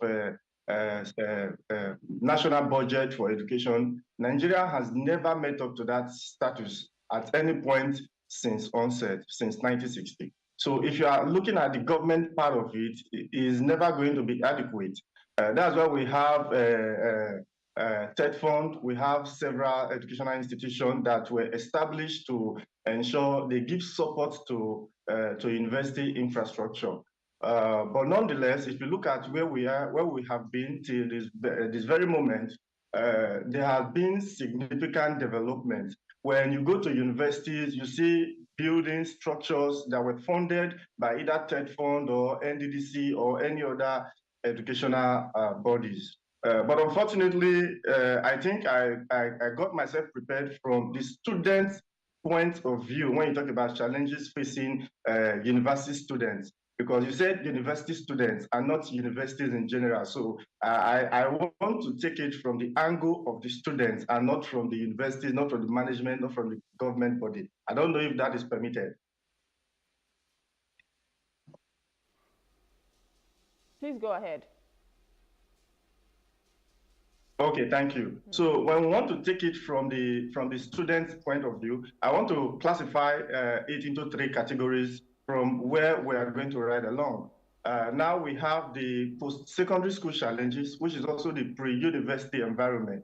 Now, so many parents and their candidates do not prepare themselves financially for the academic cost ahead. So when some of them gain admission, they come to the office, you give them the list of school fees and clearance and acceptance. They tell you, how come the school fees is so costly?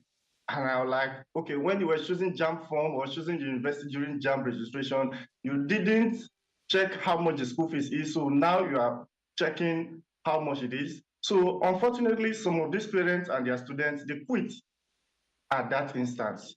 So inadequate preparation for university expenses is a problem in the university environment. We have name issues among students, among candidates. Most of them imported foreign names into their government official name. So during my time, you would have seen my name as Julius Michael Ogene Yoreme Ajayi Crowder.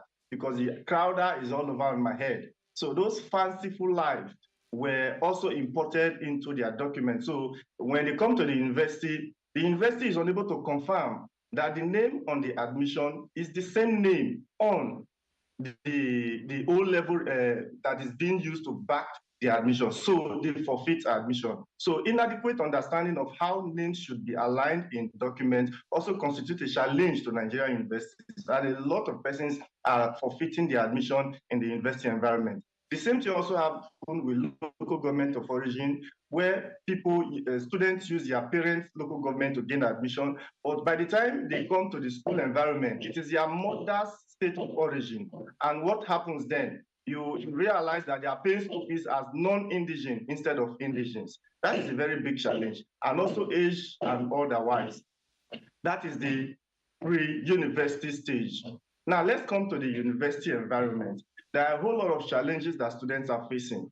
Challenges that has to do with scam.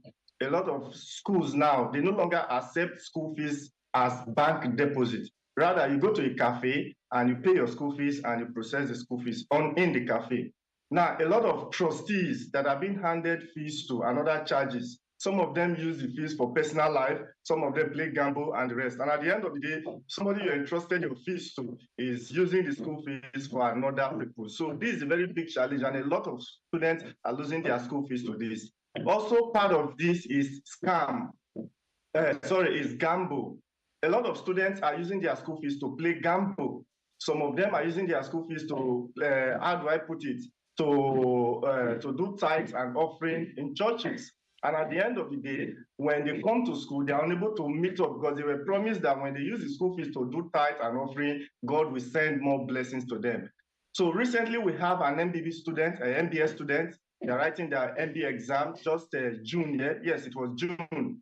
And among the students that were sitting for the MBA exam, most of them were unable to pay their fees. So this class were contributing money to ensure they pay their fees, because people in medicine don't understand how important MBA exam is.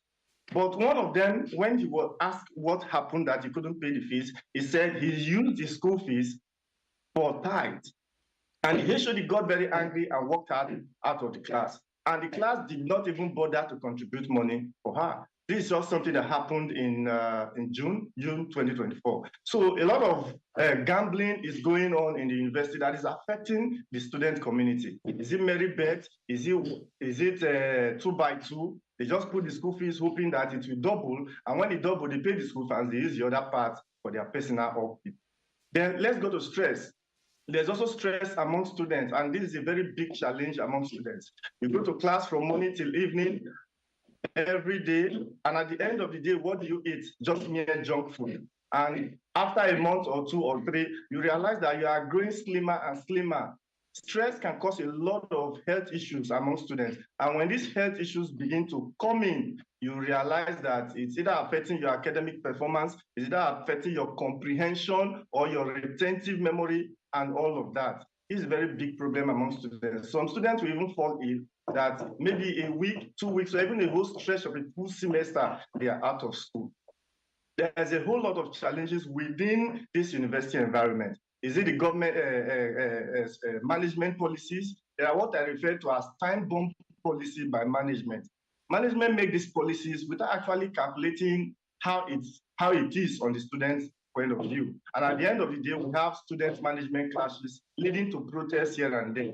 And at the end of the day, you see that the academic calendar is obstructed. So there's a whole lot of challenges within the university environment that we cannot actually cover today.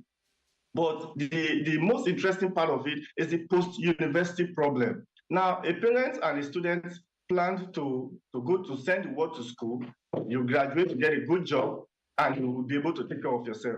As a matter of fact, the National Policy on Education stated that the primary purpose of education is to ensure that the student or the graduate is able to be useful to himself and the society around. But what happened at the end of the day? 5 years after graduation, you are still searching for a job. But why is this so? It is because of 2 factors. 1, the curriculum, and 2, the kind of lecturers that taught you. Now, I was questioning, and I'm also putting the question to the Nigerians out there. Why should professors be used to teach computer science? What do professors know about computer that they are being used to teach computer science? Please, all due regard to our professors, highly respected professors, I'm just trying to explain that if at the end of the day, the kind of content you give to these students are not worthy, are not weighty enough, the students cannot use the content. Those papers you are giving to them, year one, you say go and research history of computer development from beginning to the end. How is it going to help them when they graduate? Encourage them to have their own laptop, teach them the modern computer language, invite industry experts, people who are already having coding companies. They are coding for society, bring them in, let them teach how it is currently, so that when the students graduate, in fact, from their year one, if the content you give to them is weighty, you realize that they are already making money for themselves. I have a staff who is from computer department. What he's doing is not as a result of what is taught in the class, but what they are learning outside the school environment. So they're able to develop a small business, code for people, and make earning. So year one, they're already paying their school fees. Year two, they're already paying their school fees. But what we have today, what you are taught in the university, 5 years after, you are still searching for a job, instead of using the content you learn to make wealth for yourself. So these are the range of problems facing Nigerian students. Sorry, what you asked is the challenges facing Nigerian universities, not students. But I'm trying to tackle the problems that face the students on a personal note. And these are the stretch of problems from the pre-university environment to the post-university environment. Thank you. So talking about these challenges, I know that even in the post-university challenges, you mentioned the fact that the curriculum might not be great, and then the lecturers that are teaching you as well. But I think I'll also add the fact that sometimes people go and study these things, but then there are no jobs available. So there's also the role of the government. But with everything that you've mentioned, that you've highlighted here, how do you think that these challenges are being addressed? Or how can people go about addressing these challenges, especially if we're even starting with the pre-university? So do you think there should be a role in schools for guardians and counselors? Because I know that when I was much younger, we had those in schools whereby they tell you, okay, if this is your strength, if this is the area you want to, if this is the career path you want to follow, okay, I think this should be what you should be studying. So when it comes to, having to choose the right course for you, thinking of how much the fees would cost as well for each university. So what are the ways to actually mitigate all of these challenges that you've highlighted here now?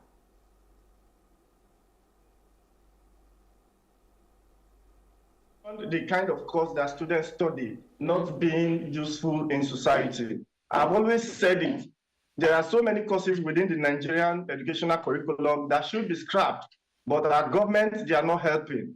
I think I made I made a move in this regard for my department, but when you make that move, what you're only doing is creating enemies, because there are lecturers who are taking these courses, and by the time these courses are scrapped, they have no job. For instance, typewriting. I don't know what Nigeria is still doing with typewriting.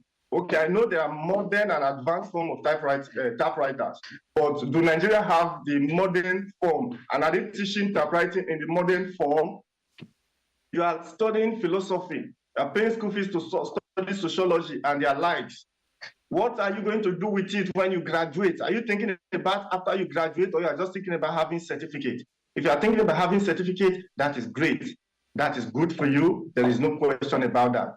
But to me, I think every program should be focused on the intellectual part of it. Now, I did my master's in a university, but I have to quit because the content do not meet up with the intellectual requirements that I need. I needed the marketing knowledge to grow my business, but it happens that everyone around are focused on certificate, which the certificate does not help the intellectual aspects. So if you are going for philosophy, sociology, and the rest, where do you want to work? If you already have a job and you just want the certificate to take that job, it is good for you. Or you don't have a job, you want to grow your life after graduation, then you have to be very careful about the kind of course that you accept. Now, how do we go about all of this? From the pre-university environment, a very good career system should be established. Because while I was running the master's program, one of the key issues I always contend in class is the absence of career programs in the pre-university environment. We have some career or guidance and counselors in the secondary school. Some of them are functional, some of them are not. But once you leave secondary school, within that gap to the university, that is where career information is needed, because this is where they choose their courses, they choose their subject combination, they do a whole lot of stuff, university choice. So a career platform or a career system should be set up within this environment so that anyone that wants to write JAMB has to join this career platform or career system to enable them know what to do or how to go about it. That is for this environment. Then within the university system, I think the university can do more in the provision of more infrastructures, which are classes, more adequate lecturers. Like I've always recommended, I'm writing a book on the age of industry excellence.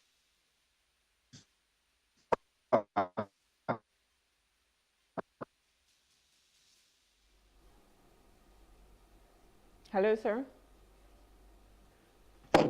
The is inviting industry experts, university, and to come and teach the program of study how it is in the university, not using only lecturers, only professors who have known these things for quite a long time. Most of the things the lecturer teach are just paper teachings, and the only people these teachings are important for are those people coming to also use it as paper teaching. You are writing your thesis, you need what somebody has written before to write your own. Your younger one is coming to write his thesis, he needs what you have written to. So it is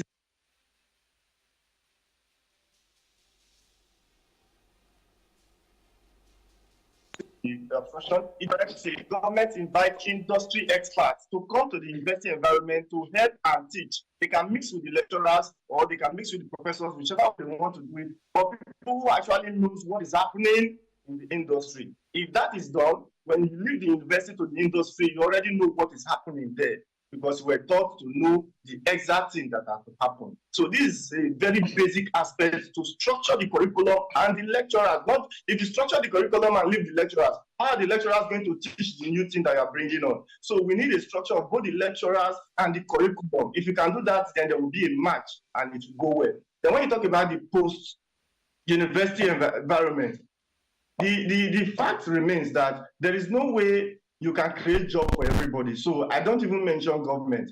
Immediately there is a discourse and someone is mentioning government, I just say this person is not serious. So we have to look inward and push the government aside. Once the curriculum is real, is useful, is weighty, you see that 90% of graduates will start developing something for themselves based on what they have been taught. I know what I'm talking about. The level of marketing knowledge I have today, I didn't get it from the university. I got it from outside. And I know that if the content you are given to, that is given to you is weighty enough, you will find a way for yourself. You will develop a business and start taking care of yourself before you do.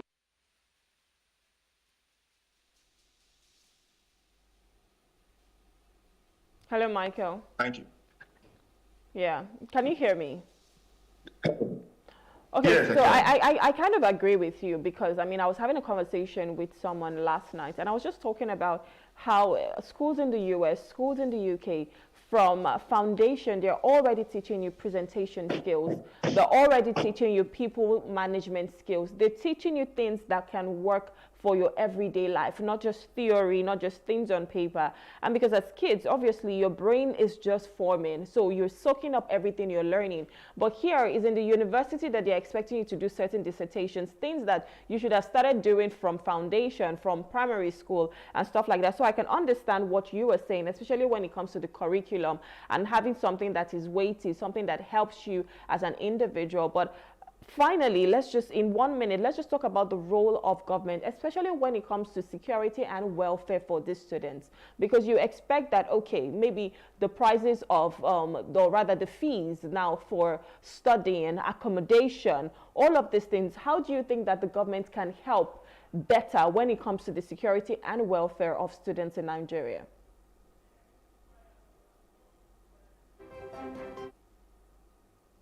School and the student and their parents cannot take care of. And that is where you bring in the aspect of infrastructures, aspect of security and general well-being.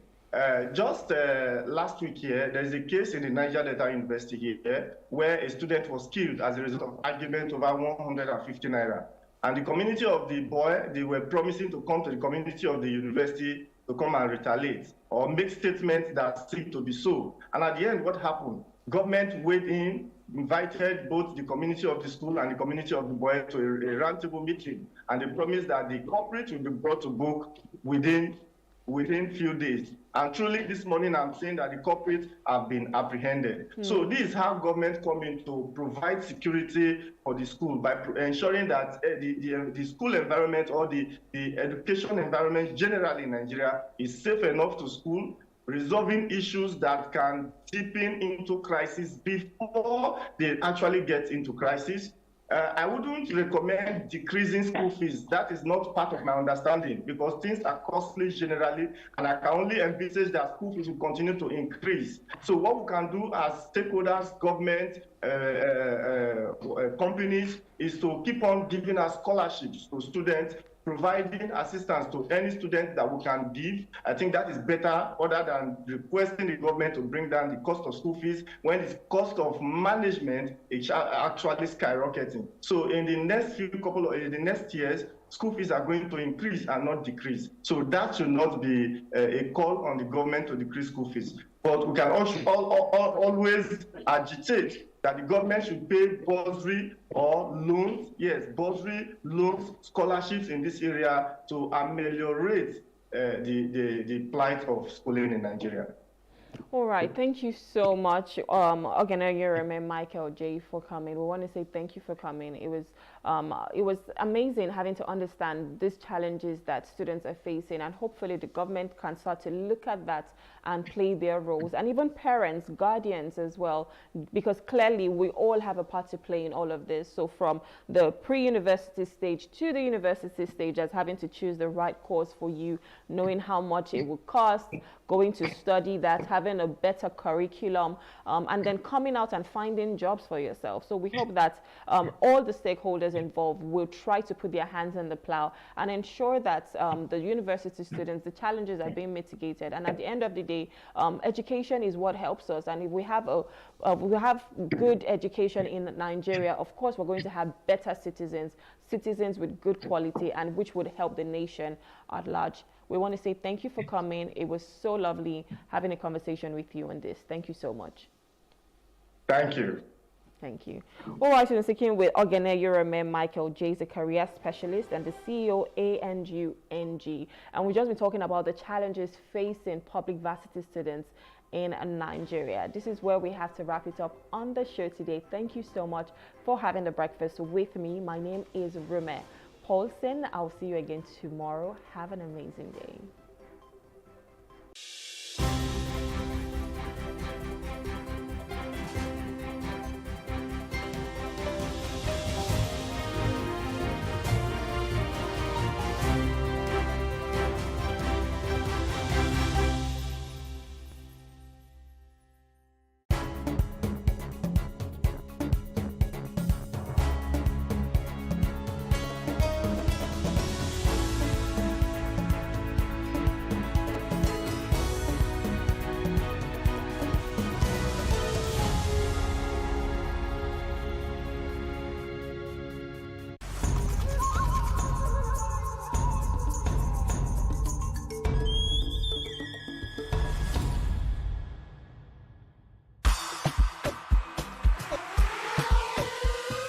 It's been an unusual year for us all.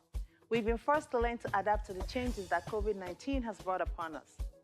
However the cards may have been dealt to us this year, we have remained resilient. The Afrima Fashion Show stems from the Afrima Award Show, which is the biggest African award show in the diaspora. Every year, we have showcased designers and we bring together people from all over the world.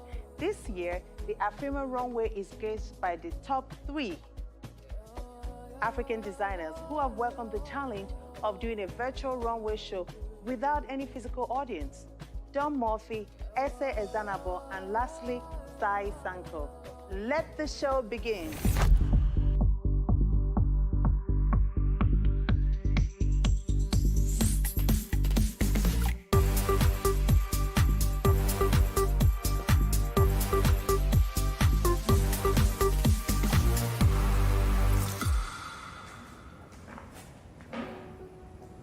guys, my name is Sai Sankar and I am a luxury resort wear designer, and I make the most amazing and fabulous kaftans and everything that you desire for traveling.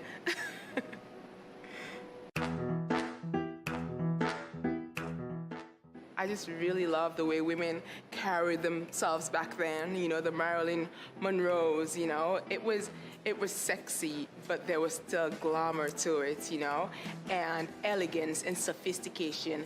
And I feel that's what my designs are about, you know.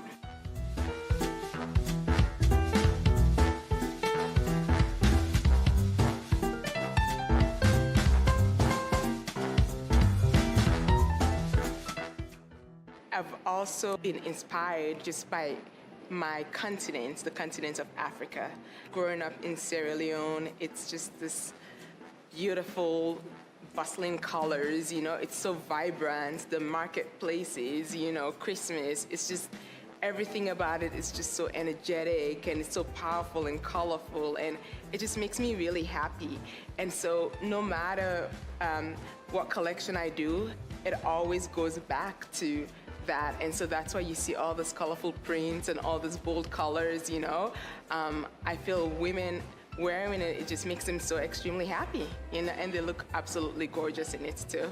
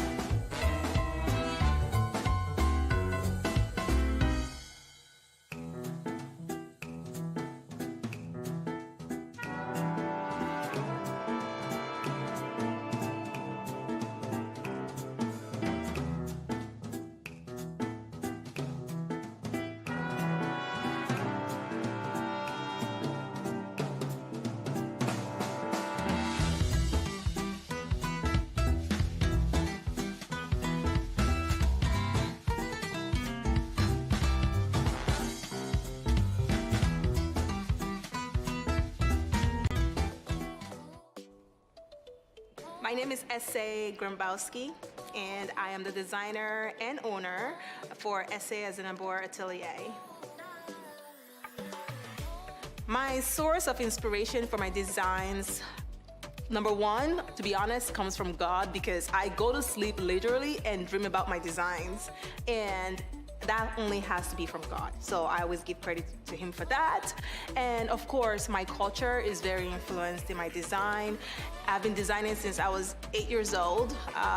Even before that, my mom would tell me wild stories of me taking her fabrics and cutting them into pieces and making a dress or a skirt or pants out of her expensive African materials that she had in our home back in Nigeria when I was growing up. And I draw a lot of inspirations from where I've been, and I just try to tie them into modern design mixed with vintage designs, mixed with traditional looks, and just tie it all together in a bowl to create a true Ese Azinabor couture piece.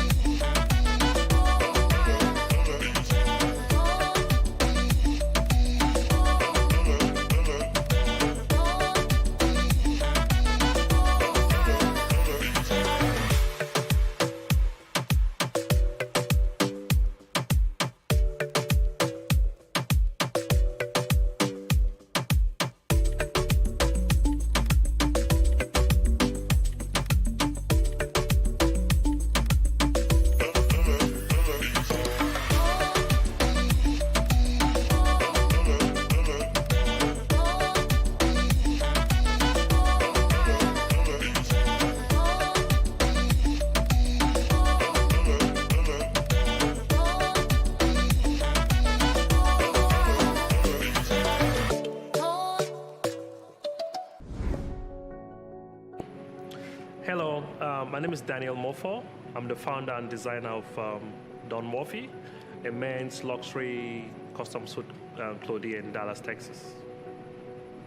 Fashion is color. In the past, men were all very scared of, the colors.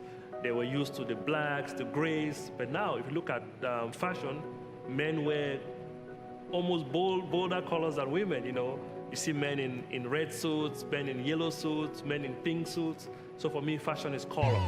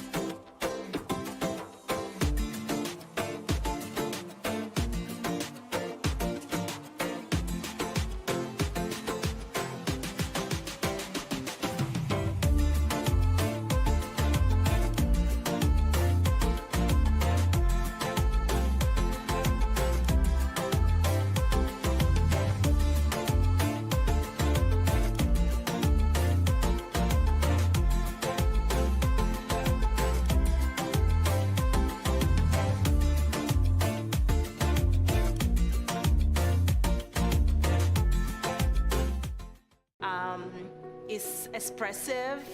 So when I just wake up and have an idea and I create something out of that idea, it's God showing off. So that's what it is for me.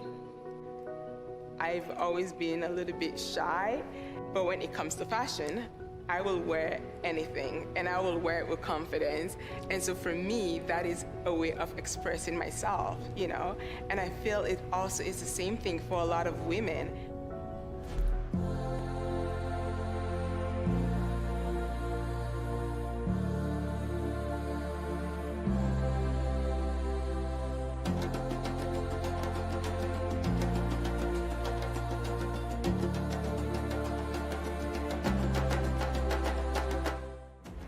African for me means community.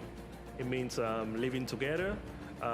If you look at Africans, they're all talking about the different countries in Africa. You know, it's all about our community. So for me, Africa means community. It means living together.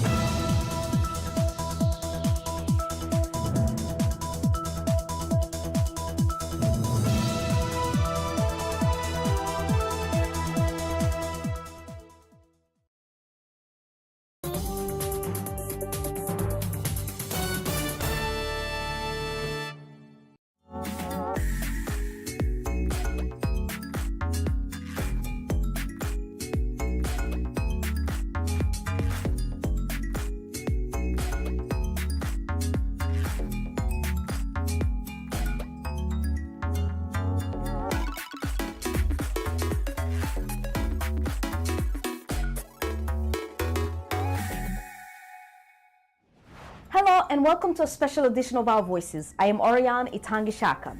On today's show, we'll hear from African women who are using technology to better their lives and their businesses. It is part of an exciting new multimedia series called Startup Africa, co-produced in cooperation with our affiliate partners, Channels TV in Nigeria, City TV in Ghana, KTN in Kenya, NBS in Uganda, and RTV in Rwanda. The series focuses on tech startups across Africa. But what is tech startup and how do you make it work? Here's what some people told us. Startup, for me, I understand, it's where you want to start up a business. You come up with a plan, an idea, maybe where you want to have your business and what you want to do. So startup is like when you are starting your business or any idea that you have and you want to put it in practical way. Definitely you have to address a particular need. You have identified your market and you've seen a niche, so you have to bring into your startup to fill that gap. The startup phase is when you have dreamt of an idea to be able to solve a certain solution in the community. You bootstrap the process, and then you get to the point where you have a viable product or a viable service that you're showing to people. Once you're making an impact in the lives of people, you're solving a specific problem. That, for me, it's just the beginning, it's a startup. Uganda technology and skill consultant Ruth Musoke Benzika has some of the answers. For anybody to have a very successful startup, first of all, you must have the vision, the courage, and the ability to know that you fall, but you can raise up. If you don't have that, it doesn't work. Because, you know, if you're starting up something, you are beginning from scratch. You're trying to reinvent something that probably has not been done before, and a number of times you're going to get people who will tell you it will not work. Some will tell you it is not possible. Some will tell you it is not of this time. And it means that you really need to have that strength to say, this is what I want. You need to be able to see far more than what other people can see. Catherine Karimbo Gichungin had the courage to say yes. The Kenyan entrepreneur launched her startup, Raid Ant International, to help people in the informal sector better advertise their skills and find more work. Here's her story.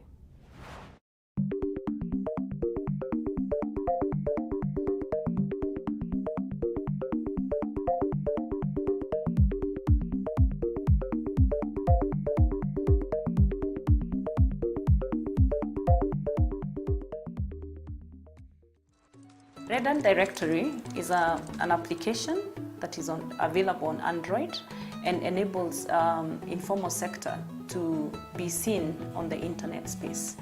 It's an application that delivers all skilled workers, both informal and formal sector, onto the internet space. So they're able to be seen on the internet. Data is bigger than oil. It's what will enable us now build an informal sector bank that enables us alleviate the problem of the betting and the loans and all that. And when we are looking at employment, we'll be able to source and enable counties to solve the problem of unemployment, because we have a business model that targets both employing the informal sector and also building the jobs as we speak. So right now we don't know how many nurses in our county in Nairobi. We don't know how many electricians are in Westlands Market, in Kamukunji. We don't know how many people are panel beating the pans. We don't know, but this platform will be able to give us that information and that data to help them better, give them loans, and data is everything right now for the government.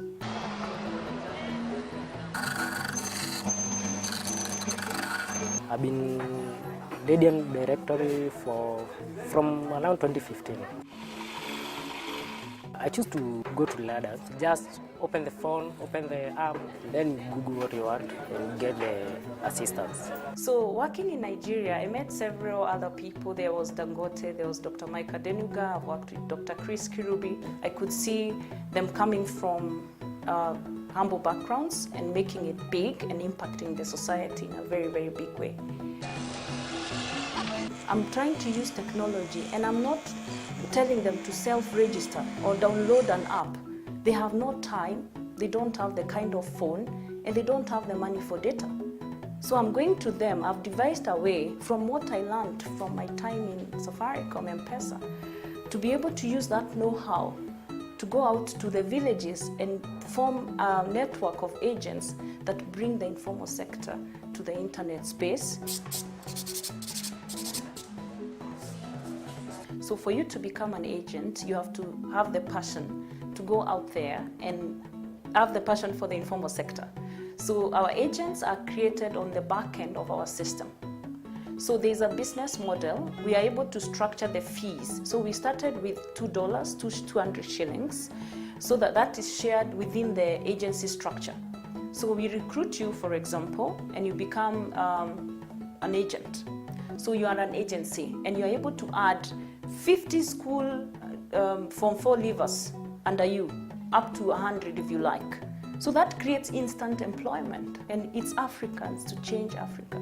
It's us Kenyans to do something. So I'm just doing something. I work for Redund as an agent. My work basically involves going to the street, looking for new service providers. We register them so that they can acquire more customers through our online platform, that is Redund Directory. So far, I've been able to register 7 people. If I'm registering a customer, that is a service provider, you just pay 200 bob, which goes to the company through the pay bill, and that's all. You'll never pay anything else. I want to join Redund Directory now so that I can spread the tattoo art. I choose Redund Directory just to spread, to get more market. I've interacted with some of the people on the directory of Redund, and the feedback was good. Funding is not, it doesn't come easy. So I've funded using my other consulting services. So once I get some money, then it goes into funding the building of the code. Redund Directory is not yet profitable, so hopefully we will be a big brand. But everyone is trying to get into the informal space right now. We have a saying at Redund Directory: the fact that Ronaldo is a very good football player does not stop Messi from playing. It's time to take a break. When we come back, we'll go to Kenya and talk to a female entrepreneur about how her insurance startup has changed her life despite the financial hurdles and organizational stress of her new business. Stay with us.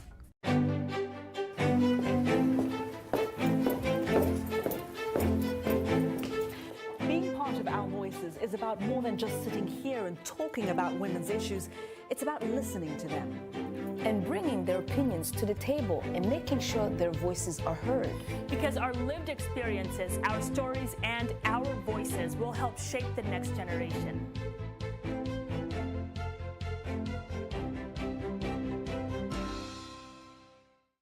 Welcome back, You With Our Voices. When Ines Maina launched the Kenyan insurance startup Bismart, she learned that being an entrepreneur changes your life. Despite the financial difficulties of starting any new business, she says that her approach to life is now simpler. Let's look at her startup journey.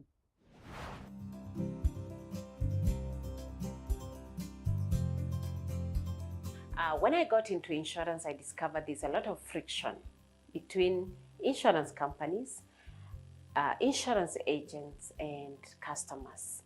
And every day I kept asking, why, how can we reduce this friction? Because customers would complain. I get to know that I was not covered when there's a claim. And the insurance, from their point of view, they have given all the information through a policy document. So I needed to understand what is the real problem. Most of the young people have their income is not consistent. So how do we enable them accept insurance as a risk mitigation solution to their financial issues? And also, how can they access it hassle-free, conveniently, and at the comfort of their mobile phone? Working with Bismart, I think I've loved their services. I don't get to deal directly with the insurance company. I deal directly with Bismart, which makes my work so easy because I just need to sit back and they'll handle everything else. We're in the digital era, we are in the 21st century, and things can be done in a better way. Things can be done in an easier way. So you find that if we have the startups that are bridging the gap, then it just works out very perfectly for the rest of us here. The problem we are solving is actually in the insurance sector. The penetration of insurance in Kenya is very low. And actually, in Africa, apart from South Africa, most of the African countries, the insurance penetration is very low. Now, when you look at the demography of Africa, we have a very young population. You know, median age, 19 years old. And the insurance has been selling the same old products, the same way, same distribution channels, but then it means they cannot access the current customer.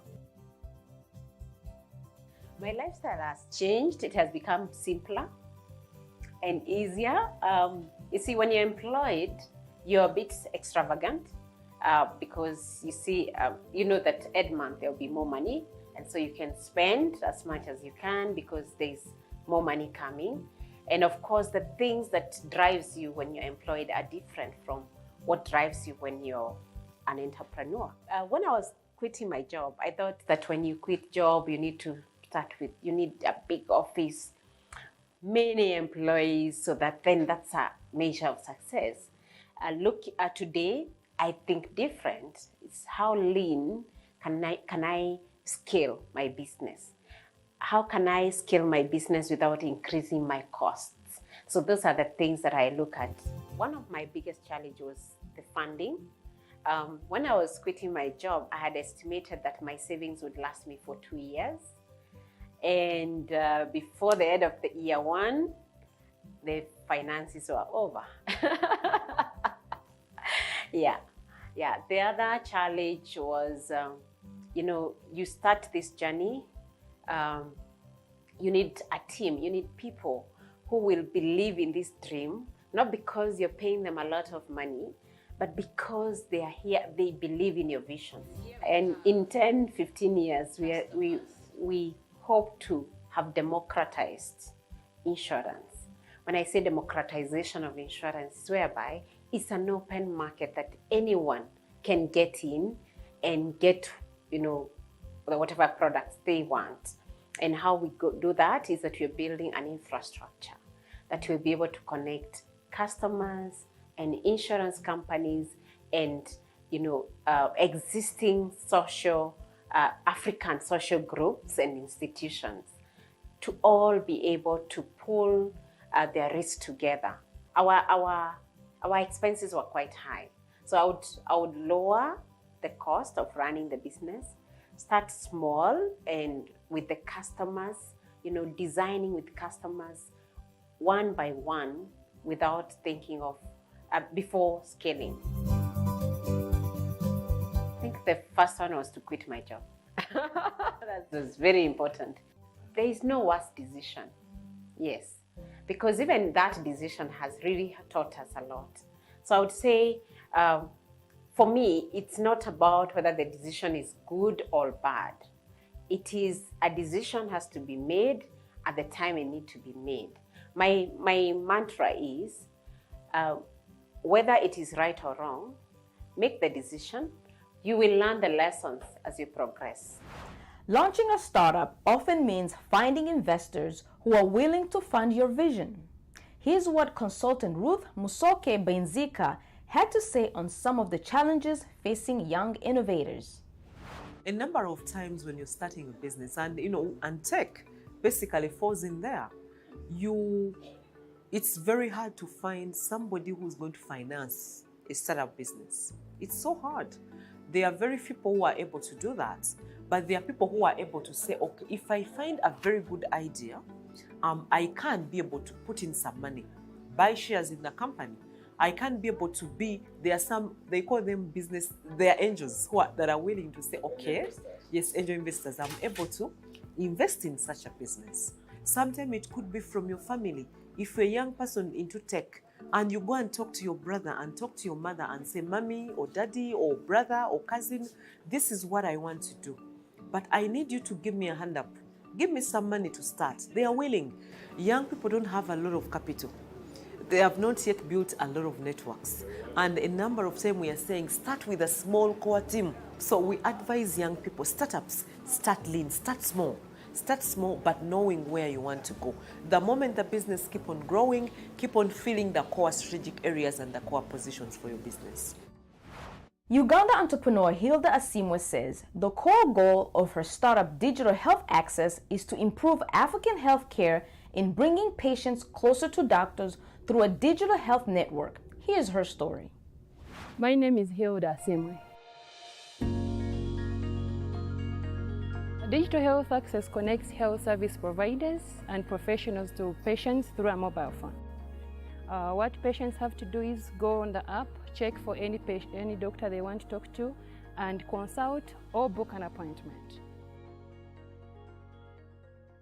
I actually started it in 2013 because of my mother. My mother developed a rare disease, started swelling all over the body. So we went to see a doctor, but the doctor gave us some painkillers, but the lady was really in pain. The whole night she was groaning. I searched the whole of Google, but I couldn't get anything. So it came to me like, what if I had these doctors, as many as possible, on a platform where I could chat with them? I woke up one morning and I quit my job. And I got a developer who I sat with in his house for the next 48 hours until the website was up. So that's how I started Digital Health Access. For a unit like mine, which is a specialist unit, it's not a general unit, it's not like people walk in all the time. We want Cornerstone to be seen over the whole country. And even in our sector in Uganda, health is not advertised. We can't advertise ourselves.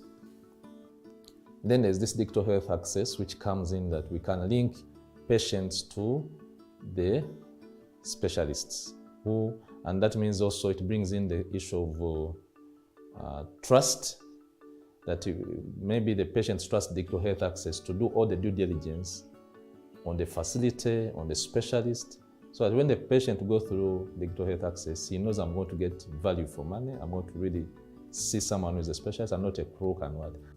And young people have a challenge, they fear hospitals. It's very hard to see a teenager just walking, and sometimes they suffer with these diseases and they don't know whom to talk to. This is the time to use the app. Accordingly to our analytics, Google Analytics, actually more of our visitors are between the age of 18 and 28. So, and according to our analytics still, the most questions are asked about sexual reproduction. So I think we are more helping the youth in this case because they're the ones who normally shy out to ask these questions in institutions. So they look at us as the easy solution. I think the most challenge is spending every saving I've ever worked for the last 30 years on this company. We put almost everything. I even sold my car that I had got from my previous work. It gets tougher, but the good thing is that every call from a client makes it worthwhile. Every time you have a hospital registering and someone telling you we have an appointment, it makes it worthwhile. But as a company, success is when I have every small clinic, every small pharmacy, deep village, accessing digital health access to anyone, even those that cannot afford a mobile phone. I would love to have a system that connects the whole health system in Africa in one place. And I'm very sure in the next 5 years, we're going to be having the most interactive health forum. We're going to be having the most visited site. Asimwe says she learned the hard way about starting small. The hardest decision I made is to fire my 7 salespeople. The next day I came back to office and I was all alone. It came back to the same way I'd started. When I fired them, I didn't want it, but I had to because I couldn't pay them anymore. It was the hardest. Actually, I was even thinking of taking a loan so that I can keep them on the team, but one great man said a company can never be run on a loan. I had to move at least like the next month, 3-4 months, until the landlord had to lock me out of my own office, where I spent almost 10,000 to brand. So now I'm working on the streets. So I have to meet these people in hotels. It has actually made me stronger. I've never been more passionate about this business like it is after they have locked me out. Actually, like, this lady does not know what she's doing when she was closing me out. I was like, I'm going to be the most important person in the next 3 years. And I may even buy this building one day. I know it is not easy, but vision never dies. It's time to take another quick break. So do you know of any startup business on the continent that we should be keeping our eyes on? If so, let us know on Facebook, Instagram, and WhatsApp. The number is right there on your screen. Our handle online is @VOA Our Voices. Use the hashtag VOA Our Voices so we can find your comments. After the break, we'll take a look at how coronavirus pandemic is impacting entrepreneurs. We'll be right back.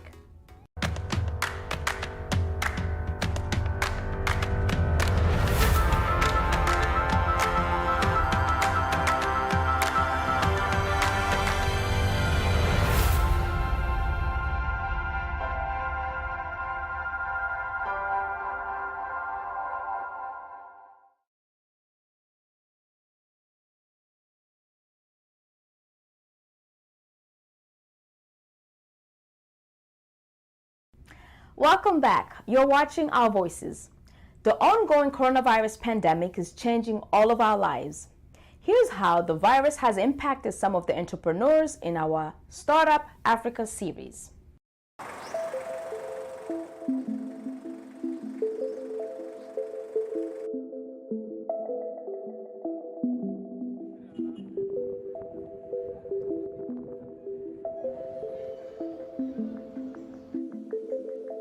Man, it has hit us hard.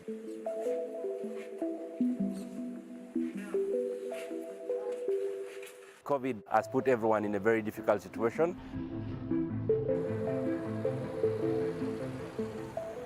Never experienced anything remotely so cataclysmic.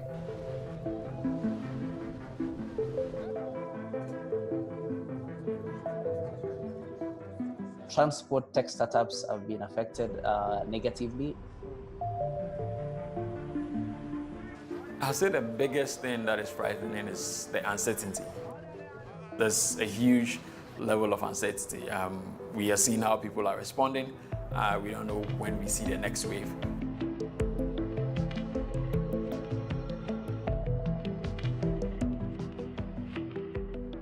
The economic impact of the COVID-19 pandemic is still unclear.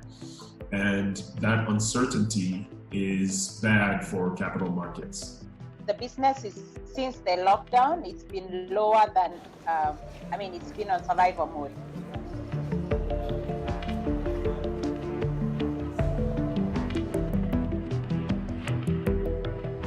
People are fearing health facilities because they think they might actually be at risk of getting COVID-19.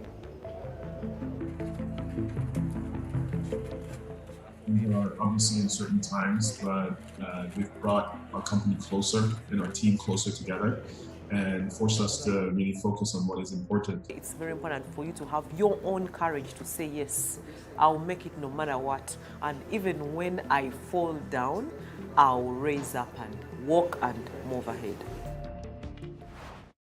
While most companies are losing business during the pandemic, analyst Ruth Musoke-Benzika says tech flexibility gives it a greater adaptability. For me, I think that COVID has actually created a lot of opportunities for people in the tech sector.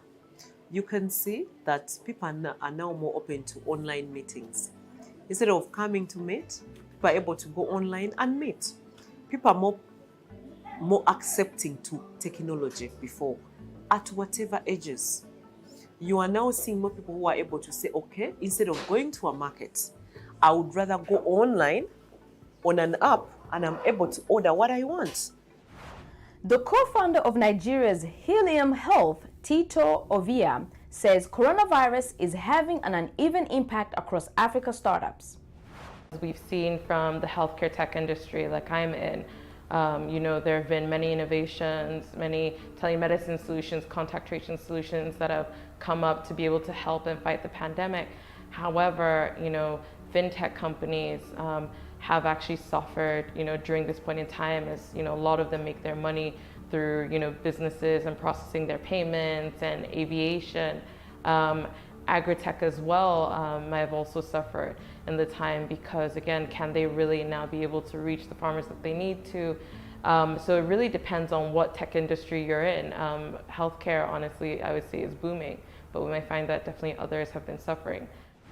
For Ines Maina, the economic impact of COVID-19 is reducing demand for insurance through her Bismart startup. The year had started very well until when the lockdown was announced. We actually had to close our office to cut on costs so that we can keep the business on survival mode. And insurance is luxury. We saw a decline in number of people who are buying new policies. So basically we were maintaining the old customers and some of them had to downgrade just to cut on the cost. However, it should be the other way because people need to protect themselves against the risks that face them. But that was not the case. Ruth Musoke-Benzika says innovators prosper by aligning startup strategies with changing market conditions. For innovators, this is your time. Use COVID to innovate. Come up with solutions. If you have a very good solution, I am sure you will always find a funder. Importantly, keep your integrity. Once you have integrity and you have a good innovation, the sky is the limit. That's our show for today. Thanks to our Startup Africa co-production partners, Channels TV in Nigeria, City TV in Ghana, KTN in Kenya, NBS in Uganda, and RTV in Rwanda. Look for the whole Startup Africa series on the station broadcasting VOA programs, including this station, or visit our website, voanews.com. Thanks for watching Our Voices. I'm Orion Itangishaka.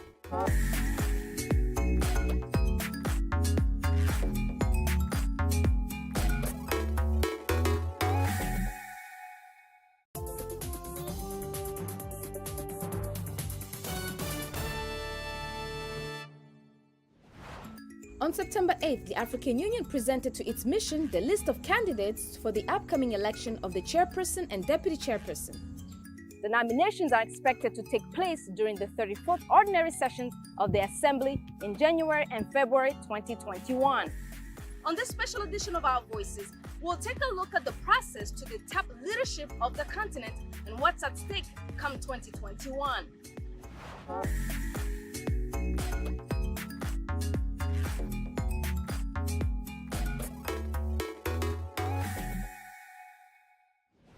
Another important vote for a key position in Africa is generating controversy: the election of the African Union Commission Chair.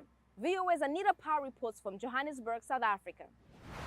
African Union Commission Chairman Moussa Faki Mohamed is running unopposed for re-election as Africa's top diplomat. But that uncontested race has provoked outrage from observers of the 55-member African Union, which they say is failing to represent the needs of the continent's 1.3 billion people. Critics of the Ethiopia-based organization are lobbying to postpone the vote at least 6 months to let more candidates come forward. The author of a petition by the Coalition of Supporters Unions of Africa says the AU did that 4 years ago, when there were only 3 candidates for that seat. He spoke to VOA via Google Hangouts. How come that 4 years down the line, at the same time, we are having only 1 candidate, and people are telling us that that is representative enough? If 3 wasn't representative enough, how can 1 be representative enough? Analyst Liesl Loh-Vodran of the Institute for Security Studies says this vote, cast by African heads of state, not by the general population, is important. The AU Commission chairperson also has to represent the continent on the world stage, basically, when it comes to Africa's relations with the European Union, with China, with the US, with the UN. And he has quite a lot of leeway, I would say.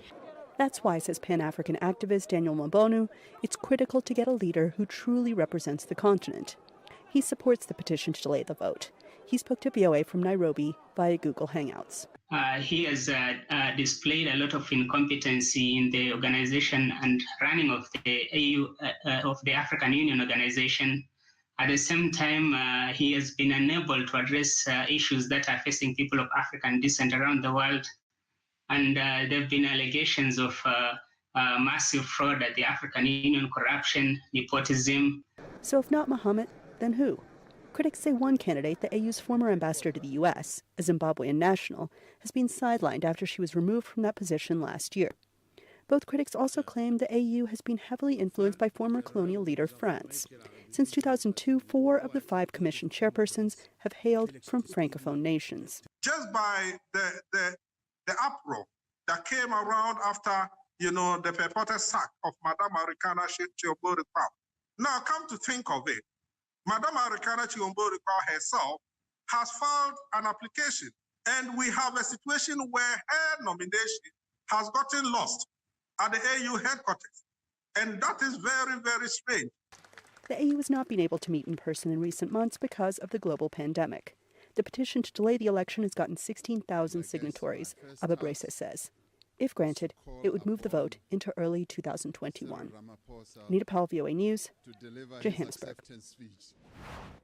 VOA reached out several times to the office of the African Union Commission spokesperson, the office in charge of communication, as well as the office of the Chief of Staff for the Chairman Mohamed Faki via phone calls and emails, but no response. We have to take a quick break. When we return, I'll speak to organizations that are asking for the deadline of the application for the commissioner to be extended. Don't go anywhere. We'll be right back.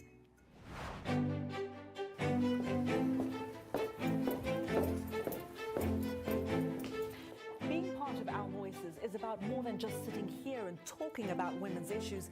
It's about listening to them and bringing their opinions to the table and making sure their voices are heard. Because our lived experiences, our stories, and our voices will help shape the next generation.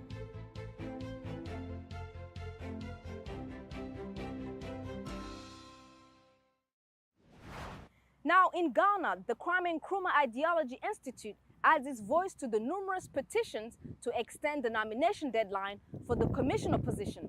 I spoke via Skype with the executive director of the institute and began by asking him what provoked this organization to begin this petition. Our organization is taking a huge inspiration from our founding fathers. All those who really thought it wise a point in time in the history of Africa to ensure that we come together as a body. We really think that what they stood for and what they fought for is not what is reflecting today, contemporary. We think that there's been some kind of problems, infractions at the AU corridors in terms of the current nomination for the African Union chair. And so we think that the processes towards that hasn't been fairly executed. And so there's the need for us to add our voice to the numerous voices out there to ensure that the right thing is done. And so we have come together with other organizations like the Global Pan-African Network, the All African People's Organization, Coalition of Supporters Union of Africa, and many more. The 1.3 billion Africans must begin to talk. Now, in your view, why don't we see other names of qualified candidates coming from the different regions of the continent? And of course, the diaspora, which is the 6th region of the continent. Why don't we see more candidates? That is a big question that should begin to awaken all of us. Because we have the 5 regions you have mentioned, including that of the diaspora, that makes it the 6th region. We cannot allow the position of the African Union Commission chair to go unopposed without being contested, because we believe that we have qualified, competent people from these regions. From what we gather, Ghana had submitted a candidate for the commissioner position, Dr. Mohamed Chambers, known for his experience. After 2 days of submitting his candidacy, from what we gather, he pulled out. What do you make of that? In the petitions, we have asked the same question and waiting for a response. The right person to explain to the 403 million people within the sub-region is Dr. Mohamed Chambers. He has to explain why he withdrew at last minute. We don't just understand, and we still want answers to that. The reason, because we've been told that he went to Chad, and in consultation with Chad, he withdrew. What consultation went on? What consultation went on? Read once again your petition. The heading of your petition says that Africa is not for sale. Could you elaborate on what you mean by that, and whom does it seem that the African continent is being sold to precisely? The AUC say, the commission say, it's all about who has the key, who will have the key to the African Free Continental Trade Area, right? And once you have that key, that influential key, you are in position to decide whether you are going to use that key to the benefit of Africans or not. That is where our challenge is. We want a competent person at the AU who will serve the interest of the millions upon millions of women who are suffering in Africa, who are having difficulties in healthcare. You do not see that in Mr. Mohamed Faki. You do not see that. Look, the important thing is that this year has been penciled down as silencing the guns in Africa. What has the AU done so far? And so we believe that those who have proven their worth, those who have come out to speak and pursue issues relevant to the growth and betterment of the African people, must be given the chance. We don't have confidence in Faki. That is His Excellency Faki. We don't have confidence in him with regard to he being the AU chair. He doesn't measure up to our forefathers, those who stood and fought for the AU, for which he is now the chair. If not, why should you make that position unopposed? Why does he want to be there? That amounts to a forceful takeover of the African Union. And so we are appealing to all the African heads of states that is to use their sovereign authorities given to them by the people at the grassroots to ensure that the right thing is done. We also contacted Mohamed Chambers to find out what consultation went on with Chad, if any, but were unsuccessful as he did not return numerous phone calls and voice messages. Now, the vision of the African Union seeks an integrated, prosperous, and peaceful Africa driven by its own citizens, represented by a dynamic force on the global arena. I sat down with Johannes Mesgabe, who held several positions at the African Union, including the coordinator of the African Leadership Academy, while on a trip here in Washington, He tells us the importance of the youth in fulfilling the vision of the African Union, as well as his take on the current controversy on the election of the commissioner. Many young people, and also African citizens, feel like the organization does not represent their aspirations and yearnings. The organization is disconnected from their life, day-to-day life. It's not on the ground. Unfortunately, if you were to ask them if they know the Department of Political Affairs, Social or Economic Affairs of the African Union, they would not tell you. Why? Because the presence of the African Union in each and every one country across the continent is not really felt. It has to come from a systemic place before the youth can actually feel part of the system, part of the African Union, to realize the vision of the African. When Madam Zuma drafted the Agenda 2063, she made sure to consult the young and emerging African leaders from across the continent to give their inputs in the documents, because you cannot have a vision for the next 50 years without consulting the evaluators of the Africa in 50 years. So for Moussa Faki, what he needs to be doing is to ensure that each department at the African Union Commission has youth desk that would be the eyes and the ears of the young people in every African countries. That has not been happened, but that was decided by Madam Zuma's time. You are the person who, in 2016, started the first ever debate for the African Union Commissioner during the elections. And it was broadcasted all throughout Africa. We are seeing that now we have only one candidate. Do you fear that there will not be any debates? And what does that mean? You remember on the 2016, we only had 3 candidates for the post of the chairperson. There was a decision to postpone that election because none of the 3 candidates were able to get 2/3 of the votes of the assembly. Then we had 5 candidates.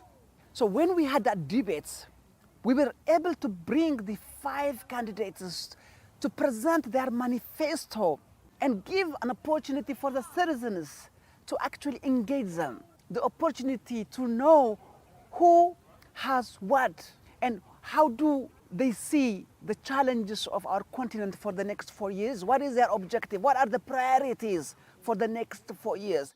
Now, so being inside the African Union, the current controversy that are going on right now suggesting that there are efforts to make sure that the incumbent Moussa Faki is unopposed. What do you make of that? You remember the recommendation by President Paul Kagame when it comes to the election of the African Union Commission. He said the chairperson of the African Union Commission has to be elected through a robust and transparent governance system whereby the candidates, it doesn't say candidate, it says the candidates, many, more than one, hopefully 5, because we have 5 regions in the continent, at least we have 5 candidates. The candidates to present their manifesto to the public.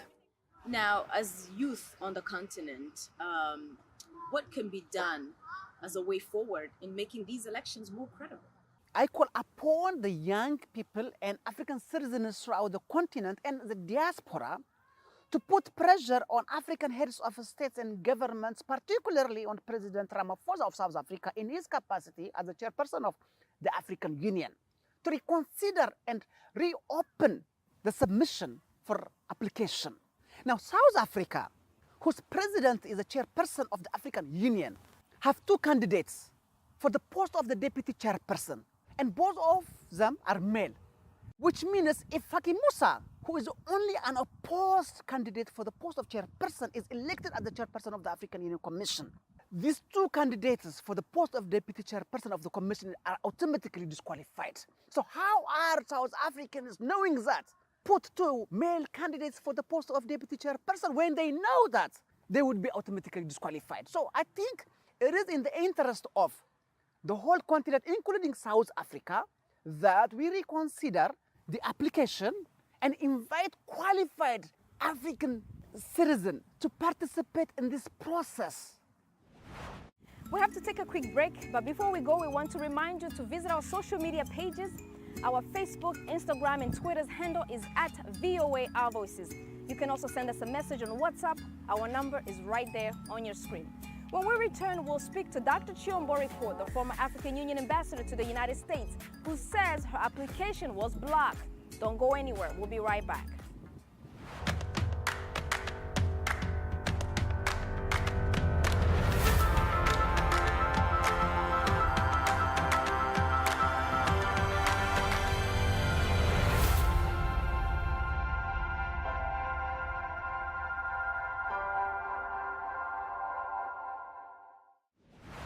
Welcome back, You With Our Voices. We're discussing the leadership of the African continent. One woman says her application to the position of the Commission Chair has been blocked and is calling for the nomination process to be democratic. She's none other than the former African Union Ambassador to the United States, Dr. Arikana Chiombori Quo. Madam Ambassador, it's a great pleasure to once again have a conversation with you. Thank you for having me and welcome home. Before we discuss the upcoming AU elections, we also know that next year will be a key year where the implementation of the free trade agreement will begin, a key component of the 2063 agenda for Africa. Could you explain to us what is at stake there for Africa when it comes to this agreement? What I would like people to understand is that this is a monumental decision that was agreed upon by the African heads of states in 2018.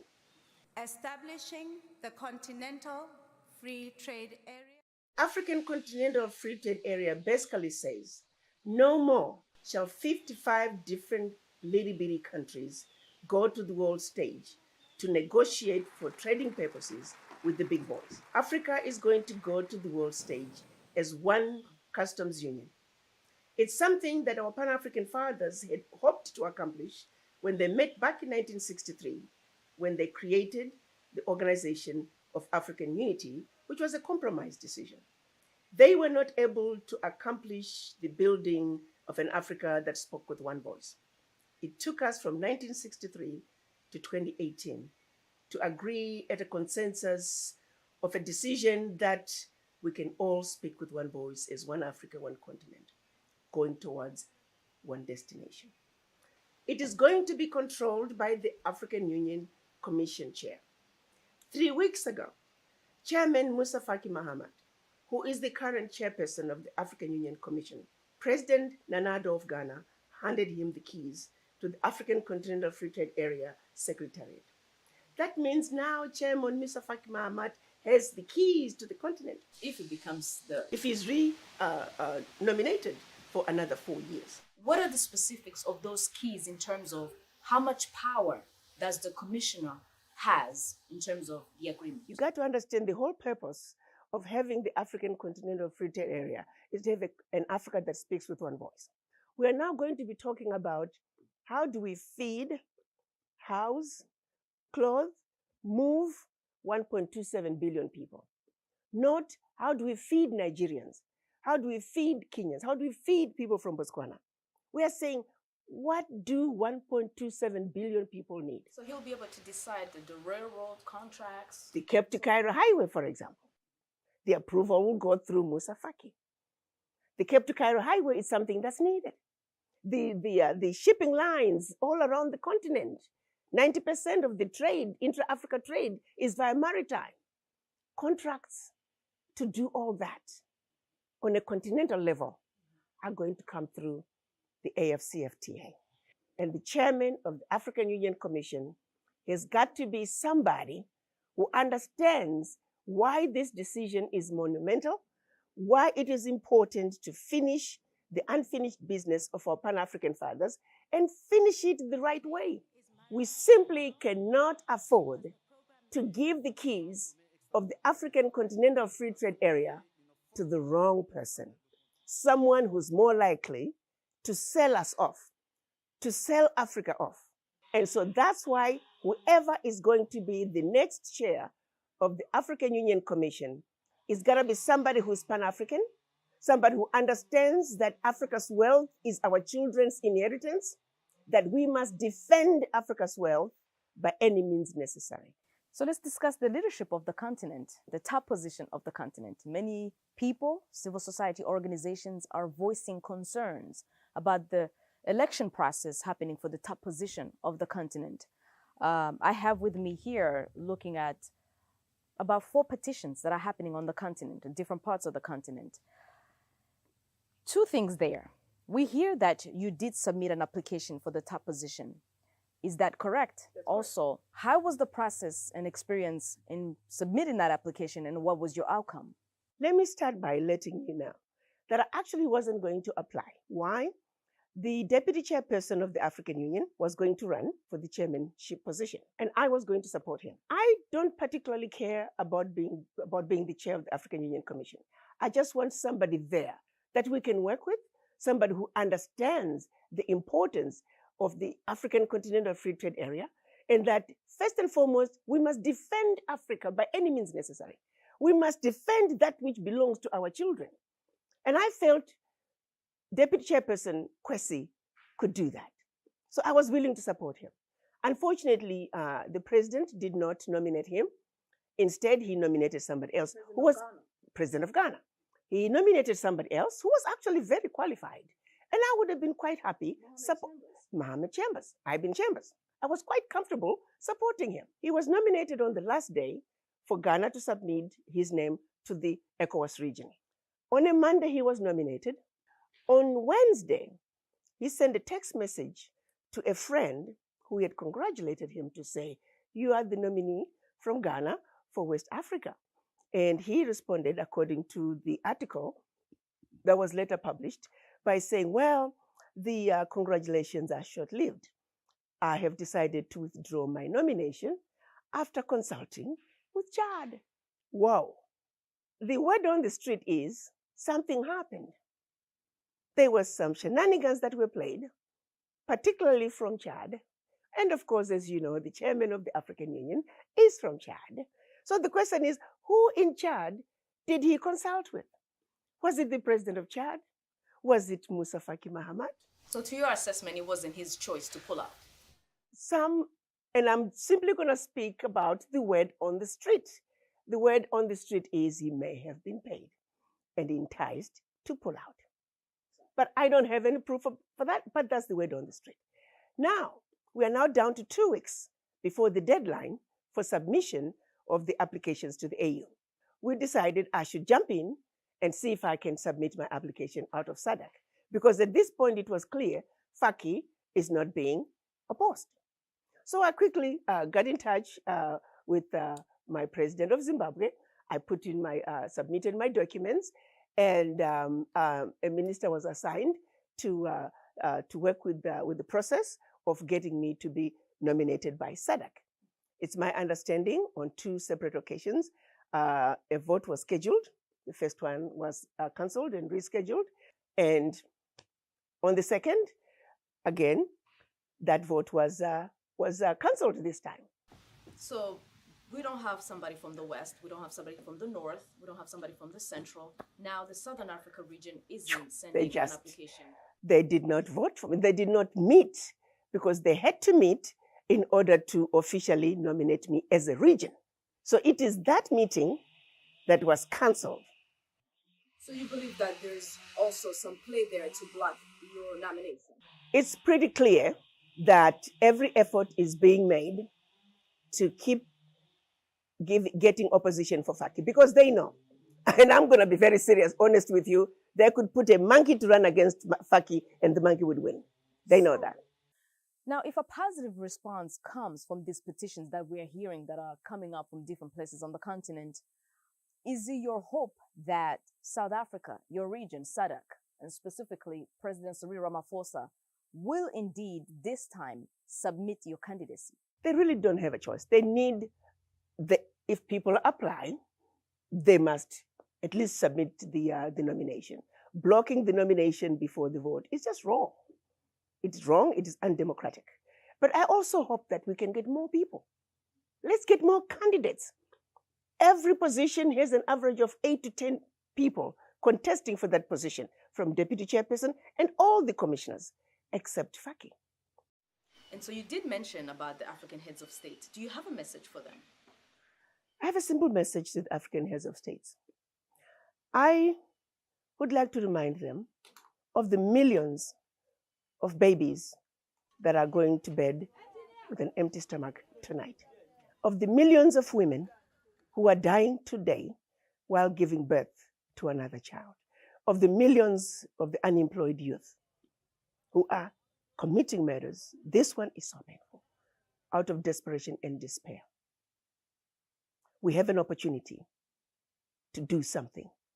This moment is a special moment. It is a time that we might understand that it is a time that we have been waiting for centuries. So allowing Chairman Faki to run unopposed for the chairman of the African Union Commission is a serious betrayal of the children of Africa. I do hope that you are not going to allow that to happen. So in the 4 years he's been in power, has he done anything right? None. Not that I know of. Absolutely nothing. I don't even know what his legacy is going to be, which is why it is mind-boggling that they would want to give him 4 more years. In the recent interview we had, you just actually reminded me, you made an analogy about Queen Yaa Asantewaa of Ghana, who fought the British to preserve and to protect the golden stool, which represented the soul of the people. Come 2021 in February, do you think, or do you deeply fear that the African golden stool will be taken, will be stolen if the right leader doesn't come to play? The African golden stool has already been handed over to the chairman of the African Union Commission. And if he remains the chairman of the African Union Commission, I can tell you very comfortably that the golden stool will be gone. Thank you very much, Madam Ambassador Arikana Chiombo-Ekwo. Thank you for having me. Again, we want to remind that VOA reached out several times for comments from the African Union Office of the Spokesperson, the Office in charge of Communication, as well as the Office of the Chief of Staff for the Chairman, Mohamed Faki, via phone calls and emails, but no response. And that's all for us this week. On behalf of my co-hosts, Haiti Adams-Fitzpatrick and Ayan Bior, and everyone here at Our Voices and VOA, thanks for watching. Good day.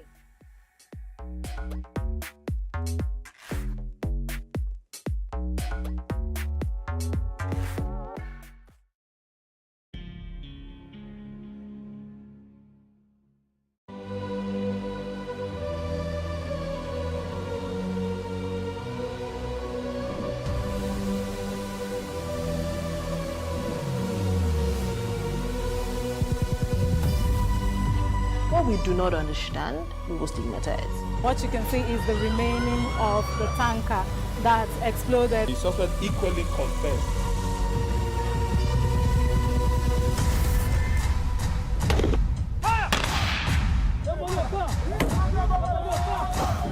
Now 500 naira they collect them. If you no talk, then go beat you. Now 2,500 they pay.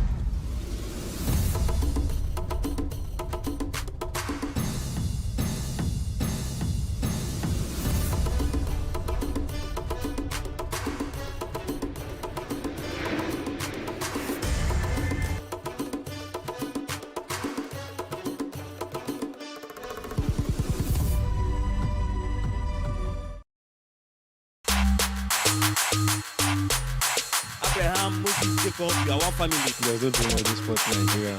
See how your body just dripping diamond.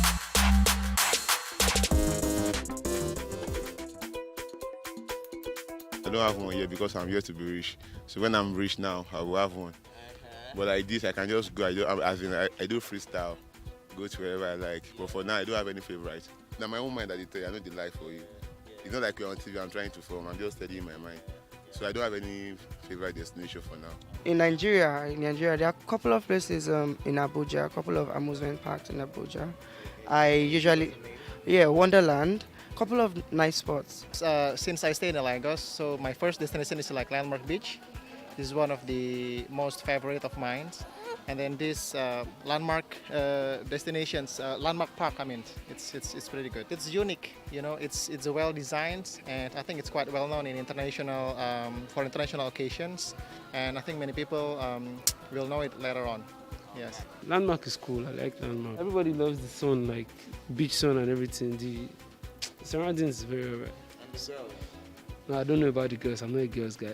So what do you like, guys? No, I like girls, but I'm not like, nah, I don't do everybody that much. in Lekki Convention Center. It's chilled now. I like their overhead rope shit. Yeah, that's why. It's fun. Obodo Katuran. Why is that? I've seen pictures and I've heard a lot about it. I think I'll go all through the cable car, Where I like Whispering Palms at Badagry. I like the place. It's serene. They have cool things. I like the place. So far, I would say the landmark has been pretty good. We just got some cabanas, so my whole family will be here. So it's a nice atmosphere, peaceful, not a lot of crowds. So that's why we like it over here. I'll say in Lagbo Resorts here. Abraham, Moses, Jacob, you are one family. There's no dream of this sport in Nigeria. See how your body just dripping diamond.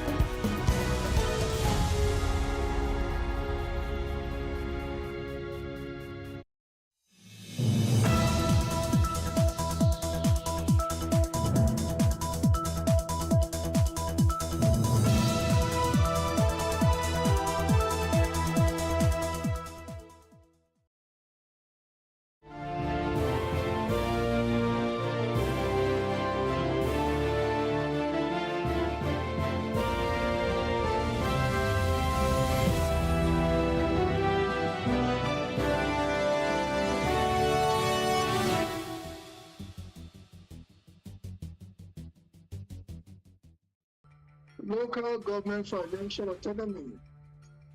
Makinde sets a committee to review Supreme Court judgment. As a former governor of Ekiti State, Fayose says autonomy won't work. I am Bola Oba. Fits is plus politics.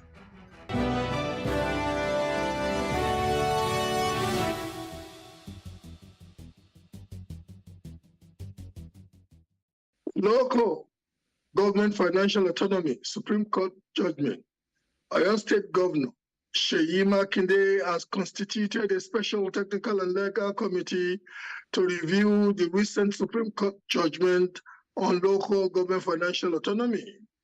Governor Seyi Makinde had, before the closed door meeting, berated the Supreme Court judgment and strategies by the federal government to usurp undue authority over the state and local government administration, thereby causing tension within the nation's polity rather than focusing on other germane issues affecting the nation's economy. Similarly, Ayodele Fayose, former governor of Ekiti State, says the Supreme Court verdict granting financial autonomy to the 7 rest of the 4 local government areas could prove impracticable. Fayose said that even though he does not subscribe to the state governors taking the funds of local governments, it is difficult to separate both tiers. He said that the House of Assembly of every state controls the activities and checks the activities of the local government. Last week, the Apex Court ruled that the federal government should henceforth pay allocations directly to local governments. I believe a lacuna has been created between that Supreme Court decision and the Constitution of the Federal Republic of Nigeria. We all swore, I swore to uphold the Constitution, but the law is the law. If the law says, if the law is in conflict, it behoves on us to look for our own homegrown solution that will ensure that we have transparency, we can operate, and our people, because when 2 elephants are fighting, the grass will suffer. Your state will get out of this even stronger. We are people that we know what is good for our people. We can run our own affairs. The federal government is not superior constitutionally to the state government. Well, they have more resources than the states. I believe a lacuna has been created. Meeting today was to discuss what happens to Oyo State government, to the welfare of the people, to the development of the people going forward. And committees have been set up, like I said. They have between 4 to 6 weeks to look into all the issues that may arise, because the judgment will not drive itself at the local levels.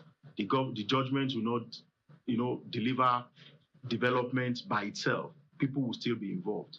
And that is what the meeting of today was all about.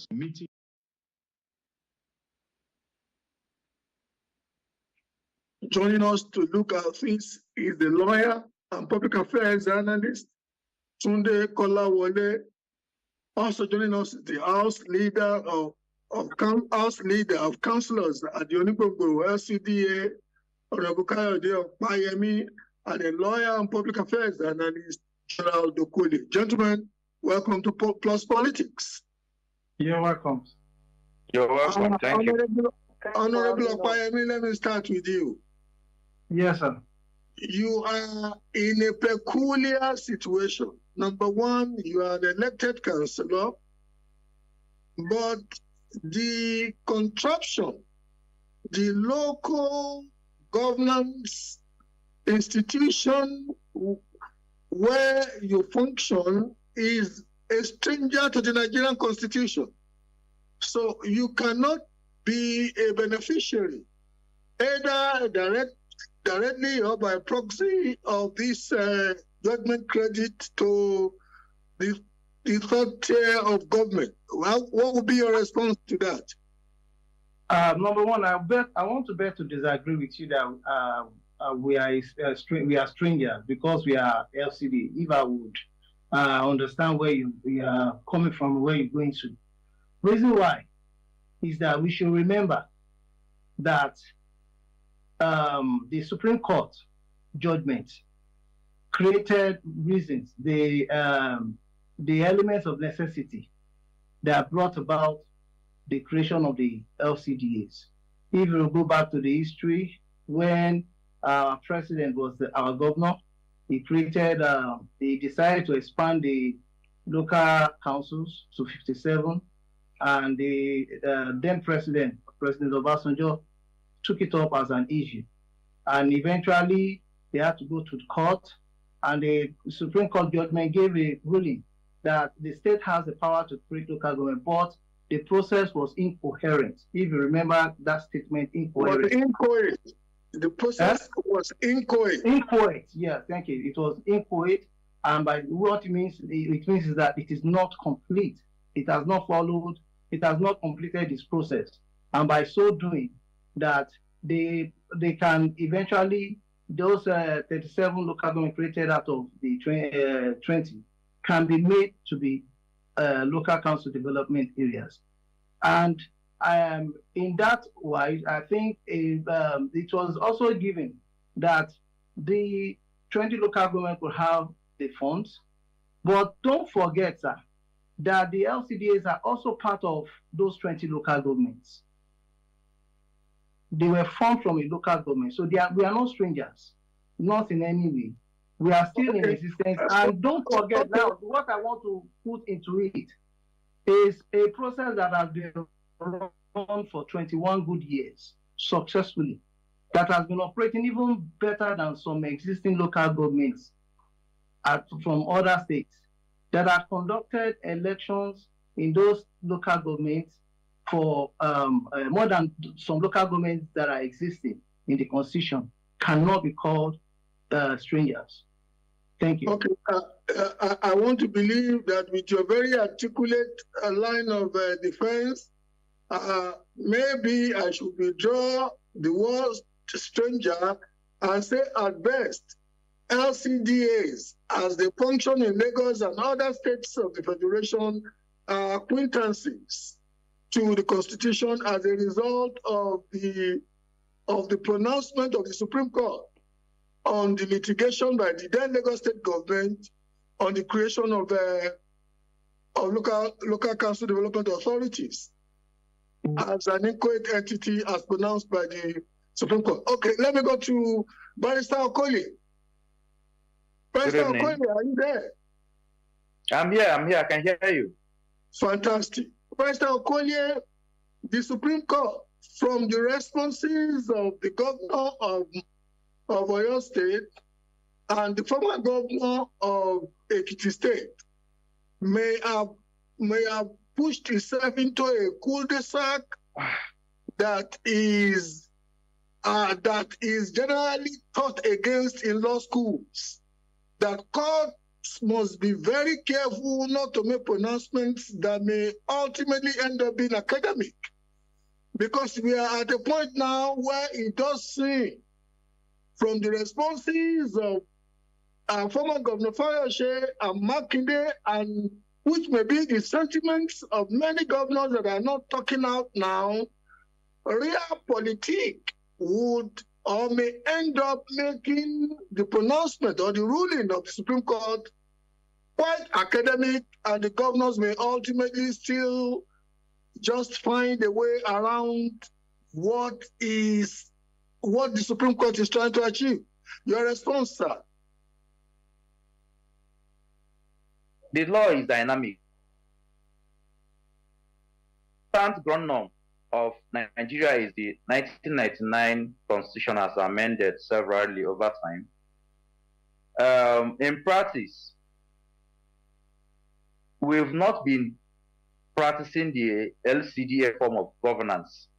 It's a new contraption that governors brought up. It started from the current president when he was a governor. And we've always had local government system where funds are paid directly to the local government chairman.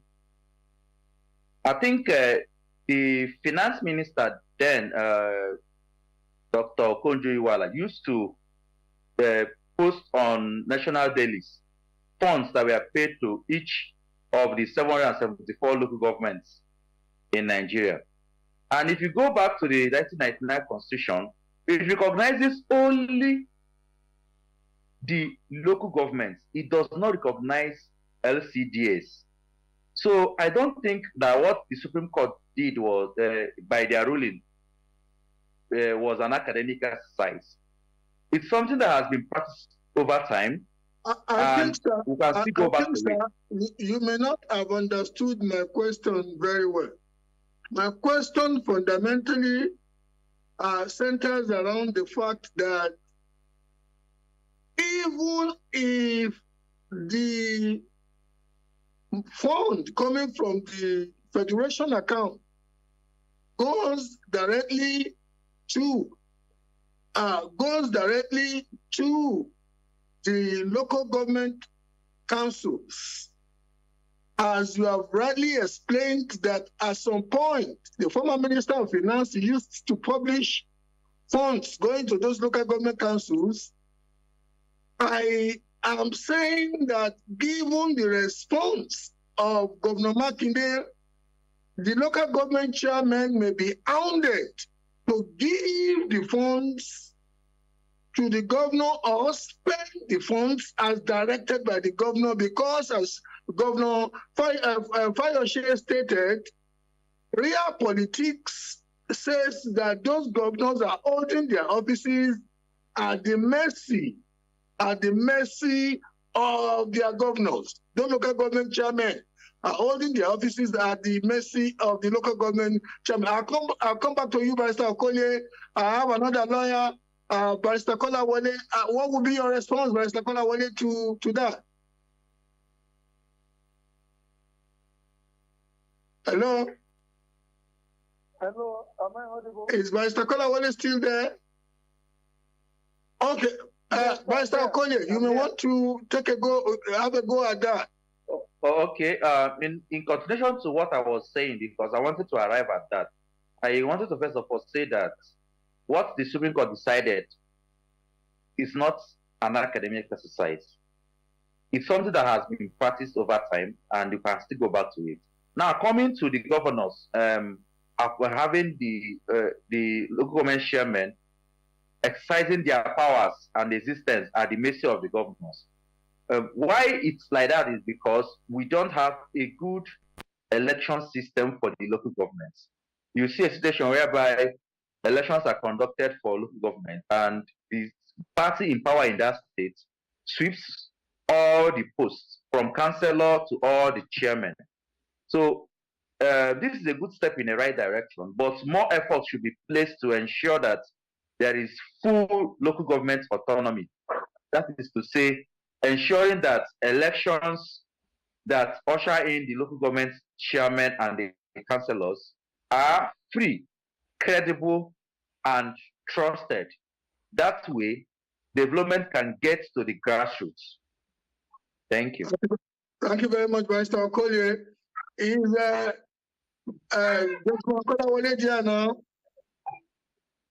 Yes, I'm here. I'm here.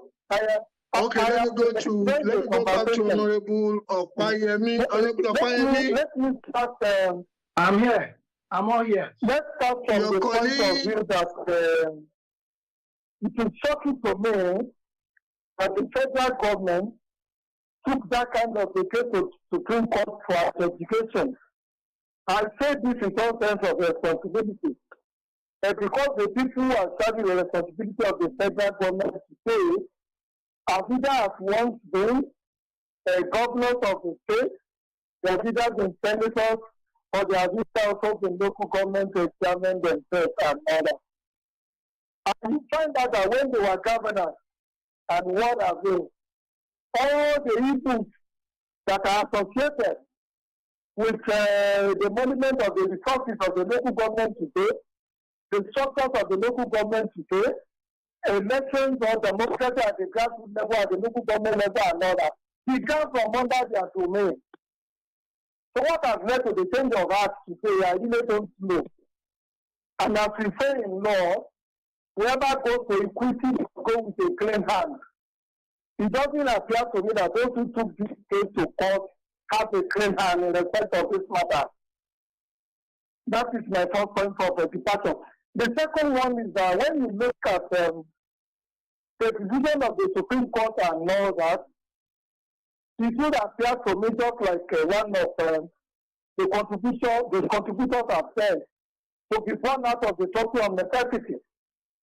The Supreme Court does not want the local government to die off the way it is going.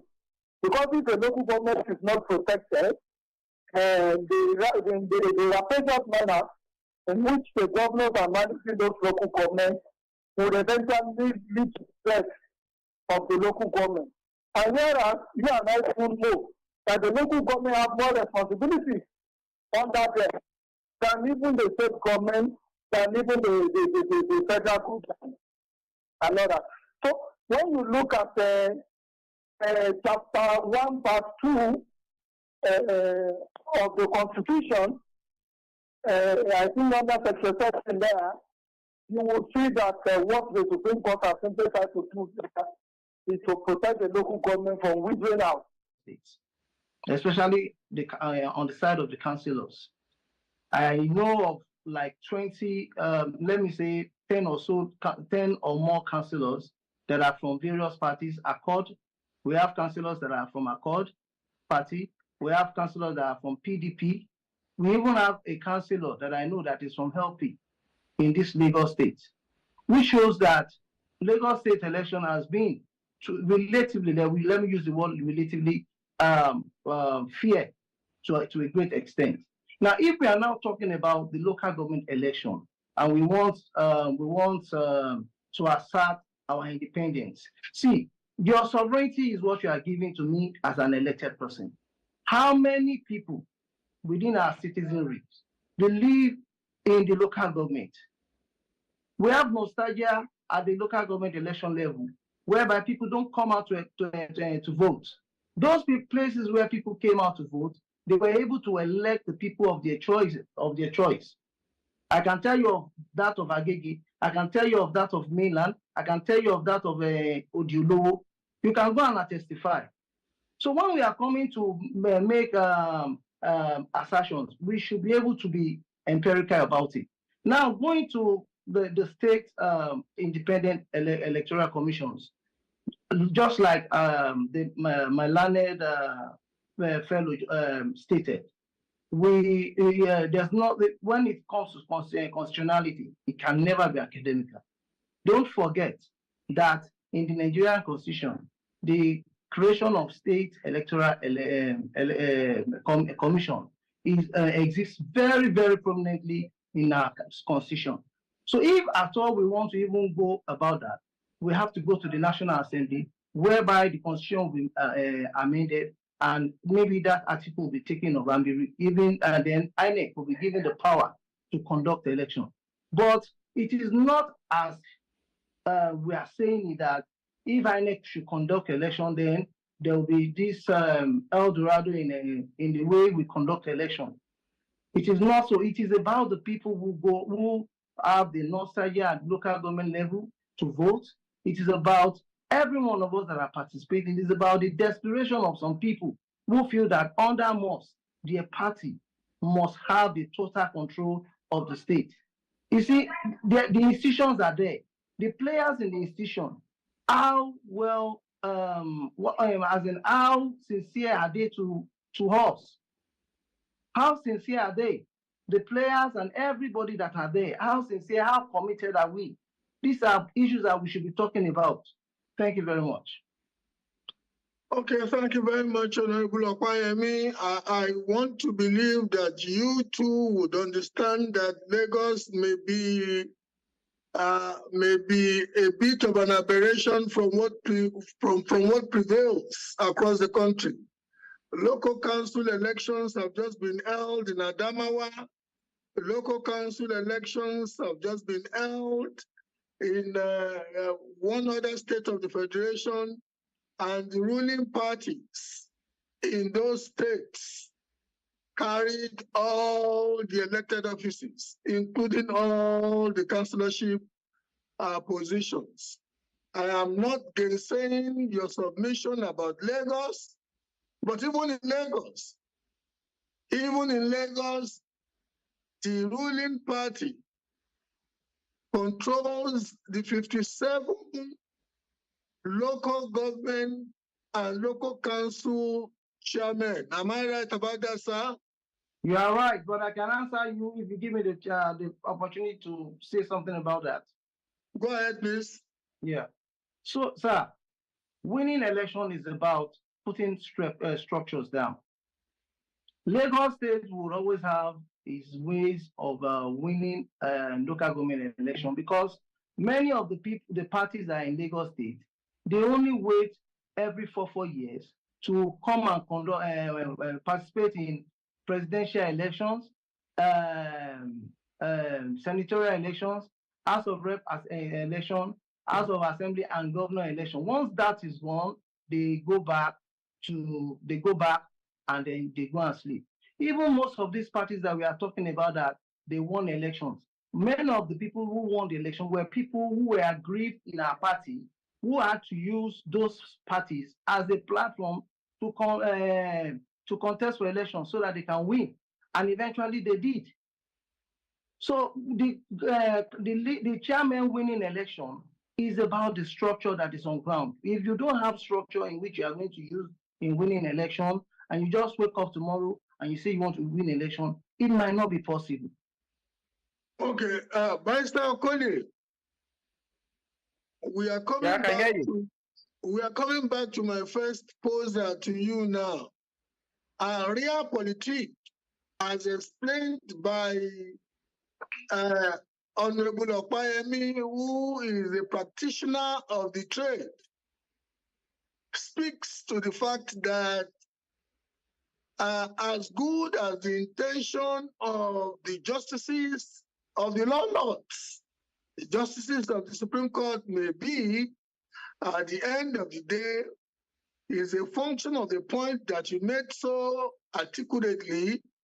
That's, how elections conducted by the state independent electoral commissions are somewhat relatively warped when juxtaposed with elections conducted by INEC.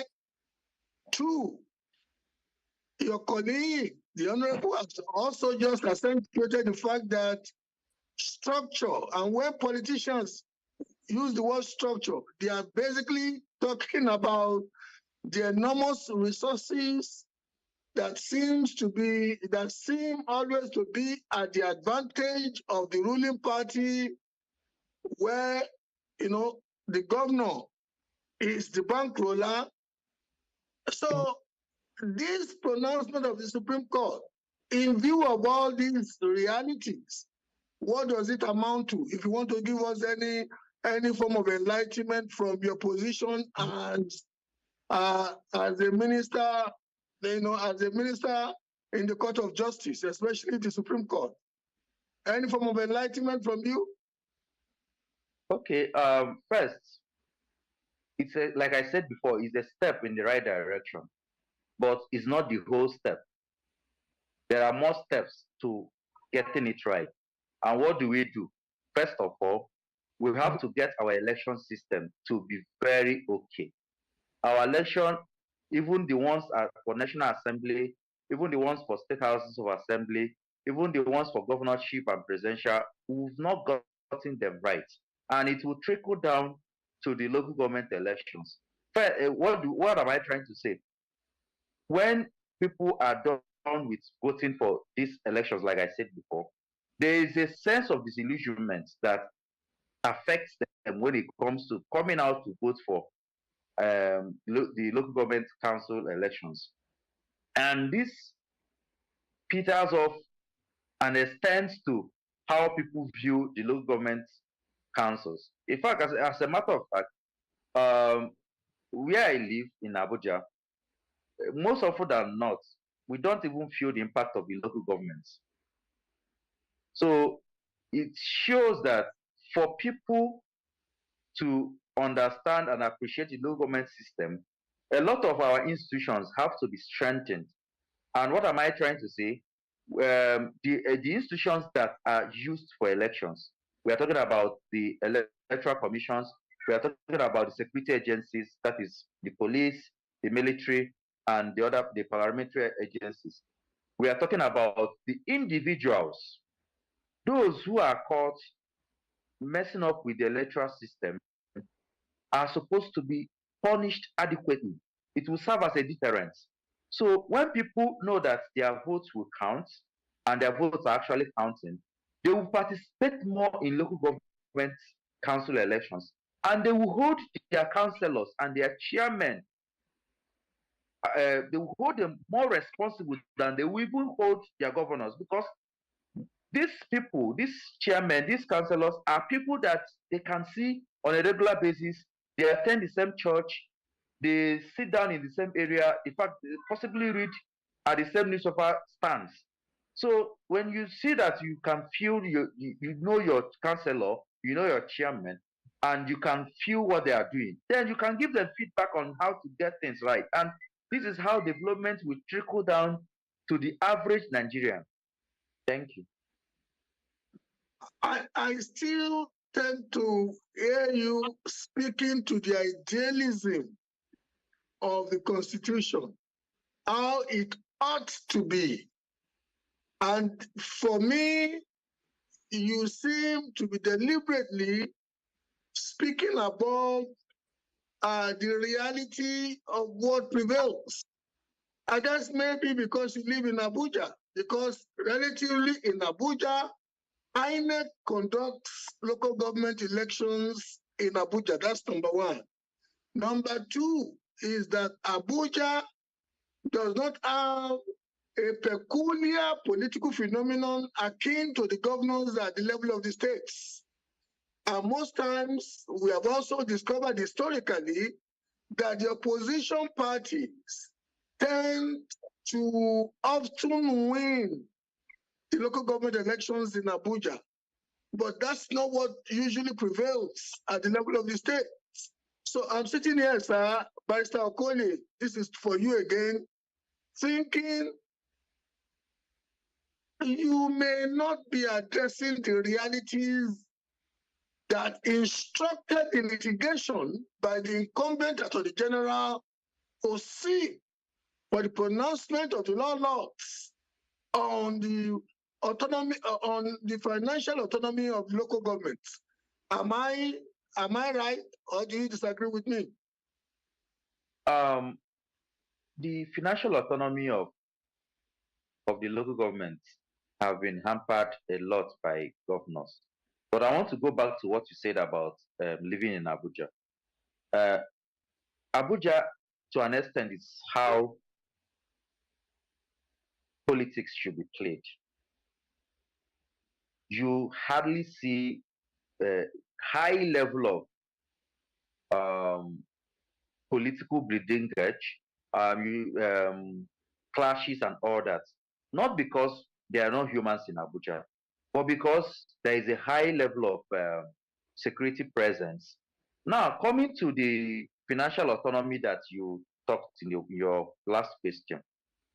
First, if a governor, being the leader of a state, determines who contests what and when, there will be a lot of patronage when it comes to handing over the coffers of the local government to him, in order to ensure that at the end of the election cycle, the person is still in good books of the governor for future recommendation to other offices.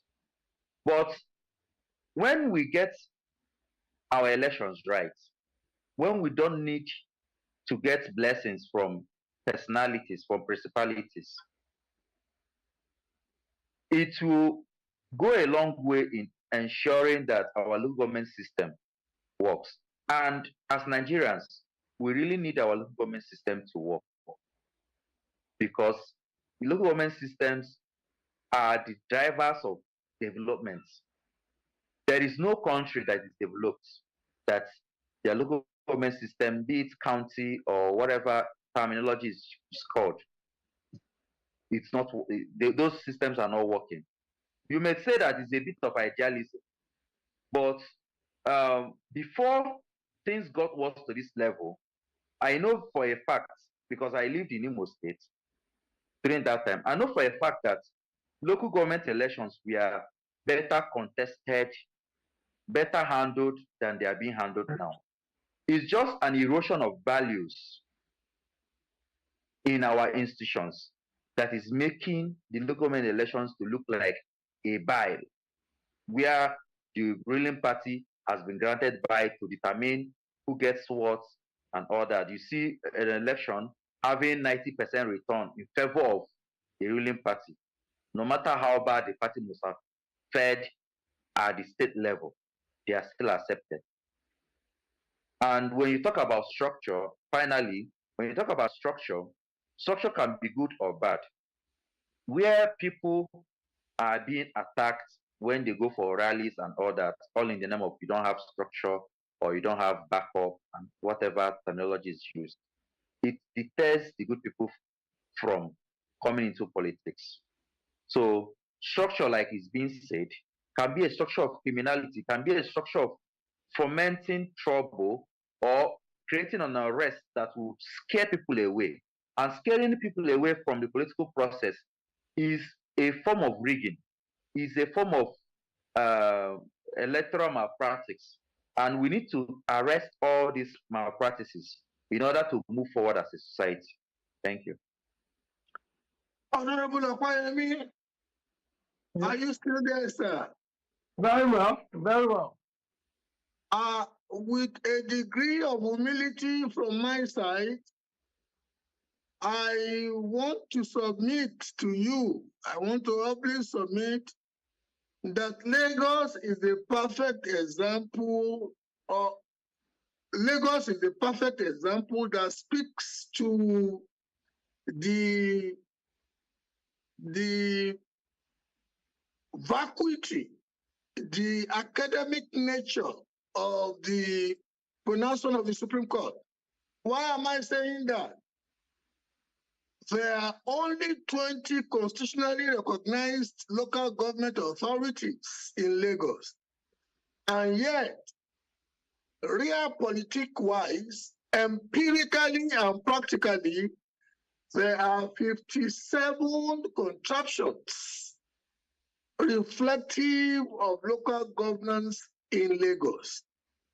And within the context of the reality in Lagos, even if funds were to come from the federation account to the 20 constitutionally recognized LGAs, the chairman of those LGA cannot afford to want to assert holding to them because there must be a peculiar arrangement for those funds to be shared by the LCDAs that were birthed from the 20.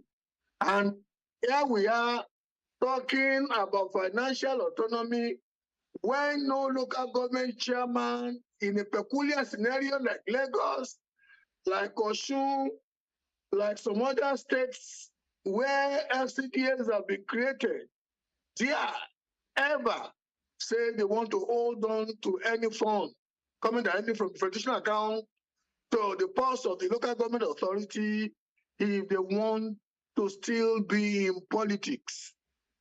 Honorable Opayemi, as a Lagos politician, an elected officer of a local government entity, how would you respond to that? First and foremost, I want to ask you, sir, as you have said, that 20 local governments are recognized within the in the constitution. Are you telling me that the areas within the 37 LCDs are not anywhere in the map of Nigeria?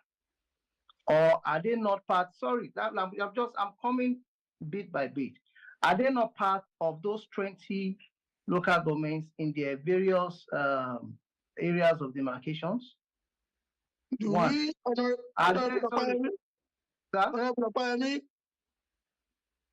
Yes, sir. Do we or can we agree that when the funds are emanating, when the funds are coming from the federation account, going to Lagos for under the heading of local government funds, they will only go to 20 entities? Do we agree on that?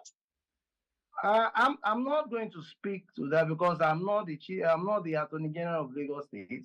So I have limitations where I can answer questions. Being a public servant, so I won't be able to answer that on here. But what I know is this: one, don't forget that the Supreme Court, by its judgment made far back in 2005, recognizes that there are 37 LCDs in Lagos State. And it is still the same Supreme Court that has given a judgment that, okay, go and pay money directly to the local governments. Now, I know lawyers when they want to play with words.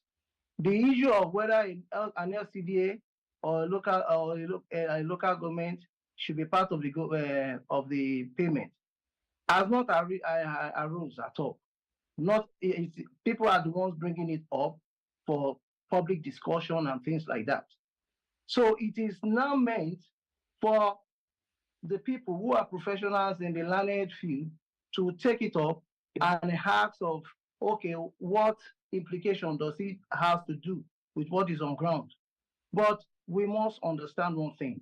There's no reason why we should paint something that is black, then we paint it purple. The LCDAs that we are talking about has been in existence as part of those 20 local governments. They deserve rights to enjoy from those allocations in any way, in any form, because they are part of the development.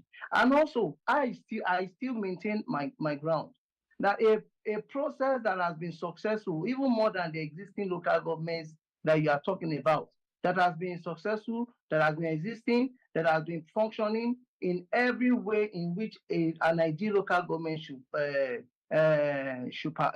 perform, should not be jettisoned in any manner or in any form.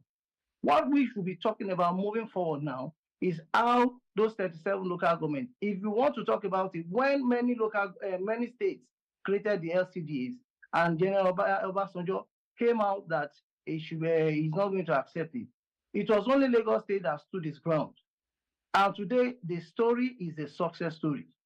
I can tell you as a councillor, just to go back to what my brother talked about, it is not every local government that you don't feel the impact. For example, I can boast of what I have done in my own ward. I can tell you of projects that I have done.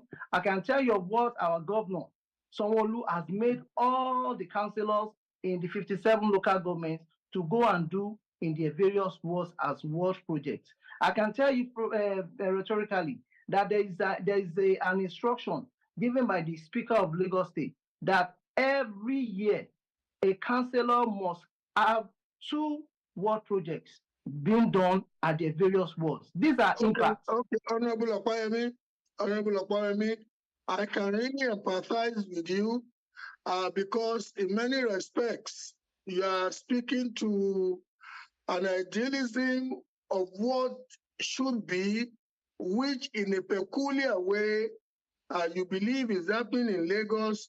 But I can also authoritatively tell you that when funds are leaving the Federation account coming to Lagos, only 20 local government authorities are recognized.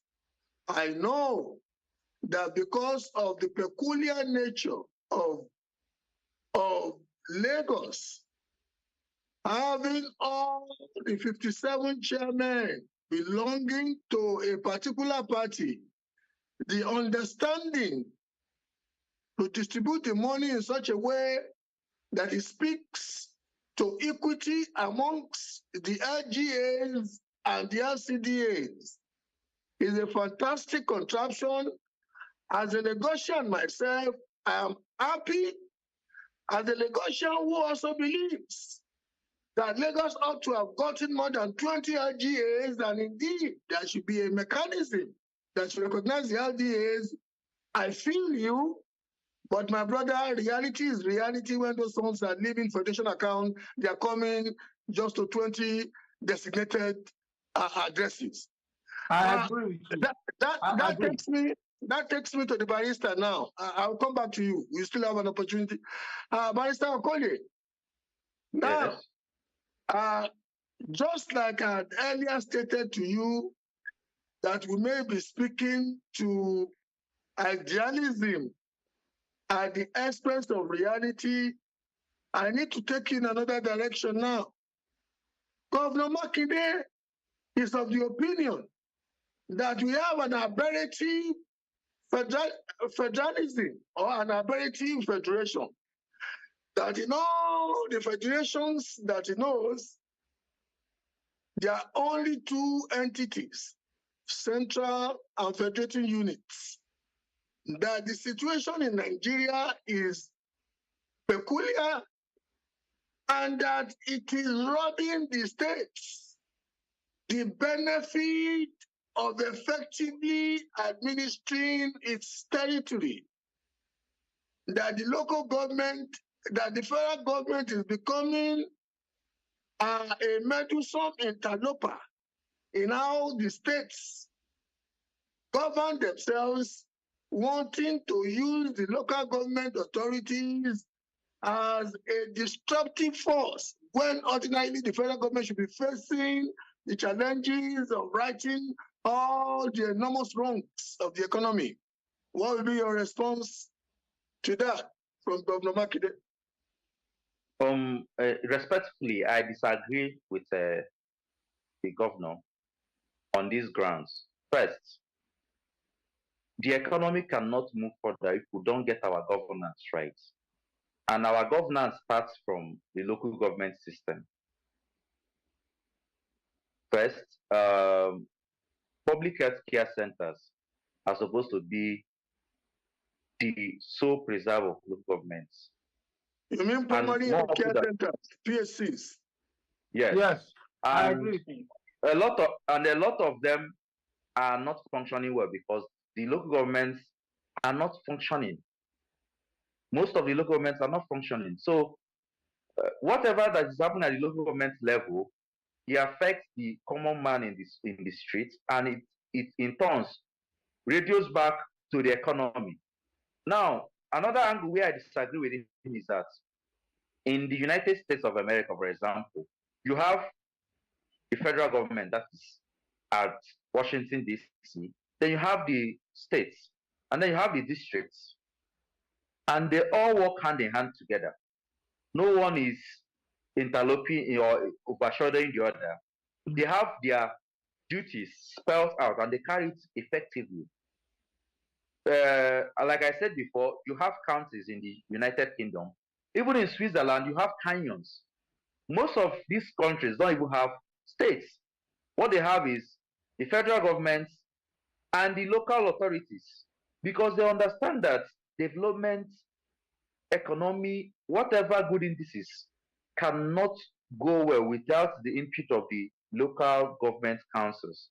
Whatever, no matter the affiliation or the name it bears, but the impact of the local government councils can never be overemphasized because it helps to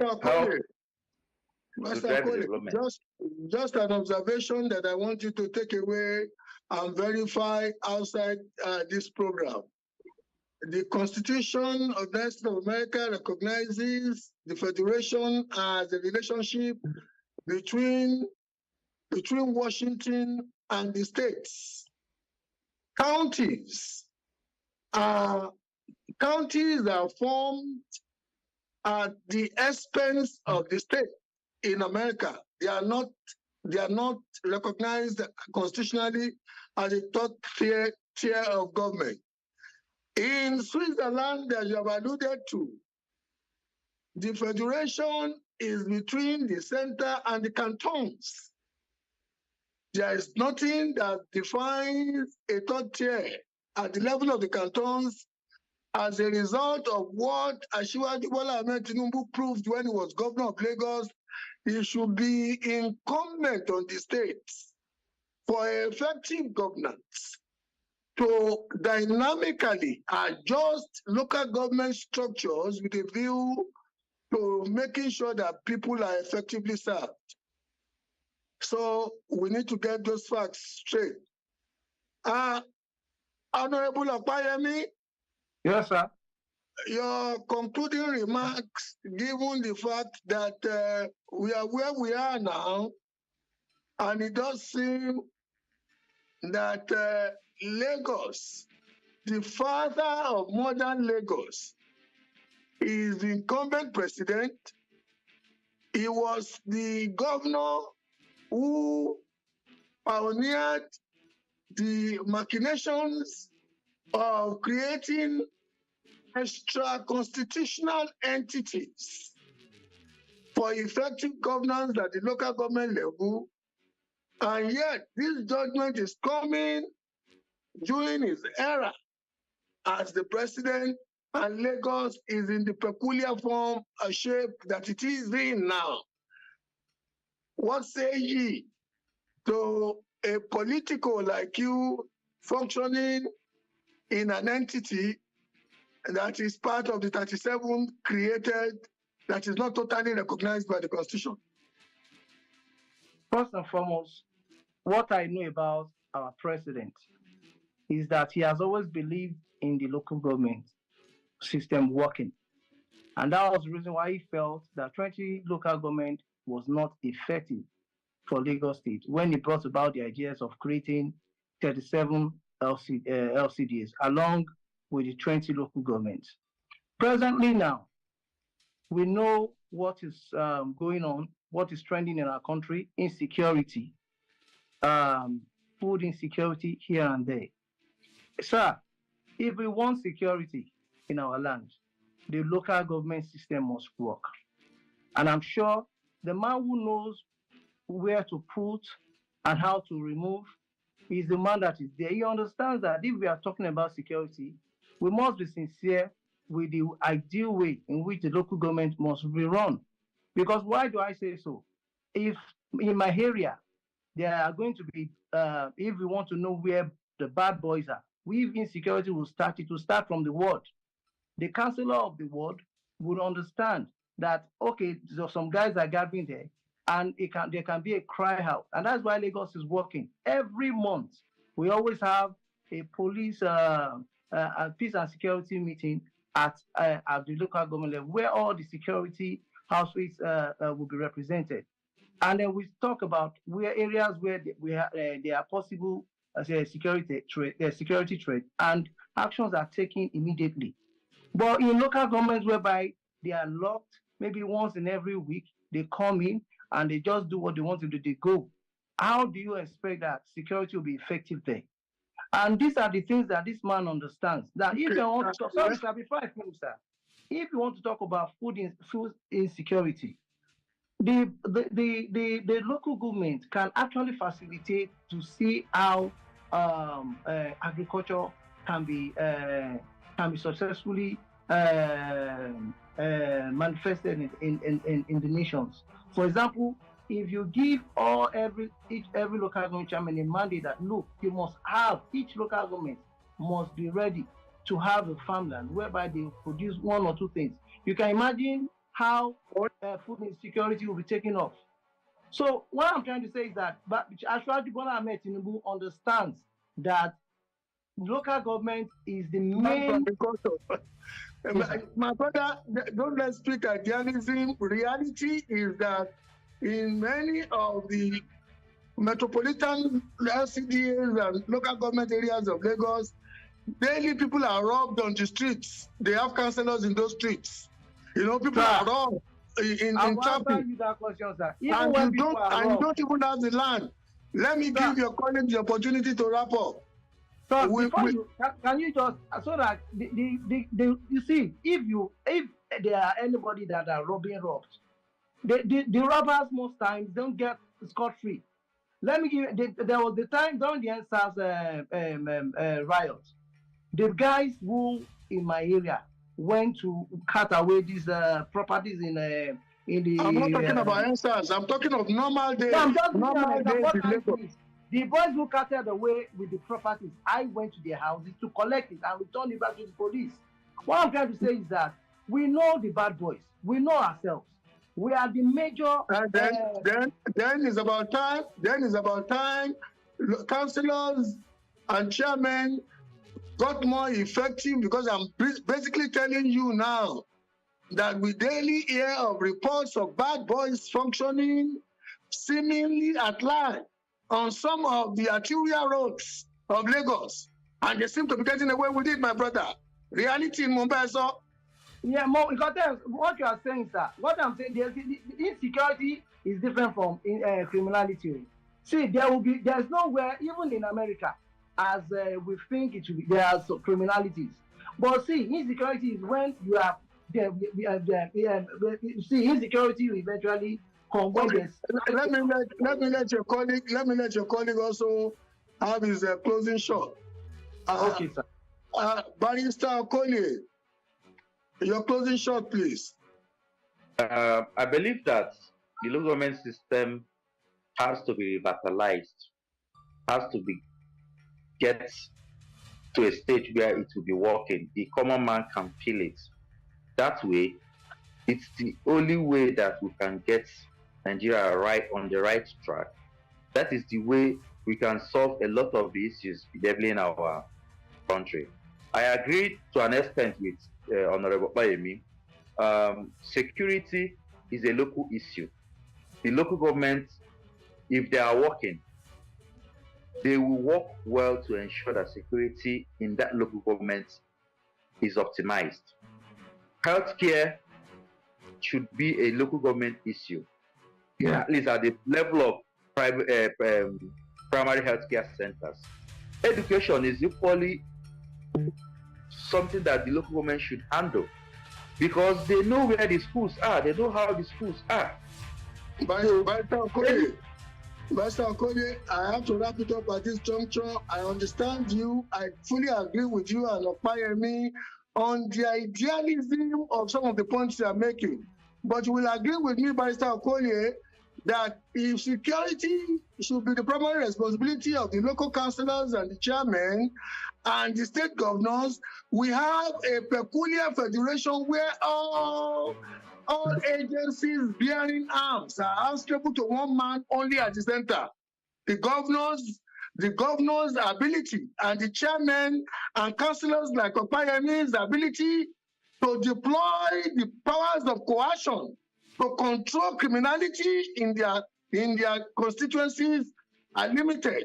You see, that is why some of us want to believe that the pronouncement of the Supreme Court, the intendment is good, but the reality is that it is academic. Thank you, gentlemen, for gracing the show. We look forward to having you some other time. Time is far spent. Thank you. Thank you very much. God bless you. Thank you. I want to say thank you to you, members of the audience. Thank you very much. For today. My name is Steve.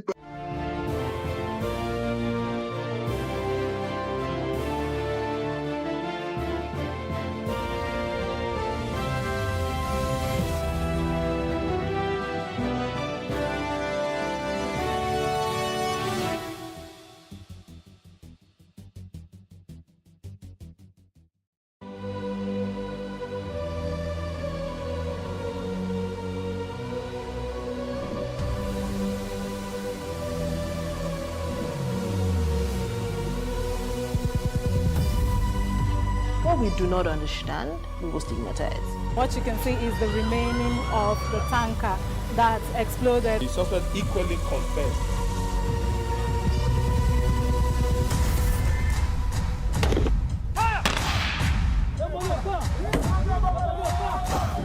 Now 500 naira they collect them. If you no talk, then go beat you. Now 2,500 they pay.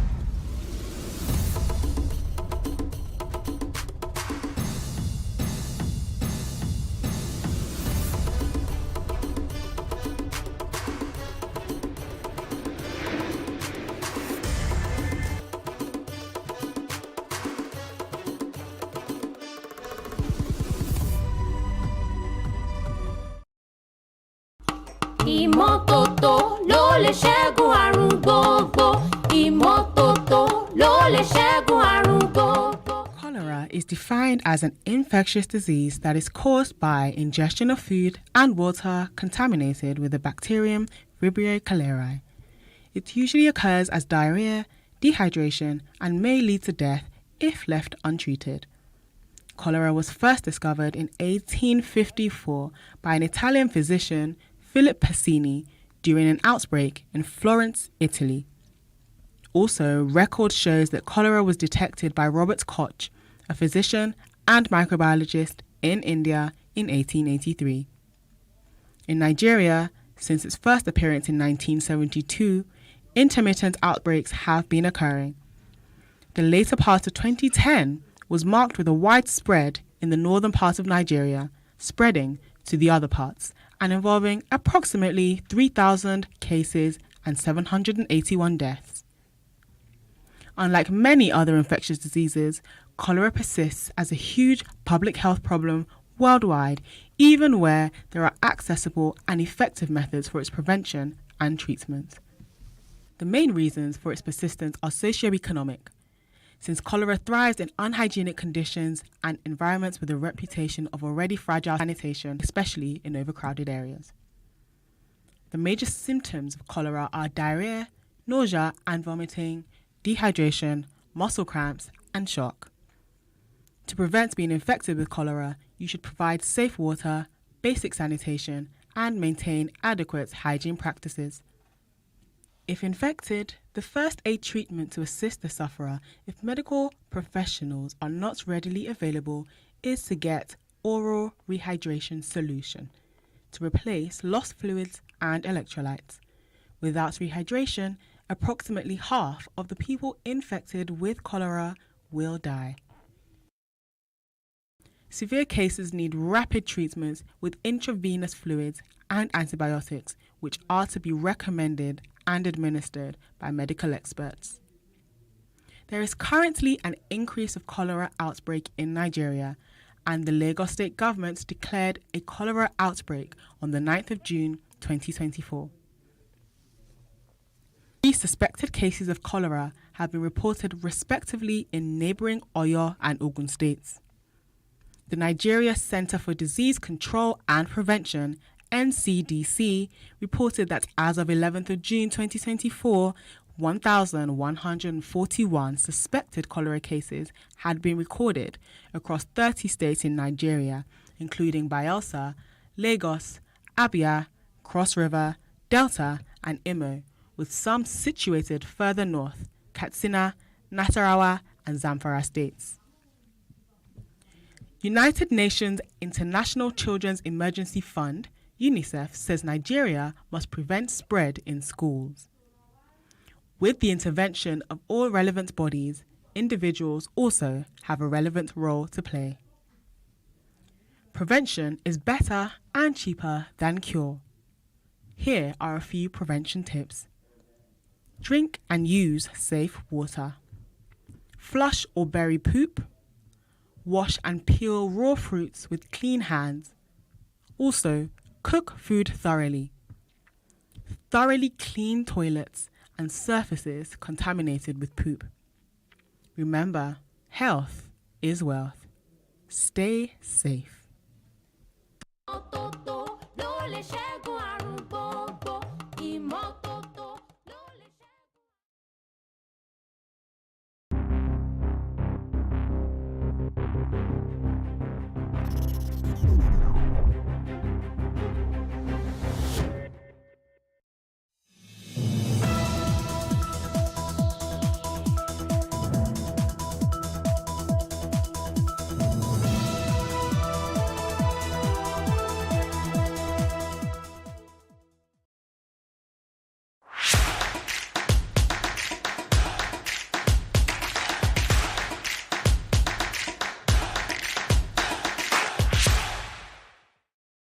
My name is Titi Adeose. I'm one of the 3 female co-founders of Naija Kids, an edtech company that develops digital content for children. So what we basically do is we provide content. You know, with COVID and everybody going online, that's really where there's a major gap. And so we bridge that gap by providing fun learning digital content that makes online learning completely effortless and a lot of fun. So this started in 2018. So in 2018, if I take a step back, I'd been saying I wanted to do something for children because my son, my younger son, is a typical digital native. He doesn't like learning. Do you understand? We're always battling, fighting with the laptop. That's all he wants to do. So one day someone said that if that's how he learns, why not provide him content, for that? And I said, wow, okay, that's actually a good thing. So I now started developing content for him to be able to use on the device. And when more people were interested, that's really how Naija Kids came about. So we provide digital content. We take any subject, any topic, and just transform it in something that is fun, that children want to learn. So now my son is the one that's always telling me, Mommy, have you done a game on fractions? Have you done a game on decimals? When I say go and do your book, say, okay, can I play a Naija Kids game instead? So for him, that's, meanwhile, this is someone that before I'm always battling with. I say, go and read your book. When I say go and read your book, he's coming. I'm going to drink water. Oh, I'm coming. I'm going to the restroom. Oh, I'm coming. And then 2 hours have passed. We haven't done anything. But now, playing something that he likes on a device that he likes was just, you're just excellent. And that's really what brought about Naija Kids. I studied engineering, so not even electrical, and computer. I actually studied mechanical, but my other partners studied computer science and computer engineering. So 3 of us came together. But I'd been an educator because I actually volunteer in church. So I've been passionate about education. I didn't know that I was going to end up here, but it's something I've always been passionate about. And the part that I'm passionate about is creating content that is fun. So I always say, how can I teach this topic in a fun way? I'm always saying, okay, let me create a puzzle. I go online, look for a puzzle maker and create a puzzle out of it. I say, okay, you know what? Maybe this is how I'm going to do it. I'm always looking for the fun angle to teaching the same subject. I don't want to bring it same old, stand in front and just, that kind of thing. Mine is, let's make it fun. Because I think about when I was young, what are the things that made learning fun for me? What are the things I still remember now? The truth is that the things I still remember now are all the things I did for fun. You know, I tell people that, you know, when you think of the Monopoly game and the streets of London, you only remember them because of the Monopoly game, not because someone taught you. So my idea is fun learning, learning that makes it effortless, learning that makes children want to learn and they want to excel. And so when my son is now doing very well in school, he's like, yes, this is the secret, you know. This is the secret. I'm not a genius. That's what he thinks now. Look about how you learned this, you know, various countries, rivers in Africa. If I tell you, remember the rivers in Africa, I'm sure you remember them because we had this fun song. There are 7 rivers in Africa, 7 rivers in Africa, oh now, Niger, Senegal. You know, so those are the things that we remember. Anything that our teacher taught us that was really fun. Years later, if someone asks you, you're just amazed at how much you remember it. And then with technology now, it helps us transform those fun elements, all those gaming elements. And that's really what games do. They transform the gaming element, scoring points, climbing levels. Do you understand? Dressing up, getting things for your avatar. They're all fun things that we associate with the things that we are learning. The fact that I'm doing coins, I'm doing against, you know, playing against my mates. They're all competitions that we already do in the classroom. So the things that we already do physically, the only difference we've done is that we've made them digital. We provided them as digital content. Even me as a parent, marking my son's worksheets can be tiring. But when he's playing a game and it's a digital content, the answers are already marked. So it's stressless for me. So it's a two-way thing. I'm happy, he's happy, and we're all happy. Before I started, you know, Naija Kids with my 2 partners, what I'd done is I was working in a consulting firm. So I worked in KPMG for over a decade, risen up to the role of senior manager. And then I left and then joined a colleague that set up a fast food restaurant. You know, so that was really my first step into the entrepreneur journey, you know, being an entrepreneur. Before then, I'd been in corporate, but all that while I'd done things in education.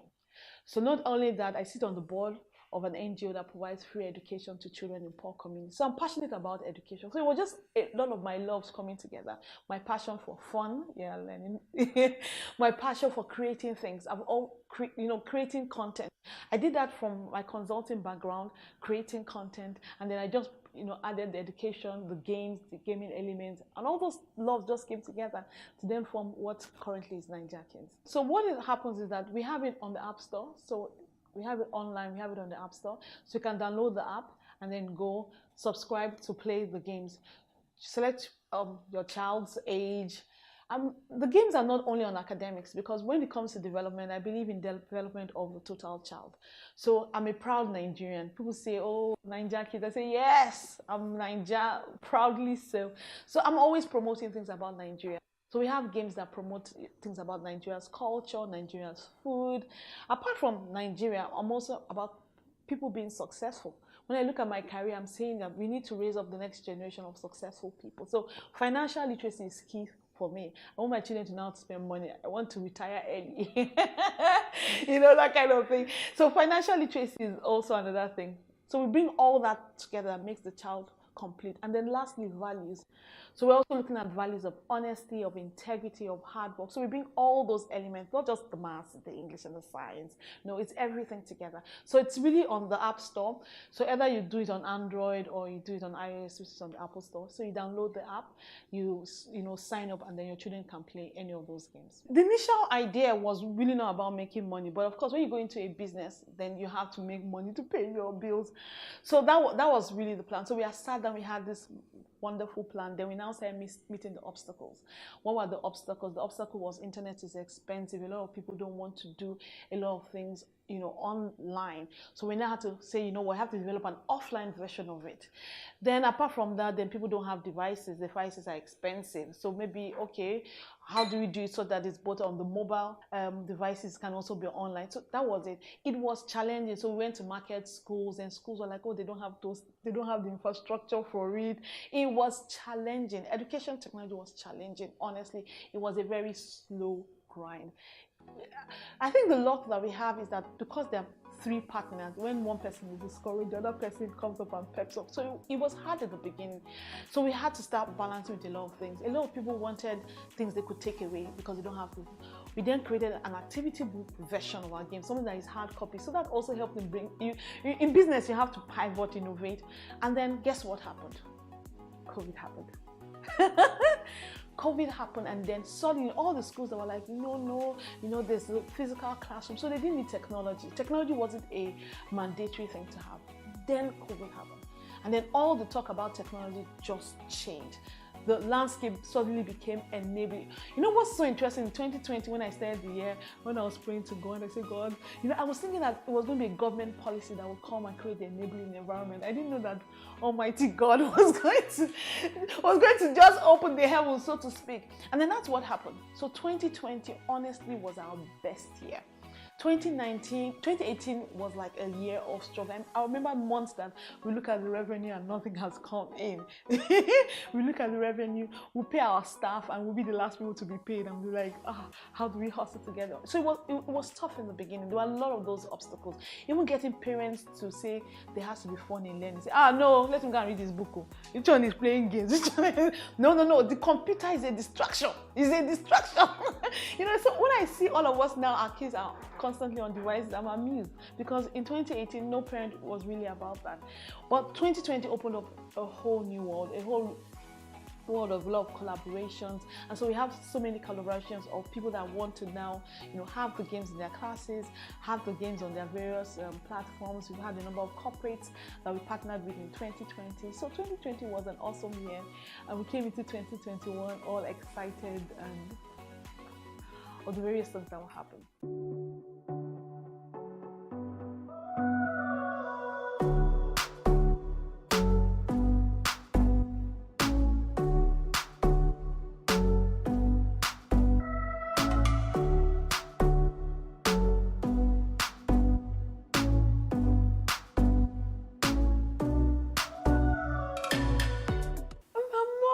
There's pandemic, but I'm happy that technology is now, a front burner. We have been saying that, honestly. I tell people that when you look at all the jobs now, technology is such a key part. So you shouldn't bring up children without technology, and it can do so many ththings.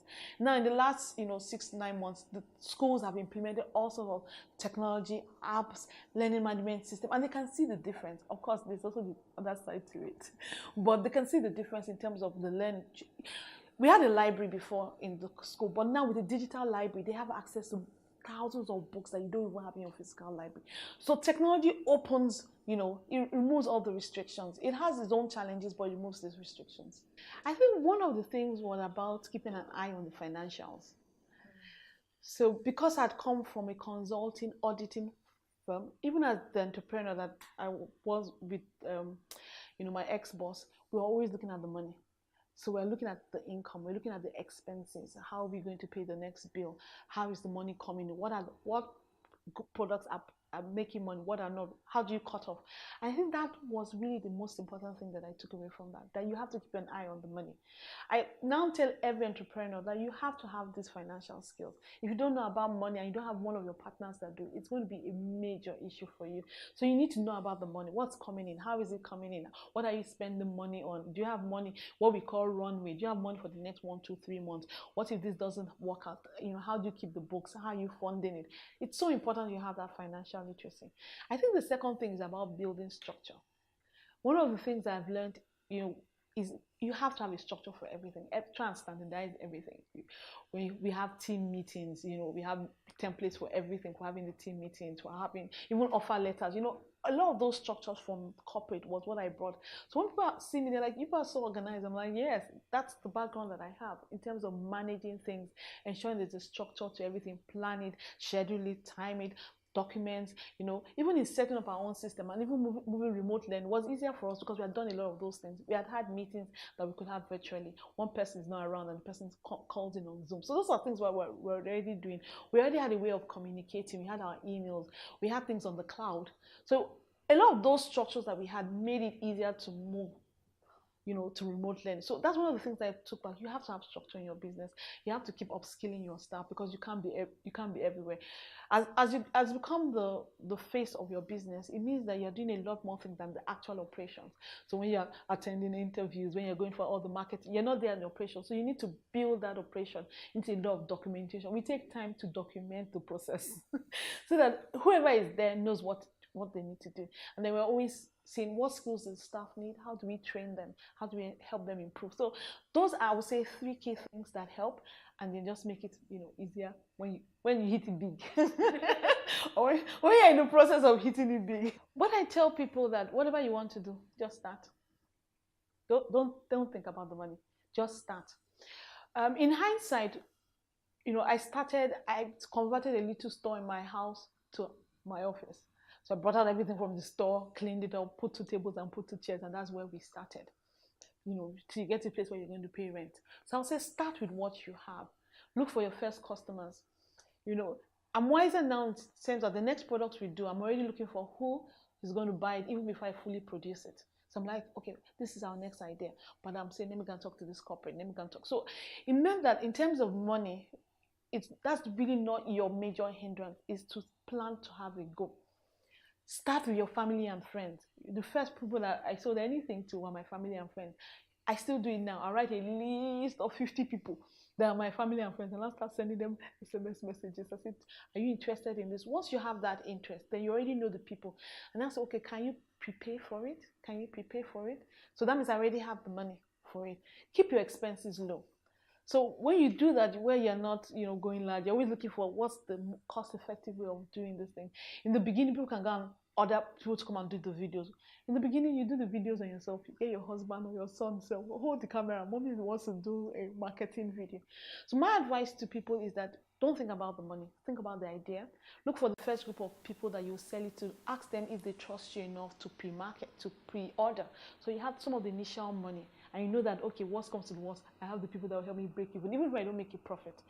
I think keep good records. You need to keep good records. Separate your personal money. So you know everything that is coming in and everything that is going out, and see that it's balanced. But I would tell people, just start.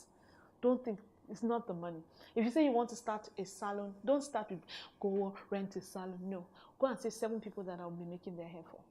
Who are these 7 people? Let me start to them. So I'll come to your house, don't worry. Hey, madam, you need to buy the attachment. Send me the money. So that way you don't really have any cost. The only cost is the transport, which will be catered for by the person that makes, that pays you. So I say money is not an issue for any idea that you want to do. It's just start. It will not be perfect, but just start. When you start as an entrepreneur, you don't have all the skills. So you have for the core thing, but you don't have all the things. So you start collaborations from. I remember that in the beginning, I'll call a friend of mine who's working in a company. I said, you want to do some PP? Okay, you help me with the graphics, So I'm saying collaborations can be something as simple as that. In terms of when you don't have everything, who are the people that can work with? And then the collaborations that we now do are other education technology companies that already have the market, but they don't have the gaming element. So recently we partnered with Gradely. Gradely is another ed company, but they prepare videos, learning videos for children. So we provide the games. We've partnered with Edvis. Edvis also provides a school management system. And we say, okay, can our games be on your platform? We keep partnering with various people that we say, okay, these people already have a platform, they already have the market, but they don't have what we have. Can we partner with them?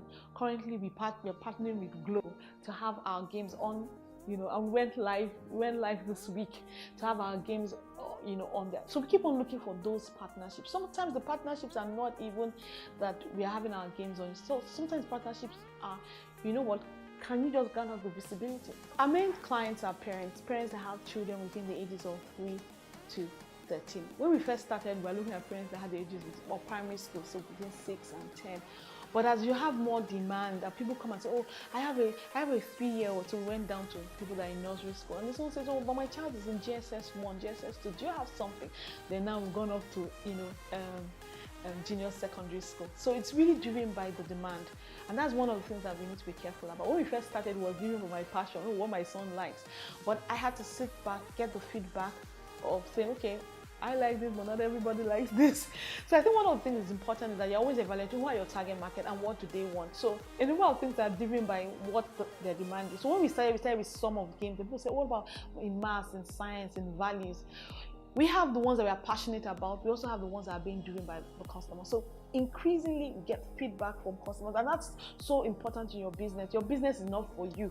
It's something that you need to always remember. It's for your target market, and what are they saying? What are their demands? So even concerning the games, when I look at where we started to where we are now, people will say, okay, the games are too heavy to load, so that means I need to shed some of the excessive graphics that I've put in there. So your customers are key.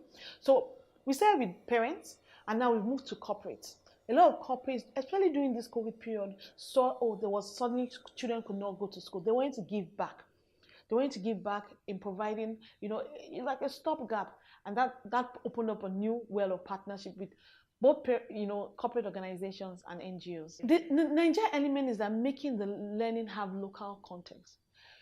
If my child is doing an exam and they ask him, choose the odd one out, and orchard is there, he most likely would not know what it is, because the examples are made from people that those examples were relevant to that context. So that's where the Nigeria is, that we are teaching Nigerian child, even though we are now moving to Africa, but we are teaching the child, let's use the examples that are local. So when I'm going to give an example in maths, or when I'm going to give an example in science or in English, I'm going to first of all ensure that that example is relevant, that the child understands what it means without too much of an effort. I think the other part of it is that I just want us to be proud of who we are. Countries are not perfect, to be honest. When you think about them, they're not perfect, but they promote themselves. They promote the good part of it. I told someone that I remember the first time that I went to Dubai, I was amazed that Dubai had a place that looked like Adeniji Adele inside Lagos Island. Because when they're promoting it, they don't go about promoting all the bad parts of it. And that's really what I wanted to do as well. I wanted to promote to the next generation the good things about Nigeria. It's not all bad news. So we have this game called Who Wants to Be a Brainiac? And I will ask you, who's the richest man in Africa? He's a Nigerian. The country that scored the first gold Olympic in football, in boxing, they were Nigerians. Who is the first person to write a novel?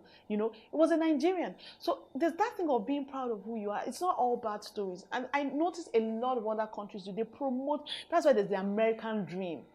So for us, it's promoting things that are Nigerian. We also want the values. When we look at Nigeria today, I'm saying, what are the things that can help us change? There's also our value system. Let a child be ethical. Let a child, want to be responsible. Let a child understand the relevant values for, building our nation building, because this is where we, so to speak, have our bread and butter. And so we need to build up. So I think that those are all the Nigeria elements to the Nigeria kids. We need to build our country. I'm into nation building. I might not go out and, wave a flag and join the riot, but I'm saying I can put those values and that, patriotism in the next generation through all that we do. So they see things all around them that denotes their country and they're proud of it.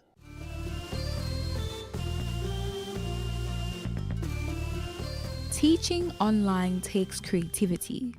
Online environments can be challenging to master at first, but with a little effort and time, your students will be getting the best experience possible. With the home environment being surrounded by potential distractions, keeping students engaged, motivated, and interested in their lessons can be one of the biggest challenges online teachers face. Teaching online requires you to use completely different skill sets compared to those used in teaching in person, and it's also important to keep the process as fun as possible. The following are some tips that will guide you in making learning fun for children through digital content. 1. Present your best online self. If your students can see you via a webcam, make sure that not only do you look presentable, but the location that you're in does too. A simple background works best to eliminate any distractions. Also, your visual materials must be top-notch. Make sure your slides look clean and clear, and any videos you use are of good quality. Try changing the tone of your voice to introduce new activities or mix up the tempo of your class. Practice your storytelling skills and offer praise out loud. This can make a huge difference in encouraging your students. Also make sure that any audio clips you plan to use are of good quality. Number 2, use technology to your advantage. Teaching online comes with its challenges, but it also puts a whole load of really cool tools at your fingertips. Whether you use whiteboards, pointers, virtual games, text editors, drawing tools, file editors, breakout rooms, or screen sharing tools, you can use the technology you have to add variety to your lessons and keep students on their toes. Number 3, find what inspires your students. The good news is, just like in any face-to-face classroom, the real key to getting your online students involved is to find out what inspires them and give them reason to be engaged in the classroom. Number 4, keep it interactive. In a face-to-face class, it's typical to give students some quiet reflection time to work alone or read a text. But these kinds of activities don't translate well in online classrooms. Planning activities that keep your students actively clicking, typing, or talking throughout the lesson is the way to go. You can do this by asking lots of questions, including games, and making sure learners have to physically do things like use drawing tools or type in the dialog boxes. Number 5, break down the lesson. It's a good idea to keep a fast pace and break down information into small, easily digestible chunks. This means to steer clear of lengthy explanations and slides with too much text. That thing of the grass is always greener on the other side. I have a lot of people that have relocated, that's jackpot, so to speak. But they tell you the truth. They tell you how hard it is. They tell you the fact that yes, they will never be looked on for the promotion because they are black skin. They have the passport. But in the end, when we go to our offices, it's not you don't actually bring out your passport, let me know what country you're from. It's your skin color that immediately tells you where you're from, so to speak. So it means that the grass greener on the other side, it's grass greener on the other side with commas. Meanwhile, I know people here in Nigeria that have done awesome things. I know people that have a lot of, grass to riches stories that have made it in this country. So for me, I'm like, we can make it here. It's tough. Yes, it's tough, but it's not easy anywhere else. It's not easy anywhere else. It's tough everywhere else. But people that make it against the odds. I mean, look at the story of Tyler Perry. He's in the same great American, but when you listen to his story, it's a story of against the odds. So Nigeria too is a story of against the odds, to be honest. But are people making it? Yes, people are making it. We have outliers. We have the outliers of the likes of Dangote. But we have other people that, started. Look at the banks. When I was growing up, it was only First Bank and Union Bank. Then a new generation of people came and built banks. Look at telecoms. When I started work, I was so junior, I didn't have a mobile phone. Even when mobile phones came out, because it was 30K. But look at it now. So people are building things in Nigeria, making a difference, building the economy. All sector is now not the only major thing. Financial sector is reigning, telecoms is reigning, because people stayed here to build. And that's what I believe, that if each of us take our own corner and build, then there's hope for this country. If we all run away, then, but this is the place where we are home. This is the place where we are first-class citizens all the time. This is where your money matters when you've arrived. Do you understand? With no comma. So let's stay and build it. I believe that if we stay, we build it, it will be a Nigeria that we're proud of. Like I said, when you start, it's tough. You need to start and say, what do I need? The things I don't need money for. So like I said, when I started, there was the one storage in our house that I sorted out all the stuff, through all the things, just got 2 tables and chairs and started that way because I didn't want to pay rent. So even when I started renting, so this place that I rented the first year, because we actually live in the front part of our house, so my office is at the back. The first year I told my husband, I'm not going to pay you no rental. So what's my business? I said, no, he's lost income. I said, that's your business.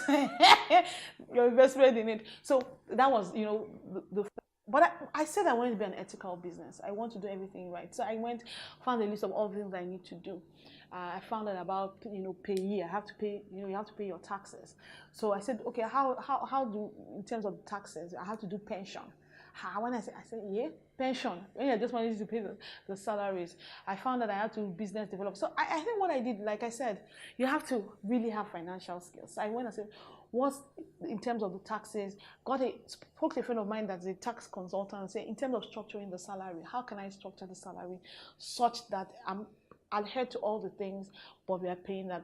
The pension, what do I need to do? So she then told me how we needed to structure the salary, because pension is based on the particular amount and your taxes as well. So That's the first thing. So you would need to know all that your business, that's what I'm just saying, in terms of registering your company, when we first started, our company was a business name. So we just had to register the business name first. And then when you register the business name, it means that there are some taxes you don't have to pay. But as you grow as a business, to be able to do business with other people, to get investors, then you have to transition. So you need people to help you. That's the point I'm very, don't go for anyhow. My friend was a consultant, tax consultant, PwC. I'm not, so when I need expert advice, I don't penny pinch. I may not be able to pay. Do you understand? Or that we need to do it for you. Oh, Titi is just starting out. So you need to find out those factors. This is Titi Adeosi, and our app, Naija Kit, is 100% Naija made.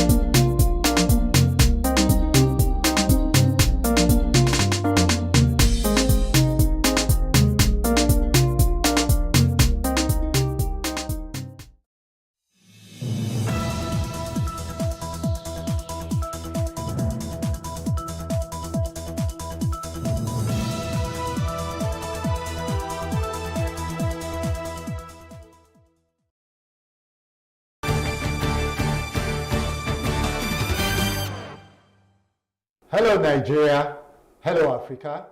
You're watching Plus TV Africa, and the program is Sports Business with Orufo Ezaga. Today we have yet another packed edition for you. I say that every week, but today, if you're into the sports business space, you want to listen to this program and hear what we have to discuss, because it's very, very crucial to sports business success. Today, we're going to be talking about branding. Branding, to most people, might just be the logo that you have created or the colors that you have chosen. But branding is a discipline, a marketing discipline that runs much deeper than that, and it is fundamental to the successes of the world's biggest companies. All right, so today in the studio with me, I have Mr. Muyiwa Kayode. He is the CEO of USP Brand Management, and he's also the author of 2 books on branding. The first is The 7 Dimensions of Branding, as well as Brand Nation. Mr. Muyiwa Kayode is a very vastly experienced brand management consultant and expert. And so I'd like you to listen to what he has to say if you're in the sports space, because it can probably affect how you look at your brand today and show you ways that you can improve your brand going forward. The Nigerian sports business space is beginning to pick up. The local industry is beginning to buzz. Last season, we saw what we saw of the MPFL, for instance, and other sports are beginning to wake up as well. Now, is this something that's going to be sustainable? How we brand what we do is going to, have a say in whether we're going to be able to succeed long term, or whether we're just going to, exist on the level that we have so far, the shilly-shally level.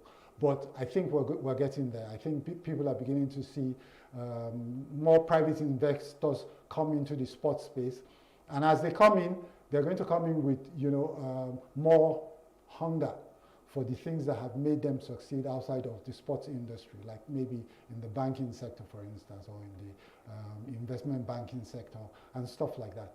So as we welcome the private investors as they come in, and especially in Nigerian football, in the Nigerian football hierarchy, we have seen a lot of new investors getting into the NLO, which is the third tier of the Nigerian league, the NNL, which is the second tier of the Nigerian league, and of course the NPFL. And we have had also clubs that have been in the NPFL forever. What sort of branding have they had? Is there something they can do to improve? Some people will tell you that branding still exists on the embryonic level. We're going to see as this program progresses where we are at with branding and what we need to do to improve. I'm going to give you a minute to relax, to stretch your legs, to get some water, or maybe invite a friend to listen to this program with you, because it's something that both of you care about, and so I'll say to you,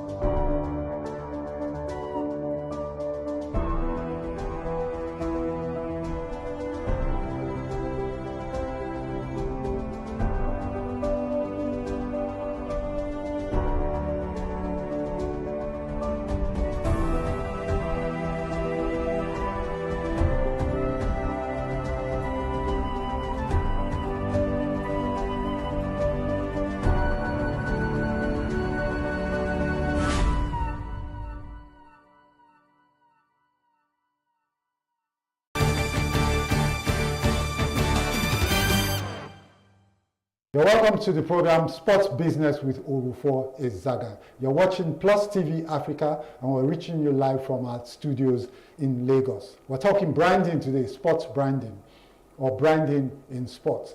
And we have in the studio Mr. Muyiwa Kayode, who is the CEO of USP Brand Management and the author of 2 books on branding, namely The 7 Dimensions of Branding, as well as Brand Nation.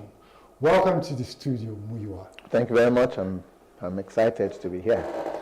Muyiwa, it's a pleasure to have you in the studio, because I think what you have to say is very important to sports business, and I don't know if you agree with me that the local sports industry is beginning to wake up. Do you have a sense that that's the case? Absolutely, yes. I think first, let me just commend you. I like this program. I like what you even call the program, sports business, because I think one of the most critical things we need to do in this country, as far as our sports is concerned, is to reposition sports as business, because it's serious business. And a lot of people in the decision-making sphere do not even see sports as business. A lot of us see sports as something that government should do, and government sees it as putting corporate social responsibility. Even companies, sometimes they see it as corporate social responsibility. The few of them that actually get involved to support sports, they see it as just donating money, and then government at different levels, they think it's just about, okay, let's spend this one on sports, let's budget this one for sports. No, sports is serious business, and we need to reposition it as such. Do you know, now you're talking about how organizations view sport. This is a bit of a digression, but we're coming to our subject of the day very quickly. Is the fact that, I had a guest recently that the company sponsors one of the teams in Nigeria, Rangers. They have a shared sponsorship with Rangers. And, I asked, how much did it cost you? He said 50 million. So Muyiwa, for The 9 months of the league, every match, every event, every occasion, everything Rangers had to do had the brand on, they're emblazoned on their chests. Do you understand? So I said to guys that, look, 50 million naira is not even up to how much some brands pay one musician to entertain them for one night. Yeah. Do you understand? True. Yet you can spend 9 months in the faces of Nigerians with your brand if you get behind sports. Do you understand? So that's how important it can be, all right? But let's talk about branding today. I know you have a few slides that you want to show us. First, before we even get to the slides, on a general level, what's branding and how do you think it would, why do you think sports business owners, sports property builders, asset managers need branding to thrive? Well, you know, I say that without branding, sport is just physical activity. You can have a group of 20 people playing football on the street. They are just engaging in physical activity. Yeah, but when it is Enyimba versus Rangers, then it's no longer physical activity. Yeah. That is the difference. Because Enyimba versus Rangers now, you have applied branding. Yeah. Okay? Yeah. So those clubs now are not just a group of 11 people playing football by the roadside. They are now a club. A club that stands for something, that has identity, that has fans and supporters and management and all of that. So that is the difference. And as you rightly say, we are talking sports business. Without branding, there's no business. If you are not building a brand, you are not building a business. Okay? And when you apply the principles of branding to sports or any other human activity, it becomes a successful business. Okay, so when you say that, when you bring Rangers and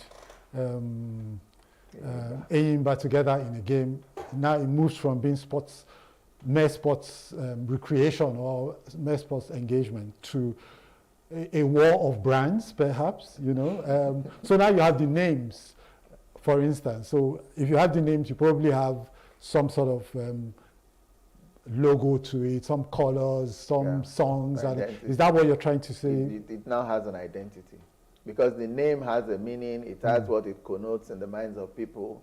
Has history. Exactly. And then even in terms of the culture, when you say Enyimba, for example, certain things come to your mind, you know, and there's a reason why the football club is named as such. Yeah. So you are now beginning to give it identity, to give it meaning, to give it culture, and all of that, you know. So that's what makes the difference, and that is what brings people. That's what attracts people. And when you attract people, you have an audience.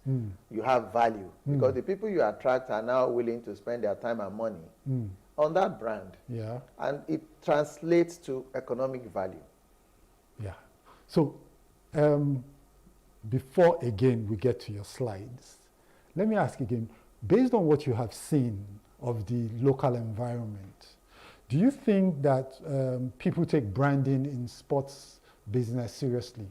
You know, when you look at our clubs, for instance, or when you look at the federations, do you think branding is something that they take seriously? I don't think so. I don't think so, because a lot of things will be done differently if the basic principles of branding are properly applied and consistently too. A lot of things will be done differently, and the value creation will be a lot more than what there'll be a lot more thought to it. I'm telling you, yeah. Okay, so maybe we should look at your slides, because you have them in stages, I suppose. Yeah, I mean, you see, because you talked about branding being much more than just logo and packaging, as a lot of people are want to say. Now, I do a lot of training, you know, and talk on branding. And one of the things that we have done over the years is to simplify things, you know, and put it in a capsule that people can understand. Okay, so And one of those is what I call the VVIP formula, Okay. which is a way to just, break it down into simple, actionable steps that everybody can understand. Is that what you have on your slides? Yeah. Okay, maybe we can have a look at the slides now so that we can see, yeah, this is the first slide, isn't it? No, that's not the first slide. It's not the first first? slide is vision. Oh, okay. So, The first slide, please. The vision slide. so when we say Okay, so- we say VVIP, Yeah. VVIP in this case stands for vision, value, identity, and promotion. So now the first one is vision. The first V there is vision. Yeah. And vision is all about, it's about dreaming. It's about envisioning what, whether it's a product or an enterprise or an institution or whatever it is, what vision do you have for that institution, for that business, Yeah. for that entity? What is your vision? Yeah. Where do you see that entity in the next 5 years, in the next 10 years? So if you want to have a vision, for example, for our national team, Super Eagles, you come in as the new, maybe NFF president, and you say, look, my vision is for us to win the World Cup in the next 12 years. Okay? That is vision. You now come down to the next one, which is value. Okay. Okay? Now, value is the second V. Value is now about creating value. Because if you are not creating value, you don't have a brand. If, for example, you are a football club and you decide that, okay, at every of our home game, we are going to have 10 minutes of entertainment during the halftime. Maybe we'll bring an A-list musician to entertain the. That is value. For that alone, a lot of people will want to come and watch your games, right? And you can make that as part of your own strategy, as part of your marketing strategy. Because without creating value, you are not creating a brand. Because when you create value, your audience and customers and consumers are willing to pay for value. They are not there to donate money to charity. They want value for their money, right? So that is the second V. Now the third one is identity. Okay. Right? So identity now means that what is your brand character? What is your personality? What do you stand for? How do you want that entity to appear to the people? And what kind of people do you want to appeal to? Because that will also influence how you appear to them. So identity is where you now talk about logo design, colors, apparel, and all of those things. That is where you now have the identity, right? But because identity is what people see visually, that is visually appealing to people, a lot of people think that, okay, maybe that's what branding is all about. No. You see that we have gone 2 steps before we get to that identity, because you have to define who you are before you decide what you are going to, appear as, right? And then the last one is the P, which is promotion. Okay. When you have done those 3 legs, you now promote and promote and promote and promote, and you can never over promote your brand. Right? So that, in a nutshell, that VVIP formula, if you apply it to the branding process, it just breaks it down. There are a whole lot more layers to it, but this is just to break it down for the layman to understand that, okay, even as an SME, you want to create a small product, follow these 4 steps and you won't get it wrong. You know, they say that there's this favorite quote of mine that goes, complexity is easy. Simplicity takes mastery, which is what you have just done. You know, when you master something, it's now so easy for you to explain it to a 6-year-old. And even me with my old brain, I can remember what VVIP now stands for, vision, value, identity, promotion. All right? Easy enough, yeah? But some of you are, I want to do a brand. I want to come up with a brand for my club or my sports property. all right? We have been there before. We've been known to do things in a certain way, right? What do we do? If you come in, what are you going to ask me? How are you going to get to even understand what my challenge is? I'm asking this question now because I'm taking the position of, say, a club owner out there who probably is watching us and says, okay, I'm listening to these two guys talk about branding on television. You know, if this guy comes to me tomorrow and says he wants to look at my brand, or is this something that you provoke, or is something that the man himself feels that he needs and then he reaches out to you? Well, you know, it has to come from the man, the club, because you have to have. I understand also that a lot of clubs in our MPFL do not see the need for that process, or do not know how to go about it. You know, they see, I mean, we all see foreign leagues, and there are two sides to it. We have the side of the spectators who are constantly watching the English Premier League and La Liga and all these foreign leagues, and who don't care about our NPFL. We have that.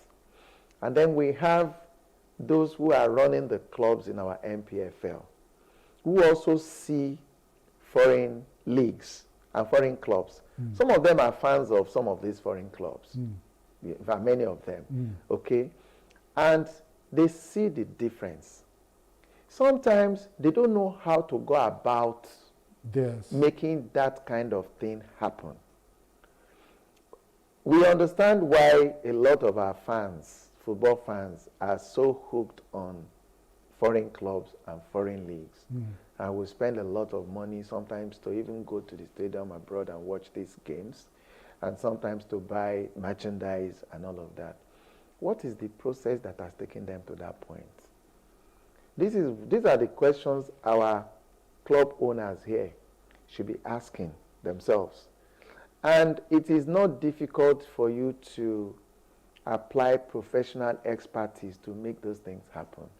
It is not going to happen overnight, but if you know what you're doing, you will see that incremental difference every season, season in, season out. There are some things that clubs, let me give you an example. I'm trying not to mention specific names of clubs. Take some of these EPL clubs, for example. When you go to the stadium, they even have club anthem that they sing. That once the fans, you know, get charged, they chant, they have chants, they have songs. Those are part of the branding process. Okay? So because you must create elements around that club that will make people fall in love with the club. This point that you made, right, about fans chanting their club songs and things like that. You know, I had that experience at the Mobolaji Johnson Stadium when I went to watch Sporting Lagos. I was actually very shocked that, you know, a club that's less than 2-3 years old, they had fans, they had a song. I think it's something, let's go Sporting, let's go, you know, something like that, you know. And then when we were leaving, it was a bad day for them, and I heard the fans complaining bitterly that, oh, why did they fire the coach mid-season, you know. And I was thinking, oh, so they do these things here. I mean, fans can be that emotionally invested in our clubs, right? But here's the thing, though. I think that where I usually have a problem with us in Nigeria is that if you want to build a brand, you've got to be, I have never read in my entire experience in marketing where somebody built a great brand that was not 150% passionate about what they were building. As in, passionate to the extent they can't see anything else, it's just their brand. Do you get it? But when I watched, I see club owners in Nigeria, you know, they go for a player presentation, you're wearing a foreign jersey. I mean, it's madness. As in, they're wearing a foreign jersey. I see top people in the league, they're doing supporters of Europe. I said, you know, so is that a branding challenge? You will even see public officials wearing foreign club jerseys to the national stadium. Yes.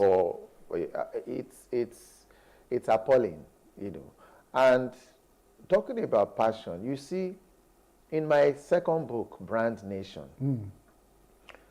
I talk about the 3 P's of branding, because now the book talks about branding and how to apply the principles of branding to nation building. And it's broken into 3 P's. Those 3 P's, the first P is people. Okay. And there's a reason why the first P is people, because people must come first. You can't do anything without people, right? The second P is products. Sorry, the second P is places. Okay. And then the third P is products. Okay. So we have people, places, and products.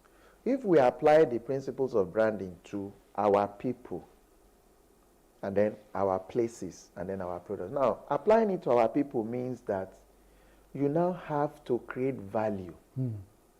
Don't forget that value is essential to brand creation. You must create value. Now, how do you create value for our people? Let's talk specifically now. Let's narrow it to sports. Every day, everybody is talking about football, football. Is that the only sport?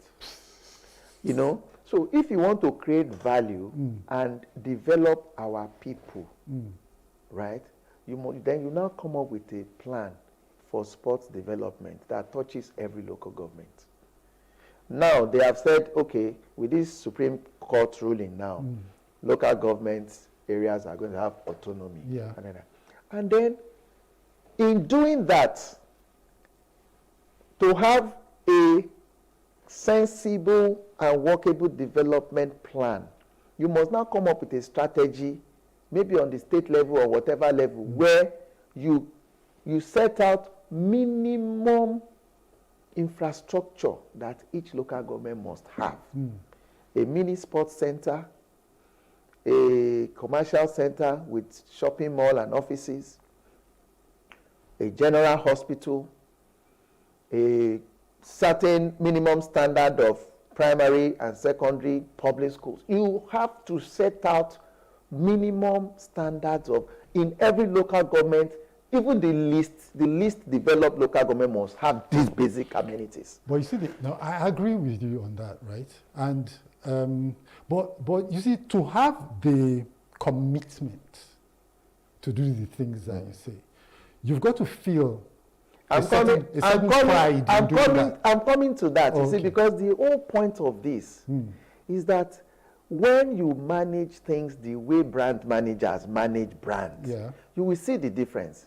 It's just like, for example, you see if you bring a brand manager of the leading or one of the leading soft drink brands into this studio or in any public space, that person will never, no matter what the conversation is, that person will never mention the name of a competing brand. He will never mention it.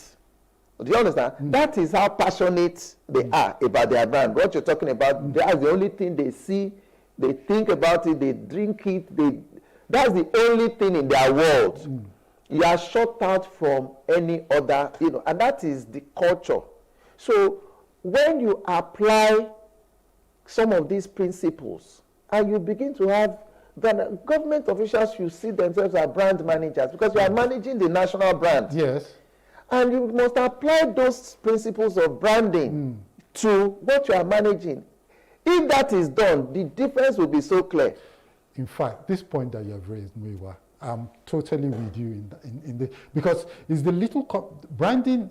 Am I right in saying, for instance, that a brand has component parts and that, they all must work together for the whole? Is that absolutely, yeah. Okay, so for instance, if I see, say, the Lagos State governor go out to, say, to England to go and watch a club, and the picture of the governor in England watching this club is shown to tens of millions of young Nigerians.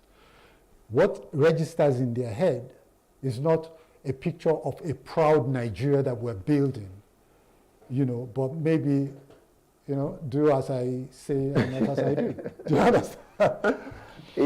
It still comes down to you managing a brand. Yeah. And how passionate you feel about that brand. Yeah. You know, because you see, when you envision, when you create a vision, that is what is driving you. Yeah. You wake up in the morning, you are thinking about that vision. Before you go to sleep at night, that is what you are thinking about. You know, it takes over your soul. Yeah. That is what branding does. And when you wake up each day and you are seeing baby steps, slow but incremental steps towards that vision, it gets you excited. Yeah. The closer you get to it, the more excited you are. Okay, so we have been listening to Mr. Muyiwa Kayode, the CEO, USP Brand Management, and of course we've been talking about branding and sports branding. And I'm sure if you've listened since the start of the program, you would have enjoyed the discussion about to this point. Now, we're going to go on a short break, and when we return, we're going to now try and bring what we're talking about to the local scene with specific examples from like the MPFL, for instance. And we're going to get Mr. Kayode to explain more what he sees of what's happening locally and how we can proceed so that we can turn the sports industry into one gigantic industry that we think it can be in the short in the medium term, but I'm saying maybe even in the short term. All right. So we're going to take a very short break. Don't go away. Make sure that you bring more people to watch with you because they can benefit from. Call them so that they can benefit from this discussion as well. All right. I'll see you shortly, and when we return, the business continues.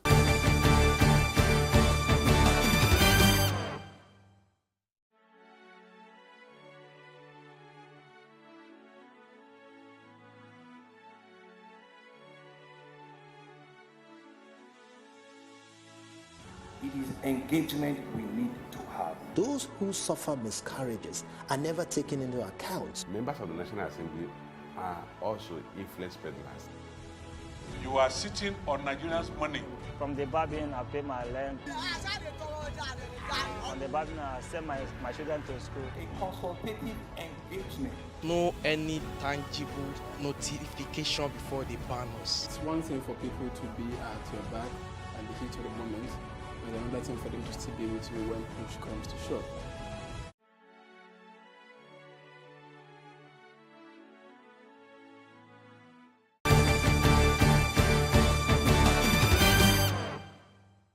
Welcome to the program Sports Business with Orufour Ezaga. We're reaching you from Plus TV Africa. You're watching Plus TV Africa, and we're actually reaching you from our studios in Lagos.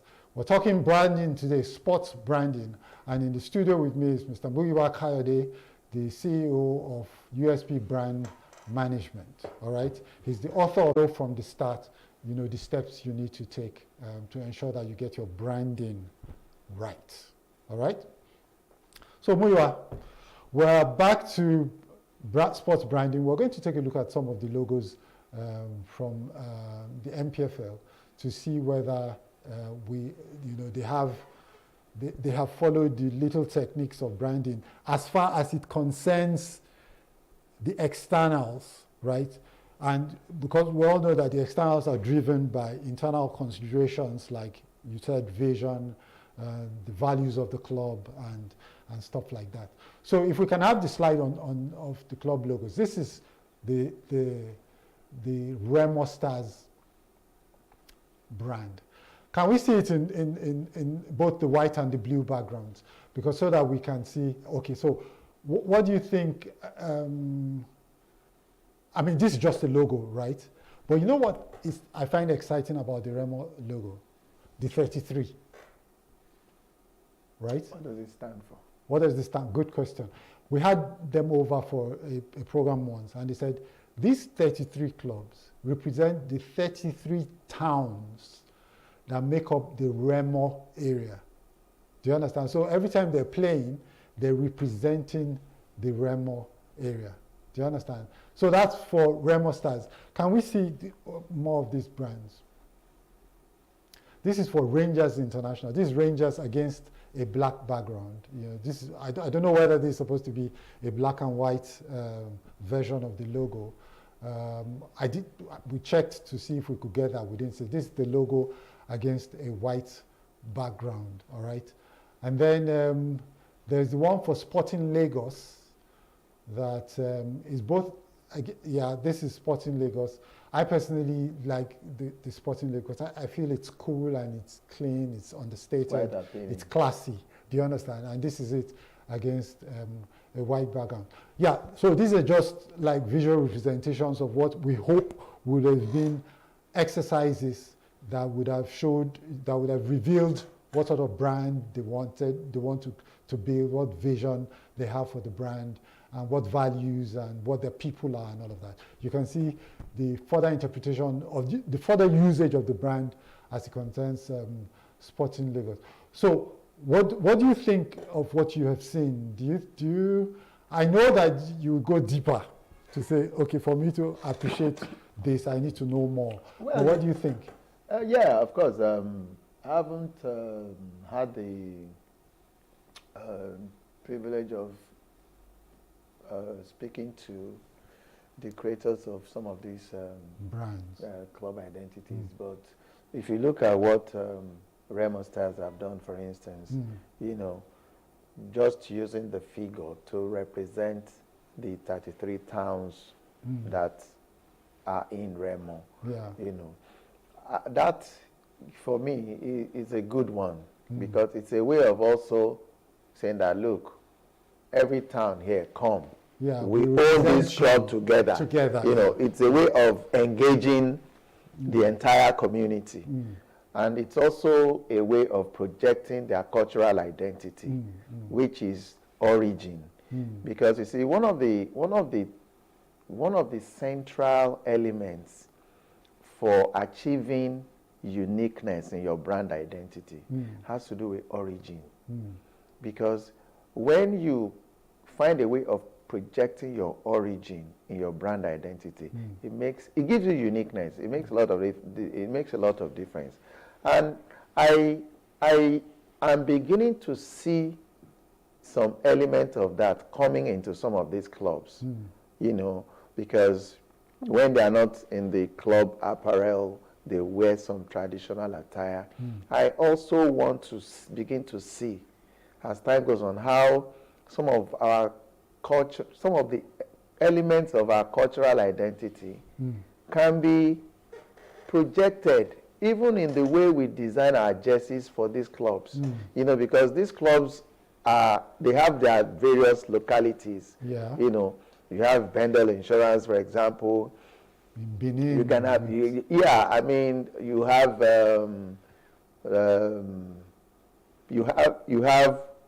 the various localities where these clubs come from. And when you look at Nigeria as a whole, we have such exciting cultural diversity.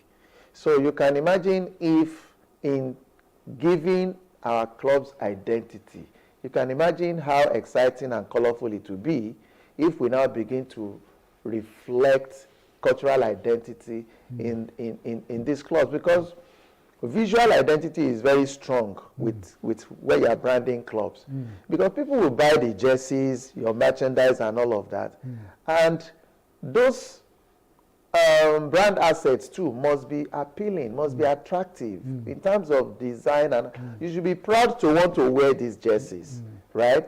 And to achieve that level, you must apply some serious, you know, professional branding inputs. That way, you can even now begin to attract sponsors, because we've just given, we juxtaposed the way product brand managers, the way they are passionate about their brand, and we now compare it with how our sports, those who run our sports, how they have not paid attention to that. And you can see the difference.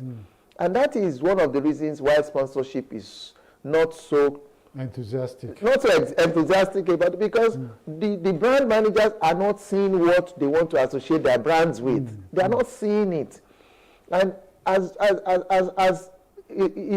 soon as you are able to bring in those elements, sponsors will be attracted. Because if, for example, I want to put my brand name on your jersey, and I'm looking at the jersey, and the jersey is looking like rubbish to me, I don't want to put my brand logo on that jersey. Okay? But if it is attractive, and I know that a lot of people will want to wear it with pride, then I have that incentive to want to put my brand logo on it. Okay, so who owns the brand? You, that created the brand, or the customers or fans? You know, that's a running debate. No, there are different levels of ownership. Yeah. There are different levels of ownership. Yeah. And you see, and that is why now, when we talk about value creation in branding, we talk about brand value proposition. Okay. And when we break it down, brand value proposition means that you must create value for all stakeholders. Now, you now break it down further. Who are these stakeholders? Yeah. So you have the fans, you have the players and other professionals within that sector. Yeah. And then you have the shareholders. You know, in some clubs, the fans are also shareholders, right? In some other clubs, they are not. So ownership is at different levels. But when we are breaking down the value creation process, we talk about the different stakeholders. And you must create value for these stakeholders, because all these stakeholders are what make the brand successful at the end of the day. Yeah. So you ask yourself, okay, let's take fans who will come to the studio. What are their expectations? How do we create value for them? One of the ways some clubs have done that is to say, look, we want to play entertaining style of football. That is one of the ways they have created value for the fans, because fans want to be entertained. And there are some fans that they are not attached to any club. They just want to enjoy a good game of football. They just want to be entertained. So if a club says, okay, we want to be known for playing entertainment, and there are clubs that have done that, okay? Now, another club can say, I just gave an example as, okay, halftime in every of our home matches, we'll bring entertainment into the stadium. Musical entertainment or comedy and all of that. That's another way to create value. If you are talking about creating value for the fans. Now, who are the other stakeholders? The players and other professionals, the players, the coaching crew, the physio team, the medical people. All of those people are also professionals. They are, as a group now, also stakeholders. How do you now create value for them? Right? You want to create and then you now ask yourself, so as a player, what are the expectations of a player from his club? If I'm a professional footballer, I'm playing for this club. Let's say I'm playing for Ezaga Tigers, for example. What are my expectations as a professional footballer? Okay? Now, naturally, that will include good pay, paid promptly, not that you are going to be owing players salaries and all those things. So when you ask yourself, what are the expectations? And you put measures in place to meet those expectations. And then you go further. The shareholders, what are their expectations? Return on investment. How do you run this club profitably? You see, when you begin to break it down that way, this is the branding process, right? You break it down, because I'm coming from brand value proposition, and you drill it down to, by the time you break it down to the last point, you realize that success is achievable, because you break it down now to steps. I say, okay, this is what we are going to do here to create value for these stakeholders. This is what we have to do to create value for these stakeholders. This is what we have to do to create value for this. And you break it all down, and you have a strategic plan that you can implement. Yeah. Okay, so there's some point you made earlier on that I want to amplify. Yeah, and that's the fact that, you know, you have to do, I think what you were saying is that you have to make the brand about you so that it's unique or something like that, you know. And I'm thinking, okay, one of the problems that brands have, brand developers and managers have, is that you want to build a brand. And rather than focus on the elements that are about you, and because they're unique to you, they are actually refreshing to others. You think, okay, if I focus on the things that are about me, because you know those things, you think they're boring. So you want to now go and adopt things that you have seen that other people have done that worked for them. Do you understand? Not knowing that what you bring that is fresh is what you really are about. And so your brand is authentic. If you don't do that, as many brands do, you'll be surprised, then you come across to you know, your audience as not being an authentic. Not being different. Just yeah. Do you have a sense that that is something that happens, you know, a lot, or do you think when you interact with your prospective clients? You know, we love shortcuts in this country, and you cannot build a successful brand through shortcuts. Okay.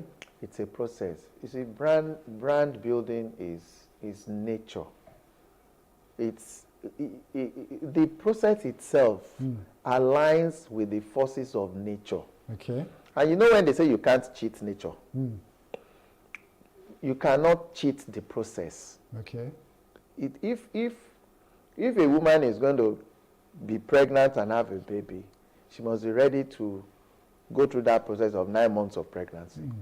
No matter how much in a hurry you are as a woman, you can't conceive and be pregnant and have a baby in 9 weeks. There will be a problem. So that natural process, the branding process is like that. There are stages to building it. But when you get to that point, it's like raising a child. Building a brand is like raising a child. You have to enjoy that journey of when the child cannot stand up, when the child starts crawling, when the child starts being a toddler and then starts run. Every stage of it, you know, as a parent is very exciting. It's a different phase. And that is how the branding process should be. But we love shortcuts. We want it to happen overnight. That is why when you look at our sports generally, even our national team, when you look at how we run sports, this mentality of shortcuts is killing everything. There is no strategic plan. Nobody has come to, the other day I was listening to the sports minister on radio interview, and the man could not tell us, okay, this is our vision. This is our strategic plan for the next 5 years for Nigerian sports, for the next 10 years. There is nothing to take away. Other than, okay, maybe they should get a foreign coach or they should get a local coach. There is no plan. Okay, so something else, Miwa, that I want to talk about is, you know, how they do creating an identity that makes the club, the immediate fans of the club, in the immediate environment of the club, to feel like this is ours. Their fate is our fate, you know, their happiness is our happiness and all of that. And I kind of like what happens in the West, you know, where most of these club brands are built from local communities. Where, you know, it's not just even playing good football now. The people in the community, they have children. Those children want to go into football academies. They say, come to the club academy. Can you imagine that? If your child goes to the club academy, you draw your siblings, you draw your parents, you draw your aunties, your uncles. And if you succeed, that becomes a really huge deal. Like, this is our club that made our Exactly. Do you understand? Exactly. And then, so, you know, that you create jobs for the community. You do. So when the fans are talking about your club, they're not talking about your club as, you know, just another exciting football club. They're talking about your club like, this is who we are. This is us. This is, you know. So at what stage of the branding process is that created? That, you see, that is at the at the very initial stage. Okay. When you are talking about vision, you can also break it down to a situation where, okay, I'm creating a club in this locality. Yeah. And I have a vision for this club that every football-loving child would dream of playing for this club. In this locality? In this locality. Yeah. Now, how do you make that happen? Like some of the things you just said. You have a football academy, you put success factors in place, you position the club, you promote the club, and you apply those branding elements that will draw sponsors to that club. Because sports is driven by money. And that money comes from sponsorship. You know, because sometimes we think that government can spend all the money to build our sports. No. It's the bulk of the money must come from sponsorships. But for you to attract sponsorships, you have to brand. You have to create brands that sponsors want to just latch onto, want to leverage to promote their brand. Sponsors are not charities. Okay, so we have to bring this home now. But there's a particular slide that I have that I really would want the audience to, because it creates a distinction between two Nigerian clubs in the international space representing Nigeria, but with two different signals. Do you understand? Two different ways to appreciate the Nigerian brand, for instance. Okay, so we have on this, what we have is not Remo Stars, it is Beyond Limits Football Academy. They're the football academy of Remo Stars, right? Yeah. This is Beyond Limit in Sweden, where they're playing the Gothia Cup tournament, right? Yeah. This is their academy side, and they're there with Lagos, Sporting Lagos. Yeah. Yeah. So this is Sporting Lagos, and the picture before was Remo Stars. In the Remo Stars image, you saw them wearing agbada and carrying, that's their Nigerian attire, apparel. And then this is Sporting Lagos with their, let's just say international apparel. No. What do you make of how both sides will be appreciated, you think, by an international audience? Okay, see now, when we were talking about the Remo Stars logo, you have the 33 that represents all the towns. The Remo towns, yeah. Now, their academy boys are in Europe wearing traditional Remo attire. Yes. You can see the tie-in with the brand. Yes. You can see that they are intentional about that. So for Sporting Lagos, because I don't read that same style into what they're doing. So they have a different. Lagos is consistent in their branding, because of who they want to reach. But what I'm not too sure of is, did they think about the international dimension? Because like when you go to Sweden and you're dressed like that, everybody dresses like that. Do you understand? So you're going to walk past and people say, oh, another club from another country. But then they see boys wearing agbada and it's a different experience for them. Why these guys dressed like this? Wow, and these Oyinbo people and their curiosity and everything, So I think that sometimes what you think gives you international relevance, maybe it's your local, your pride in your local. I think it boils down to what the club wants to achieve. Yeah. There are no hard and fast rules to it. To this, yeah. It depends on how they want to project themselves, project their identity. So we have seen two different examples. Yeah. The most important thing, like you said, is consistency and being intentional about what you're doing and how you want to go about it. Yeah. Anyway, it's been a pleasure having you. here in the studios. I hope a lot of the people in the Nigerian sports space will see that branding is a huge part of marketing. It's a huge marketing task that the most successful companies in the world use to distinguish them, to differentiate themselves from competition, and to accentuate the things that they value, the things that they stand for, and to appeal to different customer bases, based probably on demographics, on psychographics, and the like. But it all depends on, like Muyiwa has said, do you have a vision?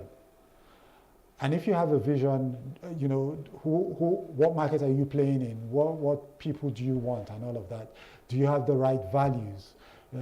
If you have values, do you have the right identity that captures these values that you have, your vision and your values? And then if you have the vision and the values captured in your identity, do you have the right platforms to promote the brand that you're building? Don't be everywhere, because even in promotions, the people that you're targeting might be in a certain space, and you have to be sure that you understand that space and you meet them where they are and where they're engaging, perhaps in passionate ways, so that you can connect your brand with their passions. All right? That is what we have talked about today. Sports branding, very important. If you're in the sports business space, think about branding and engage professionals. If you don't know, we like to think that we know these things, but trust me, you don't. You might have the idea, but you need the technique to maximize whatever exercise that you embark on. All right, Muyiwa, thank you very much for honoring this invitation. There's a lot more we still need to say. You can't say this in an hour. You can't even say it in 10 hours. There's still. So we're going to invite you to the studio to talk some more about sports brands and branding. I'm sure that even from today's discourse, there are parts you go back and reflect on and say, maybe we should get into this area that we didn't touch at all next time when we speak. All right. Thank you for coming. Thank you. It's a pleasure. All right. And so that's been our program for the week. Next week, we are going to have a very important guest coming to talk about, investments in sports, and what investors are looking for. These are guys that are right now investing in the Nigerian sports space, and they know, believe me, they trust me, they know what they know their onions when it comes to investment banking, and investments in Nigeria. So until we meet again next week, this is me, Orufo Ezaga, saying, be productive, be good, and stay safe.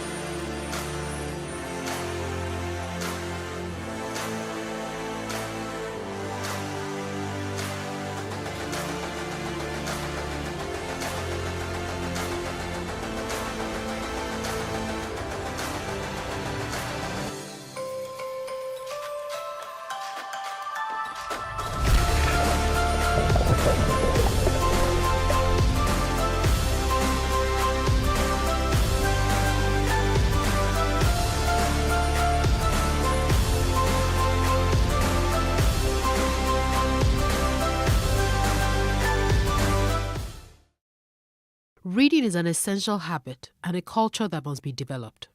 Nigerians are generally believed to have a poor reading culture. The role of government in promoting reading and equipping reading spaces and libraries in Nigeria cannot be underestimated. But first, we must look at the development of reading habits from the home and the role parents play in encouraging their children. My parents, my mom used to be a teacher, so reading was obviously part of a curriculum. And then my father used to be a professor and is an author. So I started reading very, very early. And I started reading books that were higher than my age grade. I was reading African Writer series from age 7, age 8, and reading encyclopedias by that time. So obviously my parents had a huge part and encouraged that in me. In the Nigerian book market, there's a high influx of foreign authors writing for children, but very few Nigerian authors telling relatable, homegrown Nigerian stories. If you start out reading stories even to your baby, even before they're 1, and then as they get older, buy appropriate materials that are colorful, with easy to read words, and read with them. I think that helps. Adedotun Enyade, a co-founder of Robin Heights, a leading bookstore in Nigeria, has tips for Nigerian authors and how they can improve on their work and get into the hearts of readers. The story has to be good, right? If you're writing, whatever you're writing, if you're writing fiction, if you're writing non-fiction, it has to be really, really compelling, one. Next thing would be in terms of the packaging, right? People have gone past the era where you just take your books to just about any printer to print for you. I think, publishers, self-published authors as well, they need to invest in ensuring that the quality of the book, the final output is one that would, stack up with any book, published, elsewhere in the world. So that's really important. Then I think, what would be the most important tip for me to them would be just, they need to invest in marketing. The book business, like any other business, is challenging. If you ask anyone who's running the business in Nigeria, they will tell you capital, of course, right? Book selling is also, as with any other business, is also quite capital intensive. Getting to pay your rent, getting to actually buy the books and stock up your shelves when you have them. Hiring good people requires decent amount of capital.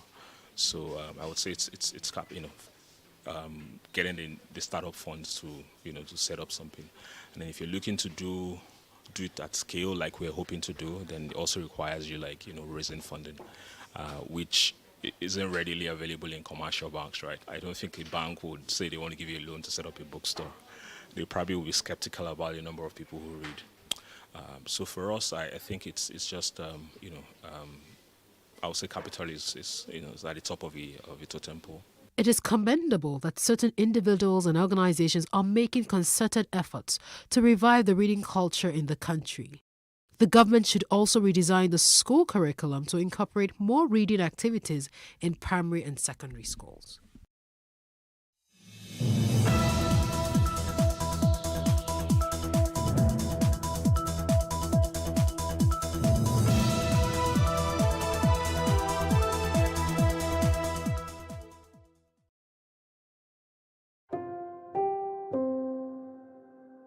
This week on The Inside Story, former President Donald Trump survives an assassination attempt days before receiving his party's nomination for another run at the presidency. See who he picked for a running mate. President Joe Biden insists he can serve 4 more years despite continued questions about his age. Plus, a Trump-appointed judge throws out the classified documents case against the former president.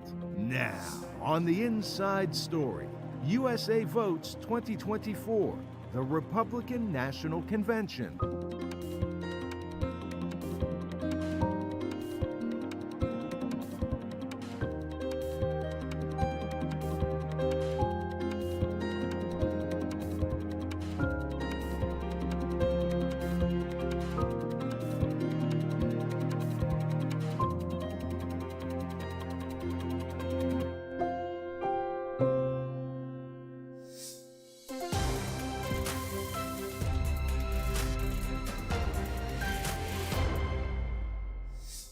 Catherine Gibson, VOA's congressional correspondent in Milwaukee, Wisconsin for the Republican National Convention.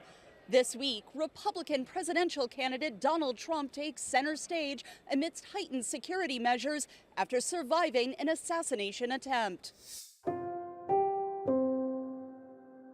Friends, delegates, and fellow citizens, I stand before you this evening with a message of confidence, strength, and hope. 4 months from now, we will have an incredible victory, and we will begin the 4 greatest years in the history of our country. Together we will launch a new era of safety, prosperity, and freedom for citizens of every race, religion, color, and creed. The discord and division in our society must be healed. We must heal it quickly. As Americans, we are bound together by a single fate and a shared destiny. We rise together or we fall apart. I am running to be president for all of America, not half of America, because there is no victory in winning for half of America. So tonight, with faith and devotion, I proudly accept your nomination for President of the United States. Thank you. In the aftermath of the shooting incident that left Trump injured, the United States Secret Service remains confident in its ability to protect the former president. VOA's Arash Arabasadi has more details. Take a look at what happened. Former President Donald Trump survived what the FBI described as an assassination attempt at a campaign stop in Pennsylvania. Trump says he was shot in the ear during the attack by what authorities described as an AR-style rifle, like those used in several mass shootings in the United States. The FBI identified 20-year-old Thomas Matthew Crooks as Trump's would-be assassin, and the Secret Service says it fatally shot him outside the rally venue. The Biden administration says it is looking into security failures. At President Biden's direction, an independent review of the incident will be conducted, one that will examine the Secret Services and other law enforcement actions before, during, and after the shooting, to identify the immediate and longer-term corrective actions required to ensure that the no-fail mission of protecting national leaders is most effectively met. My fellow Americans. The White House says Biden spoke with Trump by phone, and the president later addressed the nation from the Oval Office. He called for unity while condemning the violence that's plagued American politics, including the January 6th assault on the U.S. Capitol and extremists threatening election workers. Back in Pennsylvania, cameras captured FBI agents entering the home of suspected shooter Crooks in the Bethel Park area. His motives for the shooting remain a mystery. But how he carried out the attack in the first place became a political flashpoint, as House Committee on Oversight and Accountability Chairman James Comer of Kentucky said Americans demand answers, adding that the committee will soon send a formal invitation for a hearing to Secret Service Director Kimberly Cheadle. Arash Arabasadi, VOA News. In an unsettling election year, this Republican National Convention has turned out to be surprisingly and comfortingly normal. The party faithful have welcomed presidential nominee Donald Trump, and with the usual pomp and circumstance, the vice presidential nominee J.D. Vance. VOA's national correspondent Carolyn Presutti leads our coverage here at the convention in Milwaukee, Wisconsin. Just my children. This is Donald Trump's first public appearance since he was shot. He didn't need to speak. His state delegates filled the void.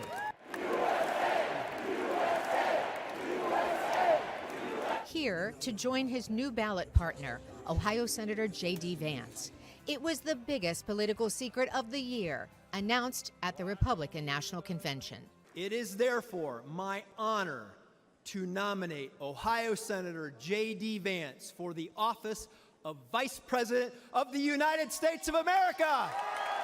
Senator Vance, at age 39, brings youth to the presidential election. Known for his rural America memoir, Hillbilly Elegy, he's a former Marine and a conservative who once referred to Trump as America's Hitler. President Biden Monday called Vance a clone of Trump. J.D. Vance be nominated by acclamation. All those in favor signify by saying aye. Aye! The announcement comes on the first day of the Republican National Convention in front of 2,400 state delegates pledging their votes for the expected nominee, former President Donald Trump. You're only going to interest another loophole. A few blocks from the convention, protesters against Republican policies and Trump. I thought it was important to remind people that we have two candidates and one of the candidates has 34 felony counts against him. But the Vance choice and Trump's rebound after the attempted assassination energized this group even more. The question is not about the past. The question is about the future and how we move forward as a country and the issues impacting the American people. These delegates say they want unity. Now, at the end of the first day of their convention, they can rally behind the full presidential ticket of Trump and Vance. Carolyn Presutti, VOA News at the Republican National Convention in Milwaukee, Wisconsin. The official theme of Day 2 of the Republican National Convention, Make America Safe Again. It could have been Republicans all play nice again. Donald Trump's former foes in this year's party primary took turns issuing messages of unity. If you want to seal the border, vote Trump. If you want to restore law and order in this country, vote Trump. Besides entrepreneur Vivek Ramaswamy, former South Carolina Governor Nikki Haley also put aside her previous policy differences with the former president. I'll start by making one thing perfectly clear. Donald Trump has my strong endorsement. During this year's primary battle, Haley was Trump's last challenger. The U.S. ambassador to the United Nations during Trump's administration had attacked her former boss as unfit and unelectable. Delegates from Haley's home state, such as Jerry McDaniel and Robin Hawley, prefer to look ahead, not back. It doesn't matter who ran against him before. President Trump is bringing them all in together, and that's what we want to see. Do you think Governor Haley has her heart totally into this Trump 2024 campaign now against President Biden? I think if she is a person that I think that she might be, because I don't know her, I think that she's got some forgiveness and some motivation to move on and to keep us together and to help our country. Other former Trump opponents from this year's primary and those from the past addressing the convention Tuesday included Senator Ted Cruz of Texas, Marco Rubio of Florida, former Housing Secretary Ben Carson, and Florida Governor Ron DeSantis. My fellow Republicans, let's send Joe Biden back to his basement and let's send Donald Trump back to the White House.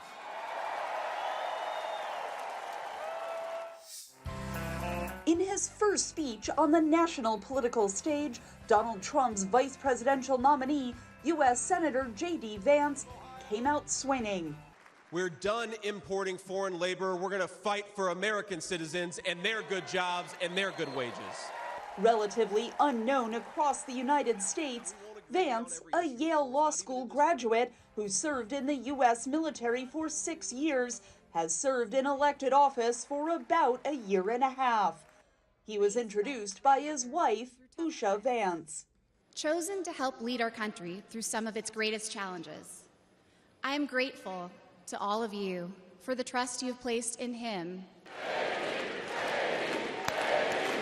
Wednesday night was a chance not only for Vance to introduce himself to the American public, but to prove his foreign policy credentials. Together, we will make sure our allies share in the burden of securing world peace. No more free rides for nations that betray the generosity of the American taxpayer.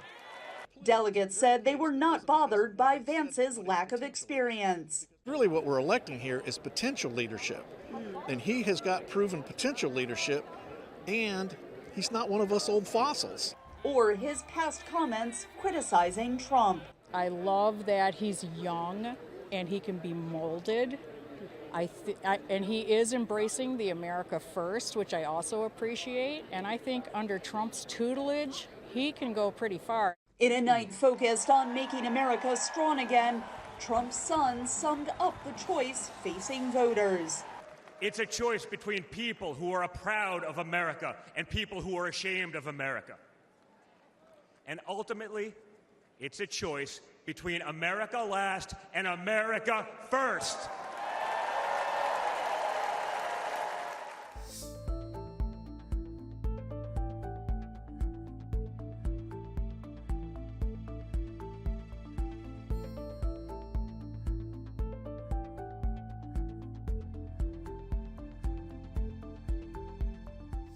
In the Democratic camp, President Biden condemned the attempt to assassinate his political rival and called for the country to cool down the political rhetoric. All this as questions about his age and his ability to govern for the next 4 years dog his campaign. And a series of one-on-one interviews have done little to assure the public that he's up to the job. President Donald. Republicans are pledging unity and support behind their presidential nominee, former President Donald Trump, during their national convention this week. For President Joe Biden, it's a lonelier scene. He is isolating in his home in Delaware following a positive COVID test. This amid calls from prominent Democrats for him to step down. Analysts say it's looking grim for the president. Democrats can't even decide whether Biden is really in trouble or not, and if he is, how to get him out of the race, and if they get him out of the race, who should replace him and how. Now, that's pretty fundamental. Meanwhile, the Republicans have gotten their act together. They've had a great convention, and Donald Trump, because in part of the assassination attempt, probably has more public support than he ever has had. Privately, the president is reportedly listening to concerns. Publicly, he is resisting calls to step aside. I've demonstrated that I know how to get things done for the country, in spite of the fact they're told we couldn't get it done. But there's more to do, and I'm reluctant to walk away from that. 65% of Democrats say Biden should step aside, according to an AP NORC poll. It is the height of folly and ignorance to claim you know, based on the polls, which constantly change, who's going to win and who's going to lose, and you should force candidates out just because you think they can't win. American University presidential historian Alan Lichtman's Keys to the White House system has accurately predicted all but one U.S. election results since 1984. He says Democrats should stick with Biden. Lichtman's system ignores polling, including that 70% of Americans said they are not confident that Biden has the mental capacity to be president. For Trump, it's 51%. What happens now is anybody's guess. If Biden agrees to step aside, the most orderly scenario would be for him to endorse an alternative candidate. Vice President Kamala Harris would be a logical choice, at least financially, because as part of the Biden-Harris ticket, she would inherit their campaign war chest. Patsy Widakuswara, VOA News, Washington. A U.S. district judge in Florida presiding over the classified documents case against former President Donald Trump dismissed the charges Monday. She sided with defense lawyers who argued that the special counsel who filed the charges was illegally appointed. Trump faced dozens of felony counts accusing him of illegally keeping classified documents at his Mar-a-Lago estate in Palm Beach, Florida.